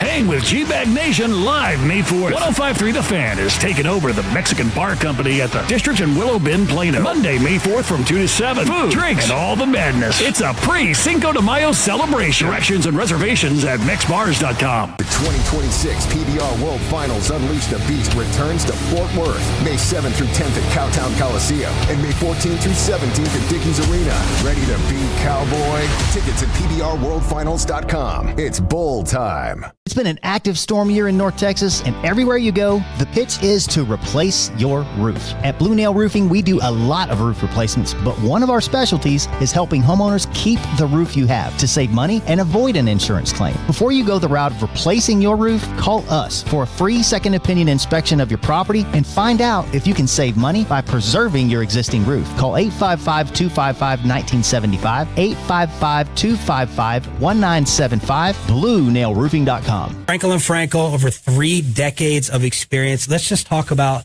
how local you guys are and all the different connections and relationships you have within the Metroplex. So Scott and I started the firm over 30 years ago in Dallas. We are a family firm here in Dallas. We both started our careers here working for the insurance side. That's why we feel like we've got their playbook, because that's where we started. That's 214 or 817-333-3333. Franklin Frankel, attorneys you can trust. Principal office, Dallas, Texas. Hey, Tolo's RJ Choppy here for one of the best dealerships on the east side of the Metroplex in Terrell. It is Platinum Ford. Owner Stephen Gilchrist and GM Adam Vinci, they're Tolos, taking care of you, the Tolo, each and every day when it comes to the purchase of your brand new Ford car, truck, SUV. I am proud to say that I am a Platinum customer, and I promise you're going to get the same incredible experience that I got. Adam's got everything from Super Duties to full-size Broncos and more. Start the process right now online, PlatinumFord.com, and then drive a little further to save a lot more at Platinum Ford. Dax Kirk's here. Let's be real. Right now, everything feels so expensive, and replacing your windows can feel like something you put off. But here's the thing. Old, inefficient windows are costing you money. Our windows can help lower your monthly bills, and that adds up. We're home with the 10 windows for just $59.50. And with 0 down, 0% financing with approved credit, you don't have to come out of pocket to get started. If you've been putting it off, now's the time to call 469 Windows or visit BestBuyWindowsAndSiding.com. The NFL offseason is here, but the action never stops. The draft is right around the corner, and Heed the Call NFL podcast with Dan Hanzus and Mark Sessler is your pro football destination. Prospects, team needs, and pick-by-pick coverage of draft weekend. Heed the Call covers all things NFL, and we have fun. No fake hot takes or boring data dumps here. Just entertaining football talk from your favorite buds at the bar. So come hang out with the Heed the Call heroes for football news, analysis, and mirth. All the mirth. Follow and listen to the Heed the Call NFL podcast wherever you get your podcast. Hey, Tolos Choppy here. When you think about barcodes, the first thing to hit you is labels. You see them everywhere. Every box, every pallet, every product in the warehouse. So who do you call for the labels and ribbons that actually work? Texas Barcode Systems. Picking the right combo of labels and ribbons can be confusing, but don't sweat it. With over 30 years as the industry leader, these guys are the barcode experts. They've got over 80,000 rolls of labels and ribbons in stock right now, so they got you covered for any application. Reach out. Texas Barcode Systems. TexasBarcode.com. That's TexasBarcode.com. It's a Thirsty Thursday, proudly being sponsored by our friends at K-Post Roofing and Waterproofing. This is the exclusive home of Dallas Cowboys football. KRLD-FM and HD1, Dallas-Fort Worth. Let's go, Cowboys. An Odyssey sports station. Driven by our D&M Leasing Studios. You're rolling with the G-Bag Nation on 105.3 The Fan. Welcome to the nation. Here we go. Hour number 3 already in the G-Bag Nation. We got a full 5 today. Rangers have the night off. They'll be in Detroit tomorrow with the pregame tomorrow night, 5 o'clock. 5:40 first pitch. Chris Level, Texas Tech Radio, is going to join us here coming up in about 20 minutes. Here's Wolchuk with your daily football fix. Let's get our fix right after this. You think football is still fun? Yes. Sir. Wrong side! Left side! Wrong side! Left side! I use these for acid indigestion. So what are we going to use these for? Intimidation. You know I got to get my fix, man. New Love of the Star is out. We recorded one this morning. Brian Broaddus, the Super Bowl champ, and myself, just the guy, Zach Wolchuk, doing this Love of the Star stuff. And I encourage you to go check it out. It's an Odyssey podcast, Eric. You can get it on the Odyssey app wherever you get your podcasts. That's why I love it, dude. I know you do. I can go anywhere and I can get that pod. It's glorious. Now, how about this for a Rumorooski on the schedule? And I'm glad you brought this up earlier because one of my favorite days last year was just going back and forth. And Brian came in and is like, you know what, guys, I'm punting on the schedule thing. I'm like, the hell you are. We're finding out this schedule. We're going to get this, and we're looking at all the rumors. You know, you get the schedule rumors. We're trying to piece together, well, when's the Vegas game? When's the Arizona game? How many Monday nights they got? Thanksgiving. I'm ready for it. I'm excited. I think it's just a fun show. The adrenaline's going. We're trying to pick and choose. Yeah, but I kind of check out on you guys a little bit. Well, not that I'd probably do that anyway. Sometimes. But you're working the phones, man. You're trying to figure this thing out. I do walk in with I used to be able to just get the schedule and kind of have an idea what we were doing. And then it became like I'm not getting the schedule anymore. And then it became like having to try to figure it out. But then you start to call your friends around the league, and they'll tell you, hey, man, we're playing you on October 19th. All right, so you plug that one in. Perfect. You're on like a puzzle hunt, Chase. It is a puzzle hunt for sure. It's fun. It is. But week 1, the season opener, it's on a Wednesday because we've got the Brazil game on Thursday. But Wednesday night to open the season, Michael Wilbon of ESPN floated out. He's hearing his Chicago Bears are going to be going to Seattle to take on the Super Bowl champion Seahawks. I like Bears, that. Seahawks. That'd be a good opening season. That'd be a good opening. And it makes sense, right? You got the momentum of what was a really good year with Ben Johnson, Caleb Williams and company. They won a playoff game.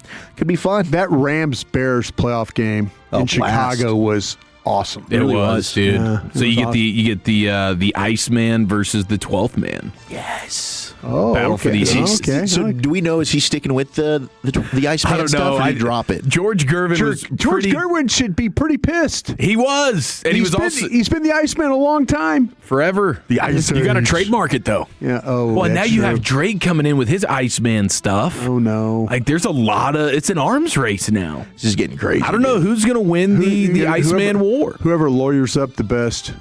Probably Drake. See, Drake might have some sort of a claim because he's in a different genre of entertainment, the music side of it. He's a bigger star than George Gervin by a factor of 10 or 100 or something like that. Yeah. You know, I think he might have a case. But I didn't even know that Drake was known as the Iceman. He's not. He's just got an album coming out called Iceman, so now he's in his Iceman era. I don't know if he wants that to stick to him long term. Right. But for the season, he's staking his claim. Okay, well, how about Mark Zuckerberg and outgoing Apple CEO Tim Cook? They're going to buy a football team, huh? Bidders early on here to possibly buy the Seattle Seahawks. So they're selling. They could sell for $8 to $10 billion, which would break the record last year of Washington. What was it now? 3 years ago? 4 years ago? $6 billion? 6.5. Yeah, $6 billion. Crazy. So both men are not considered bids for the franchise, according to other conflicting reports, but it's possible that we could get the Facebook's own Mark Zuckerberg. I wouldn't want to buy anything with Zuck. You know, Seattle says no thank you. I don't want to have a co-owner. I don't want to be getting into debates. Are they buying it together? I don't want you calling me every morning trying to impress your ideas on me. You know, this is going to turn into into some sort of a power struggle. He'd end up being too hands-on. And then you got Zuck's past. You know, and how he did the Winklevoss twins there to basically take Facebook. And is the other guy in there. There was another guy? There was another guy, and I can't remember what his character's name was in the film, but he ended up also screwing him over. The guy that ended up being Spider-Man at one point. Yes, Andrew Garfield. Yeah, Garfield he screwed him. He got dunked on. He got zucked. So somehow, a couple of years down the road, he will have full control of the Seahawks, and you'll receive a buyout for less than market value. There is a credible guy named Dylan Byers on Twitter, and he is saying, you talk about the conflicting reports, he's saying that per sources close to both men, they are not considering bids for the Seahawks. Okay. But Front Office Sports is the one that initially ran with it. Which is pretty credible. They're credible. Yeah. I thought Bezos was going to be involved in this some way. Isn't he a Seattle guy, Bezos? Oh, yeah. Yeah, that would make a ton of sense, because wasn't he trying to get in on Washington? He was. He was. He absolutely was. That would make a lot of sense. But he also owns the Washington Post, though, too. Conflict of interest? I think that's initially why he couldn't buy the Commanders. Was it because of the newspaper? I think so. Well, if it's because of the newspaper, then he can't buy the Seahawks then either. Yeah. Or maybe it was just because they were in the same town. So, like, he could end up trying to kind of... Dan Snyder owned those ESPN stations that he did.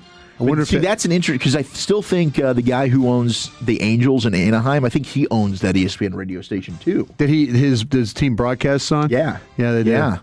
So it's a weird deal, and maybe it's like you get grandfathered in. Maybe they change the rules and regulations, but that's a good point. Maybe that is what's going to stop him from doing it.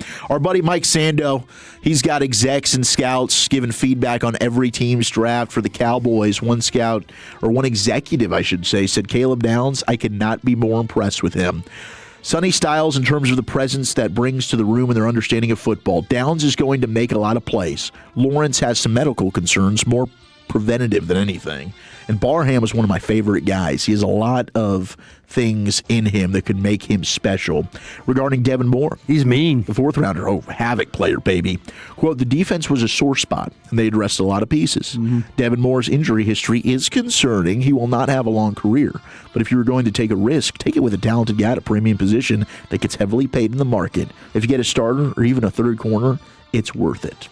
I don't love hearing Devin Moore won't have a long career. But who the hell is this guy? How the hell does he know that? Are you a doctor, sir? Well, I don't think you just on my guy like that. You just channeled your inner Bill Tobin there. Yeah, who the hell is Mel Kiper? Who's the hell is this your guy? Sister, your mother, everybody. Yeah. So I'm injury paranoia guy. There's no way this guy would have been drafted if I was in that room. Guys, what are we doing? He's never made it 4 games without getting hurt. Yeah, but those 4 games, man, they're great. Well, they were about to. They love Jordan Tyson too, and Jordan Tyson's a guy that hasn't been able to stay healthy for. So they might have just been. It's weird because they didn't want to take the red flags, but here they were kind of open to taking the hurt guy. Oh, they're always open. At some point, it's worth it. Yeah, by what, round 5? Fourth round. I feel like that's when Jamon McCoy went first overall in the 4th to the Raiders, and I felt like it's worth it at this point. Like if the Cowboys had taken Jamon McCoy in the 4th.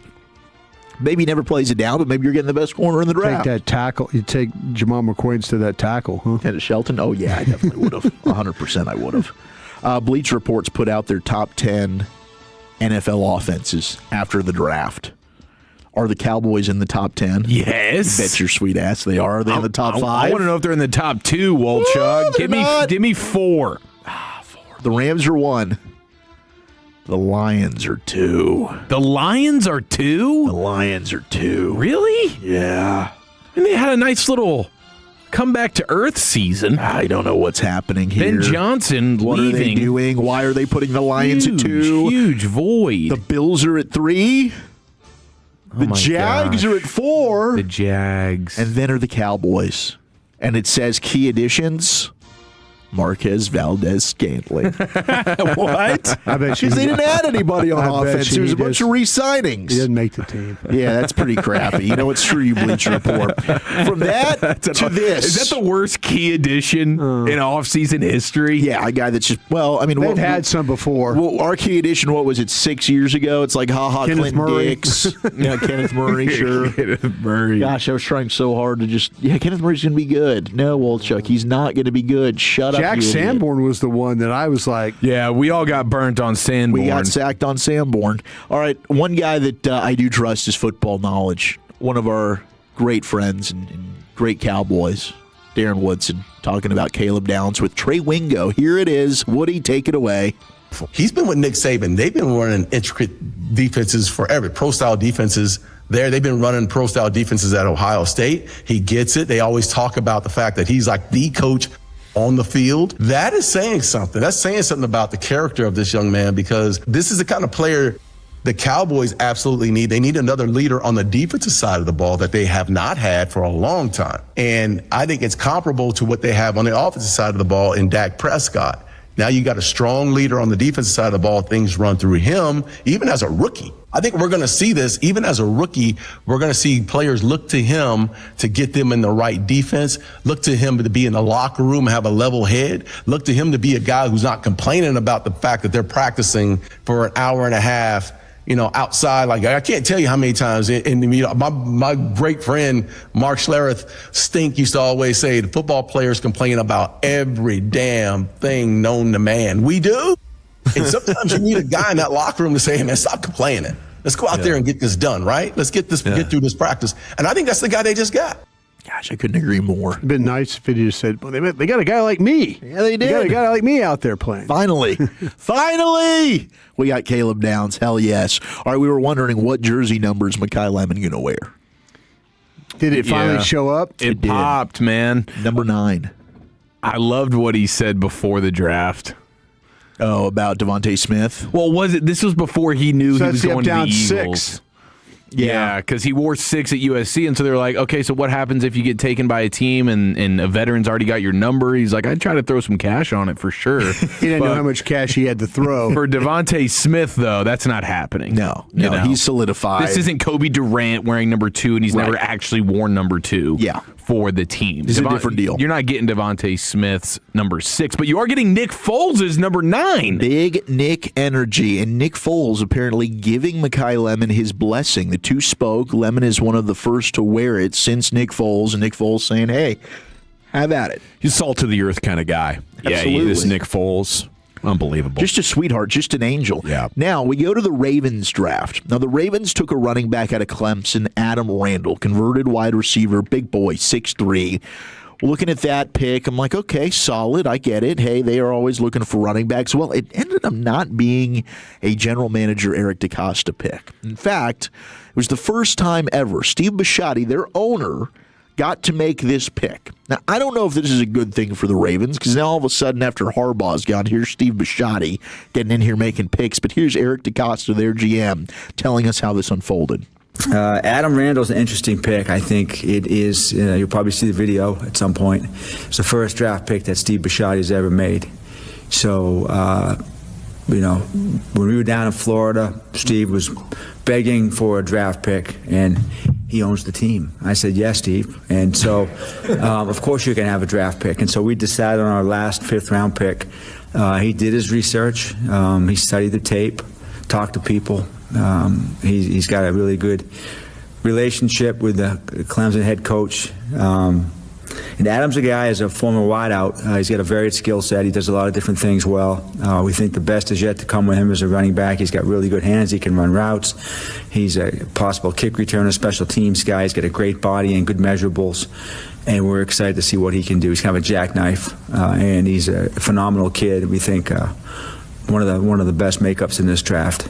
In the phone call, Steve Bisciotti with Adam Randall, he said Dabo Swinney told him he's the highest character player he's ever coached.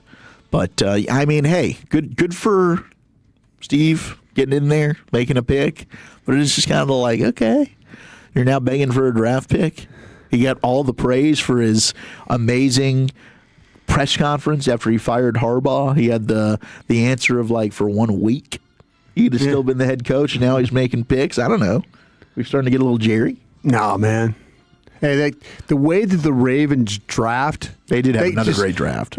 Surratt, those guys. It's like Chandler Rivers in the 5th round. Sure, you want to pick in the 5th. Why not? Probably end up being a Pro Bowl player. We got 3 other picks. Fine. No, it's the owners that step in and say, with the 5th overall pick, I don't care who you like. We're taking this guy. Yeah. Those are the owners you got to be worried about. The 5th rounder, it's okay. Well, we're not worried about it. Did he combine, though, here's what my takeaway was. Did he combine jack of all trades and Swiss Army knife into jackknife? Jackknife. He did. The guy's kind of a jackknife. I like it. I did too. I liked it. Jackknife. Let's go ahead and, we'll shortcut this. Final thing here in your football fix, Calais Campbell, congratulations. He is returning, speaking of Baltimore, to the Ravens, 19th NFL season. It's not a 1-year sign a deal and leave kind of thing, is this? No, he's actually going to play. Yeah, he's going to play this year. $5 million, man. I think the Cowboys should have been on that. Yeah, I don't disagree with you. He's still good. Yeah, he can still play. Thank you, Wolchuk. Thank you. Chris Level, Texas Tech Radio, is going to tell you about the Red Raider stories this week. Coming up next year, it's the G-Bag Nation and the Fan. But first, always, I want to tell you about my good friends at Greystone Roofing and Construction, my number one most favorite local family-owned roofing company here in North Texas. You can check them out at greystone-roofing.com. That's great with an E, stone-roofing.com, and the storm season is well underway here in North Texas, especially on the east side of Dallas. That was not your typical hailstorm earlier this week. We're talking tennis ball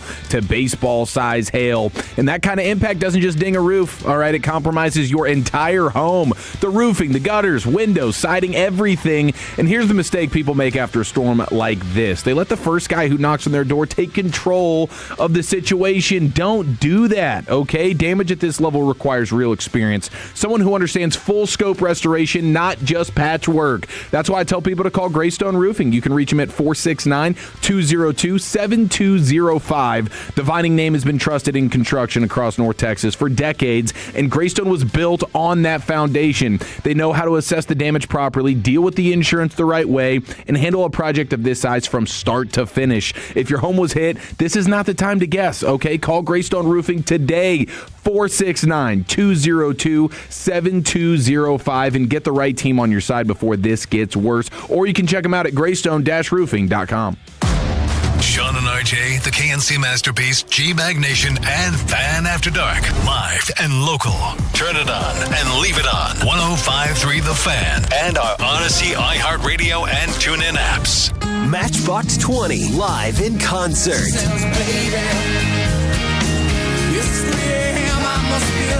Saturday, August 15th, Choctaw Grand Theater.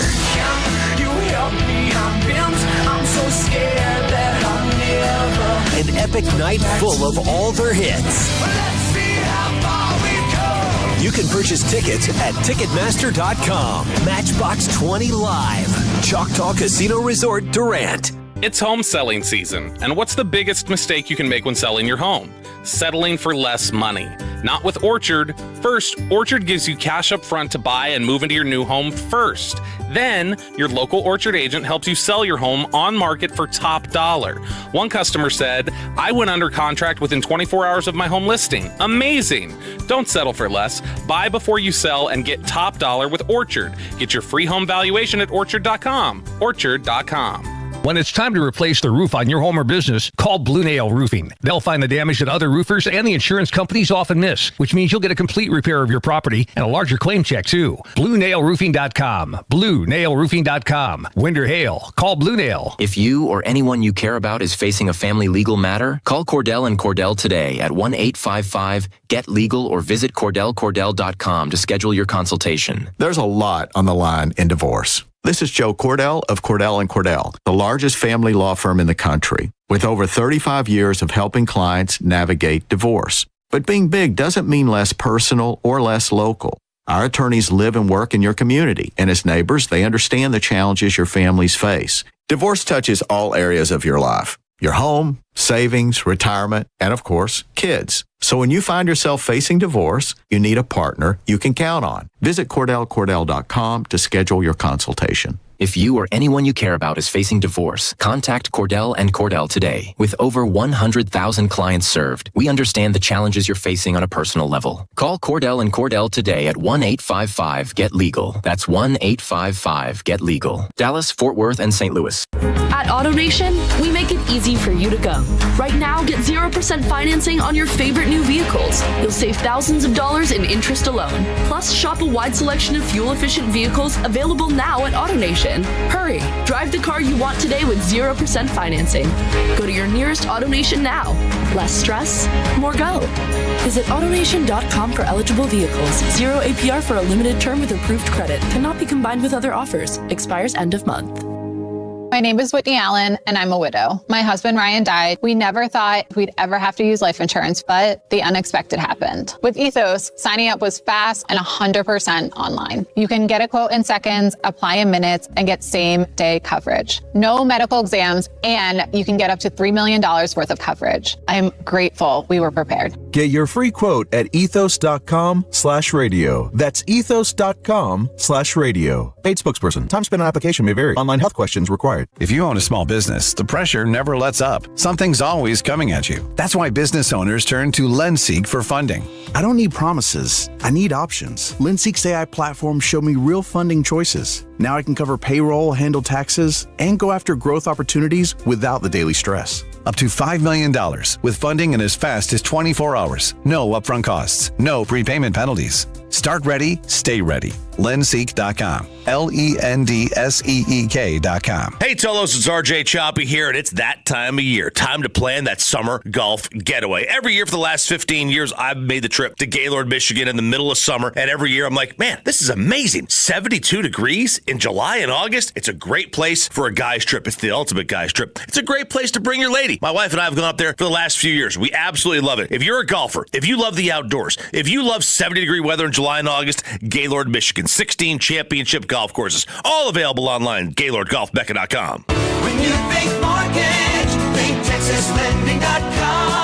How many of you want a home equity loan, but you want to close fast? With TexasLending.com, we can close fast for many reasons. One of them, we do automated appraisals on many of our home equity loans. That means you can get an appraisal done for a fraction of the cost at twice the speed, closing your loan when you need it. Fast. Call TexasLending.com for your home equity loan today. We got it. 4201 Spring Valley Road, Suite 1150, Dallas, Texas, 75244. NMLS number 2297. Equal housing lender. Staples presents Celebrations Made Easy. I was throwing a party for the twins and had custom invites and a banner printed at Staples. And that's when I saw Party City is now at Staples. Party City? No way! Yep. So now Staples has all your printing needs and everything you need for a party. Everything times 2. Yeah, and now at Staples, save 40% on custom cards, photo gifts, wrapping paper, banners, and more. Big news! Party City is now at Staples. That was easy. Shop Staples in-store, online, or on the app. In 613, exclusions apply.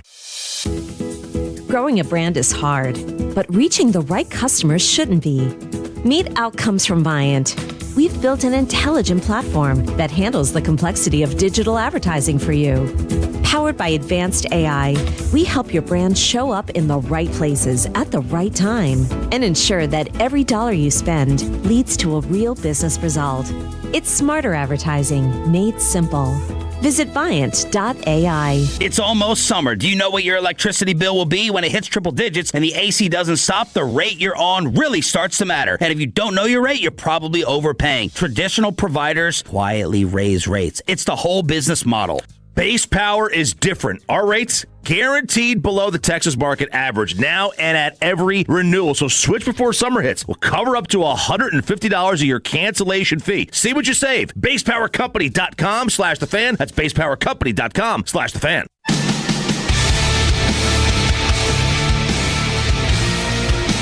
Welcome back, Nation. Segment's brought to you by the Frankels. We're about to talk with Chris Level, Texas Tech Radio and publisher of Red Raider Sports, here about all your Texas Tech news of the week. Segment you're brought to you by the Frankels. If you've been injured in a car truck wreck, call the Frankels first, 214 or 817-333-3333. There is never an out-of-pocket cost. They only get paid when you win. The Frankels are the go-to car and truck wreck attorneys in Dallas. And a good afternoon, Chris. How the heck are you? Gentlemen, how are we doing this afternoon? Hopefully we can talk about Caleb Downs or Jacob Rodriguez or something like that. But I have a feeling that you guys are gonna ask about something different. Yeah, we'll definitely get your thoughts on the drafted players and the Cowboys and whatnot, and whatever else you want to talk about. You just fire when ready, Chris. But would love to know, sort of from an insider's perspective right now, what you think the chances are that Brendan Sorsby plays this year. Yeah, well, this has obviously been a wild week in Lubbock. This doesn't look good. I think there's still plenty that we don't know, but at face value, I mean, the chances seem to be pretty slim, if any. And this was a team that I think was going to be preseason top 10, and certainly the favorite to win the Big 12 and try to push forward into the CFP. Now there's just a giant question mark about, the most important position on your team. I think he is seemingly has admitted to the rule breaking, it appears. We just don't know We just don't know about the aspect of if he was at Indy, which is the big sticking point here is not that he bet on UFC or NASCAR. I mean, those are apparently allowed. I'm finding all this out like you guys are, I'm sure, because they're not NCAA sanctioned sports. Even the pro baseball betting stuff is clearly there's an illness there. Clearly he's got something wrong. He's seeking help for that. But the big sticking point is the fact that he may have bet on Indiana when he was a redshirt freshman. And you can't do that. You can't bet on the sport that you're involved in. Certainly can't bet on a team that you're playing for.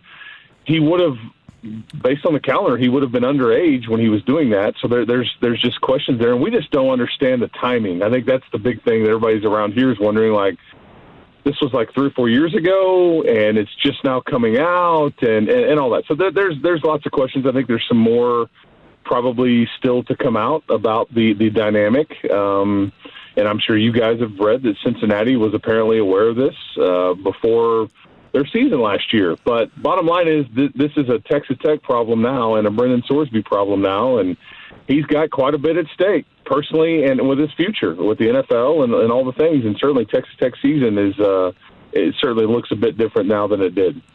Do you know if Texas Tech was aware of at all whenever they got him in the portal? No, they were not. The first they heard about anything was, I think, on April the 14th. I think there was some sort of conversation with either Texas Tech compliance or with the NCAA reaching out to Texas Tech compliance, some form of that, wanting to talk to him about a potential rule that had been broken. And I think it involved this, and that was, I think, the first anybody in Lubbock had heard about it. And look, if this wasn't a Texas Tech problem, this was going to be a Miami problem or a Tennessee problem or an LSU problem, because those were the schools that really wanted him, and I think we're willing to pay big dollar as well. But Texas Tech obviously got him and got him to come back home because he's from right there in you guys' neck of the woods, right there in the Metroplex. So that was the first, is my understanding, that's the first they'd ever heard about any of it. It's Chris Level with us here on 105 Through the Fan. So if Sorsby's ruled ineligible, Chris, do you think Tech tries to fight this, or is the program kind of looking at, all right, he's gone for the year, we've got other options with Will Hammond or whoever else you might have on the roster? I think they will. I think it's an interesting question to try to answer. I think they will fight it, but here's what I don't know. I don't know what your case is. I don't know what the argument is. Like what? That's where I come at it from a what else do we not know? How did the NCAA get this information? What about the underage stuff? What did Cincinnati know? Like, I don't know what the argument will be to try to fight for his eligibility when he has knowingly and admittedly broke the rules. And so I don't know on what grounds you will fight. I think that there's some sentiment that they will fight and try to fight as hard as they can. Again, I just don't know what that stands on, or what basis that comes from. I also think that if Brendan Sorsby just doesn't want to go through this, there's a chance that he could say, you know what, I'm just not wanting to go through this. I'm going to enter into the supplemental draft in the summer and go that route, which leads to a whole bunch of other questions. Okay, how much money does Texas Tech still owe him? Do they owe him anything, all that? But I think Texas Tech is prepared to fight it. I think they've got Jeffrey Kessler, who has gone against the NCAA. He was part of, I think, the team that basically got the House settlement passed. I think they have a guy named Scott Thomasette who was represented Bill Self when he was, when they had the whole FBI and the Adidas thing and everything like that a few years ago, and he ended up getting a suspension. So they legally they're prepared to, I think, really go to battle if that's what it comes to. I just don't know. He hasn't even technically been declared ineligible yet. Now that's coming, I think, right? And then you have to say, is there a path to reinstatement? If there is, what is it? And if there's not, okay, why? I think we probably know why. And then you decide, okay, how legally, are we going to attack this?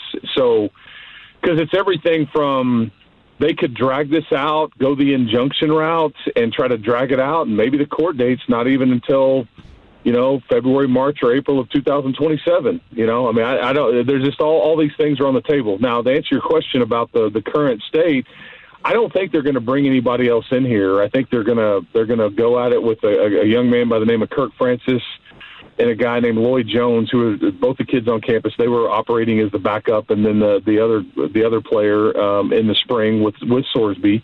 And then you wait to see when Will Hammond can come back. That's kind of what I think will happen. They're built to be really good, but just now they have a major question at the most important position on the team. You think they'd get enough quality play at quarterback to still have all their hopes and dreams on the table, or is it a dream crusher? I think they would have enough to contend and potentially win the Big 12. Past that, probably not. I think the thought process here is that they had a team that they felt could win the Big 12 and then do some damage in the CFP. And last year, they got there and just it didn't go well against Oregon. But I think that they felt like they had a team that was good enough to really go pretty far, if not contend for the whole thing, right? But I don't know if that is attainable now. No, but I think with the way that they don't have the toughest schedule. Most of their tougher games are all at home. They can, because they're built to run it. They're going to have a really good defense again. I don't think they have anybody as dynamic as David Bailey on their team. Their linebacker play should be really, really good again, and everything. But again, that's not. You're going to need more than that to like push past the Big 12 championship and get deeper into the CFP. And I just, without knowing what Will's situation will look like. Now, Will Hammond is the future of this program. Had Will Hammond not gotten hurt, we would not be having this conversation. They would have never gone after a quarterback in the portal. But he's coming off of an injury, and is that late September or is that early November when he gets back and gets back like you need him to be? That just remains to be seen. Have you been given any indication on the timeline of when we might get an official sort of ruling on Sorsby? So, he's in an out-of-state rehab facility, okay, and now what would that be, 26 days or something, left. If he stays in there for the full 30, which was originally reported. I think that it's going to take until then to get him in front of the people he needs to talk to, and before some of this can start to be worked through. And at that point, because I guess I was told the other day, it may not be till June before you really kind of get a feel for where you're at here. It may be sooner.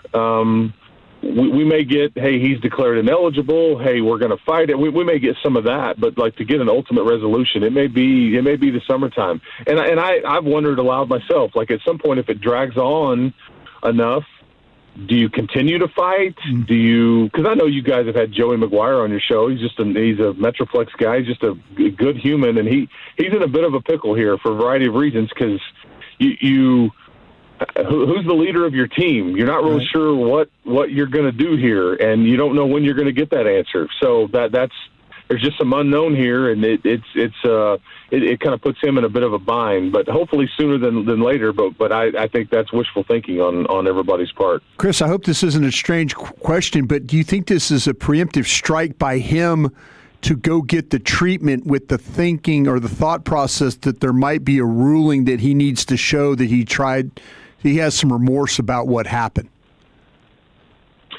I think that's definitely. I think you're on the right track. I think that's definitely hey. I'm guilty. I'm guilty, but please don't throw the book at me, kind of thing. Right. And I think based on past precedents that they are very likely to throw the book at him. But I think that this has been all these small bets.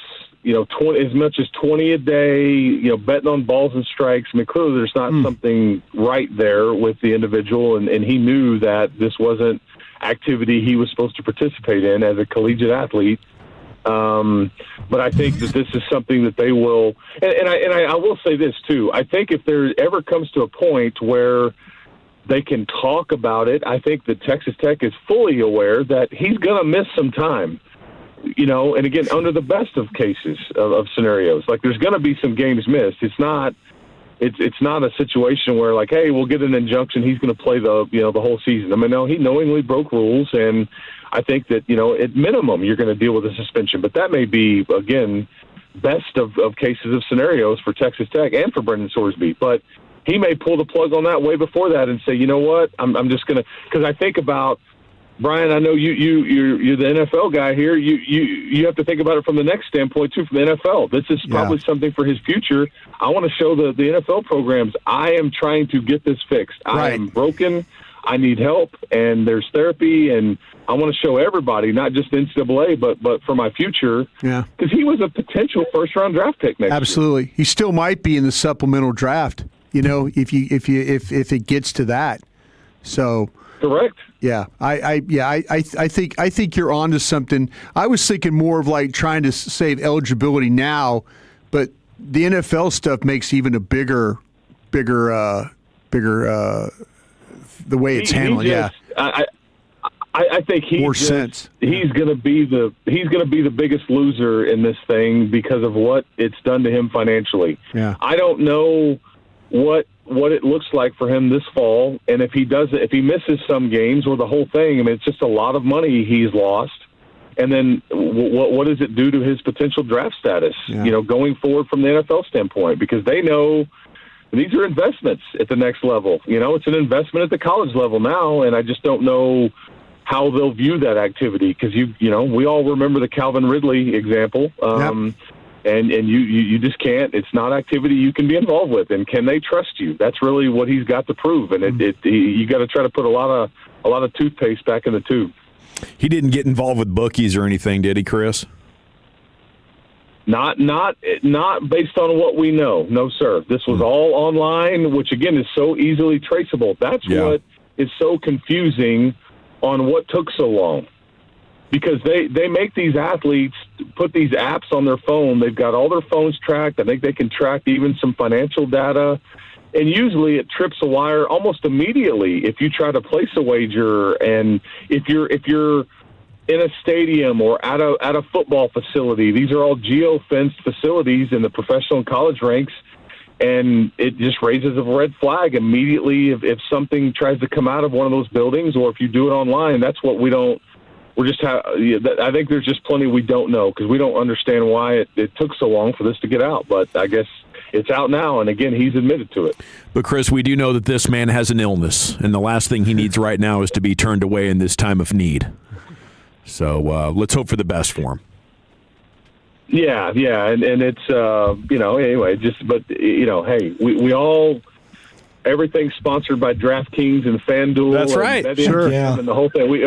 That's just the irony of the whole thing. I mean, I said it on another platform I'm on that Texas Tech played football and basketball this past academic year in stadiums that were the naming rights were hotel and casinos. I mean, this is just the reality of life, but it's just something that you cannot participate in if you're a college, employee or an athlete or administrator. You just can't. You can't do it. So I don't know where we go from here, but it doesn't look good. That's his chance, I think, is for the powers that be to get together and be like, man, it's against the rules, but maybe we should be a little bit more flexible with the rules here, considering everything that's in play. There's a lot of balls in the air, so to speak. Chris Level, Texas Tech Radio publisher, Red Raider Sports. Thank you so much for your time, man. Have a great night. Hey, thanks, boys, for having me on. Y'all keep hope alive, and we'll talk next time. Cheers. There he goes. Yeah, you got to lean into that. You know, the whole deal where it's a sick guy. I was also wondering though, and that was very tongue in cheek. When did you become sympathetic guy?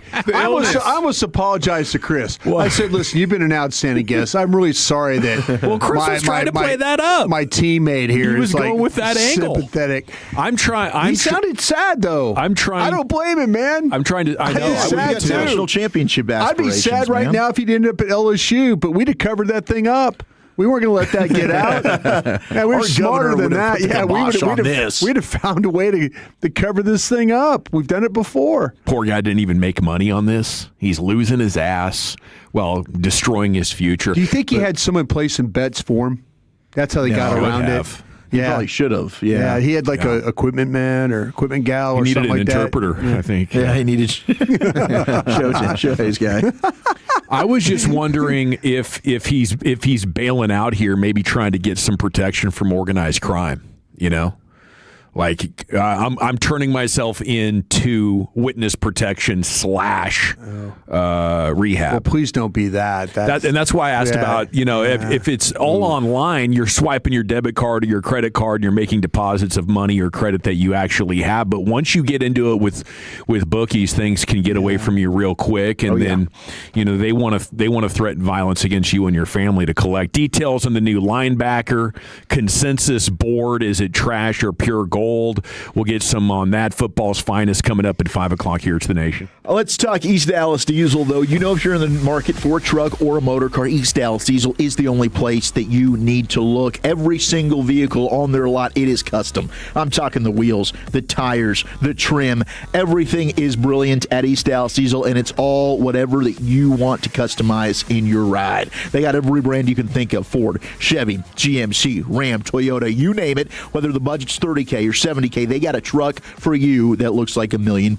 And when it comes to the motor cars, every luxury vehicle you can think of: Range Rovers, Bentleys, BMWs, Corvettes, Escalades, Tahoes, everything from the convertibles to the badass trucks. And the best part, you don't have to break the bank. They're going to find a financing deal for you that's not going to hurt. It's going to match your budget. They're going to get you in and out in under an hour. They are not about those dealership games. They're family owned and operated. Tony Alberti, he's the owner. He's my guy. Give him a call right now. Check out that website, eastdallasdiesel.com. That's eastdallasdiesel.com. They're adding new inventory every single day. You can also follow them on Instagram and on Facebook. Go ahead, check out that gorgeous showroom. Tell them Old Chuck sent you. East Dallas Diesel, where custom comes standard. Coming up on the next KNC Masterpiece. Obviously, we're going to talk all things Stars Wild Game 6. Plus, what are your Rangers observations, reevaluations, and questions after the first full month of the season? Throw in Masterpiece of the Week. It's a must listen. 10 to 2 right here on The Fan. If your Mother's Day playbook involves grocery store roses wrapped in cellophane, we need to have the talk. This year, flowers are out. Academy is in. Because at Academy Sports and Outdoors, we believe Mom deserves gifts that won't wilt in 3 days. Like new rods and reels that'll make the local fish nervous, new paddles for her budding pickleball career, and the latest Nike styles to make the other moms jealous. Give fun, not flowers. Academy. Fun can't lose. Chris Mack here to help you beat books with Westwood One Sports. It's a Skeens Day in Pittsburgh as the Pirates look to avoid a 4-game sweep at the hands of the Cardinals. And the reigning Cy Young Award winner has been rolling since his opening day blow-up. Skeens took a perfect game into the 7th in Milwaukee in his last start, and other than a rain delay shortened outing 2 weeks ago, has gone at least 6 innings in each of his last 4 starts. I'll be taking Skeens over 17.5 outs. Bet smarter and beat the books. Download the BetMGM app today. My name is Christine, and I'm a widow. My husband, Ryan, was a healthy 34-year-old, and 3 months later, he was gone. Thankfully, he had life insurance. Ethos made it so easy. You can get a quote in seconds, apply in minutes, and get same-day coverage. 100% online, no medical exam. Life insurance didn't take away the loss, but it did give us the space to just grieve. Get your free quote at ethos.com/game. ethos.com/game. Paid spokesperson. Time spent on application may vary. Online health questions required. When it's going to be one of those DFW weather days, I tell you what to expect with accurate forecasts. When you need to know where the storm is and where it's headed next. It is moving to the northeast. I track its location with the most powerful television radar in Texas. When the alarms sound. Confirmed tornado on the ground. Make sure you're taking shelter. Let this thing ride on through. I put you at ease and guide you to safety. When it happens in DFW, rely on Rick Mitchell, your North Texas weather expert on NBC5. You follow here, Tolos, and I love CertaPro Painters. Each CertaPro Painters business is independently owned and operated right here in our community. And you can ask about their spring sales event for 10% off qualifying projects through May 15th. And you can trust them to get the job done right. That's why I love them, because they take pride in what they do. The process is worry-free, starting with your free estimate. When you choose CertaPro Painters, you're not just hiring a service. You're partnering with trusted local professionals with over 70,000 five-star reviews to make your house feel like a home. Do what I did. Schedule your free estimate online at CertaPro.com. That's Certa with a C, CertaPro.com. At Alliance Hyundai, you can shop the all-new 2026 Hyundai Palisade today. Every new Hyundai comes with America's best warranty, 10-year, 100,000-mile limited powertrain warranty and owner's assurance. Plus, you don't need an appointment for service. service. Come see us today in person or visit us online at alliancehyundai.net. Download to see if you qualify. Not all customers will qualify. Transfer fees may apply. No Albert subscription required. Albert is not a bank. Albert Instant Loans are issued by FinWise Bank, member FDIC. Not an actual client. Terms apply. Kylie, what's wrong? I just got hit with a car repair bill. I'm behind on rent, and I feel like I can never save any money. Have you tried the Albert app? Albert is your financial assistant, helping you find ways to save and create custom budgets to actually grow your money. Plus, you can get up to $10,000 for big expenses or advance up to $1,000 fast when you need cash right away. Albert can get me up to $10,000? Exactly. Albert spots you in a pinch and helps you grow your money in the long run. I'm downloading Albert right now. Download the Albert app and use promo code MONEY to borrow up to $10,000 for whatever you need. The Albert app helps you budget better and save more money so you reach your financial goals faster. Download the Albert app right now and use promo code MONEY to borrow up to $10,000. Use code MONEY to borrow up to $10,000. I'm Bob Burke, founder and chairman of Burke America Parts Group, a family of brands that includes RepairClinic.com, an appliance and HVAC parts solution company that's grown into an international brand. Before AmericanEagle.com, we partially launched a new technology platform developed by another firm. American Eagle helped take our technology to a whole new level with digital marketing, software development, and business insights into our key markets, appliances, HVAC, and outdoor power equipment, and did so both on time and on budget. AmericanEagle.com has the resources, experience, and talent needed to produce solutions. Our new technology platform, developed by AmericanEagle.com, has produced tremendous results with higher traffic, conversion, engagement, and online revenue. If you have any home repairs you need to take care of, check us out at RepairClinic.com.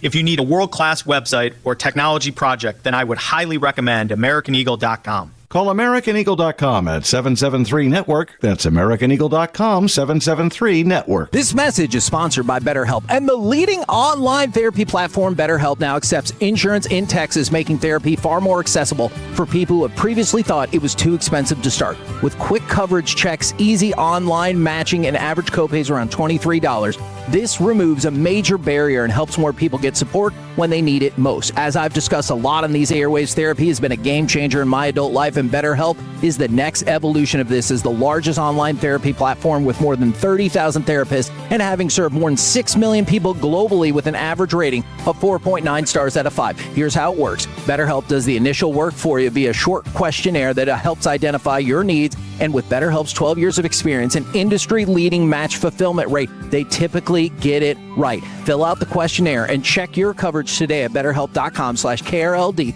That's better, HELP.com/KRLD. Average copay is based on eligible members. Actual cost and coverage may vary by plan. This segment of The Fan is brought to you by the Mexican Bar Company. Enjoy culinary excellence at Knife Steakhouse in Plano, helmed by Michelin star awarded chef John Tazar. Voted the best steakhouse in Dallas, Knife Steakhouse invites you to experience lunch and dinner 7 days a week. Elevate any occasion with exclusive private dining spaces and handcrafted cocktails. Visit knifeplano.com for reservations. He's been in the war room running a draft. And now he's the centerpiece of our NFL draft coverage. Super Bowl winning scout Brian Broaddus. Afternoons with G-Bag Nation right here on The Fan. If you're in the market to upgrade your vehicle, get to Classic Chevrolet in Grapevine. Back-to-back #1 Chevy dealership 3 years straight, and they've got more new Chevys than anyone in their all-price of sale. Silverados, Tahoes, Blazers, Malibus, Equinox, and more. Visit ClassicChevrolet.com. This is Texas. This is Classic Chevrolet. Together, let's drive, relax, and enjoy the difference. Based on new Chevrolet registrations 2023 through 2025. All righty, welcome back. It is the G-Bag Nation here on 105 through the Fan. I'll get back to you on that one, Brian. I'm going to ask you this question, though. When a team takes a player that the consensus media board has way lower, right?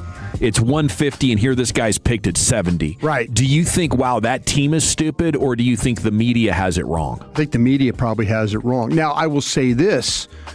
Our colleague Vach Lombardi says teams suck at drafting sometimes. Mm-hmm. And I think there are some times. I said this on the broadcast in Wolchuk, and we were all, we don't believe in the groupthink stuff. I mean, I know working with Wolchuk, Aisha, Vach, back in the day, Kavanaugh, KT, Dane Brugler, all these guys I worked with, and Aisha being the gal. I mean, I encouraged everybody to do your own work. Don't get influenced by. There'll be times, though, where you'll evaluate a player and you see then, but being in the media, you see the groupthink on the player, and you're like, God, did I miss this guy that bad? Mm-hmm. You know, and then you're like, no, but I would rather take the L than go with groupthink. And stand on what you do. And I think everybody that I work with, I don't want to speak for Zach about this or Aisha or Vatri, but I just take the L. The thing I caught a lot of heat for the Sonny Styles thing. We'll see. We'll see how it all plays.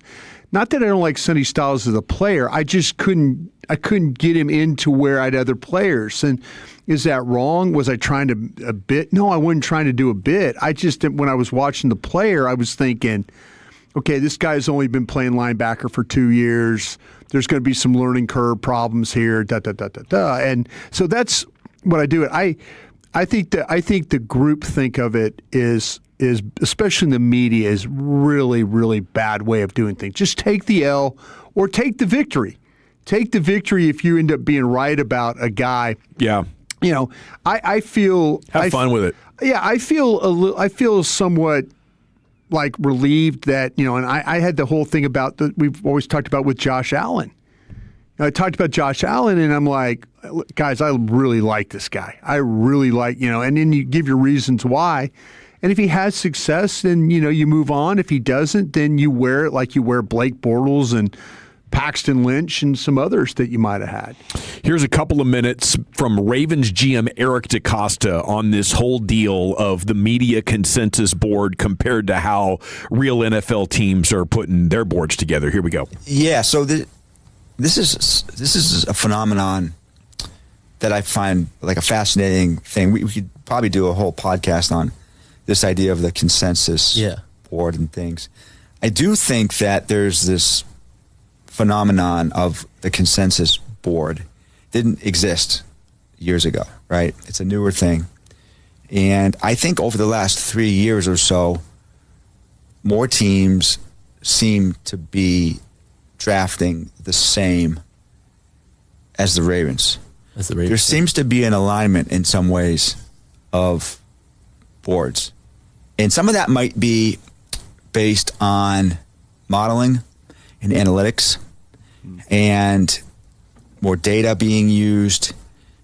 Some of that data, which is industry data and various things, I'm not sure if that's good or not. And what we found, I think, over the last couple of years, this will be good for like the draft geeks that will watch this, is that we've had some players that were sort of outlier players, okay? Meaning we might like them more than the consensus boards, right? And so they might show up for us as like first or second round players in our sequence, but then yet on the consensus boards, maybe they show up in the fourth or fifth round. And that was concerning, except that in most of those cases, those players were drafted closer to where we had them by other teams than where they were on the consensus boards, meaning they weren't falling. So that if we had a player that might be, say, 35th on our list, but yet on a consensus board he might have been 105th, we see those players getting drafted closer to 35 than 105.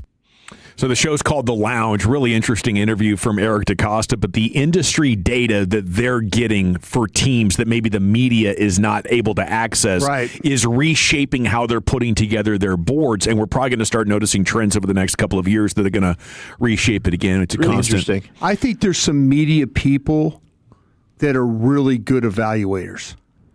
And I think there's some people in the NFL side of things that are not very good at it.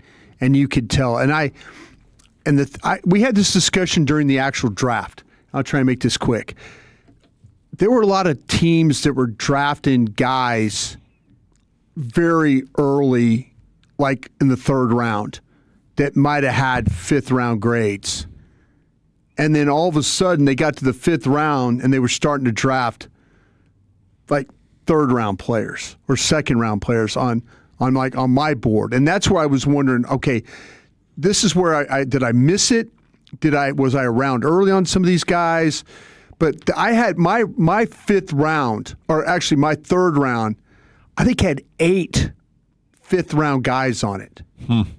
And I was wondering, and there were good players. There were guys we've talked about, like, with Abney and Rivers, and we were talking about these guys. Muhammad. Yeah, there were guys. There were a lot of DBs. Yeah, and Ramsey. It was wild. There was a tight end, Jolly. There were these guys that you're like going, was I a round early? Was I 2 rounds early?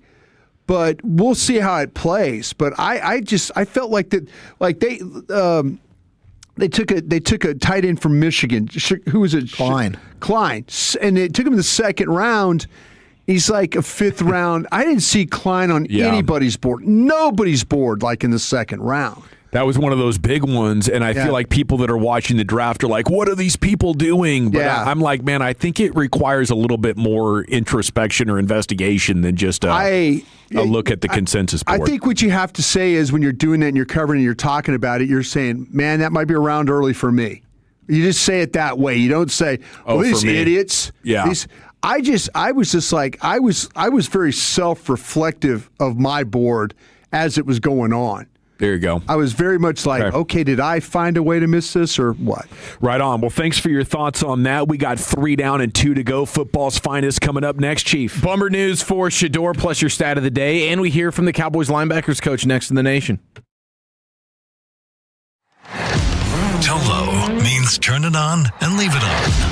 Thank you for making 105.3 The Fan and the Odyssey app part of your day every day. This is an Odyssey Sports Minute. Presented by Chumba Casino, your online casino for plays, spins, and a chance to score. Must be 21 and over. Terms at ChumbaCasino.com. The Rockets once again survived elimination, beating the Lakers 99-93. No team has ever come back from being down 0-3 in an NBA playoff series and won. And the Rockets will have to do it once again without Kevin Durant in Game 6, according to reports. I'm Adam Abdallah. This is the story of the one. As a maintenance tech at a university, he knows ordering from multiple suppliers takes time away from keeping their arena up and running. That's why he counts on Grainger to get everything he needs, from lighting and HVAC parts to plumbing supplies, all in one place. And with fast, dependable delivery, he's stocked and ready for the next tip-off. Call 1-800-GRAINGER, click Grainger.com, or just stop by. Grainger, for the ones who get it done. Hey, it's Tyler Reddick from 2311 Racing. Most slot games are a solo lap. Slot Masters on Chumba Casino puts you on the grid with 2 other players. Battle it out over a 2-minute run. Everyone's spinning at once, points stacking up, and the leaderboard updating before the clock hits 0. Are you ready to race? With over 200 casino-style games and new ones dropping every week, there's always something new to line up for. Join the fun at ChumbaCasino.com. Let's Chumba. Sponsored by VGW Group. No purchase necessary. See terms at ChumbaCasino.com. Must be over 21 and present in the state where it's legal to play.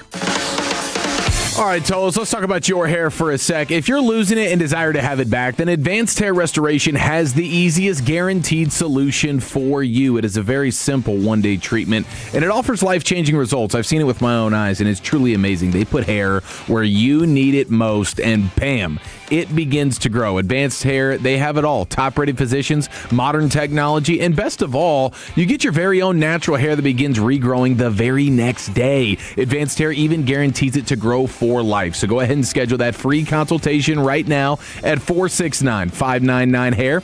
And just for being a Tolo, you'll get $250 off and 250 free hair grafts. Advanced Hair has changed tens of thousands of lives, and you need to be next to the team that I personally recommend. You are going to love them. So don't wait. Check out the before and afters online for yourself. 469-599-HAIR or advancedhair.com. When a metal building is made by Mueller, you know what it's made of. Quality steel, proven strength, and people who help you design it right. From metal buildings to roofing and pole barns, Mueller has helped homeowners and contractors build with confidence for decades. With expert guidance, reliable service, and materials that hold up. Make it with Mueller, because what it's made with matters. Visit our team at our Waxahachie or Kaufman location, or find your nearest store by visiting MuellerInc.com. A family office is a team built to handle the 3 biggest financial responsibilities a family faces: wealth management, tax strategy, and estate planning.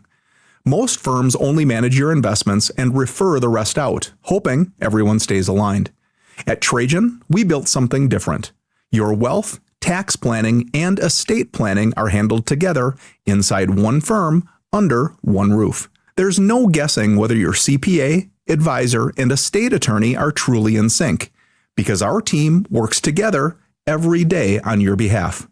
When your financial life becomes more complex, your advice should become more coordinated, not more fragmented.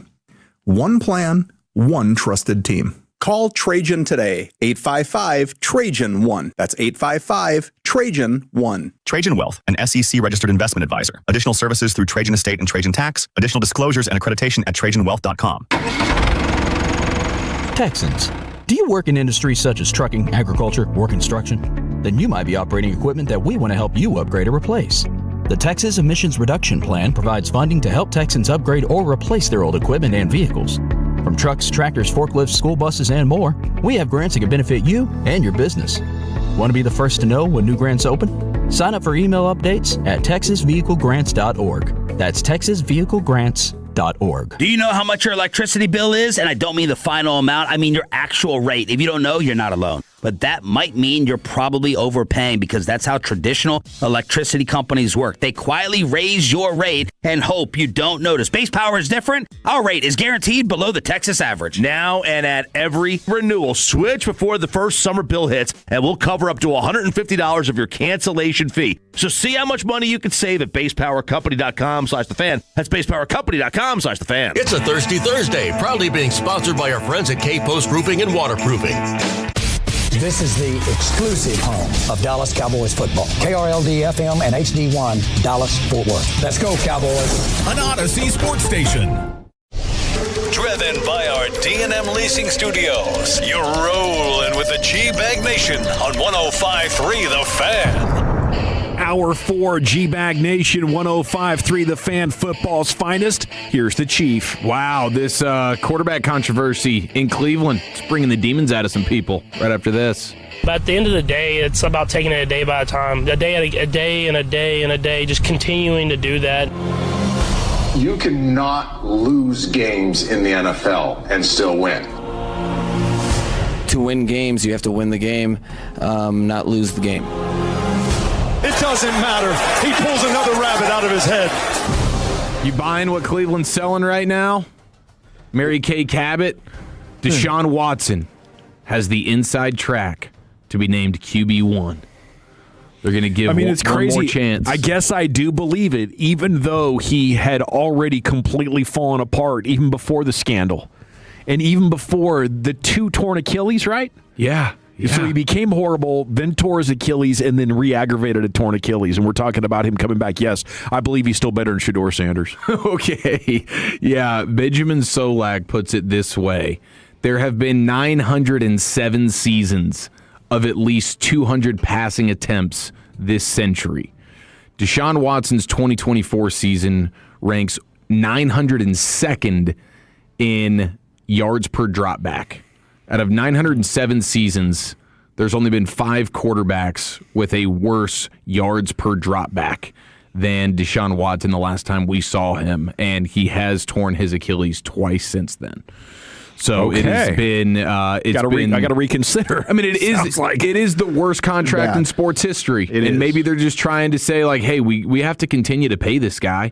So why not just see if he's got a little something, and then you can always pivot back to Shedeur. But just another development there where Deshaun Watson is potentially going to be given the chance to be QB1 here as Cleveland kicks off their offseason activities. But that has ruffled some feathers. Oh, okay? I bet it has. Mary Kay Cabot is the Browns insider. Probably the best in Cleveland. Yeah, she's the most notable. I don't think I could name another Cleveland media member that is. I mean, she's the one that always gets Tony the scoops Grossi. Here. Remember Tony Grossi? Yeah, Grossi. Tony Grossi, radio guy. He'll get in there. He'll get in there and mix it up and be wrong, but he says it real loud. Yeah, and who's that loud guy that tried to do the Dak trade rumors a couple years ago? I remember him. He was hilarious. Yeah, I don't know how relevant he really is, but he exists. Yeah, but Mary Kay is credible. She's very credible, yes. So this is her report that Deshaun has the leg up here. Bruce Drennan. Oh, yeah, Brucey Bruce. What a clown. Gosh, that guy's a savage. So Shedeur's brother, Shiloh, he has apparently not taken too kindly to this Mary Kay Cabot report, and he left a comment on the story that reads, "Go make a sandwich, Mary." Wow. He's requesting she make him a sandwich. First of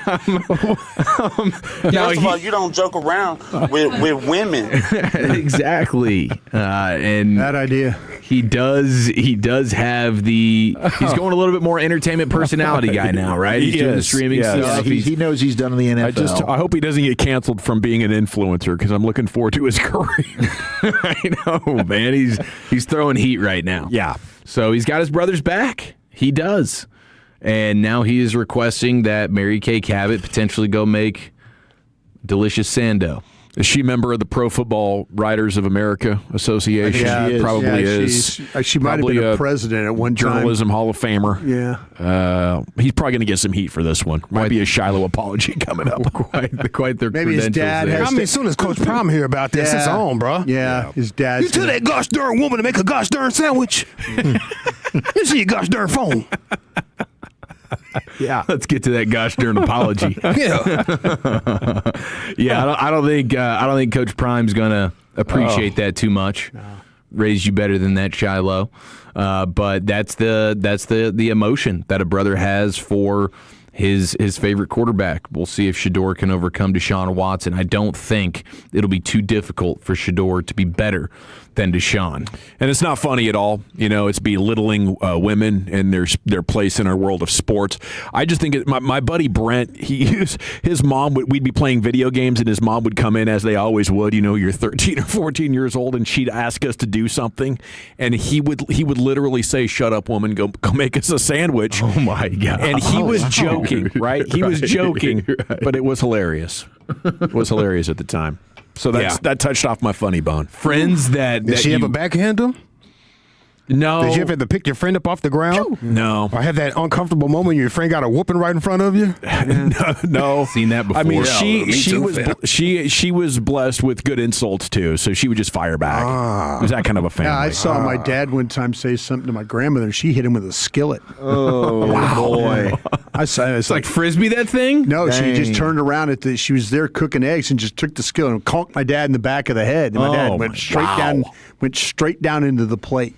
That's old. When I was a young kid, like he said something, that old, he used some term from one of her, and my grandmother did not appreciate that very much. She just hit him with the gotta give him that huck to it. Got him with the skillet. Brent probably deserved that. He probably did. Yep. So Calais Campbell is now back. Okay. I've never heard. By the way, I've never heard of grandpas brag about hitting the grandmas with utensils in the. Yeah. You never hear that. Boy, one time I had to give your grandma a little popping one time with that spoon. But I've heard grandmas say that. Yeah, they take pride in it. They take pride. They do. So Calais Campbell, back with the Ravens, he's played 12 or more games in all 18 seasons of his career. This dude is a true Iron Man. That is incredible. He's played 14 or more games in 16 of his 18 seasons. If Calais Campbell plays in all 17 games this season for the Ravens, he will tie Darryl Green for the most games played by a defensive player ever. I mean, that is insane, dude. And he's still productive. Yeah. Still extremely productive. As a lineman? As a totally lineman, different than being in the trenches like that. It's incredible. It's amazing, dude. So big tip of the cap to him. The strain on your knees and your back and all that. Yeah, it's unbelievable. Hashtag build different. So it looks like we have a new short king with Diego Pavia. Was he in I see video of him in the strip club the night before the draft. He was doing some things in the club. He was on his own time. He was making it rain. And he was helping the local community. Good for him. The local economy. Absolutely. It's Diego Manziel, actually. Diego Pavia will be the first quarterback in the NFL under 5'10" since Doug Flutie? Broadus? Well, Kyler Murray under 5'10"? No. What are you talking about? The first? What are you talking about? Bryce Young. Diego Pavia will be the first quarterback in the NFL under 5'10". Now, this is just what they're listed at, so I think Bryce Young gets the 5'10" nod. Yeah, but as does Kyler Murray. Yeah. Okay? From a listed standpoint, he's 5'9" and 7/8". Diego Pavia. You have to go all the way back to 1963 Oh, Eddie LeBaron? Eddie LeBaron. There you go, What do they have Broadus. Flutie listed? Yeah, what did they have Flutie listed at? I'm sure they gave him the 5'10" nod as well. We stood next to Doug Flutie. He's a small man. He is a small There's man. no way he's 5'10". They gave him 5'10". They gave him 5'10". So Eddie LeBaron's He's like considered 5'8" the smallest one? at best. Eddie LeBaron is considered to be the shortest quarterback in NFL history. But now you have Diego, who's going to step in and be the first quarterback listed at under 5'10" since LeBaron in 1963. Do you guys know who the tallest quarterback in the NFL is right now? Do we still have the neck guy? Herbert? It's not Herbert, even though I think he'd probably be right up there. It's got to be a backup. It's got to be some backup. Are you talking about the starter? Speaking of longevity. Joe Milton? Joe Flacco. Joe Flacco, yeah. Oh, it's Joe That's what I was asking. Flacco. Is it backup? He's kind of in that weird gray area. Is he a backup? Is he a starter? He might be a starter. Now, thinks he is. Did you guys see Mike Vrabel get a standing ovation at the first event with fans? Their fans appreciate going to the Super Bowl last year. Season ticket holding Patriots fans went ahead and gave him a standing ovation when he made an appearance at an event. Okay, so Patriots fans they're not frustrated with Vrabel. They appreciate what he's done as a coach, leading them to the Super Bowl, but not to and through.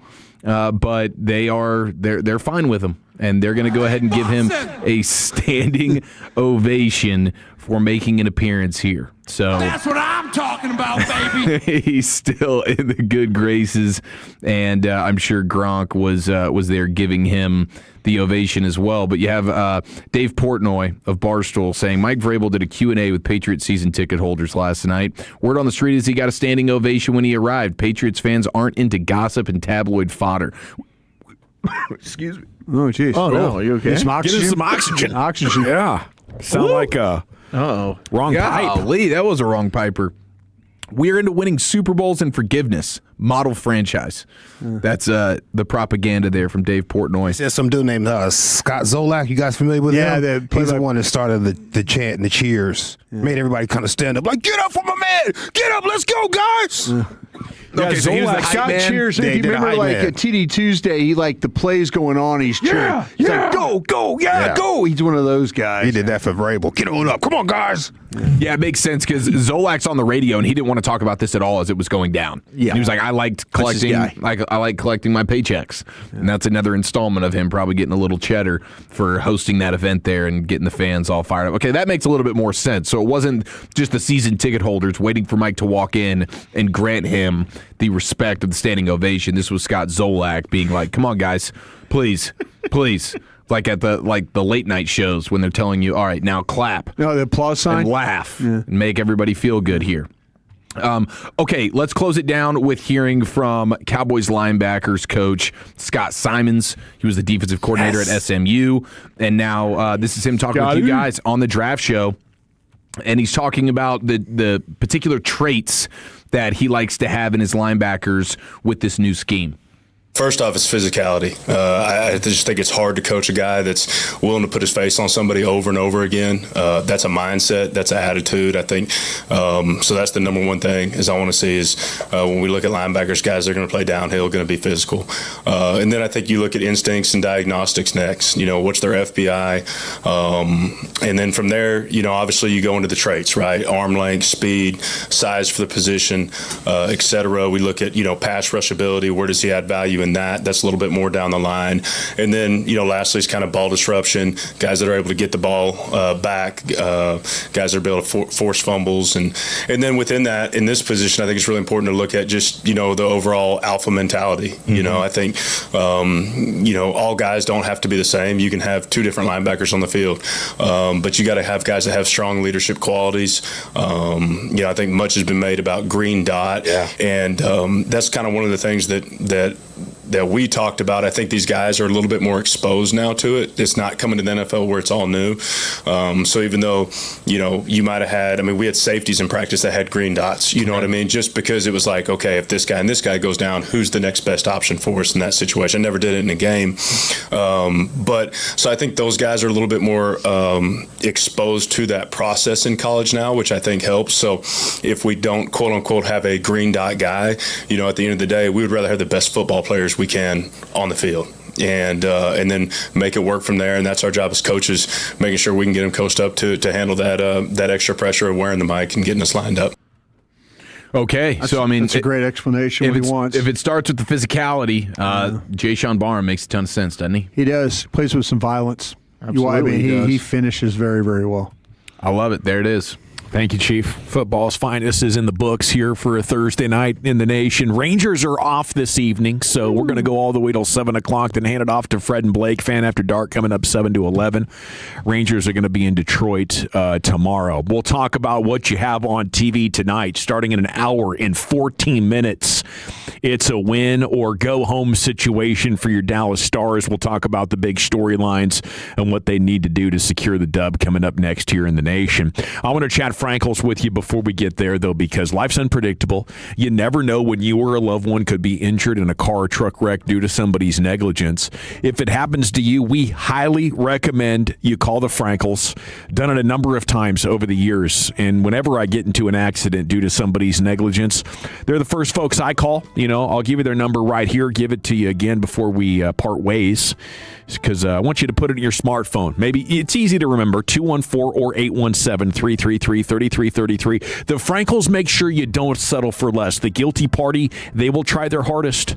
They're going to first of all try to blame you. When that doesn't work, they will try their hardest to get you to settle for less. They're going to get the best possible lawyers they can to try to make that reality come true for them. It only makes sense that you should get the best possible attorneys for you. The Frankels are that. They've been representing victims of negligence here in North Texas for over 30 years. Their names command respect, and there's no out-of-pocket cost. They only get paid when you win, so get the best possible attorneys you can. No out-of-pocket cost. It's the Frankels. Hurt not your fault. Call them 214 or 817. The nothing but threes. Go to frankelfirm.com. Principal office, Dallas, Texas. At AutoNation, we make it easy for you to go. Right now, get 0% financing on your favorite new vehicles. You'll save thousands of dollars in interest alone. Plus, shop a wide selection of fuel-efficient vehicles available now at AutoNation. Hurry! Drive the car you want today with 0% financing. Go to your nearest AutoNation now. Less stress, more go. Visit AutoNation.com for eligible vehicles. 0 APR for a limited term with approved credit. Cannot be combined with other offers. Expires end of month. Has an exclusive bundle for customers 55 and up. I'm Sarah Bowl. Yeah, I'm Frank Bowl. A reliable network is key for us. And with T-Mobile, it's been wonderful. And going to the 55 plus plan saved us so much money. A lot. And that's important. Trying to keep costs down. The home internet's been perfect. It's fast, it's quick. The setup was so easy, it took less than 15 minutes. It was like, ta-da! If you want simplicity, coverage, reliability, you want the whole package, T-Mobile has it. Right now, T-Mobile customers 55 and up can get 2 phone lines on America's best network, plus America's fastest 5G home internet for just $30 each. $30 per month each line with auto pay plus taxes and fees. Minimum age 55. Pricing for home internet rely on 2 lines of Essentials Choice 55. $35 connection charge per line required. Best mobile network and fastest 5G home internet based on analysis by Ookla of Speed Test Intelligence data 2H 2025. All rights reserved. Hello, Dallas. Bank of America, in partnership with Visa, invites you to a FIFA World Cup 26 watch party. Open an eligible Bank of America checking account in participating financial centers only for an opportunity to reserve 2 complimentary tickets while supplies last. Experience special musical guests, games, giveaways, food, and more, all at a legendary venue. Learn more at BofA.com/BofA Visa Watch Party. What would you like the power to do? Bank of America, proud to be the official bank of FIFA World Cup 26. Bank of America NA, member FDIC. Terms apply. All rights reserved. You like saving money, right? We all do. That's why Allstate just lowered the price of car insurance. Not, but wait, there's a catch. Lower. Actually lower. So if you're shopping around or just want to see how much you could save, check Allstate first for a new lower auto rate that could save you hundreds. You're in good hands with Allstate.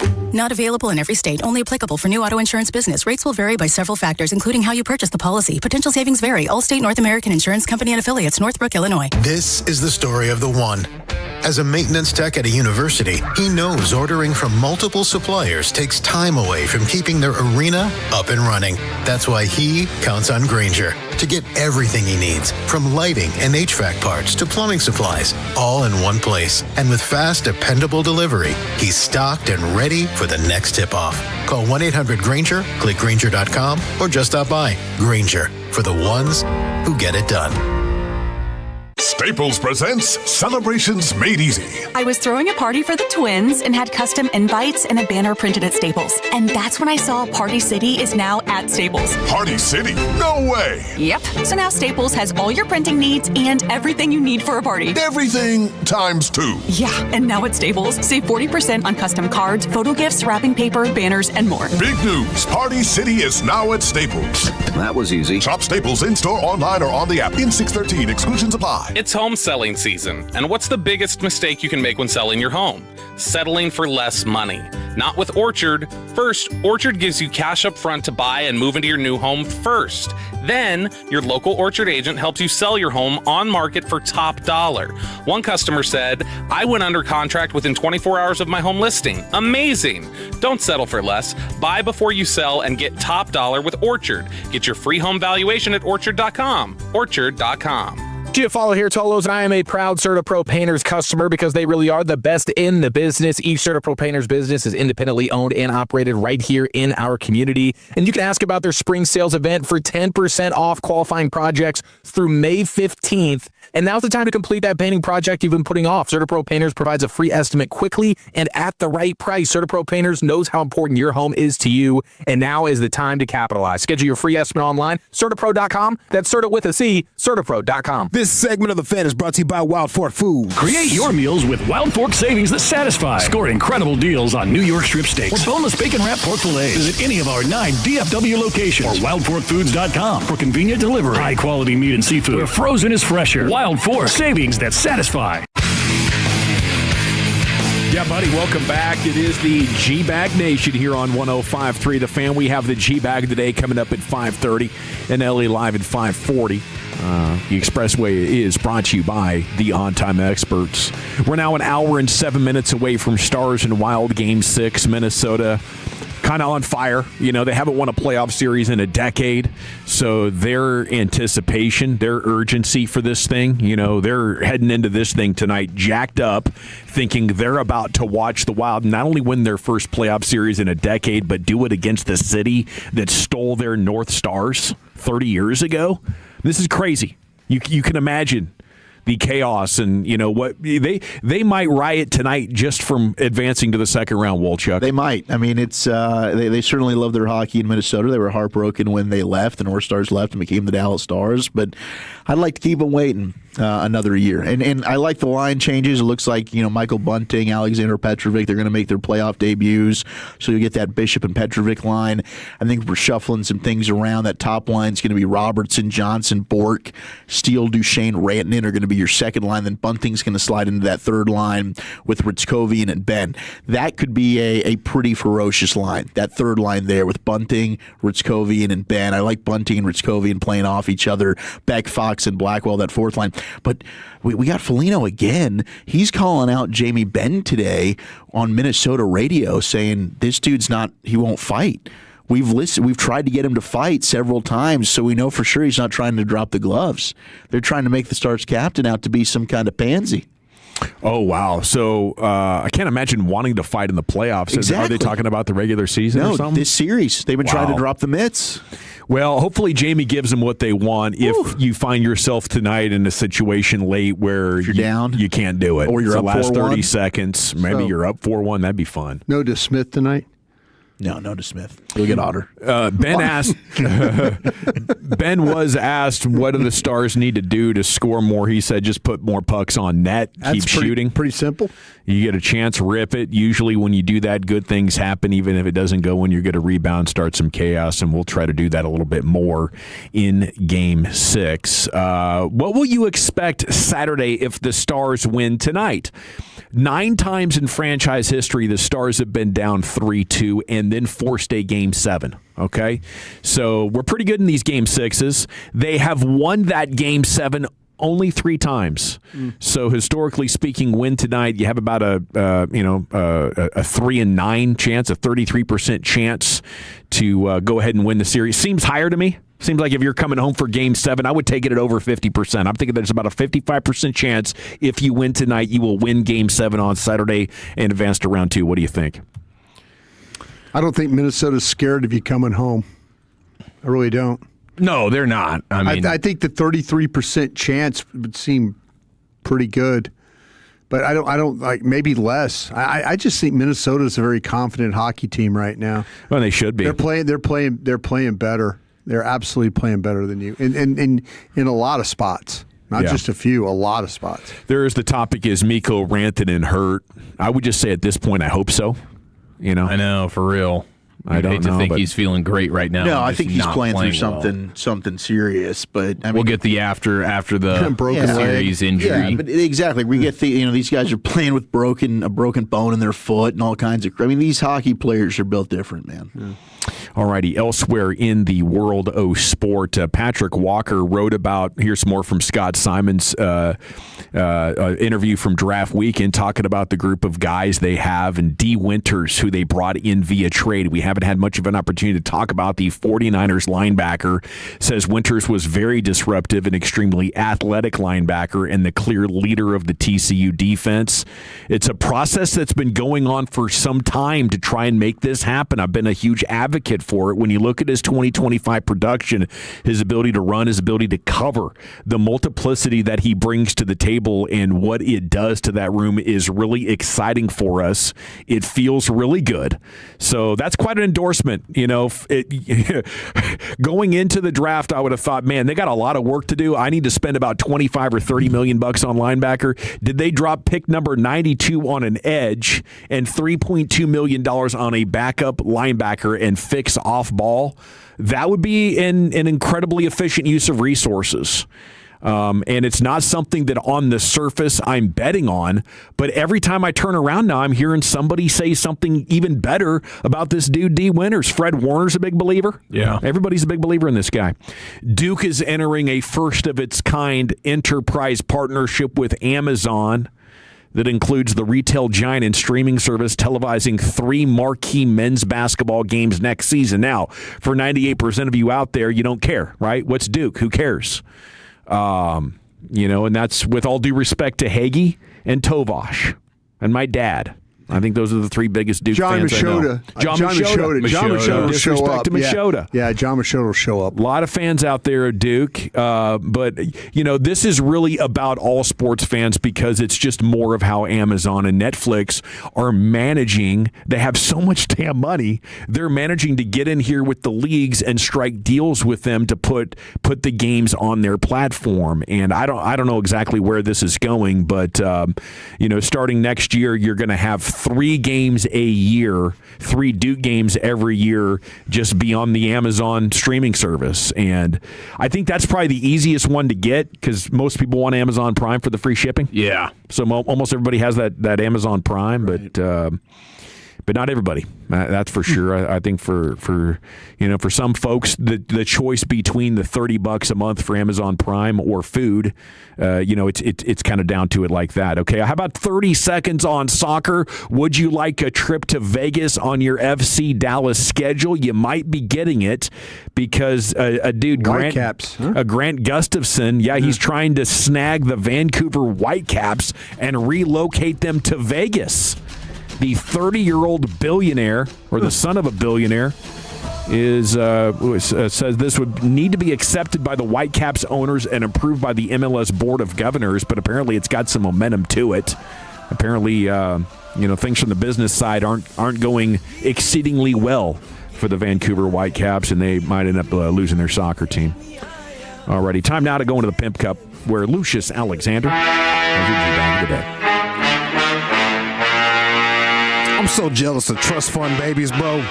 So jealous of trust fund babies. Yeah. Come on. Buying soccer teams. And just moving them. Like, I'm going to just do what I want to do out here. Yeah. Jeez. All right, G-Bag of the day. We do it every weekday on The Fan at 5:30. My name is L.A. Lucius Alexander. How you doing today on a Thursday? We almost there, shawty. Hang tight. Even a regular millionaire trust fund, baby, where I could have hobbies and I could work, but I don't have to. I don't have to work. I don't want to have to work at all.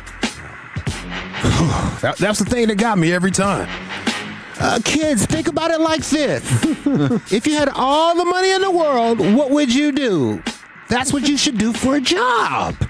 I was like, baby, I'm doing absolutely nothing. I'm not doing anything. It's not adding up. I'm paying all these bills and I'm doing what I want to, when I want to, how I want to. All right, our winner and champ going for 3 today is a foreman who gives his crew a warning before they start work. Laying in the master bedroom. Now, before anybody takes another step, not a step, understand so, cards. This door cost $10,000. Okay, card. Hold on, it took 6.5 months to get. If one person one thing up, that hammer is going in your hand. Told you he'd be bitching. Giving everybody fair notice. Well, you're standing close to him because he's going to be the one. No, he's not. I got a funny feeling it's probably going to be you, Foster. Foster. It's probably going to be you, Foster. Foster's a troublemaker on the crew. Foster, not you again. You shut your mouth. Hit dogs holler, and Foster said that's probably. Okay, let's see here. So, ladies' night, let me get this out the way. Indiana Fever Media Day. Yeah. Miss Caitlin Clark. She was talking about rookie Raven Johnson.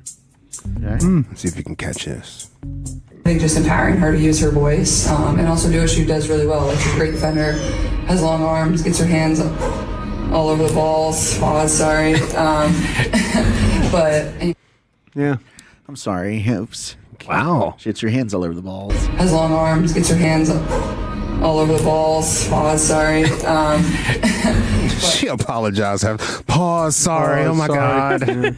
I can't believe I said that again. Sorry, girl. I know you don't like balls like that. I didn't mean to disrespect you. She just didn't have to pause. I know that's not your thing. Hey. Let's go to the Fan After Dark crosstalk with the G-Bag Nation last night. Oh, yeah. Blake is back broadcasting. Time to hand it off to the Fan After Dark with Fred and Blake. Gentlemen, good evening. How the heck are you? I got a limper over here. I'm feeling good, ecstatic to be back. I haven't spoken a word into these airwaves since Caleb Downs has become a Dallas Cowboy, so. A limper. Ridiculous. What the hell? What did he mean by that? What's the context of what he was trying to say? And he looked so confused when everybody's looking at him like, wait a minute. A limper? Who's talking about here? Time to hand it off to the Fan After Dark with Fred and Blake. Gentlemen, good evening. How the heck are you? I got a limper over here. His mic was flopping around. Oh, that's right. The mic was falling down off the deal. I got a limper here. He calls that a limper? Bro. Welcome back, Blake. You're trying to get that Blue Chew endorsement. He's trying to steal it from you. I got a limper over here. Hey, and boom. Oh, speaking of that, Woolchuck, can you explain this terminology to me? You're a big hockey guy, and plus you said it, so explain this to me. We've seen Mikko Rantanen just go superhuman at times, and he's taking on 3 guys, and he's dangling, and he's finding his way to the front of the cage, and he's burying one. Oh, he's dangling. What is going on? He's burying it in the front of the cage. You got sweet stick moves. Oh, we're still ain't helping me out. Ain't helping him at all. Our puck around a bunch of defenders, dangles, stick moves. It's hockey terminology. Yeah, I knew it was some type, and I didn't know what was going on. It definitely went above my head. We've seen Mikko Rantanen just go superhuman at times, and he's taking on 3 guys, and he's dangling, and he's finding his way to the front of the cage, and he's burying one. Yeah, he's just burying one right in front of the cage. Superhuman. I think it's like the hockey version of a crossover. Okay. Yeah. I think you're dangling That's a it out perfect way to there. put it. Okay. Bringing it back to the other side. That boy was dangling that thing last night. Dangle it and then bury it. I don't think anybody want to go see the highlight I just gave him. Man, you got to see him. He's out there dangling that thing, boy. Yeah. I think Johnson's got the best dangle, actually. Johnson's got a great dangle. I mean, Duchesne had a dangle goal earlier this year that rival any dangle I've ever seen. You had a great POV of that one, too. Oh, it was fantastic. Slow-mo dangle. Johnson's got a great dangle. I got a limper over here. Brandon dangles him and limping. Great dangle. I think it's Rope with the limper right now. Yeah. He's got healthy. Poor guy. All right, we got some parking lot problems. Uh-oh. This man was sitting in a grocery store, and there's a whole lot of rage baiting happening right here. Gaslighting to the fullest. This dude, I guess his door handle, his door hit another guy's car. You know how that is in the parking lot? Oh, yes. Yeah. Yes. I think it might have been a little wind that did it. Either way, it wasn't a hard hit. But if I'm going to gaslight you, I'm going to act like it was a really hard hit, bro.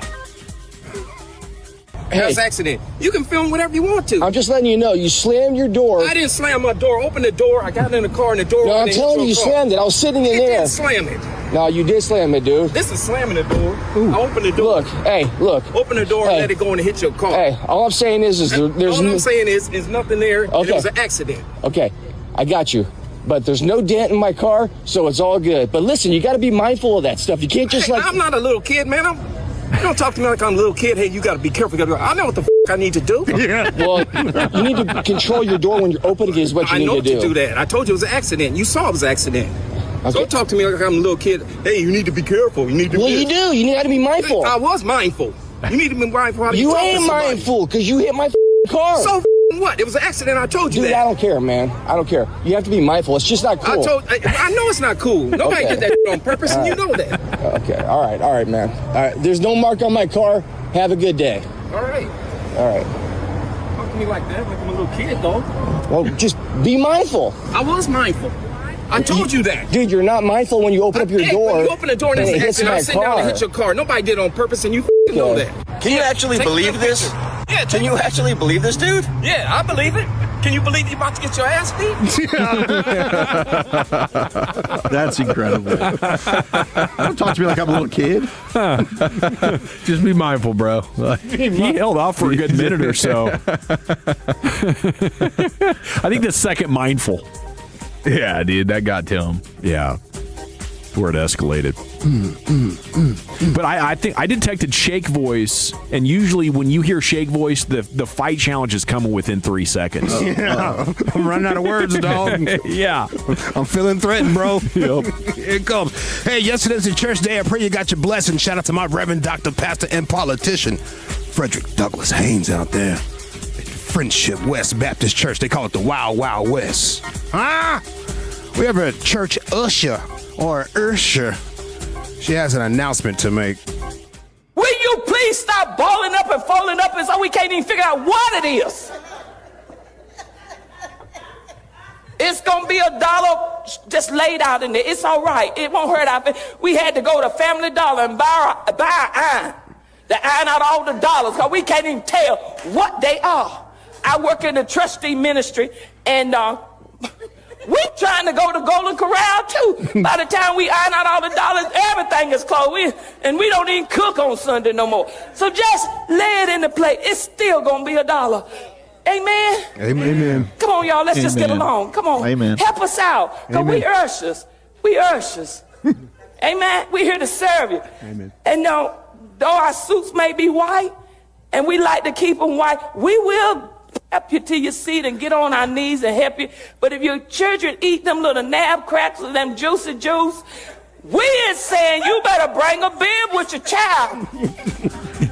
Not wrong. Bring a bib with your child. And another thing. Not wrong. Couple of requests. It went from don't ball up your dollars to the kids' candies. So we're balling up the dollars so people don't know it's a one? I guess so. Ow. That's a shame. Yeah. Just fold it. You can fold it. Yeah, you can fold it pretty good there. Oh, yeah. They can't. No, you can absolutely fold it. Alrighty, is it our champ Foreman with a warning to his crew? Is it Caitlin Clark on Raven Johnson? She apologized. Sorry, girl. I already know. My bad. Is it the Fan After Dark's Blake with the limper last night? Wolchuk on Rantanen. Grocery store rage baiting. Wow, these are good. Church clips had to iron out the dollars. Yeah, I could go with a lot of different things here. Let me go with Wolchuk on Rantanen, Chief. How about you? The car dispute. Grocery store rage baiting, Lucius. Who's your vote? The Foreman. We're still tied at 1, Wolchuk. I'm going to go with the grocery store crash out. Bryant? Foreman. By a score of 2-2, we have a tie. Ooh. I'd like to direct your attention over to Twitter X, @GBagNation. Jump on to @GBagNation right now on Twitter. We'll create an Insta poll. You can cast the deciding votes. Who is the champion? We'll create about a 10-12 minuter. Get you some LA Live. Probably announce the winner towards the end of the segment. Probably. And speaking of that, here's Lucius with LA Live. All right, let's get into a Thirsty Thursday ladies' night edition of LA Live right after mischievous man himself, Rick James. Well, all right, you squares. It's time you smoke. Fire up this funk and let's have a toke. It'll make you dance to some of everything.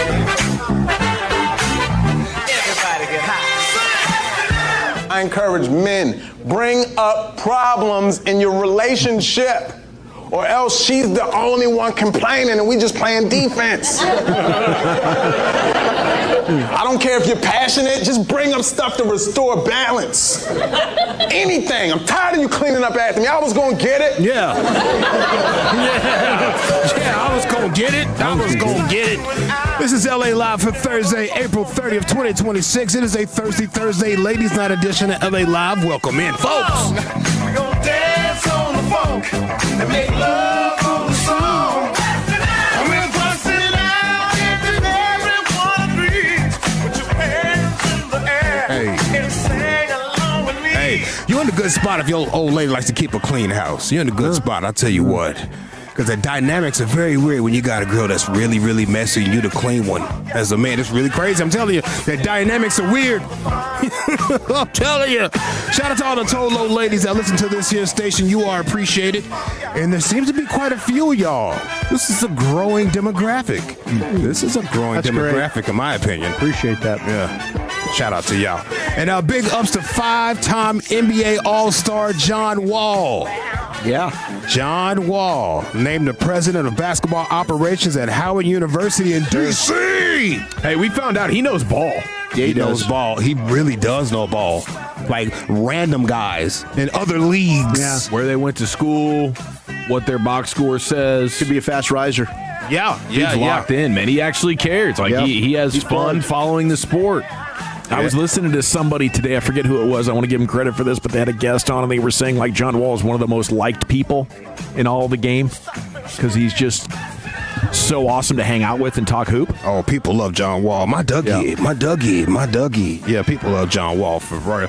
And he's a D.C. legend, even though he's not really from D.C. or anything. I think he's like North Carolina, something like that. South Carolina. I think North Carolina.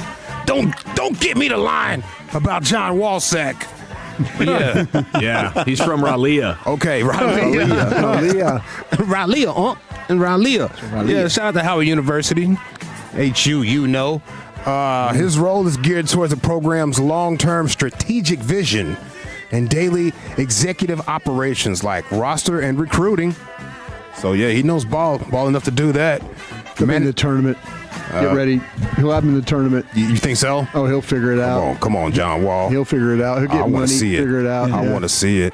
Managing revenue, revenue sharing, budget planning, agent negotiations. Yeah. Damn, John Wall. Got to talk to the agents out here. NIL management, mentorship. Shout out to John Wall, man. Shout out to you, bro. Is his jersey in the rafters up there in D.C. at that stadium? That's a good question. I don't know if they did that yet. It should be.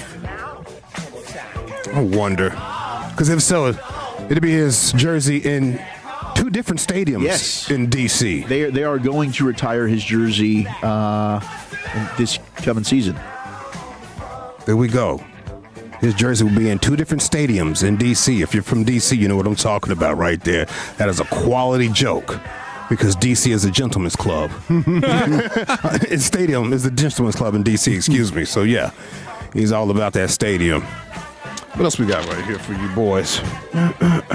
Oh, we already talked about Coach Mike Vrabel. Got to stand an ovation. A lot of people make Robert Kraft jokes about that because Robert Kraft's little sticky situation he got himself into. Sticky situation, yeah. Yeah, I got a question about that, though. Was his wife alive around the time? Robert Kraft? Yeah. I don't think he was married. Might have been divorced. Divorced? I thought she passed. She did, but I think that After the divorce? I think this was after. Okay. I think this was after. Okay.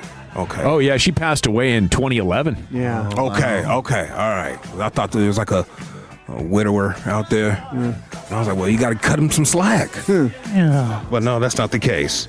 It's not the case. What else we got? WNBA star Lexi Brown said the Klay Thompson and Meg Thee Stallion affairs, those little rumors about her being the one that broke them up. Oh, yeah. She had to go get security. Ooh. It's sad. She needs armed security. Meg Thee Stallion's fans just going after her, huh? Yeah, the hotties, the baddies, the hoochies, whatever they call them. Hoochies. Yeah. That's another little thing right there. Okay. LA Live 105.3 The Fan on the ladies' night. Let's get into it.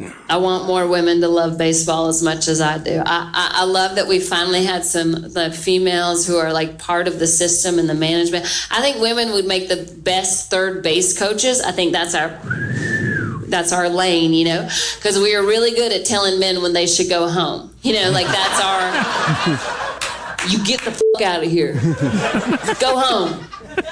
You can stay. You're fine. You haven't drank too much. Yeah. You're fine. Yeah. I got some news bloopers for you on the ladies' night. I know you ladies like that. Especially if you're the passenger princess right now to a man that's a toe low and you're like, oh gosh, I'm so tired of hearing about sports. Well, I got some sport-ish type of news bloopers for you. And some are not sport at all. Well, let's get right into it. Let's go to West Texas. First Alert 7. What are they working on there, sir? What are they working on? So a lane on North County Road 1160 between Vista del Pueblo and Golf Course Road is closed. The city says that'll be for work on a manhole or several manholes there along the street. Man-whore. Gotta watch your man-whore. Well, man-whore with several manholes. Right. That'll work. That's crazy. Hey. They just be talking about anything. Good Day LA. They just be talking about anything on Good Day LA. It is fun to watch. They do. Very loose in the morning. Makes me think they're putting something in that cup of coffee. Oh, yeah, I wouldn't be surprised. Yeah. Head home and take a late morning booze snooze. Couples in England took part in the annual wife-carrying race. By the way, that face is real close to the butt. I don't know if I like that. I agree with you. I don't think I like it. Sometimes when you get older. Been there before. Yeah, well, what? Oh, I've been there before. Whoa. Hello. Wow. A wife carrying competition? Mm-hmm. Yeah, you got to put her right over the shoulder. I mean, her butt's going to be right there. It's your face next to her butt crossing that finish line. Be a heck of a picture. I mean, unless you've got a better technique for carrying. Yeah. So it's like a fireman carry? Yeah, it's like a fireman carry. You got to go right over the shoulder there. I had to experience it last year during one of those firehouse doors in the morning. Crack out and everything. Oh, yeah. You picked your old lady up? I tried to do one of those firefighting drills. Okay, during the morning show dummy. last year. You picked the dummy up. Yeah. Okay. Not the old lady. Okay. I was imagining a firefighter picking you up. Yeah. That would have been a hell of a journey. Yeah. With all that gear on? Yeah. Speaking of Captain America. Yeah, no kidding. Could have won. Come on, you got it. In the annual wife-carrying race. By the way, that face is real close to the butt. I don't know if I like that. I agree with you. I don't think I like it. It's probably Sometimes when you get older. been there before. Yeah, well, what?